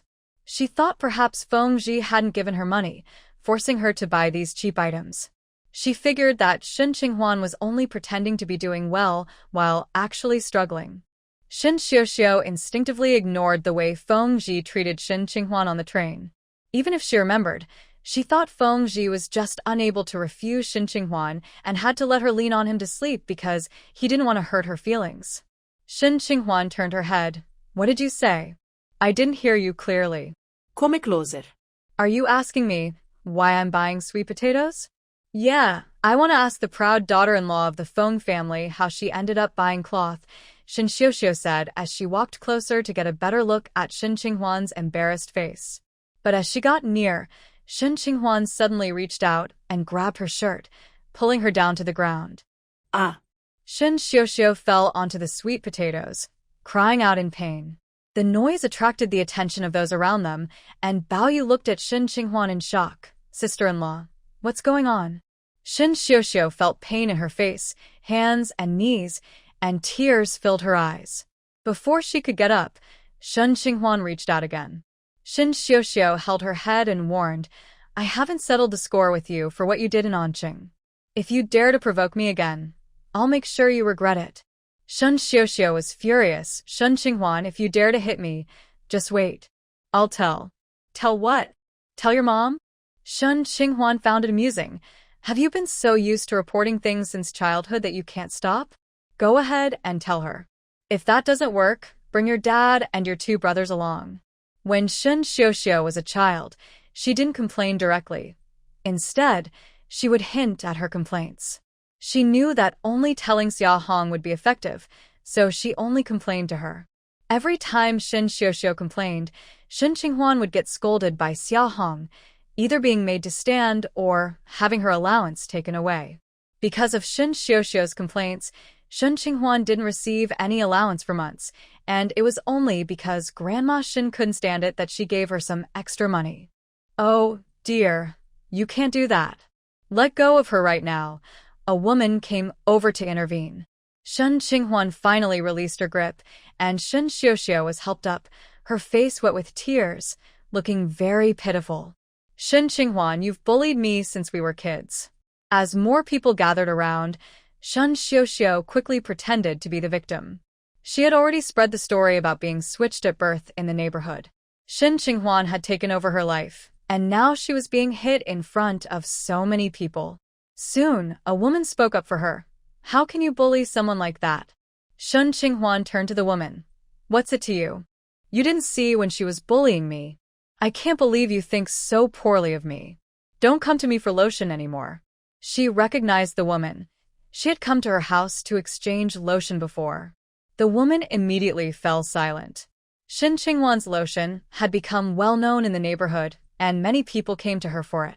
However, since the supply was limited, she only allowed each person to exchange for 100 milliliters. Most who tried it said it worked well. Some had wanted to advise Shin Qinghuan, but after hearing her words, they swallowed their comments and instead said, people can buy whatever they want. Why criticize? If you think someone is poor, maybe you should look after your own situation first. After she finished speaking, others chimed in, exactly. My husband's salary is all with me, and I have a job too. I buy what I need. It's not illegal. What's so funny about that? All right, let's hurry and buy what we need to eat at home. Don't mind those people. They're just jealous of you. Hearing these comments, Shen Xiuxiu turned pale. What was wrong with these people? After arriving at the camp, Shen Xiuxiu had inquired about Shin Qingwan's situation here and learned that her reputation was not good and she didn't have many friends. But what was happening now? What was this lotion about? Did Shin Qinghuan buy moisturizer with her own money to gain favor with the ladies in the family compound? Shin Xiuxiu wanted to say more, but no one paid her any attention. They either rushed to get fish or went home to eat. She bit her lip, feeling upset. She had taken a hit for no reason. The research institute had been quite busy lately, and Su Jiangwen worked overtime every day. Sometimes he was so busy that he didn't even have time to eat. She worried about his health, so when she heard there were live fish for sale, she hurried out to get some to help him regain his strength. She came out alone, and now that she had been hit, there was no one to support her, so she had to swallow her anger. Shen Xiuxiu bit her lip until it almost bled. Throughout her life, it was always Shin Qinghuan who faced difficulties. When did it become her turn to suffer? She wanted to fight back, but she realized that the other ladies were all on Shin Qinghuan's side, and retaliating might make things worse for her. What frustrated her more was that she still hadn't bought any fish and couldn't leave, while some onlookers were watching her closely. She had to find a discreet spot to wait for her fish, where she could also keep an eye on Shin Qinghuan. Shin Qinghuan bought sweet potatoes and taro, then went to buy vegetables and wild fruits, even getting a few bamboo baskets that no one wanted. Then she overheard some people quietly discussing, Shun's sister-in-law really knows how to spend money. She could make that bamboo basket at home with straw. Why waste money on it? Why should she be like us? Her husband is rich, so she can spend freely. Even if you have money, you shouldn't waste it. Once you're married, it's not like when you were dating. Men expect their wives to be frugal. Oh, you haven't seen her before. She used to buy new clothes every month. Now she seems to be saving. Yeah, she's just lucky. She spends money freely, and her husband doesn't say anything. We can't envy that. While they were talking, someone pointed ahead. Look, isn't that her husband? He seems to be buying fish. Shin Xiuxiu looked in the direction the woman was pointing, and indeed saw Fengji. Fengji was in military uniform, tall and upright. Alongside him in line for fish were some other ladies and soldiers, but he stood out among them. Shin Xiuxiu didn't expect Fengji to come and queue for fish. She thought someone like him wouldn't bother with household chores. Fengji quickly picked out his fish, weighed it, paid, and carried the bucket out of the crowd. Just then, Shin Qinghuan finished her shopping, and Fengji helped her carry all her various items without showing any impatience. As they passed by, Shin Qinghuan was chatting naturally with Fengji, saying, I didn't expect to find raspberries in this season. Is that what they're called? I tried one, and it was quite sweet. I saw village kids picking them when I was at the Hongxing production team. Fengji glanced at Shin Qinghuan. You ate it without washing it? Shin Qinghuan paused. I just wiped it off. It was probably just dust. Could there be pesticides? A passing dog might have. Shin Qinghuan quickly interrupted him. Stop. That's impossible. Fengji smirked slightly, but spoke seriously. Just don't let Binbin see these raspberries when you go home. Kids have weaker immune systems than adults. Shin Qinghuan wished she could stuff the remaining raspberries into his mouth. You're one to talk. Fengji cleared his throat. All right, I won't say more. The two soon entered the family compound. Shen Xiuxiu felt her fingers turning red. Their interaction was not what she expected. What was Feng Ji really thinking? Shen Qinghuan married him while having feelings for another man, and he could tolerate that. Was it because she had given him a child? Xia Hong had mentioned to her before that after marrying Su Jiangwen, they should have a child quickly, as having a child would strengthen their bond. Was that how it was for Feng Ji and Shen Qinghuan? But Shen Qinghuan had given birth to a daughter. Did Feng Ji not mind? While Shen Xiuxiu was lost in thought, someone called her name. She looked up to see Sister Chen, who had helped her buy fish. Sister Chen's husband worked with Su Jiangwen. Sister Chen had been near the front of the line, and Shen Xiuxiu was worried she wouldn't get any fish, so she asked her to let her cut in line for one. She walked over. Thank you for your help. Did you get it? Sister Chen looked a bit embarrassed. I'm sorry, Xiuxiu. By the time it was my turn, there was only one fish left. I only bought one for myself and didn't get yours. Shen Xiuxiu exclaimed, how could there be only one left? I saw everyone behind you getting some. Sister Chen glanced at her, a hint of dissatisfaction in her eyes. Why didn't you come over when you saw? The people behind me saw there weren't many fish left and rushed to grab them. I couldn't stop them, and the seller didn't care either. In the end, I had to rush in and get one too. This Sue's wife was clever, asking her to cut in line without lifting a finger, just standing there while others scrambled. She was standing in line and trying to grab some fish, and now her hands were cold, her shoes were wet, and her hands smelled like fish. Shen Xiuxiu stood far away, afraid of getting splashed. When Shen Xiuxiu heard what Sister Chen said, her face turned red, and anger surged within her. She had clearly agreed to help, but now she felt tricked. If she didn't want to help, she shouldn't have agreed. Sister Chen finished speaking and ignored her, walking past with the fish. Shen Xiuxiu was so angry that she trembled all over. She had been bullied by Shen Qinghuan, laughed at by others, and now she couldn't even buy fish, all while being mocked by these mean people. When Shen Qinghuan and Feng Ji got home, they first put away the things they bought. Feng Ji placed 2 fish in a bucket to keep them alive, planning to cook them for dinner instead of lunch. Xiao Feng had already prepared the meal. When Shen Qinghuan and Feng Ji returned to get the bucket, she knew how many people would be eating at home. Once they left, she started cooking the rice and preparing the dishes. Shen Qinghuan said to Xiao Feng, we'll be killing fish in the afternoon. Take some home to eat. Xiao Feng replied, no need, Sister Qinghuan. Shen Qinghuan insisted, one fish weighs about 6 or 7 pounds. We can't finish it all. If we leave it until tomorrow, it won't taste as good. Feng Ji took a shower and changed his clothes before coming to the table for dinner. Shen Qinghuan glanced at him. His hair was still wet, and he looked clean and handsome. Feng Ji looked back at her, and Shen Qinghuan casually shifted her gaze away. Bin, who hadn't seen her dad yesterday, was very happy to see him and rushed into his arms. He lifted her up and tossed her playfully before placing her in her high chair. Shen Qinghuan reminded him, she has already eaten. Feng Ji cut a piece of apple and placed it in front of his daughter for her to grab and eat. This way, the adults could eat without worrying about her. After the meal, Shen Qinghuan asked Feng Ji to take Bin to bed, which was also a good chance for him to catch up on sleep. Feng Ji picked up the child and looked at her, saying, if you don't come in, she might not sleep. She's probably used to you putting her to bed these days. Shen Qinghuan agreed. Then you can sleep in the guest room. I'll take care of her. The blankets in the guest room are washed. The 3 of them went into the bedroom. Shen Qinghuan placed Bin on the side of the big bed and lay down next to her. The little one had woken up early and hadn't slept all morning, so she was already tired. As long as the adults didn't pay attention to her, she could fall asleep on her own. Seeing the child asleep, Shen Qinghuan got up, but Feng Ji was lying on the outer side, so she had to step over him to get out. Feng Ji wasn't asleep yet. He lay flat and looked at her, asking, where are you going? To brush your teeth? Shen Qinghuan, why should I brush my teeth? Didn't you just eat something that might? Shut up.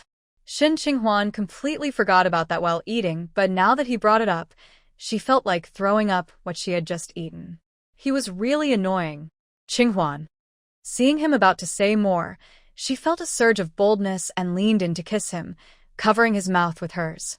Qinghuan bit his lip and then opened her mouth, sliding her tongue in, wrapping it around as like he had done to her before. Didn't he just say she had eaten raspberries that a dog had peed on? Now he was giving her a taste of it indirectly. But why did he look like he was enjoying it? Wasn't he just talking about her? Qinghuan widened her eyes to see his expression, and he actually looked pleased. She wanted to pull back, but he held her in place, taking control. She really underestimated him. After she ate those raspberries he mentioned, he seemed to be getting excited. It felt like she had walked right into a trap. Let me go. Qinghuan, you can't tease me and then run away. That's not fair. What teasing? I just wanted you to taste the raspberry flavor. Stop talking nonsense. You didn't get a clear taste. Try again. Before Qinghuan could say no, his lips were on hers again. It felt like an invasion. What was going on? In broad daylight. From above, Qinghuan looked at Fengji, and from this angle, he looked even better than when standing. His clothes were still fine, but from this view, he had a strong allure. When he kissed her again, her heart fluttered with a mix of excitement. He was different from the one in her dreams. Right now, he was much gentler. Qinghuan couldn't help but feel her heart race. When he started to pull off her clothes, she thought of Xiaofang outside and held his hand, saying, "Wait, Xiaofang is out there." Xiaofang hadn't finished work yet and wasn't taking a nap. She was probably outside tidying up Binbin's toys and the dining chair they just used. If there was any noise, she would definitely hear it. Fengji looked at her intensely. What about tonight? Qinghuan nodded. Okay. Even so, Fengji still held on to her for a while longer. In the afternoon, Fengji returned to the camp and Qinghuan went back to the hospital. That afternoon, she was supposed to help Dr. Kong. She also had an appointment with Aunt Zhao to do acupuncture. As she walked into the lobby, she ran into Nurse He, who was in a hurry. Qinghuan greeted her. Nurse He stopped and asked, "Are you going to Dr. Kong's office later?" Qinghuan replied, "Yes." Nurse He said, "Then please tell Dr. Kong that the leaders might come by later and the clinic needs to be clean." "Okay, I'll let him know." Qinghuan was aware that leaders would come by for inspections from time to time. When she returned to the traditional medicine clinic, she saw Qianzhe talking to Aunt Zhao, who had already arrived.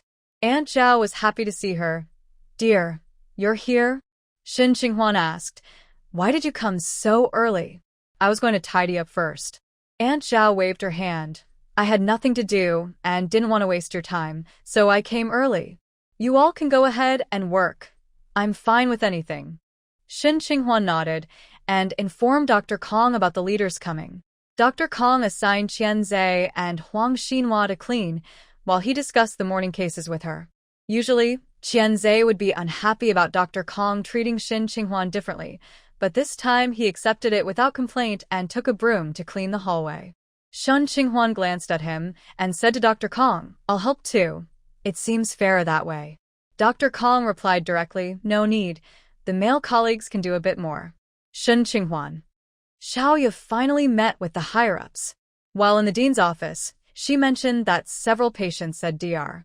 Kong couldn't do acupuncture due to tendinitis, and asked if the accompanying traditional medicine doctors could assist him. The leaders were already planning to visit the traditional medicine clinic, but her aunt had gone there first. If the leaders arrived late, they would miss Qinghuan doing the acupuncture. Yes, Xiaoya intended to expose Dr. Kong's improper actions to the leaders. Qinghuan had suddenly gained a reputation for being able to do acupuncture, which was due to Dr. Kong's misleading claims. Qinghuan had been away for 3 months and attended a training program for less than a month, and now she was suddenly said to be skilled in acupuncture. "Let's go check the traditional medicine clinic," the leader said. As they reached the stairs, they saw a few people quickly walking past them upstairs. Xiaoya called out to one of them, "Excuse me, are you going to see the traditional medicine doctor?" The passerby stopped. "Yes, my shoulder hurts. I'm going for acupuncture." Xiaoya reminded him, "Dr. Kong can't do it these days because of his hand pain." "He can do it," the man said, and quickly went upstairs. Director Wu asked Xiaoya, "Is Dr. Kong's apprentice the one with the last name Huang?" Xiaoya replied, "There are two others, one named Qianzhe and the other Shin Qinghuan. I don't know which apprentice is doing the acupuncture." Director Wu furrowed his brow, thinking of something. The leader spoke, "There aren't many doctors who can do acupuncture. We can take on a few more apprentices, and once they're trained, they can start working without needing to apply." Director Wu nodded, "I was thinking the same, but we can't train them in a short time. Didn't a patient just say that the apprentice was doing the acupuncture? Let's go take a look," the leader said. Shun Qinghuan didn't clean, but she helped organize the cabinets and tables. After everything was tidy, she washed her hands and sanitized them before doing acupuncture on Aunt Zhao's lower back and arms. The elderly lady felt that her technique was good and asked her to treat a small issue on her arm as well. Aunt Zhao lay face down, her shirt lifted at the waist. The clinic had a stove and it wasn't too cold. Aunt Zhao seemed unfazed, saying, "A few years ago, I walked around in snow wearing straw sandals. This little cold is nothing. Go ahead and do the acupuncture. Don't worry about me being cold."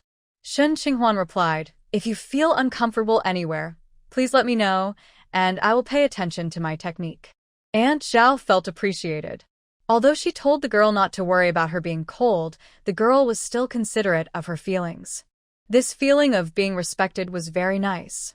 Aunt Zhao wondered why this girl got married so early. Today's women, especially in the city, are different from before. Many have gone to school and have jobs. They don't think about marriage so quickly. It must be that this girl is too outstanding and caught someone's eye early on. Being young and inexperienced, she might have been persuaded into marriage. How cunning! Shin Qinghuan was unaware of Aunt Zhao's thoughts.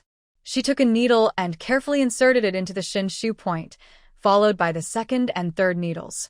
Suddenly, footsteps were heard outside the clinic. Huang Xinhua, Qianzhe, and even Dr. Kong looked toward the door, while Shin Qinghuan remained focused and steadily inserted the fourth needle. Xiaoya entered the clinic just after Director Wu. She was curious why everyone was silent, only to realize that the leader had signaled to Dr. Kong and the others not to disturb the person doing acupuncture. Wait, why was Dr. Kong standing outside? Wasn't he supposed to be doing acupuncture on the elderly lady? Had he already finished? Xiaoya took a couple of steps forward, passing the curtain by the hospital bed, and froze in place. Shin Qinghuan was wearing a white coat, bending slightly as she calmly inserted needles into Grandma Zhao's waist. It was actually Shin Qinghuan. Xiaoya exclaimed, "Dr. Kong, she has only been in training for less than a month. How can you let her do acupuncture? My aunt is elderly. She shouldn't take such risks." When Director Wu entered, he was also startled. He knew that Dr. Kong's apprentice, Huang Xinhua, had been with him for 2 years. When he first heard the patient's mention, he thought it was Huang Xinhua. Now, this trainee, who wasn't even a formal intern, was allowed to perform acupuncture. Wasn't this treating the patient's health like a joke? But when the leader gestured for him not to disturb the young girl, he had to swallow his words. Now that Xiaoya spoke up, he did not stop her. Dr. Kong replied somewhat impatiently, "Can't you tell whether she can do it? You're a doctor with several years of experience." Xiaoya's face turned red. She didn't expect this old man to be so rude. She had heard colleagues say that Dr. Kong had a bad temper and liked to argue. She thought it was normal for capable people to have a bit of attitude, but she never imagined it would be directed at her one day. As a young female doctor, she rarely faced such direct criticism. She bit her lip and called out to Grandma Zhao, "Annie, how are you feeling now?" Just as she finished speaking, a leader nearby said, "This young girl is doing quite well. Don't disturb her." Xiaoya's face turned even redder, feeling as if someone had slapped her. Shin Qinghuan had finished inserting all the needles and was now removing them from Grandma Zhao. Then she applied a medicinal ointment, which she had contributed to the hospital. The pharmacy was now able to supply it normally, and it was also used in Dr. Kong's clinic. Before applying the ointment to Grandma Zhao, she heated it on a hot water bag so it would feel more comfortable and work better when applied. She carefully explained everything to Grandma Zhao, including how the ointment would feel on her skin and told her to remove it if she felt any discomfort and to let her know. Shin Qinghuan applied the ointment carefully, adjusted Grandma Zhao's clothing, and helped her sit up. Grandma Zhao's eyes were warm and affectionate, speaking to her gently and at a calm pace, making it very pleasant to listen to. She held on to Shin Qinghuan's hand and was about to speak when her grandniece, Xiaoya, rushed over, anxiously asking, "Aunt, how are you feeling now? Why didn't you tell me it was Shin Qinghuan who did the acupuncture? She just started her training and has never learned acupuncture before. If something happens to you, how will I explain it to Uncle?" Her words were mainly directed at the leaders and Director Wu. Even if Shin Qinghuan could perform acupuncture and seemed to do it well, no matter how talented she couldn't just help Dr. Kong for a few days and suddenly know how to correctly hit the acupuncture points. Even as a doctor with 3 years of experience, familiar with various points, she wouldn't dare to perform acupuncture herself. She had also been praised by her teacher for her talent and quick progress back in the day. Xiaoya suddenly noticed the old lady's eyes were red. Did she accidentally hit a nerve and cause a problem? "Aunt, don't scare me." How are you? Director Wu was startled by Xiaoya's anxious demeanor and stepped forward. "How are you feeling, ma'am? Where do you feel unwell?" "Dr. Kong, please check on this lady quickly." Shin Qinghuan was pushed aside by Xiaoya, as if she were about to do something wrong to the old lady. It was then that she noticed a few more people in the consultation room, Director Wu and 2 men and 1 woman, clearly leaders, definitely not there for a checkup. Dr. Kong spoke up, "Aunt Zhao, how are you feeling now?" Please tell us. "I see that Xiao Shun's acupuncture was fine, even more steady than last time." Aunt Zhao pushed Xiaoya aside and reached for Shin Qinghuan. "Dear, come here. When we go back, I'll have my grandson write you a letter of appreciation." Aunt. Xiaoya was surprised and quickly whispered, "Did you mean to say that? Was it a complaint letter instead? Is she getting confused?" Aunt Zhao turned her head. "What did I say wrong? Don't I know what I want to say?" Her expression was stern, making Xiaoya feel a bit embarrassed. This was the second time she had been scolded since entering the consultation room. "Not Aunt, I just think you should really feel how the acupuncture worked. If something feels off, we have plenty of doctors here who can treat you right away." Xiaoya suppressed her negative emotions and put on her usual gentle expression. She had always been gentle and understanding with the old lady, who treated her kindly, but now she found herself frowning. Xiaoya suspected that Shin Qinghuan had caused her nerve issues. The old lady's next actions made Xiaoya feel even more uncertain about her mental state. Aunt Zhao looked at Director Wu and the other leaders and said, "You are the leaders of the hospital, right? You should really praise Dr. Shin. My back hurts often, and it can last for 10 days or more. I've tried medicine and treatments, but nothing works." The leaders looked at her and asked seriously, "Ma'am, are you saying that Dr. Shin helped relieve your back pain after the treatment?" They knew that acupuncture could help with pain from overexertion, nerve pain, and other issues. However, the person performing the acupuncture was a young newcomer who had just started training. Xiaoya felt that the old lady was not saying what she wanted to hear. She tugged at the old lady's sleeve and said, "Auntie, please share your true feelings. If you don't, your condition might worsen, and that would be troublesome." Aunt Zhao huffed. "Do you think I'm confused?" I'm not. "I had acupuncture from Dr. Shin yesterday, and it immediately reduced my pain by half. I even slept well last night. She suggested I come back a couple more times, and I think after this next session I'll be fine. Right now, I feel no pain at all." Xiaoya's expression changed slightly. "Annie, you had back pain for a long time.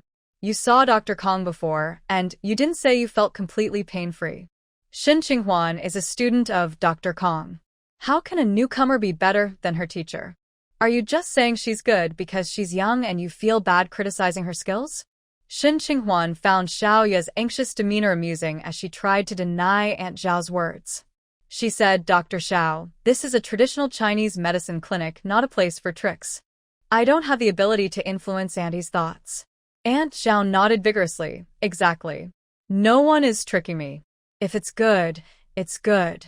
If it's not, it's not. Why would I lie? If Dr. Shin's skills were poor, and I said they were good. That would harm other patients. I wouldn't do something unethical like that. Now, Xiaoya couldn't find any words to refute Aunt Zhao, and her expression turned a bit sour. Dr. Kong took over the conversation, saying, "Last time, Professor Hua from the Research Institute had a headache, and it was Xiao Shun who helped him. Although she hasn't practiced acupuncture for long, she has great talent and a solid foundation. She can handle general muscle pain well. The younger generation is impressive." Earlier, the old lady mentioned that Shun Qinghuan's acupuncture was better than his, but he wasn't upset. Even if Shun Qinghuan's technique is good, it reflects well on him as her teacher. Shun Qinghuan has learned several acupuncture techniques from him, so he can rightfully call himself her mentor. Director Wu smiled. "Old Kong, why didn't you report this? Our hospital shouldn't overlook such talent." The leaders nodded and looked at Shun Qinghuan, asking, "You're Dr. Xiao Shun, right? How old are you this year? How long have you been at the hospital? Does anyone in your family practice traditional Chinese medicine?" Seeing Shun Qinghuan's surprise, Director Wu introduced her to the leaders. Shun Qinghuan had no particular thoughts about the leaders from the higher hospital. She was still an apprentice and not yet in a position for promotions or raises. However, she answered their questions one by one. The leader then said, "In January there will be an advanced training class. Shun, you should sign up." Xiaoya, who was nearby, turned pale. What was the leader saying? Wasn't this only for outstanding doctors?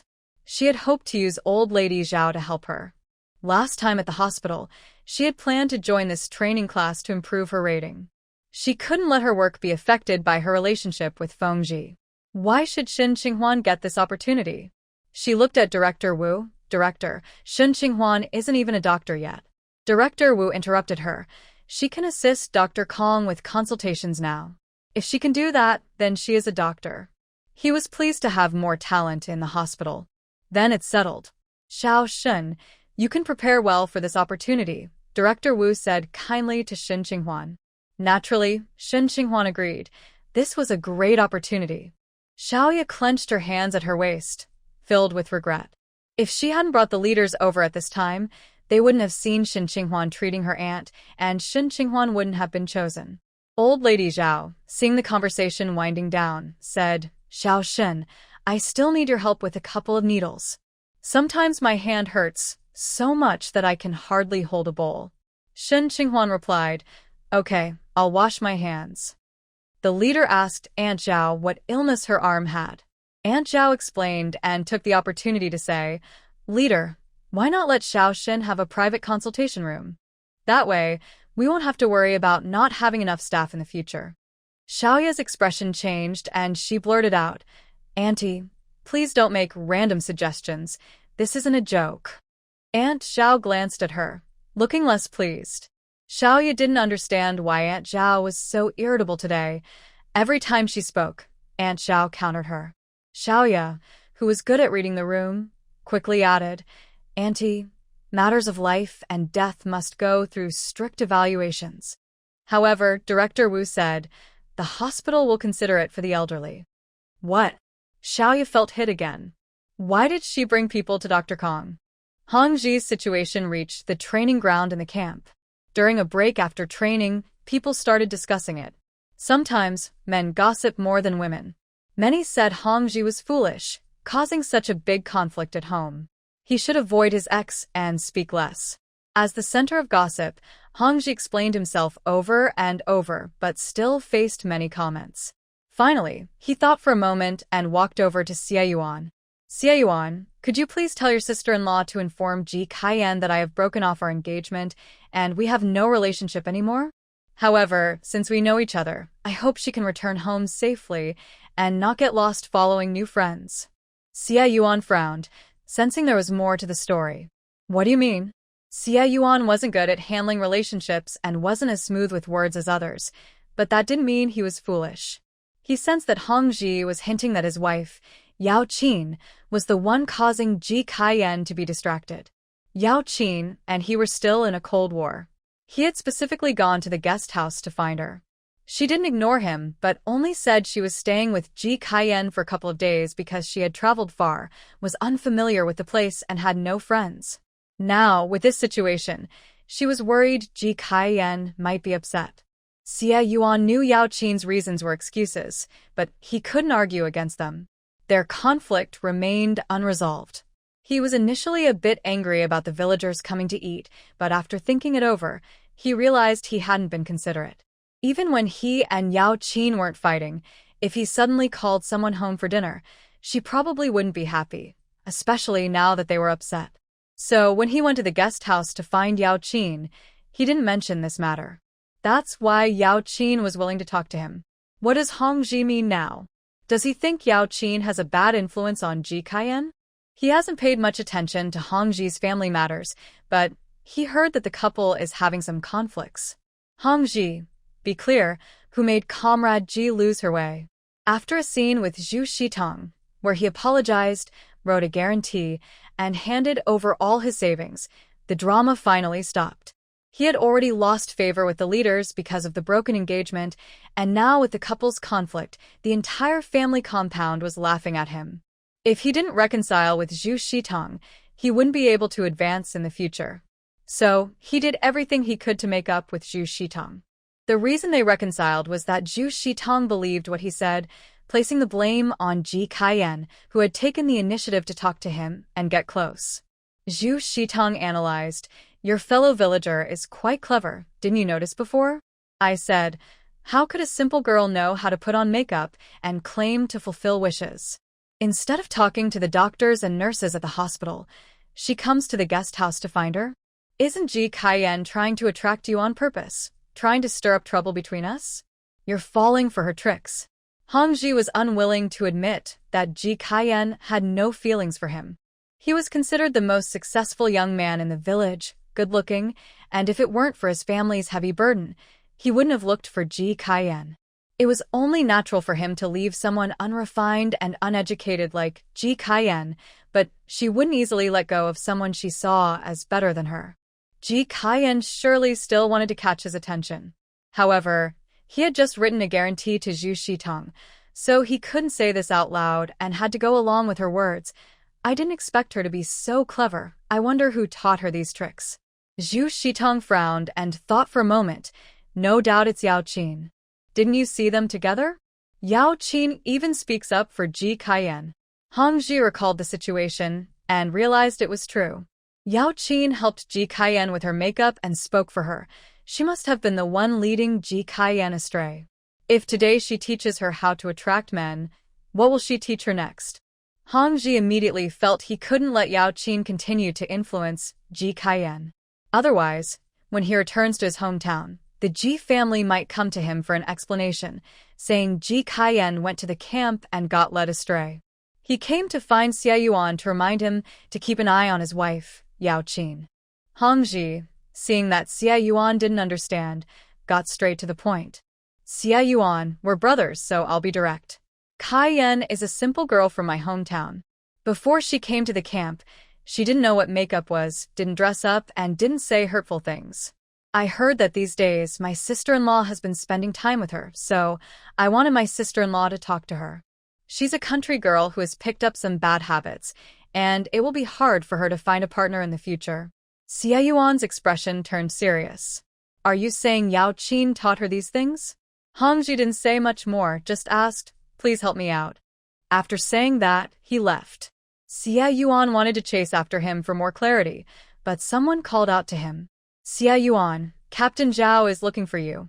Xie Yuan had to stop and gather his thoughts before heading to Captain Zhao's office. After the soldiers completed their tasks, Feng Zhi let them go to eat. His decision to let them off early surprised everyone. The soldier, usually called Silly, was pushed forward by others and asked, "Boss, is there some good news today? Otherwise, why would they be allowed to leave so easily?" Feng Zhi raised an eyebrow and looked at them seriously. "Not used to it. I can make you work another round." Silly quickly replied, No, we were just joking." He hurried away with the others, fearing Feng Zhi might change his mind. What they didn't know was that Feng Zhi had wanted to let them go 2 hours earlier but held off because his wife hadn't finished work yet. Feng Zhi walked toward the hospital and heard Xie Yuan asking Wang Sheng for advice on marriage. Xie Yuan and his wife had been arguing for days, and now she wasn't even coming home, staying at a guest house instead. Without going home, she had more time to spend with friends. Feng Ji stopped. Xie Yuan. Xie Yuan felt uneasy, having run into Feng Ji several times. What is it, Captain Feng? Xie Yuan felt a bit guilty since Yao Qin was with Feng Ji's wife, talking about various things. She wasn't listening to anything he said. Feng Ji probably had some opinions about it too. Are you going to the hospital to pick up your wife? Want to go together? Wang Sheng nudged Xie Yuan. This is what I was telling you. Real men can soften up for their wives. You and Captain Feng should go together since your wives are both at the hospital. Xie Yuan came over to ask him, and he naturally advised reconciliation, as a harmonious family leads to prosperity. Xie Yuan planned to find Yao Qin, but not to pick her up from the hospital. He intended to wait for her at the guest house. After all, he needed to ask her about what Hongji mentioned to see if it was true. Now, with Feng Ji asking him, he nodded. Yao Qin had been at the guest house for 2 days. If she didn't return soon, the political commissar would want to talk to him. After the leaders and Director Wu left, Aunt Zhao also prepared to go home. After finishing her injection, she felt much more relaxed and held Shen Qinghuan's hand, saying, Xiao Shen, why don't you come to my house for dinner after work? My eldest son's wife made some delicious braised pork. Shen Qinghuan politely declined, thinking that she was just doing her job and didn't need to go to someone else's home for dinner. Auntie, come back tomorrow. Apply the ointment before bed tonight and change it again tomorrow. Make sure to rest and avoid heavy lifting, Aunt Zhao agreed. When Yao Qin arrived, she saw Shen Qinghuan explaining precautions to a patient. Shen Qinghuan's demeanor was a bit different this time, serious and caring, just like the ideal image of a doctor. Everyone hesitated to interrupt her, and when Shen Qinghuan finished, Yao Qin spoke up, Qinghuan. Shen Qinghuan responded, wait a moment, I'll be done soon. At this point, there were no more patients, and she could finish tidying up and leave for the day. Qianzhe also came over to help clean the table and said to Shen Qinghuan, there's still homework from the training class that requires research at the hospital. Everyone plans to finish it before going back. Are you still going to the training class later? Qianzhe intended to ease the relationship with Shen Qinghuan. The homework from the training class required collaboration to complete, and he thought that since he spent more time with her than with the other classmates, she would accept his offer for help. This way, they could interact more, and their relationship would improve.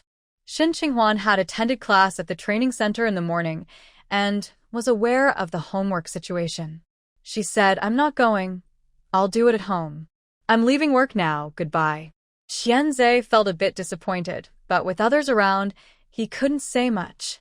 After Shen Qinghuan finished packing her things, she walked out of the corridor with Yao Qin. Yao Qin looked at Shen Qinghuan in surprise. Qinghuan, you can see patients now? As far as she knew, Shen Qinghuan had only been at the hospital for a short time, about the same as her. She hadn't fully grasped her nursing duties yet Shen Qinghuan was already able to treat patients. What is this speed? Shen Qinghuan replied, I helped Dr. Kong with acupuncture. I learned it before.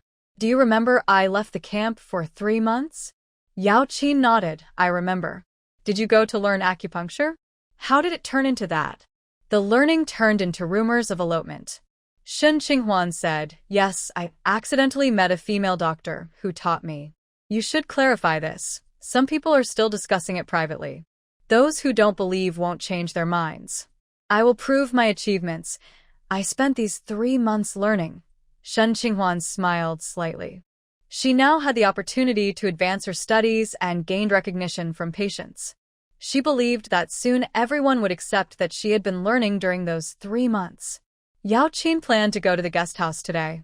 She came to talk to Shen Qinghuan about Ji Kaiyan. Ji Kaiyan insisted on waiting for a reply before going back home, but it was clear that the response would come by mail. She didn't want to wait that long and needed to pressure Hongji to find a way to send a telegram back home.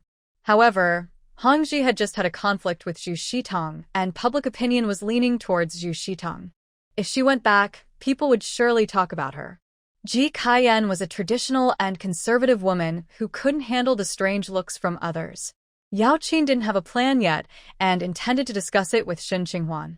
Shen Qinghuan suggested, she can ask someone to inquire instead of going herself every day.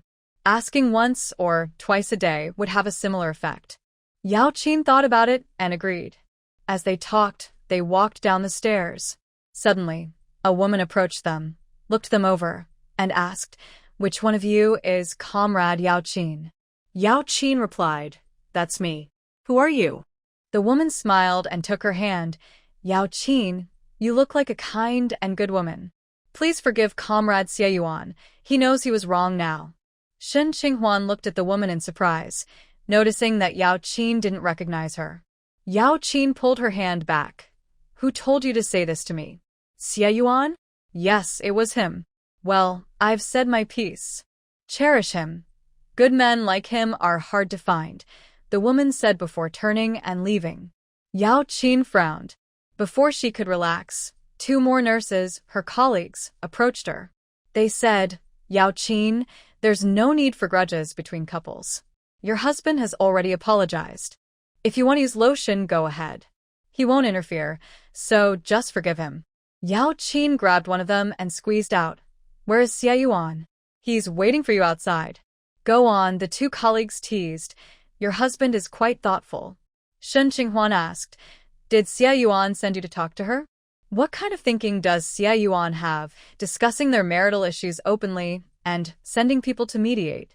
"We're just being polite," one of the nurses said, opening her palm to reveal a big milk candy. Yao Qin, who was about to leave, saw the candy and asked, "Did Xie Yuan give you that?" "Yes, he did." Yao Qin frowned again. Where did he get milk candy? After saying that, she stepped downstairs. Just as she got down, someone else approached her to talk about how couples should be understanding. Shen Qinghuan followed behind, feeling a bit embarrassed for Yao Qin. "What's going on?" "Yao Qin is returning to the hospital tomorrow. How will she face her colleagues?" She simply couldn't accept this situation. Once outside the hospital, she indeed saw Xie Yuan. He was in military uniform, surrounded by a few people who were asking him for candy. Yao Qin walked over, her anger rising. "Xie Yuan, what are you doing? Why are you talking about our issues?" Seeing her, Xie Yuan relaxed, handed the candy to the people around him, and said, "My wife is here. Thank you for your help." Then he turned to Yao Qin and said, "You know I'm not good with words. I was afraid I'd upset you, so I asked for help." Yao Qin was so frustrated, she could hardly contain herself, lowering her voice to almost a shout. "Do you know how embarrassing this is for me?" Xie Yuan was surprised. "Aren't I the one who should feel embarrassed?" Yao Qin felt like she might explode. Just then, the people who had received candy came over again to share more advice about mutual understanding in marriage. She quickly tugged on Xie Yuan's sleeve and almost shouted, "Let's go home. I'll deal with you later." Yao Qin didn't want to stay there any longer and feel humiliated. Xie Yuan noticed her mention of going home and sighed in relief. Going home was good enough. Old Feng's idea was actually quite good. No wonder he could win his wife back. After walking a few steps, Yao Qin remembered Shen Qinghuan and turned to her, saying, "Qinghuan, I'm heading back. I'll find you tomorrow." Shen Qinghuan waved her hand, "Okay." She saw Feng Ji approaching her. He came over to help her with the bag and asked, "What's going on with those 2? Shen Qinghuan raised an eyebrow at him. "Wasn't he with you? You don't know what he's doing?" Feng Ji replied casually, "I just got here." After chatting with him, Shen Qinghuan said, "Xie Yuan's idea is definitely going to make things worse." Yao Qin had looked so angry earlier that she seemed ready to explode. If it were her, she would be upset too. That thought crossed her mind, and she glanced at Feng Ji. "Feng Ji, you can't do this kind of thing to me in the future. Otherwise, I'll expose your secrets in public, and we'll both be embarrassed." Feng Ji paused, turned his head, and asked with curiosity, "What secrets are you going to expose?" Shen Qinghuan didn't look at him and huffed, "Whatever will make you look bad." Feng Ji replied, "I won't do anything boring like that. Let's go." For dinner, they had the fish bought at noon, and Shen Qinghuan took some back for Xiaofang. The fish was made by Feng Ji, who prepared braised fish with dried radish, and it smelled delicious. Even Bin got some to eat, and the little one finished a bowl.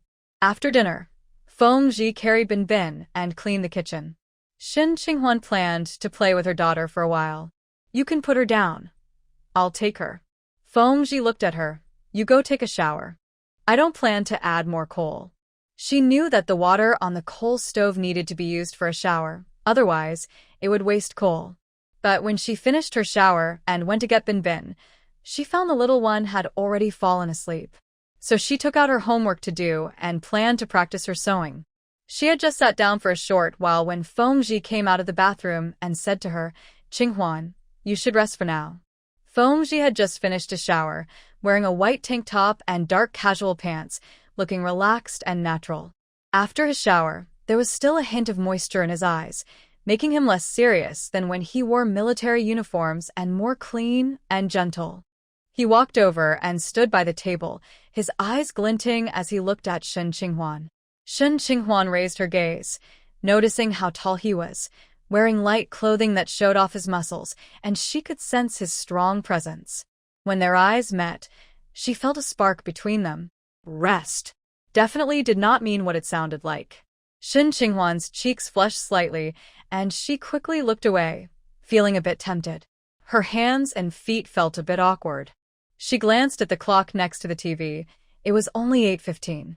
Their family usually went to bed around 10 to save on electricity. I still have homework to do, so you can go to sleep first, Shen Qinghuan said in a steady voice. She really did have homework to finish, but this person was distracting her. Feng Ji looked at the books and the acupuncture needles on the table. Do you need a practice tool? Shen Qinghuan blinked and replied, if someone is willing to help with medicine and let me practice on them, I would be very grateful. Feng Ji raised an eyebrow, intrigued by her playful demeanor. Where would you practice? Shen Qinghuan assessed him. He looked very healthy, with no apparent need for acupuncture, but her gaze landed on his abdomen. Could I help with digestion and metabolism? As she said this, she prepared herself for his likely refusal. Most people wouldn't agree, especially since she was still a beginner in traditional Chinese medicine. Are you sure about the abdomen? The calves are also an option. I can help relieve some fatigue, Shen Qinghuan replied seriously. All right, let's do it. Feng Ji showed little hesitation and lay down on the sofa. This made Shen Qinghuan hesitate for a moment. She turned to him and asked, aren't you worried that I might make a mistake and cause side effects? Did he trust her that much? Today at the hospital, aside from treating an elderly patient, she had 3 others who were hesitant to let her perform acupuncture because they thought she was too young and inexperienced. Even though Feng Ji was her husband, it was normal for him to feel uncertain given her limited experience. But he didn't seem worried. In that moment, Shen Qinghuan felt a mix of emotions, her heart swelling with happiness. The Feng Ji lying on the sofa seemed so different from the domineering boy he used to be. After she asked, he looked at her and said, if there are side effects, I guess I'll be relying on you for the rest of my life. Shen Qinghuan. She washed her hands and carefully disinfected the tools before approaching Feng Ji. Looking at his calm expression, he reassured her, don't worry. I'm not that easy to hurt. As if he were a tire. Shen Qinghuan wasn't really nervous. She just wondered if Feng Ji was. As a responsible doctor, she tried to reassure him to ease his anxiety. I have already treated 6 patients with acupuncture before you, so don't worry, I won't hurt you. After saying that, she looked at him again. Are you ready? Go ahead. Shen Qinghuan furrowed her brows and leaned over Feng Ji's abdomen. One hand gently touched his skin while the other slowly inserted the needle. She needed to insert a total of 6 needles. With each needle, she observed Feng Ji's expression and said, if anything feels off, let me know. How does it feel now? Is it a tingling sensation? Yes. Feng Ji kept his eyes on her, not looking away. He knew she had started assisting doctors with acupuncture at the hospital and had received praise from the hospital director and higher-ups. The girl who used to be beneath his notice seemed to have blossomed overnight, surprising him. Shen Qinghuan was initially confident, but feeling Feng Ji's intense gaze made her heart race a little. Close your eyes, she said. Why? I can't concentrate with you looking at me. Why can't you? Are you planning something? What could I possibly do? Do you think I'm like you?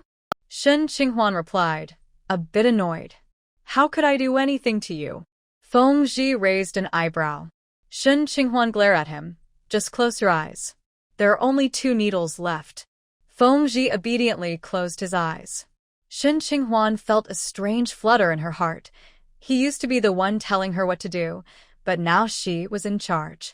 Taking a deep breath, she finished the last 2 needles and then asked Feng Ji how he felt. You can open your eyes now. How do you feel? About the same as before. Next, I'm going to remove the needles. Let me know if anything feels off. Okay. Shen Qinghuan carefully removed each needle, asking about his feelings after each one and jotting down his feedback. Once all the needles were out, she sanitized everything and then checked on Feng Ji, who was still lying on the sofa in his freshly washed tank top. Aren't you cold? Shen Qinghuan couldn't help but ask. Not really. You can get up now. Are you still going to treat my calves? No more treatment. You should go to sleep. Feng Ji still didn't get up. Shen Qinghuan leaned down to look at him. What's wrong? Are you feeling unwell? Feng Ji pointed to his abdomen and said, I feel a bit numb in my stomach. Shen Qinghuan's heart skipped a beat as she reached out and touched the area he mentioned. Is it here? Yes. Is there anything else besides the numbness? Just the numbness. Shen Qinghuan frowned. Normally, a little numbness is a normal reaction, and some people are more sensitive to pain, feeling a bit of a prickling sensation. I'll give you a massage. Shen Qinghuan lifted his shirt slightly, warmed her hands, and placed them on the area he mentioned, gently rubbing. Is this pressure okay? Shen Qinghuan asked, turning her face to look at him. She felt like his eyes had darkened a bit. You can apply a bit more pressure and cover a larger area, Feng Ji replied. Shen Qinghuan shifted her focus and did as he said. When her hand pressed below his belly button, she suddenly noticed a change in his pants. Shen Qinghuan pressed her lips together, staring at his pants. He really was. How could he think of such things in this situation? Are you feeling better? She asked, a bit annoyed, and tried to pull her hand back, but Feng Ji held her hand and moved it to his lower abdomen. Shen Qinghuan's heart raced. Her face couldn't help but feel warm. She instinctively tried to pull her hand back, but Feng Ji wouldn't let go. He wouldn't let go, huh? She had no choice but to grip lightly. Feng Ji made a sound, Qinghuan. Shen Qinghuan thought she had heard him and turned to look at him. He was looking back at her, and there was a hint of enjoyment in his eyes. She had worried too much. What are you doing? She couldn't help but glare at him. Feng Ji looked at her, his voice low. Qinghuan, do you remember what you promised me at noon? At first, Shen Qinghuan couldn't recall, but in this moment, she suddenly remembered. He had hinted that they would continue what was left unfinished from noon. She turned her face away. I still have notes to finish. I'll wait for you. Shen Qinghuan withdrew her hand, thought for a moment, and turned back. What you said about your stomach being numb, is that true? It's true. Then how come? You touched my sensitive spot. Shen Qinghuan denied it. You're just overthinking. After saying that, she ignored him, picked up the materials she needed to organize, and started on her homework. Feng Ji got up and changed into a jacket. Shen Qinghuan glanced at him as he went to the bathroom, not sure what he was organizing. After about 10 minutes, she felt her hands and feet getting cold. She glanced at Feng Qi, who was cleaning up, and said, Feng Qi, are you still awake? Feng Qi looked over. Are you done? Not yet. But could you warm up the bed first? Shen Qinghuan didn't want to lie down in a cold bed. Feng Qi obediently went to do it, but before entering the room, he turned back and said, You need to come in within 20 minutes. Shen Qinghuan replied absent-mindedly. When she finished her homework and returned to her room, she lifted the covers and saw Feng Qi there. You. Before she could finish her sentence, he pulled her into the bed. Then he leaned in to kiss her. Shen Qinghuan felt his warmth and, thinking about how he had cooperated tonight, wrapped her arms around his neck. She returned to her room earlier than usual and went to sleep around the same time as before. As a result, when her alarm went off the next day, she almost couldn't get up. Feng Qi had already made breakfast and returned to the camp. Shin Qinghuan ran into Yao Qin at the hospital entrance. She stopped and looked her over. Yao Qin seemed in good spirits, her complexion was nice, and her cheeks were rosy. Did everything go well yesterday? Seeing her like this, it seemed she had reconciled with Xie Yuan. Yao Qin nodded. He apologized to me and had a decent attitude, but I haven't forgiven him yet. Qinghuan, do you have any white rabbit candy at home? Yes, why? Shin Qinghuan remembered that Xie Yuan had asked someone to help with white rabbit candy yesterday. They had some at home. Grandma Feng had brought a jar back for her last time she visited Anqing. Could you check if any of your candy is missing? I suspect Xie Yuan borrowed some from your house yesterday. There was another suspicion Yao Qin didn't mention. Shin Qinghuan agreed. Okay, I'll check at noon. Yao Qin seemed to want to say more but suddenly noticed something on Shin Qinghuan's neck and winked at her. Is your Captain Feng a dog? What? Shin Qinghuan didn't understand her meaning. Yao Qin pointed to her neck, revealing a teasing expression. Shin Qinghuan blushed and quickly pulled up her collar and wrapped a scarf around her neck, silently cursing Feng Qi for his handiwork. Shin Qinghuan changed the subject. Shall we go to the guest house after school? Yao Qin replied, I'm not sure yet. I have a lot to do today. I promised to help someone with their shift. If I can't make it, I'll go after work. Shin Qinghuan nodded. It would take about 10 to 20 minutes to get from the hospital to the guest house, and there wasn't much time for lunch. I'll head back to the classroom first. I need to report in too. Shin Qinghuan returned to the training class, and news of her upcoming advanced studies next month had already spread among her classmates. As soon as she got back, some classmates approached her to ask about it. Shin Qinghuan confirmed the news for them. Her classmates looked at her with envy and admiration. They all started asking her about acupuncture. When Xiaoya arrived, she saw Shin Qinghuan surrounded by admirers, which made her expression turn cold. After work yesterday, she visited her aunt to chat and build a connection, hoping to bring up the topic of advanced studies. However, there were always people at her aunt's house, and she couldn't find the right moment to speak. She also knew that even if she found the chance, it might not guarantee her a spot at the top hospital for further training. She had been impulsively motivated by Shin Qinghuan, but after leaving Zhao's house, she calmed down a lot. She needed to think of another way. Xiaoya walked into the classroom. What are you saying? Shin, are you planning to teach your classmates acupuncture? That sounds great. The hospital needs talent. The classmates around Shin Qinghuan were momentarily stunned, and a few showed signs of interest. Shin Qinghuan looked up and saw Xiaoya smiling at her, looking pleased. Dr. Xiao, that's not a funny joke. I'm still an apprentice. You can't expect me to take on students. That would be irresponsible for everyone and the patients. Shin Qinghuan wasn't sure if Xiaoya was serious or just trying to mock her.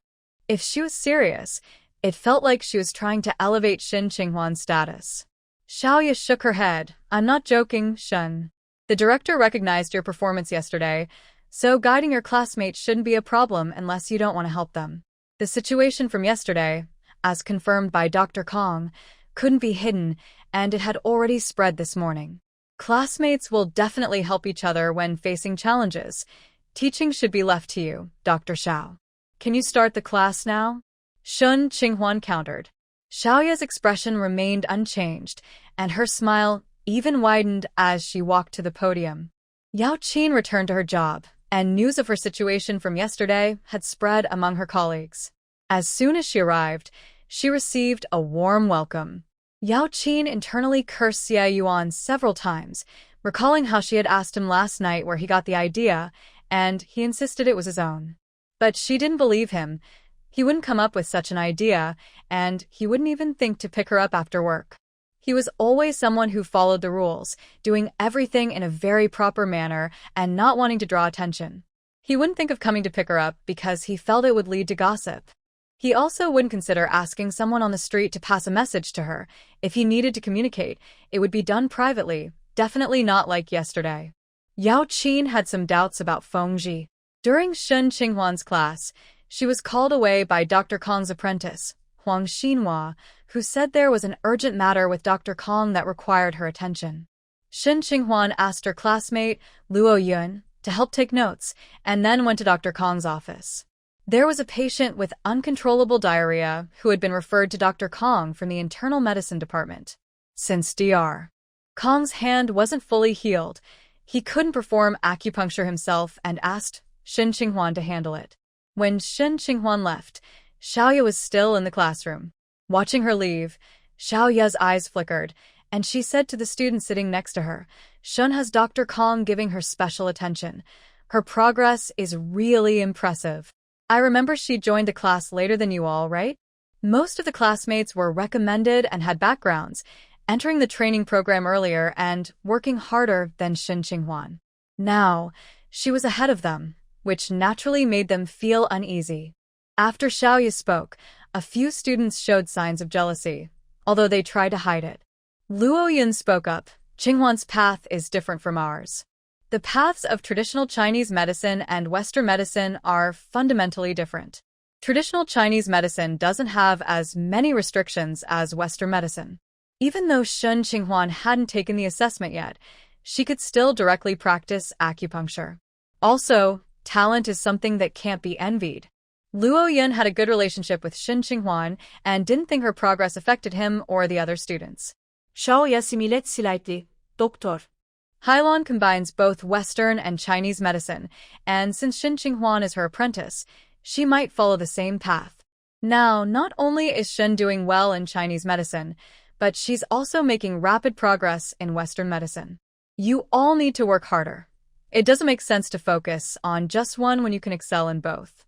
This made several classmates feel dissatisfied, especially Gong Ling, who huffed, who knows if she has other doctors giving her special attention.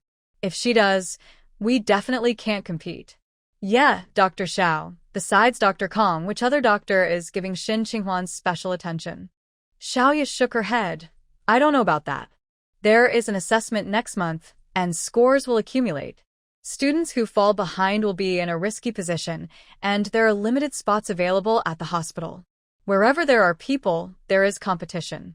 Even though they are classmates, there is a sense of rivalry. Shen Qinghuan has already secured her place in traditional Chinese medicine. It wouldn't make sense for her to take a spot in Western medicine too. Xiaoya may not be able to drive Shen Qinghuan out of the hospital, but she can make her feel isolated and feared by her classmates. After she spoke, she noticed several wary faces. Xiaoya glanced at Luo Yun, who had just defended Shen Qinghuan. They seemed to have a good relationship, but now Shen Qinghuan was also her competitor. It was uncertain whether Luo Yun would still support her. Shen Qinghuan administered 2 acupuncture needles to a patient with diarrhea, and after a while, it finally stopped. When she arrived, the patient's family was a bit skeptical and thought she was just a nurse helping out, not realizing she was the doctor. In people's minds, those who can perform acupuncture are usually older. The 2 needles Shen Qinghuan used only provided temporary relief. The patient would need to return to his original clinic for further examination and treatment. After the patient left, Dr. Kong said to Shen Qinghuan, "Xiao Shen, I spoke to the director. You shouldn't work for free. Starting from the day you began helping, you will receive a salary next month." This was a pleasant surprise for Shen Qinghuan. Apprentices and students typically do not earn a salary. She was helping Dr. Kong primarily to learn, so she didn't expect to be paid. "Thank you, Dr. Kong. I wonder how much my salary will be?" Shen Qinghuan thought for a moment. This would be her first paycheck. Previously, Fengji had mentioned she had worked as a substitute teacher, but she didn't remember that now. Since you are not yet a formal doctor, you'll be paid as a temporary worker. You'll start with 25 yuan. Don't think it's too little. Once you finish your training, you'll receive a proper salary, Dr. Kong said encouragingly. Shen Qinghuan didn't mind the amount. She wasn't helping Dr. Kong full-time, so this salary was already good. Many factory workers earn only a little over 20 yuan a month, and temporary workers earn even less. "I don't mind. When I get paid, I'll treat our clinic colleagues to some snacks," she said. Qian Zhe came in with tools and overheard their conversation. He said to Shen Qinghuan, "Congratulations, Qinghuan." Shen Qinghuan replied, "Thank you." In the past few days, Shen Qinghuan noticed that Qian Zhe's attitude had changed. He became more polite and friendly. She was certainly pleased, as having a friendly colleague is better than having one who is always calculating and targeting her. Qianzhe then said, "The pharmacy mentioned that the medicine, including Duzhong, has arrived. Let's go check if the medicine Dr. Kong prepared is enough." Shen Qinghuan planned to head back to the classroom and could stop by with him to take a look. On the way there, Qianzhe and she discussed some symptoms and acupuncture points.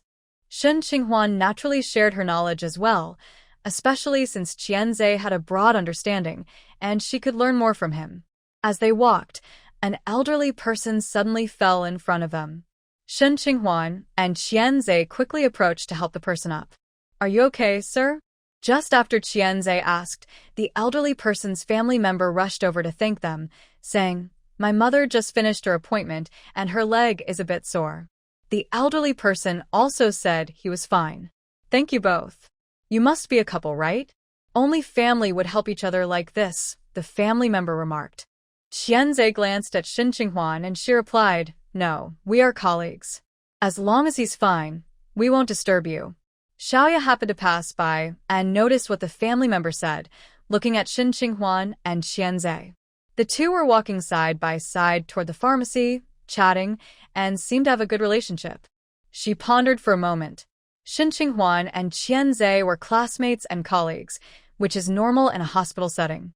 However, as a married woman, she should maintain some distance from her male classmates. At noon, when Shen Qinghuan left the hospital, she saw Feng Ji and Xiaoya. Xiaoya was standing in front of him, seemingly saying something, while Feng Ji looked indifferent. As soon as she came out, he focused his gaze on her, his expression softening. He walked toward her quickly, saying, "I was worried you might be held up by patients, so I came to get you." Shen Qinghuan raised an eyebrow. "Is there something urgent?" It seemed he had been there for a while. "Someone was selling wontons at the entrance of the family area, so I had someone buy some for you. If you come back late, they won't taste as good," Feng Ji said casually. "Let's go then." As Shen Qinghuan left, she glanced at Xiaoya and noticed her expression was not very pleasant. Once they were far enough away, Shen Qinghuan asked Feng Ji, "What did Xiaoya want with you?" Feng Ji had a faint expression and said, "I don't know what she wants. It's all very strange." Shen Qinghuan thought for a moment. Could Xiaoya still have feelings for Feng Ji? When she got home, there was indeed a pot full of wontons. On market days, people would carry baskets to sell wontons, freshly made and cooked. Shen Qinghuan had tried them at the market when she was a youth, and they were very delicious. On this cold day, coming home to a bowl of hot wontons brought her a great sense of happiness. Little Binbin also loved to eat them, and to prevent her from swallowing them whole, Shen Qinghuan used a spoon to break them into small pieces. After eating the wontons, Shen Qinghuan took a look at the big, white candy jar in the cupboard and noticed that it was half empty. She turned to ask Feng Ji, "Did you give some away?"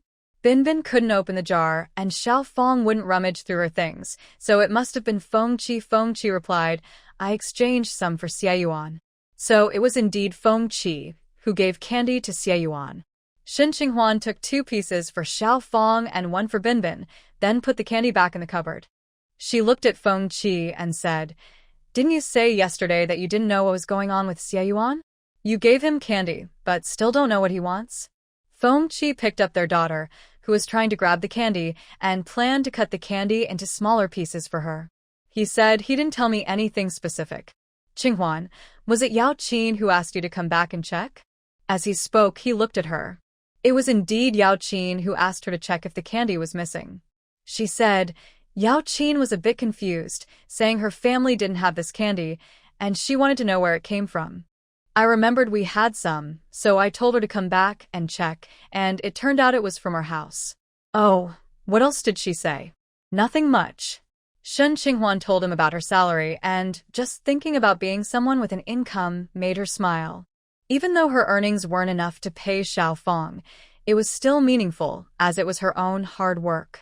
Seeing her so happy, Feng Chi's eyes also lit up with a smile. Congratulations! Our family has now become a dual-income household. Shen Qinghuan patted her daughter's little head and said, From now on, Binbin will be a child of dual-income parents. What does dual-income child mean? Bao Yu entered from outside. Shin Qinghuan explained about her salary. Bao Yu laughed. Not only is Binbin a dual-income child, but she's also the child of high-ranking officials. Shin Qinghuan chuckled, knowing she was referring to Feng Qi's status, but she replied, "Then I'll work harder to get promoted soon, so Binbin can truly be a child of high-ranking officials." "Did you come over for something, sister-in-law?" "Here's the thing, in a couple of days some soldiers' family members will come over. I arranged a place for them to stay, but the house hasn't been lived in, and it smells bad. I thought you have some mugwort, so I wanted to borrow some from you to air it out. I know there's some in the southern area, and I'll return it to you in a couple of days after I cut it." This was not a problem, and Shin Qinghuan gave it to her. Feng Ji didn't take a nap at home. He played with his daughter for a while before heading back to the camp. He stopped by the hospital on the way. Yao Qin didn't go home for lunch. She was on duty at the hospital. She got some food from the cafeteria and was heading to the break room when she saw Feng Ji. She paused for a moment, wanting to call out to him and tell him that Shin Qinghuan had left, but when she saw him enter the director's office, she closed her mouth. That meant he wasn't coming to find Shin Qinghuan. Yao Qin didn't think much of it and went into the break room to eat. While she was eating, she overheard some medical staff talking in the hallway. "Where is Xiaoya going? She's walking so fast. It seems like Colonel Feng is looking for her." Yao Qin paused, stood up, and wanted to ask those two, but a colleague called her to help a patient within 4. By the time she finished and returned to the break room, she could no longer see them. However, Ji Kaiyan came over to find her. Yao Qin was surprised and looked at Ji Kaiyan. "What brings you here? Did something happen?" Ji Kaiyan replied, "The service staff at the guest house has a stomachache and couldn't find anyone, so I came with her to get some medicine. I didn't expect you weren't home." Yao Qin was planning to look for her after work, so it was perfect timing. She shared Shin Qinghuan's suggestion with her. Ji Kaiyan asked, "Who do you think would be a good person to ask?" "I'm not sure if Sister Bao would be willing." Yao Qin thought it was a good idea and said, "After work, I'll go with you to find her." Ji Kaiyan also shared something with her. "Today, a woman came to find me, asking why I didn't go home, and if I was planning to find a good family here. She wanted to set me up with someone, but I turned her down. She said she was from the Da Chung family, and others call her Sister Chung." Yao Qin frowned. "How did she end up at the guest house looking for you?" Let me ask you about it. Xiaoya was getting ready to eat when a colleague told her that Feng Ji had come to the hospital and seemed to be looking for her. She hurried to the break room, but didn't see him. Instead, she ran into her colleague Lu Zhen, who informed her that the director was looking for her. Xiaoya had no choice but to go to the director's office. The director looked up from his desk. "Xiaoya, you're 25 this year, right?" With such an opening, Xiaoya probably knew what the director wanted to discuss. She said, "Yes, director. What would you like to talk to me about?" "You are not young anymore. Have you thought about personal matters?" Many colleagues at the hospital knew about Xiaoya and Feng Ji's past relationship. In the past 2 years, she hadn't pursued it again, and many thought she hadn't moved on from Feng Ji. However, Feng Ji already had a 1-year-old child, so there was no chance for them anymore. Xiaoya tightened her hands at her sides and replied, "Director, I am still young and not considering personal matters for now." The director adjusted his glasses and said, "Xiaoya, do you have someone in your heart that you can't let go of?" A hint of embarrassment flashed in Xiaoya's eyes, but she quickly covered it up. No, director. "I still have a lot of room for improvement in my work. I want to focus more on my career. Building a career and a family applies to women just as it does to men." The director advised, "Xiaoya, I'm glad to see your ambition, but women are different from men. Women have a limited time for childbirth. If you miss that window, it will be difficult later. I have 2 male doctors here, about your age, with similar careers and common topics." Shin Qinghuan returned to the hospital to work in the afternoon. Yes, now that she was getting paid, it was no longer just helping out, it was a job. She learned to take pulses and observe patients from Dr. Kong, which are the basics, and of course, she also needed to assist with Western medical equipment checks. Her skills in acupuncture and pharmacy were exceptional, and in some areas, she could even learn on her own, but she struggled a bit with taking pulses. Dr. Kong valued her talent, and the hospital focused on nurturing such skills, so he was quite dedicated to teaching Shin Qinghuan, and her progress was rapid. She assisted Dr. Kong with acupuncture and prescriptions, wearing a white coat, exuding a calm demeanor, speaking gently, and showing great patience. No one questioned her youth. In fact, some patients even requested her specifically. When Shin Qinghuan returned from the pharmacy with medication for a patient, she encountered a nurse. Not recognizing her, Shin Qinghuan didn't greet her, but the nurse approached her with a somewhat cold expression, saying, "Shin Qinghuan, why are you being so unreasonable? What has Xiaoya done to you that you need to treat her this way?" Shin Qinghuan paused, surprised by the comment. "Excuse me, are you sure you're not a psychiatric patient? Why are you speaking so strangely?" Shin Qinghuan recalled that this person had previously accompanied Xiaoya during rounds. Chun-Li was attacked by Shin Qinghuan, who called her mentally unstable. Chun-Li's face fell as she said, "You clearly stole Xiaoya's partner, and now that you've successfully married, you still find Xiaoya a nuisance. You even went to the director to set her up on a blind date. How can you be so unreasonable?" As a fellow medical staff member who joined the hospital at the same time as Xiaoya, Chun-Li felt sorry for her. Xiaoya had moved on and was focused on pursuing further training opportunities, yet Shin Qinghuan still couldn't tolerate her and complained to the director. One of the male doctors introduced by the director had too many family responsibilities and was average-looking. He was not suitable for Xiaoya. When Xiaoya talked about it, she cried. Chun-Li couldn't stand people who were dark-hearted and scheming behind others' backs. Shin Qinghuan thought she had cleared things up with Fengji at the hospital, but someone still came to confront her about it. It seemed Xiaoya was stirring up trouble again. Xiaoya was truly as annoying as a fly. Just as Shin Qinghuan was about to speak, someone called out to her, "Dr. Shin." She turned around and saw Aunt Zhao. The elderly lady looked happy to see her and said, "I was just about to find you. I didn't expect to see you here. I brought you some goji berry soup. Drink it while it's hot." She showed Shin Qinghuan the thermos she was holding. Shin Qinghuan was startled by Aunt Zhao's enthusiasm. "Auntie, what is this?" Chun-Li was also taken aback. She recognized the lady as Xiaoya's great-aunt. Why was she bringing soup to Shin Qinghuan? Had the old lady mistaken her for Xiaoya? "Auntie, did you mix up the names? She is not Xiaoya. Xiaoya is in the housing department. Let me take you to her." Chun-Li interrupted urgently. "What do you mean mix up names?" Aunt Zhao turned around. "I'm looking for Dr. Shin, not Xiaoya." Chun-Li doubted her hearing. The old lady didn't seem confused at all. "Auntie, Xiaoya is your great-niece. Why are you looking for someone else?" Aunt Zhao smiled and said, "I'm looking for Dr. Shin. She helped me with my back and hand pain. Since I made some soup at home, I heard my eldest daughter-in-law say it's good for the eyes. I thought since Dr. Shin works with such fine needles every day, her eyes must be tired, so I brought some to help her." Chun-Li was stunned. This old lady was truly kind-hearted, turning a simple visit into such a big deal. Shin Qinghuan did not expect the old lady to be so enthusiastic. "Auntie, there's no need for that. What I did was just my duty. It's not worth anything. Please take it home and enjoy it." Chun-Li looked at Shin Qinghuan's pretentious behavior and felt a surge of anger. "Auntie, don't you know? She is the one who took Xiaoya's man. Your kindness might be misplaced. If Xiaoya finds out, she will be very hurt." Shin Qinghuan turned to Chun-Li. "Try to slander me again and see what happens." Chun-Li felt a bit intimidated by the coldness in Shin Qinghuan's eyes but still said to the old lady, "Auntie, think about Xiaoya." Zhao Dama looked at Chun-Li and wiped the smile off her face. "What do you mean, took someone's man?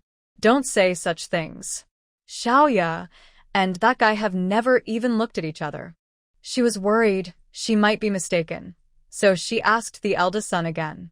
Xiaoya and that guy named Feng had indeed never had any interest in each other. The eldest son had only mentioned it to Xiaoya. He hadn't even talked to Feng about it yet.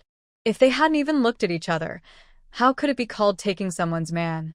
Even if they had shown interest, the relationship wasn't official yet, so it couldn't be considered stealing someone away. How did such rumors start? It could have a huge impact on a young girl. Shen Qinghuan was surprised. She didn't expect the old lady to know about this. She thought the old lady didn't realize she was Feng Qi's wife. However, her niece was Xiaoya, so it made sense that Xiaoya would tell her. Seizing the opportunity, Shen Qinghuan said, "Auntie, I don't know how this started. The hospital is saying I took someone else's man. This person came rushing over, pointing at me and accusing me, saying the hospital arranged a blind date for Xiaoya and that I was the one who couldn't stand her and took her man." After hearing Shen Qinghuan's words, Zhao Dama immediately felt sorry for her and looked at Chenli sternly. "Who told you these things? Accusing someone without evidence? Who is your leader?" The old lady raised a serious face, making people feel intimidated. Chenli was taken aback. "Annie, did you forget? Xiaoya said that the leader arranged this for her." Before she could finish, Zhao Dama grabbed Shen Qinghuan's wrist. "Come on, dear, I will take you to find Xiaoya's leader to clear this up." Shen Qinghuan was moved and agreed, guiding the old lady. Chunli realized what was happening and followed them, still thinking the old lady was confused. "Auntie, the leader is busy right now. Don't you believe Xiaoya? She is your niece." Zhao Dama glared at her. I am not confused. What she says is the truth." Chunli opened her mouth, feeling that this situation might not end well. She quickly said to Shen Qinghuan, "It's working hours. You want to go to the director with your people? Have you thought about the consequences?" Shen Qinghuan looked at her with a smile. "You came to trouble me, but have you thought about the consequences?" In Director Ma's office, there were a few medical staff present. Shen Qinghuan was not afraid.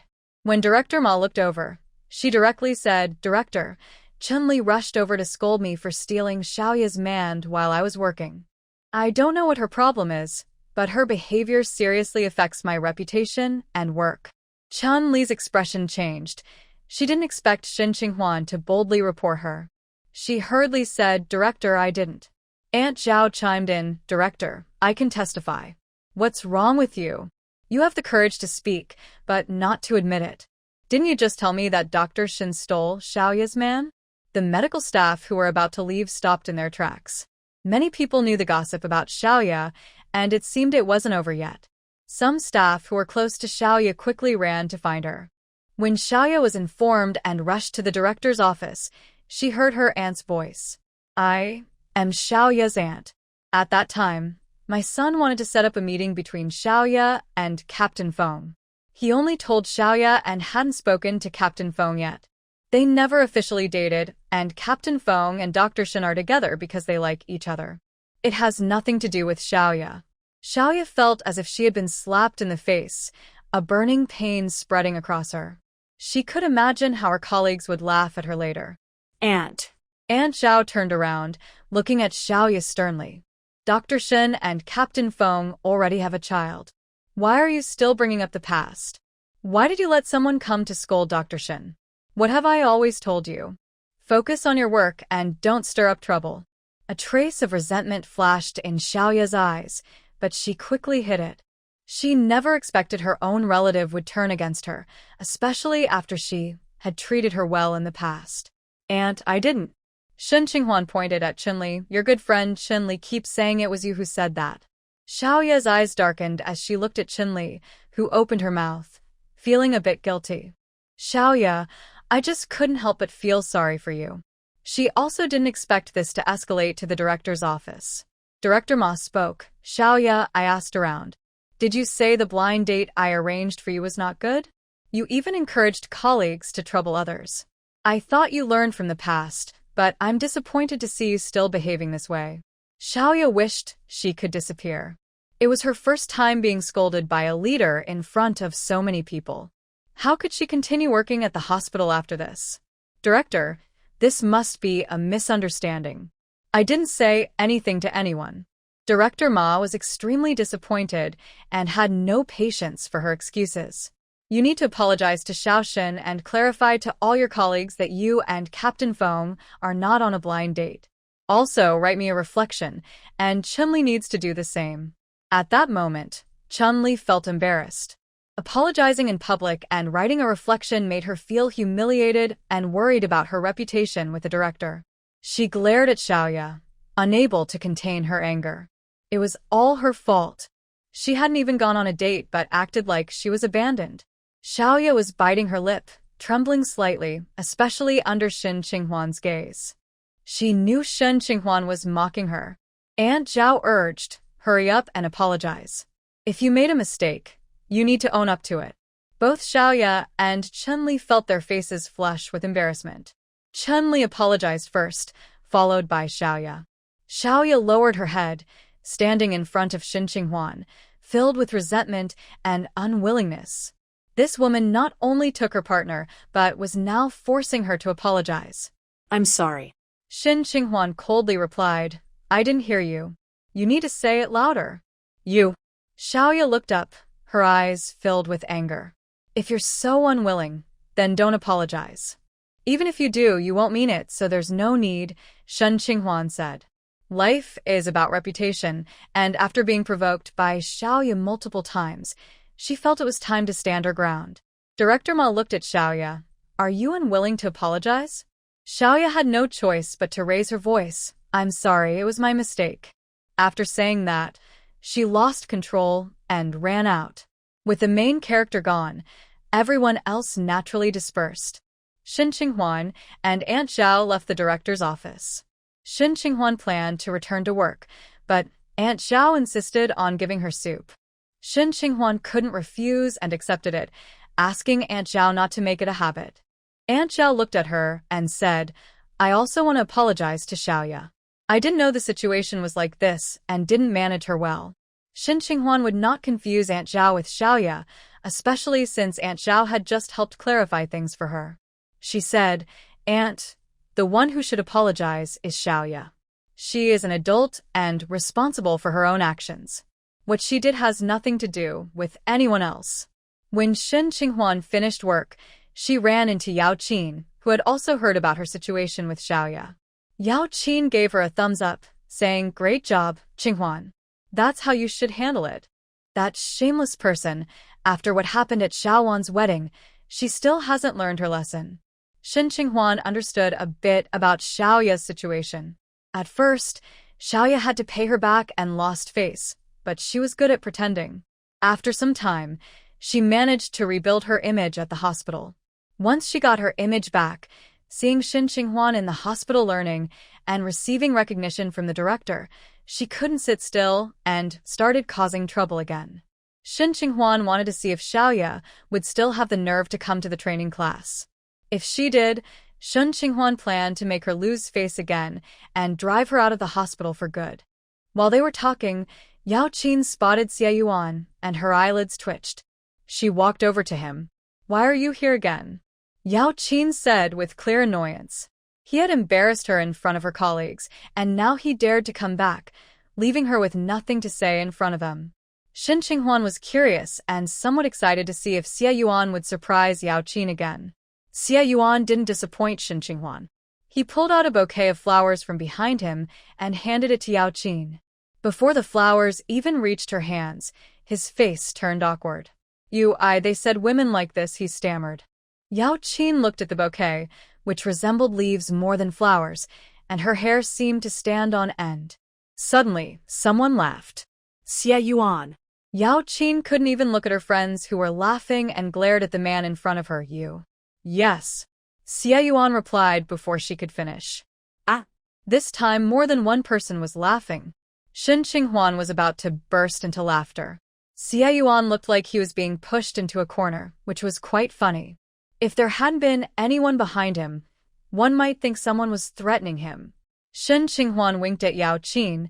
"Since you have someone to take care of you, I won't join you." Yao Qin's face showed no joy, only embarrassment. She walked over and whispered, "Did you notice if any of the white rabbit candies were missing when you went home for lunch?" I checked and asked Feng Ji. He admitted he borrowed some from comrade Xie Yuan, Shen Qinghuan said, noticing Yao Qin's unusual expression. "What's wrong? Is there a problem?" Yao Qin pulled her forward and quietly said, "I feel like Xie Yuan has been consulting your Captain Feng. It's so annoying." Shin Qinghuan recalled that Fengji told her yesterday he didn't know what Xie Yuan was up to. She said to Yao Qin, "I asked him, and he said no. But what are you planning to do now? I see that as long as you don't forgive Comrade Xie Yuan, he won't stop bothering you." She remembered Yao Qin saying she hadn't forgiven Xie Yuan, but their relationship seemed to be improving. Yao Qin frowned. "I'm so angry right now. How can I forgive him?" Shin Qinghuan didn't want to get involved in their marriage issues and simply suggested, "You should talk to him and clearly explain that you don't like this." Yao Qin waved her hand. "Okay, you can go back now." After she finished speaking and turned around, she saw Xie Yuan giving away the flower he had to a woman with a child. The woman let the child play with it and smiled at Xie Yuan to thank him. Yao Qin felt even more upset. Shin Qinghuan didn't know what to say either. Although Yao Qin disliked the flower, it wasn't necessary to just give it away like that. When Yao Qin and Xie Yuan got home and closed the door, she exploded. "Xie Yuan, what's wrong with you? I told you not to come pick me up. Didn't you hear me?" Xie Yuan wasn't happy about doing these things either. He found it awkward. He had reluctantly brought the flower, and now he had not only failed to please his wife but also made her angrier. He sighed, "Yao Qin, if you don't like it, I won't bring it next time. Can we stop arguing about these things?" Yao Qin felt his displeasure and became even more upset. "Do you think I want to argue? Have you looked at what you've done? First, you criticize me for using lotion, then you control my friendships, and you didn't even discuss it with me before inviting someone over for dinner. I told you yesterday not to pick me up, and you completely ignored me. Do you expect me to just stay quiet like a statue?" Xie Yuan wasn't as quick with words as Yao Qin and simply said, "I don't know what to do to make you feel better." Yao Qin paused and looked up at him. Xie Yuan had a solid and reliable appearance, which was why she had married him in the first place. He was wearing a military uniform, still looking quiet and serious, but his brows were furrowed with worry, like a big dog that had done something wrong. Suddenly, the anger in Yao Qin's heart faded away. He did all this just to please her, but he went about it the wrong way. Some men are even worse. At least they know when they're wrong and can apologize. "All right, as long as you don't do these things again and manage my expenses, I will forgive you," Yao Qin said. Xie Yuan was taken aback. "Really?" Yao Qin nodded. "Really, as long as you can do what I said." She extended her hand, rolled up her sleeve, and showed him her arm. "You can touch it." Xie Yuan, confused but obedient, reached out and touched her. "Is this okay?" Yao Qin asked. "What do you feel?" Xie Yuan still didn't understand her meaning. "I don't feel anything." Yao Qin glared at him. "Are you not paying attention? Isn't my hand smoother than before?" Xie Yuan didn't know why she was getting upset again, but he thought for a moment and nodded. "It is a bit smoother. Did you not rinse off the soap after your shower?" Yao Qin was so frustrated she wanted to jump up and hit him. How could someone be so clueless? "This is the effect of the moisturizer," Yao Qin said through gritted teeth. "Don't tell me you don't like it." Xie Yuan pressed his lips together, looking at her. "Yao Qin, don't say that. I'm not thinking about that right now. I thought your hand was uncomfortable." He couldn't be the kind of person who was only interested in looks. Yao Qin rolled her eyes in annoyance. "Fine, if you're not interested, then don't hug me tonight." Why was he acting like this? Xie Yuan hesitated, feeling awkward. Since their argument, they hadn't been intimate. "Yao Qin, what do you want me to say? We are married. We should be together. Then tell me, doesn't it feel better than before when you touched it?" Yao Qin insisted. She couldn't believe he preferred skin that felt like sandpaper. Xie Yuan felt very uncomfortable but knew he had to answer. Otherwise, Yao Qin would get angry again. They had finally reached this point, and the previous conflict seemed to have eased. "It feels a bit better." Yao Qin was satisfied. "That's the effect of a moisturizer. It's not just my hands, my whole body feels this way. You'll know tonight when you touch me. I use the moisturizer mostly for you, wanting you to have a good experience, and yet you complain that I'm wasting things." Xie Yuan felt his ears getting warm from Yao Qin's words, and he felt a bit hot all over. The earlier sensation was indeed better than before. If only it could be the same all over. He turned his face and said, "Then let's use it." Yao Qin was even more pleased. She wanted to ask about the milk candy, but then they heard Ji Xian's voice outside. "Is Sister Yao here?" Yao Qin responded and went to open the door. They had planned to meet Baoyu after work for lunch, but Xie Yuan made her forget about it, and Yao Qin felt quite embarrassed. She quickly went with Ji Kaiyan to find Baoyu and explained the difficult situation Ji Kaiyan was facing. Baoyu thought it wasn't a big deal and agreed to help. He also felt that Ji Kaiyan was right to act this way. Considering the previous issue with Hongji, it was indeed better to keep a distance. Xie Yuan saw his wife and Ji Kaiyan together and couldn't help but remember what Hongji had said to him. But since their relationship had just started to improve, he didn't want to bring up any concerns about her friendships, as she might get upset again. However, Xie Yuan wasn't one to ignore problems, so he planned to ask Yao Qin gently. While he was thinking, a passing soldier approached and asked Xie Yuan, "Hello, I want to ask if the woman in the gray-blue outfit just now lives here." Ji Kaiyan was wearing gray-blue, and Xie Yuan replied, "No, what do you need her for?" The soldier said, "Oh, I lost a good luck charm today, and I heard that she found it. I want to know if she gave it to Instructor Liu." Xie Yuan didn't know about that, so he pointed him in the direction of Ji Kaiyan. Ji Kaiyan met the soldier looking for the good luck charm on her way back to the guest house. She had found the charm on her way back from the hospital at noon. Back in her hometown, people would secretly go to the temple to ask for such charms. She thought that the person who lost the charm would be very anxious, so she waited for a while and asked several passers-by, but no one knew anything. She planned to give it to Sister Bao and ask her to help find out who lost it, but she forgot to mention it when talking to Sister Bao earlier. She still had the charm in her pocket. Hearing the soldier was looking for it, she quickly took it out. As she handed it to the soldier, she added, "Actually, keeping it under your pillow works just as well." The soldier found her accent friendly and asked if she was from H County. Ji Kaiyan looked at him with surprise and said, "Are you from H County too? I said your amulet is quite similar to mine. Did you get it at Baohe Temple?" The soldier looked at her in surprise. "What a coincidence. I got it at Baohe Temple too. My mom got it for me because she was worried about me while I'm in the army." Since they were from the same hometown and had similar experiences, they started chatting. Just then, Hongji, who was returning from the camp, saw them. He stopped in his tracks, blinked twice to confirm it was Ji Kaiyan, who was laughing and talking with another man. She didn't seem to be wearing makeup today, but she looked nice, maybe because she was smiling. "Kaiyan," Hongji called out, his face stern. He felt Ji Kaiyan was becoming more inappropriate, not staying at the guest house but out talking to men. Ji Kaiyan turned her head and asked, "Has there been any telegram from home?" Hearing this, Hongji's expression darkened. Was she really only talking to him to ask about this? "If you want to go back, just go now. Don't stay here learning nonsense from others."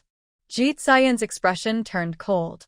"I told you I won't go back without a reply. I don't understand what you're thinking. I've already sent the telegram. Our families will receive it. If there's no reply, it's because the telegram is too expensive and they don't want to spend the money." Hongji was a bit angry. Otherwise, Ji Kaiyan wouldn't be lingering here, and he wouldn't be getting scolded by his superiors.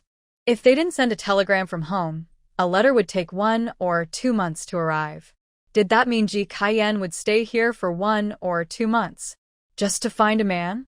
Thinking this, Hongji looked at the man next to Ji Kaiyan. "Do you know this guy?" The soldier, named Lin Ming, recognized Hongji's accent but didn't rush to acknowledge him because he sensed Ji Kaiyan didn't like him. So, there was no need to connect with this fellow townsman. "What's it to you?" Ji Kaiyan ignored Hongji and turned to walk with Lin Ming toward the service station, saying, "I see your amulet is a bit worn. Let me help you sew a small pouch." Lin Ming looked at her gentle face, and his heart raced a little. He nodded almost without thinking. Thank you."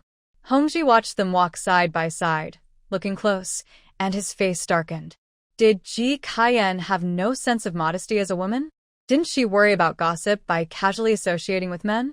He thought for a moment, and then chased after her. "Kaiyan, even though we can't be a couple, I don't want people to gossip about you. How long have you known him?" You've just started seeing each other. He intentionally hinted that he had been in a relationship with Ji Kaiyan to make that man back off. After he spoke, he saw the man look surprised. Ji Kaiyan didn't expect Hongji to suddenly say this, which only increased her dislike for him. Before coming to Qingcheng, she had high hopes for married life and felt a lot of affection for Hongji. But soon, those feelings burst like a soap bubble. Hongji's presence in her heart faded little by little until it turned into dislike. I told you, my affairs are none of your business. Onze Frau Ned. I'm just looking out for you. If you ruin your reputation, don't expect any man to want you. Lin Ming couldn't hold back. What are you saying? Just talking can ruin her reputation? Kaiyan said it's none of your business, so are you leaving or not? Ji Kaiyan also spoke up. Take care of yourself. Hongji was furious, not expecting Ji Kaiyan to speak to an outsider. Good intentions don't always lead to good outcomes. You should think about that. After saying this, Hongji turned and left. Shin Qinghuan found out that Hongji and Zhu Shitong had quarreled again when Yao Qin arrived. The reason was that Hongji went to find Ji Kaiyan. Can you believe this man? He can't let go of what he has and still wants what he doesn't have. Kaiyan ignores him, and he still comes running. Shin Qinghuan asked, so what's the situation between Zhu Shitong and Hongji now? It wasn't long after Hongji wrote that guarantee. Yao Qin replied, just a laughingstock. And what about Kaiyan and Lin Ming? They're fine. They just talked a bit more because they're from the same hometown. I've noticed that men often don't appreciate what they have until they see someone else interested. Shin Qinghuan thought for a moment and found it very dramatic. What was Hongji doing? He had just told Zhu Shitong that Ji Kaiyan was the one approaching him. But right after that, he went to find Ji Kaiyan and chased after her. Did he forget that he was already married? Hongji hadn't forgotten. He believed he was just trying to remind Ji Kaiyan not to go down the wrong path. When Zhu Shitong argued with him, he felt completely justified. I don't have lingering feelings for her, but she is from my hometown, and our families know each other. I can't just watch her make a mess of things. That Lin Ming isn't a good match. He doesn't meet the requirements to have family accompany him. If Kaiyan marries him, she'll have to stay in her hometown. He was completely unaware that his heart was already captured by Ji Kaiyan, thinking he was just being kind and upright. Zhu Shitang couldn't accept it. Hongji, what kind of spell has that woman cast on you? Did she come back to you after putting on makeup? How could someone from the village know about makeup and how to attract men? Someone must have taught her. Zhu Shitang thought of Yao Qin and Shin Qinghuan. Over there, Hongji and Zhu Shitang were arguing fiercely, while Ji Kaiyan was once again with Bao Yu and the others picking chestnuts. The weather was nice these days, and soon it would snow, making it impossible to go out. Ji Kaiyan was used to farm work, and she was very quick with her hands. She not only picked a lot of chestnuts but also gathered many hawthorns. On her way back, she brought some for Shin Qinghuan. She said that dried hawthorn could be used to make a drink that helps with appetite. Shin Qinghuan felt obliged to accept a little, but Ji Kaiyan insisted, I picked 30 to 40 pounds of chestnuts and hawthorns. If you don't want them, who else can I give them to? It won't be easy to take them back home. Shin Qinghuan thought for a moment. How about selling them at the market to vendors? Now that the college entrance exams had resumed, buying and selling wasn't as strict as before. Some people were still too scared to try because of past policies. In the family compound, many people still bought firewood for cooking, thinking it was cheaper than coal. The firewood was cut and sold by nearby villagers, and everyone turned a blind eye. Yao Qin, who was with Shin Qinghuan, agreed with her suggestion, since you don't have much to do here, making a few cents would be good. Every market day, families go out to buy things, you can just go with them. Oh, by the way, I can go with you this weekend. Yao Qin was quite open-minded and didn't see anything wrong with Shin Qinghuan's idea. In the past, when it wasn't legal, she had relatives who secretly did this. Now that it was legal, there was even less to worry about. Ji Kaiyan looked at the two in surprise. Is there really a market for these? Can people buy them? If they can find them in the mountains, who would spend money on them? Yao Qin replied, city people buy them. Many city folks have never done farm work, They might not even recognize a hawthorn tree. Plus, some privileged people would rather spend a few cents than go through the trouble of picking them. Shin Qinghuan thought a different approach would be better. If we sell hawthorn like this, not many people will buy it. If we make something else, it will sell better.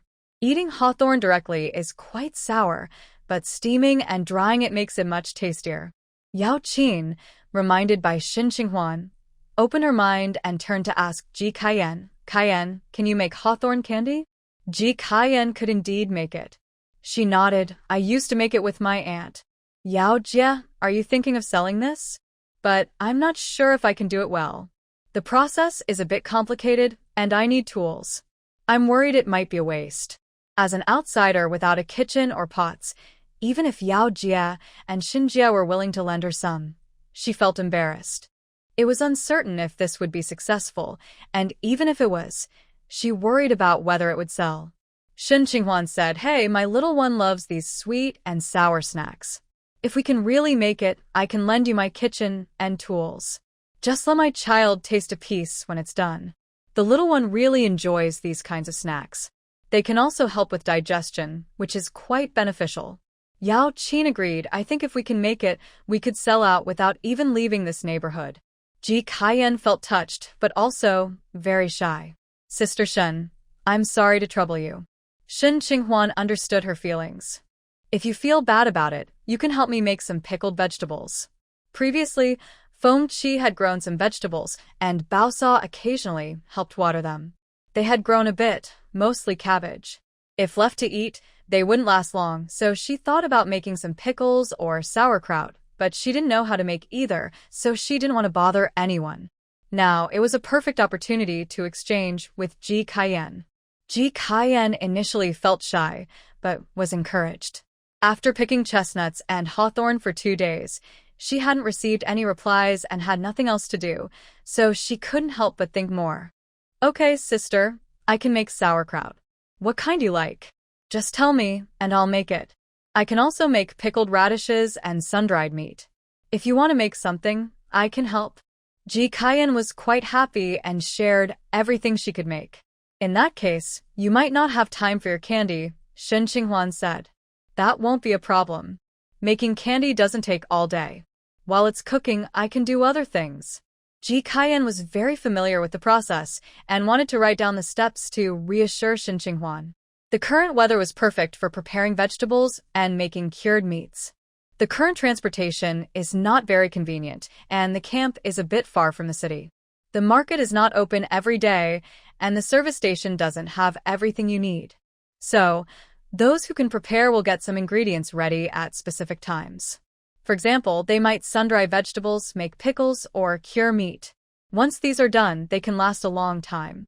Sometimes, even if you have money, it's hard to find what you want to eat. Shin Qinghuan knows this, so she thought for a moment and said, "If you have some free time, I'd like to cure some meat." Ji Kaiyan waved her hand. "No problem. Curing meat is simple. Just season it to your taste, marinate it overnight, and then put it out to dry. After 1 or 2 weeks, it will be ready to eat. It's really not a big deal." Shin Qinghuan felt lucky to have her help. Once this was settled, Ji Kaiyan worried there might not be enough hawthorn, so she went to gather some more. Yao Qin thought that since she had offered to help, she should come over, so she went to Shin Qinghuan's place right after work. Ji Kaiyan avoided using the stove while Shin Qinghuan was cooking and started the preparations. When Shin Qinghuan finished work, Ji Kaiyan was still busy, and Yao Qin had come to help too. Binbin loved to join in and was very curious about what the adults were doing. Especially when Shin Qinghuan returned, she pulled her over to see Ji Kaiyan and tried to grab some things. Shin Qinghuan watched the little one and took the opportunity to ask Ji Kaiyan how to make the pickled vegetables so she could try it herself later. When Feng Ji returned, he saw a group of women in front of his house, including his wife and daughter, chatting and laughing. His wife was particularly lively, smiling and joking, without even glancing at him. Feng Ji also noticed Xie Yuan's wife. Today, Xie Yuan finally looked cheerful instead of his usual gloomy self, which seemed to indicate he had made up with his wife. If they were back together, why not keep her at home instead of letting her run around? "Qinghuan, what are you all doing?" Shin Qinghuan turned and saw Fengji. She explained, Cayenne is helping us make pickles and cure meat, and we're discussing how to prepare the hawthorn. You can just buy those. Buying might not match our taste. Then come here for a moment, I need to talk to you. Shin Qinghuan got up and followed Fengji into the house. What is it? Fengji took off his military cap and hung it on the rack, then turned to her. How many days will it take to make those things you mentioned? Let's take 2 or 3 days. Qinghuan, our child is young and needs constant supervision. Comrade Ji is busy washing and cooking, and it can be dangerous if the child is left unattended. You should refuse. Shin Qinghuan looked at him in surprise. Xiaofeng and Cayenne will be watching. When we cook at home, we also use the stove without avoiding the child. This dampi will only be boiled once or twice, and it won't take long. The rest of the time is just removing the seeds from the hawthorn, cleaning it, and washing and pickling the sauerkraut. The cured meat is even simpler. Just cut the pork belly into strips and marinate it with spices. None of these tasks are dangerous. Even if the child gets close, it's fine as long as Ji Cayenne doesn't let the child handle knives. Usually, when cooking at home, one person cooks while the other watches the child, keeping the child out of the kitchen. Now, with Ji Cayenne coming to cook the hawthorn, Xiaofeng will be watching Binbin. I'll tell Xiaofeng to be careful, Shin Qinghuan added. Just then, Yao Qin called from outside, Qinghuan, come out quickly. Shin Qinghuan responded and turned to go out, not noticing Feng Ji's furrowed brow. Yao Qin, holding Binbin, said as Shin Qinghuan came out, we finished our work today and Cayenne and I plan to go back. I remembered I have radishes and young soaking at home, and it's the perfect time to check on them. You and Cayenne should come to my house for a meal. I'll tell you, my cooking is better than even my master and grandmother's. Shin Qinghuan felt her appetite stirred. She might not be craving meat, but she loves sour radishes. All right, let's go. Before leaving, Shin Qinghuan called to Fengji inside. Fengji, I'm going to Yao Qin's house for a bit. I'll be back soon. Fengji came out, frowning and asking, is there something going on? Nothing much, just checking on her pickles. I'll be back shortly, Shin Qinghuan replied and left with Yao Qin. After walking a few steps, Yao Qin said to Shin Qinghuan, does your Captain Feng not like you going to other people's houses? Shin Qinghuan thought about Feng Ji's expression earlier, but didn't see any reluctance. He usually has that serious face. Even if he did, she wouldn't admit it. That would be too embarrassing. No, he just worries a lot and is afraid I won't take care of his daughter well. Yao Qin adjusted Binbin in her arms to make her more comfortable and laughed. Oh, could it be that he noticed I want to take his daughter away, so he's so nervous? Shin Qinghuan looked at her in surprise, pretending to be shocked. You really dare to think that? Honestly, I have thought about it. Yao Qin put on a serious face and said, who can blame you for having such a cute daughter? No wonder Captain Feng is nervous. If I were in his shoes, I would be too. Ji Cayenne chimed in, I've never seen a child more beautiful than Binbin. Yao Qin nodded. She's really well behaved. Look, when I hold her, she doesn't cry, and when I play with her, she laughs. It's so much fun. Shin Qinghuan replied, if it's so much fun, why don't you have one yourself? Yao Qin sighed, you should see how I look with Xia Yuan. We definitely couldn't have such a pretty child. You both look fine. You have nice features and your noses are good. Once you have a child, you'll think they're the most beautiful thing, Ji Cayenne encouraged. Yao Qin asked her, so tell me, how did you have such a lovely daughter? I think having a daughter is great. Shin Qinghuan glanced at her. How would I know? It's not something I can control. She still hadn't figured out how Binbin was conceived and born. When they arrived at Yao Qin's house, Xia Yuan was already back, tending to the coal stove outside. Yao Qin brought the two inside and served some pickled radish. Shin Qinghuan tried a piece and found it delicious, not too sour, not sweet, just refreshing. Seeing she liked it, Yao Qin said, I'll pack some for you to take home. Then she handed some sweet potato chips to Binbin. I dried these myself. Unlike others that are hard to chew, mine are soft and perfect for kids. Ji Cayenne noticed a photo on the wall and took a closer look. Yao Qin brought it over to show them. This was taken by a colleague a couple of years ago. Shin Qinghuan sat with Yao Qin for a while, chatting, but when she saw it was getting late, she took Binbin and headed home. On the way, she ran into a neighbor who looked anxious and pulled her aside. "Sister Shin, I'm glad to see you. Can you help me check on my child? He suddenly started having convulsions." Shin Qinghuan followed her. The child was having a seizure due to a high fever. She set Binbin down and laid the child on his side, giving him a cloth to bite on to prevent him from biting his tongue. "What's wrong with your child?" the mother asked anxiously. Shin Qinghuan replied, "He has a high fever. Once he stops convulsing, hurry and take him to the hospital. I don't have any medicine to help him." After spending some time there, Shin Qinghuan returned home to find it was already dark. The lights in the house were on, and the food on the stove was steaming, but Fengji was nowhere to be seen. She washed Binbin's hands, changed her shoes, and planned to take out the baby food to feed her. Just then, Fengji came back with a flashlight. When he saw her, he seemed relieved and asked, "Where have you been?" Shin Qinghuan told him about what happened on the way and then asked, "Were you out looking for us?" She had only been gone for about 40 minutes, going from home to Yao Qin's house and then back again. It was now 6:50 p.m. and many people had not yet had dinner. "Let's feed Binbin first." Fengji avoided the question and reached out to hold their daughter. Shin Qinghuan did not press further. That evening, Fengji had to go out, so Shin Qinghuan and their daughter went to sleep. By the time Fengji returned, it was already midnight. Since she had kicked him out of bed last time, he didn't disturb her for coming home late. The next day, Ji Xian's dried hawthorn was ready, and around noon, she and Yao Qin took it to the market to sell.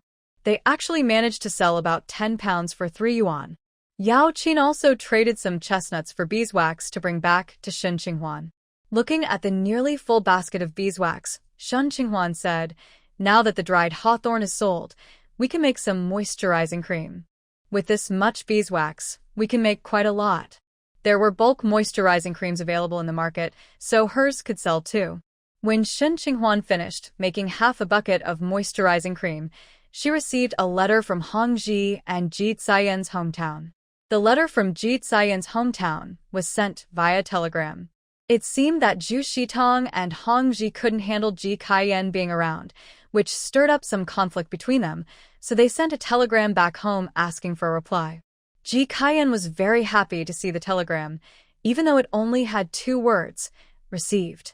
However, there was news from the camp that a heavy snow had fallen in the next town where the train to Qingqing passed, causing delays. So Ji Kaiyan would have to wait 2 more days before returning. Shin Qinghuan's half bucket of moisturizing cream would still sell. Ji Kaiyan had experienced the joy of making money when she sold the dried hawthorn, so her anxiety and fear didn't seem so significant anymore. Ji Kaiyan offered to help sell Shin Qinghuan's moisturizing cream, since she had some free time. Shin Qinghuan sensed that she meant to help without charge and naturally disagreed, telling her that after covering costs, they would split the profits equally. Otherwise, they shouldn't sell it at all. Yao Qin also agreed with Shin Qinghuan and encouraged Ji Kaiyan to accept the idea. The moisturizing cream had gained popularity in the family compound, and many wives came to Shin Qinghuan to exchange for it, giving her confidence in selling it. Ji Kaiyan was quite bold. She had already shown her courage by traveling alone by train to visit her fiancé. Therefore, on her second trip to the market, she didn't need Yao Qin to accompany her and could go with other wives in a bullock cart. When they arrived at the market, she found a spot to set up her display and planned to return with the bullock cart around the same time. The moisturizing cream was sold in buckets, each containing a scoop of about 50 milliliters, priced at 20 cents. Shin Qinghuan advised her to use the cream daily, so she could confidently introduce the product to customers. Additionally, she could apply some on her hand to demonstrate the cream's moisturizing effect. Shin Qinghuan encouraged Ji Kaiyan not to be stingy with the cream. Using it for sales was necessary. She understood that seeing the results would be more convincing than just talking about it. This time, she added some dried osmanthus flowers to the cream, giving it a light floral scent and improving its appearance. Ji Kaiyan had great success selling the moisturizing cream for the first time, finishing half a bucket in just one morning and earning a total of $26.40. The half bucket contained about 10 kilograms, which was over 100 scoops, all sold out.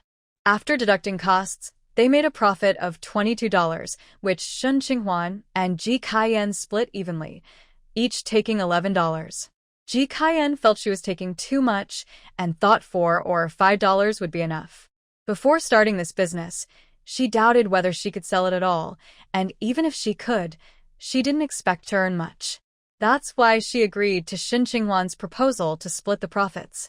But now, selling over $20 felt overwhelming, almost like a month's salary for an average worker.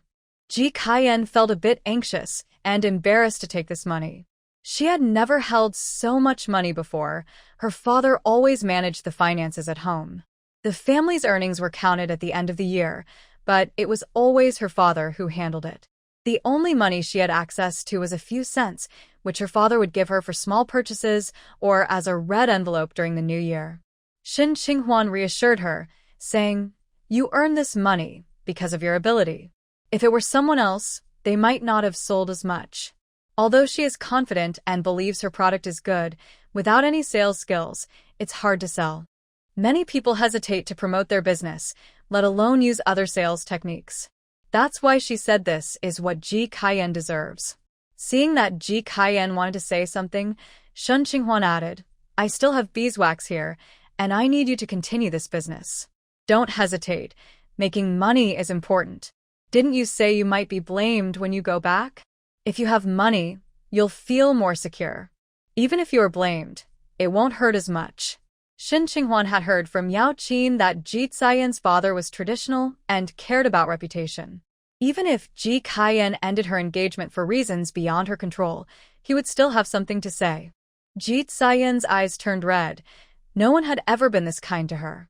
She was new to this area, and the only familiar person was Hongji, who looked at her as if she were a threat. Strangers like Shen Qinghuan and her partner had helped her, as well as the instructor and Bao's wife, and now Shen Qinghuan was still thinking of her. "Sister-in-law, I haven't done much." Ji Kaiyan still felt uneasy about accepting the money. Seeing Ji Kaiyan almost in tears, Yao Qin said, "How about this? Kaiyan gives Qinghuan 3 more yuan and Kaiyan keeps 8 yuan. It's settled. Besides, it's getting dark. Let's help Qinghuan organize the materials." Ji Kaiyan reluctantly agreed. While selling at the market, some wives from the family compound noticed Ji Kaiyan and even asked her a few questions. Soon, discussions started in the compound. Some calculated how much she could sell in a day, how much profit she would make after costs, and how much she would have left after giving Shen Qinghuan her share.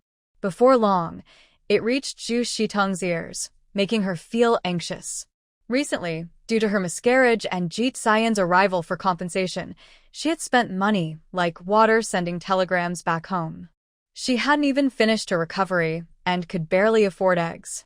Meanwhile, Ji Kaiyan was doing business. Zhu Shitong thought this woman was not simple. Her previous innocence was just an act. Now she was capable of running a business, proving to be quite shrewd. And that Shen Qinghuan, who had been so nice to her before, now seemed generous to a stranger like Ji Kaiyan, giving her the lotion to sell. Zhu Shitong was very anxious. When Hongji returned, she said to him, "Your ex won't stay here and not go back, right?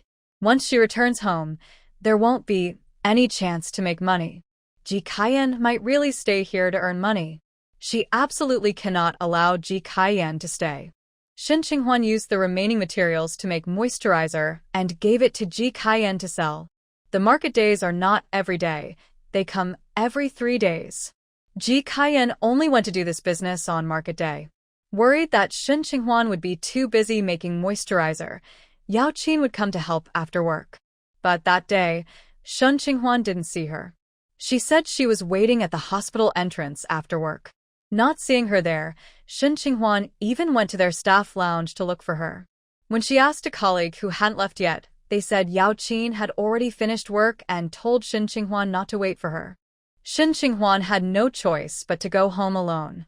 Yao Qin, who had been mentioned by her, was at Sister Liang's place.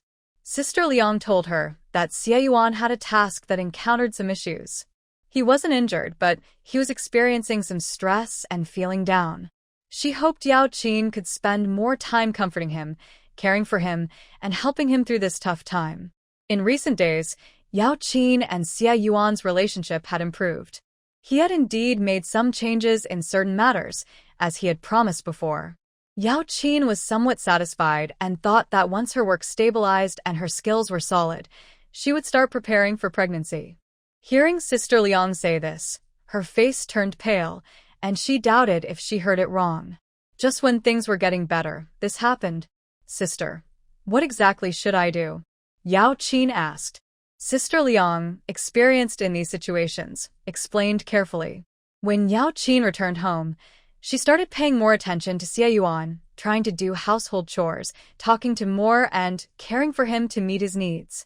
Shen Qinghuan ran into Yao Qin the next day at the hospital and learned about Xie Yuan's situation.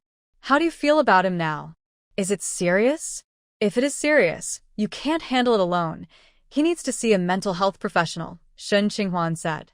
Yao Qin shook her head. He seems fine, but I know that sometimes people may look okay on the outside but have a lot hidden inside, and they can get stuck in their thoughts. It's like a distant uncle of mine. He seemed fine, but suddenly fell into a river and just disappeared. No one knew what had gotten into his head to make him act like that. Shen Qinghuan nodded. That's true. Does he have any close comrades? What does he usually like to do? Maybe we can ask his friends to help and talk to him. He enjoys playing chess and has 2 or 3 good friends. I'll go find them after work today, Yao Qin replied, her worry showing on her face. I wonder what kind of mission it is that has turned out like this. Shen Qinghuan thought for a moment. I'll ask Feng Qi when I get back. Even though they weren't in the same unit, he should know something, right? Thank you, Qinghuan. Not a problem. That evening, when Feng Qi returned, his wife was outside with their daughter picking vegetables, but the little one was just playing, and his wife let her tear the leaves into strips. Xiao Fong and Yao Qin were not around, and the lights in the house cast a warm glow over the mother and daughter. Feng Qi walked in with a relaxed expression. When his daughter heard his footsteps, she quickly looked toward the door, and upon seeing him, her face lit up as she stumbled over to him. Feng Qi bent down to pick her up and turned to Shen Qinghuan. I can take a day off the day after tomorrow. Do you want to go to the city? She used to go to the city every month to buy clothes and groceries.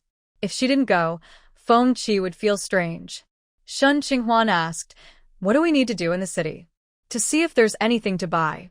Shen Qinghuan thought for a moment and realized she didn't really need anything. In this cold weather, she didn't want to go out much. I don't need anything. Feng Qi sat down next to her with her daughter in his arms. I heard from Lao Gao that his wife bought a down jacket at the department store. You should get one too. Shen Qinghuan turned to him, surprised. He actually cared about this? Back in school, he didn't like her dressing up too much. What changed his mind? Did he need something from her? Honestly, she felt a bit tempted. She had a down jacket, but it was short. If there was a long one, she would definitely want to buy it. A down jacket wasn't cheap. It would cost about a month's salary for Feng Qi, but if Feng Qi didn't mind, then she wouldn't either. Okay. Feng Qi smiled. What do you want for dinner? Shen Qinghuan replied. Anything is fine. After dinner, while Shen Qinghuan was washing her hands at the door, she heard Bao Yu mumbling about something next door. Sister-in-law, what's wrong? Bao Yu looked over and complained, It's my husband, old Lu. Today, for the first time, he brought me foot-soaking water. I thought he was being considerate of how hard I work to manage this household, but it turns out he lent all his salary to someone else. Shen Qinghuan could feel her frustration and comforted her, whether he lends it or not. Don't be too upset, sister-in-law. Getting angry only hurts you. Exactly, getting upset only hurts me. He won't care. His uncle told him that the house back home is cracked and asked him for money to help his grandmother live better. He believed it and sent his salary back as soon as he got it. He doesn't even think that we just visited last year, and the house was fine. It doesn't just like that. There aren't many heavy rains there all year. Bao Yu is quite talkative, which seemed to help prevent her feelings. Let me tell you, if a man suddenly treats you well, be careful. He might have done something wrong. Interestingly, just before, Feng Qi had mentioned buying a down jacket to her. Shen Qinghuan thought Feng Qi probably wouldn't do anything wrong. Even if he had, he would feel justified. When Shen Qinghuan returned home, Feng Qi was just preparing milk for Binbin. She asked Feng Qi, "Do you know what mission Xie Yuan had the day before yesterday? What's up?" Feng Qi looked at her. Shen Qinghuan explained Xie Yuan's situation. Feng Qi sat Binbin on the sofa and gave her the bottle before responding to Shen Qinghuan. "Let Yao Qin find out about this herself. You don't need to worry about it." Shen Qinghuan was surprised and asked, "Is the mission confidential?" Yes. At the same time, Yao Qin learned from a comrade of Xie Yuan that the mission Xie Yuan's unit was on was the same as Feng Qi's unit. She hoped Shen Qinghuan could ask Feng Qi about the details. When Yao Qin got home, she saw Xie Yuan talking to a neighbor about cooking. Xie Yuan was acting completely normal, giving the neighbor several useful suggestions. Later that night, he was also very normal and seemed quite interested in intimacy. Yao Qin recalled how well he ate earlier, finishing 4 big bowls of rice and 2 bowls of soup. Even though she thought he might have psychological issues, she began to doubt her earlier beliefs about his optimism. Such a good appetite. Yao Qin is a serious person. When she has questions in her mind, she needs to find answers. Otherwise, she can't sleep well. Coincidentally, a comrade of Xie Yuan, who was injured, ended up in the hospital. Yao Qin went to the hospital to help and met Xie Yuan's comrade. The injured soldier is named Fang Dajiang, a straightforward man. Yao Qin is also quite efficient and careful in her work. She received excellent marks in her nursing assessments and earned praise from many patients during her internship. Fang Dajiang also recognized her skills. After learning she was Xie Yuan's wife, he jokingly said, "Xie Yuan is really lucky. I thought a guy like him wouldn't find a wife." Yao Qin. His description of Xie Yuan was surprisingly accurate. She liked Xie Yuan before because he was quiet and seemed reliable, unlike her brother-in-law, who talks a lot and always argues with her sister as if it were a competition. As a bystander, she felt anxious watching them. She feared ending up with someone like her brother-in-law, who would argue fiercely. Women and men are not equal in strength, and if it came to a fight, she would be at a disadvantage. But now, having someone who talks little is also challenging. They don't argue, but her frustration grows. Sometimes, it feels like hitting a pillow, very frustrating. Over the past few days, she tried to find many topics to talk to him about, hoping to help him, but he only replied to her every few sentences. She had no idea what he was thinking, making it hard to support him. Comrade Fang seems to know Xie Yuan well. He really is like that. Especially in the past few days, he seems down. When I asked if he had something on his mind, he wouldn't say anything, and I'm just worried, Yao Qin said. Does Comrade Fang know if Xie Yuan is facing any issues?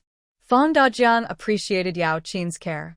Hearing her question, he thought about Xie Yuan's behavior in the camp and finally said, "I didn't notice anything unusual. Maybe we men aren't as observant as women." Yao Qin asked, could it be related to the recent mission he went on? The mission was completed successfully. What could be wrong? He wasn't injured or made any mistakes. Everything was fine. Yao Qin was surprised. Was the mission particularly difficult? Is it possible that the difficult task could cause psychological harm? We were assisting the police in capturing a group of drug dealers. 3 people were injured, but none were in life-threatening condition. Overall, the mission went quite smoothly, Fang Dajiang explained. This was not a confidential task, and all the drug dealers were arrested. Sister-in-law, do you think the task is what made Xie Yuan feel down? That's probably not the case. You might as well ask him directly to get a clearer answer. Yao Qin sighed. If I could ask him, I wouldn't need to ask you. Fang Dajiang thought for a moment. He usually enjoys talking with Wang Sheng. I've also seen him chatting with Captain Feng these past few days. Captain Feng? Yao Qin asked. What do they usually talk about? After getting closer to Shen Qinghuan, Yao Qin had met Feng Qi several times, but didn't understand him well. However, she could gather some insights from his demeanor. Feng Qi seemed to be a man of few words and rarely smiled, but his interactions with Xie Yuan were different. Feng Qi appeared more distant and uninterested in engaging with others. What topics could Xie Yuan and he discuss? Feng Dajiang replied, I didn't hear them. I just saw them standing together talking. Yao Qin nodded and thanked him. Around the end of the workday, Yao Qin went to the traditional Chinese medicine department, intending to find Shen Qinghuan. As she turned into the hallway of Dr. Kong's office, she spotted Feng Qi. She paused, noticing that he seemed to be looking for Shen Qinghuan. At that moment, Feng Qi appeared colder than usual, as if the atmosphere around him had dropped in temperature. Yao Qin quickly understood the situation when she saw Shen Qinghuan and her colleague Qianze inside the office. They were discussing a pathology case, and the atmosphere was relaxed, with Shen Qinghuan even smiling slightly. Then she heard Feng Qi speak, addressing Shen Qinghuan. Shen Qinghuan was discussing a patient's condition with Qianze. The patient was a man in his 30s with digestive issues. He would either not digest food properly or suffer from diarrhea, along with bad breath, acid reflux, and gas. Qianze mentioned a relative of his who had similar problems, to the point where he would pass gas while sleeping, which drove his wife to kick him out of the room, making him believe she was just making excuses. The other people on the man's side also said his wife was at fault. So what if she farted? Everyone does it. It's a natural thing. When she did it, her husband didn't complain, did he? That relative's wife was furious and suggested that the family member who spoke the harshest should sleep with her husband. If they could handle it, she would apologize. If not, they should apologize to her. In the countryside, they sleep on a heated bed, where many people can fit.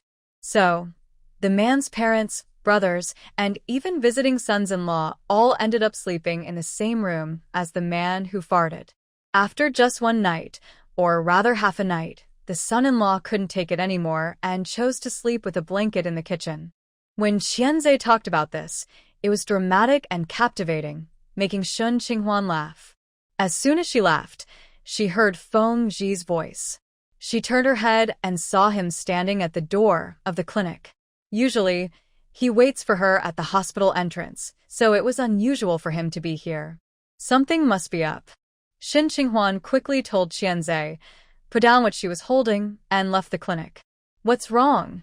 She asked, looking at Feng Ji, but couldn't read his expression. Feng Ji looked down at her and asked, how much longer until you finish work? Shen Qinghuan replied, is there something going on? I still have a little while before I can leave. I'll wait for you. Is there anything I can help with? No, it's fine. Why did you come to the clinic today? Is everything okay? I just heard a patient say there was an argument upstairs, so I came to check. Shen Qinghuan said, then wait for me a moment. I still need to organize today's patient records. Feng Ji replied, go ahead. Yao Qin clearly noticed that Feng Ji called her out when Shen Qinghuan was laughing with Qianze. Also, if there was an argument upstairs, why didn't she notice it when she came up?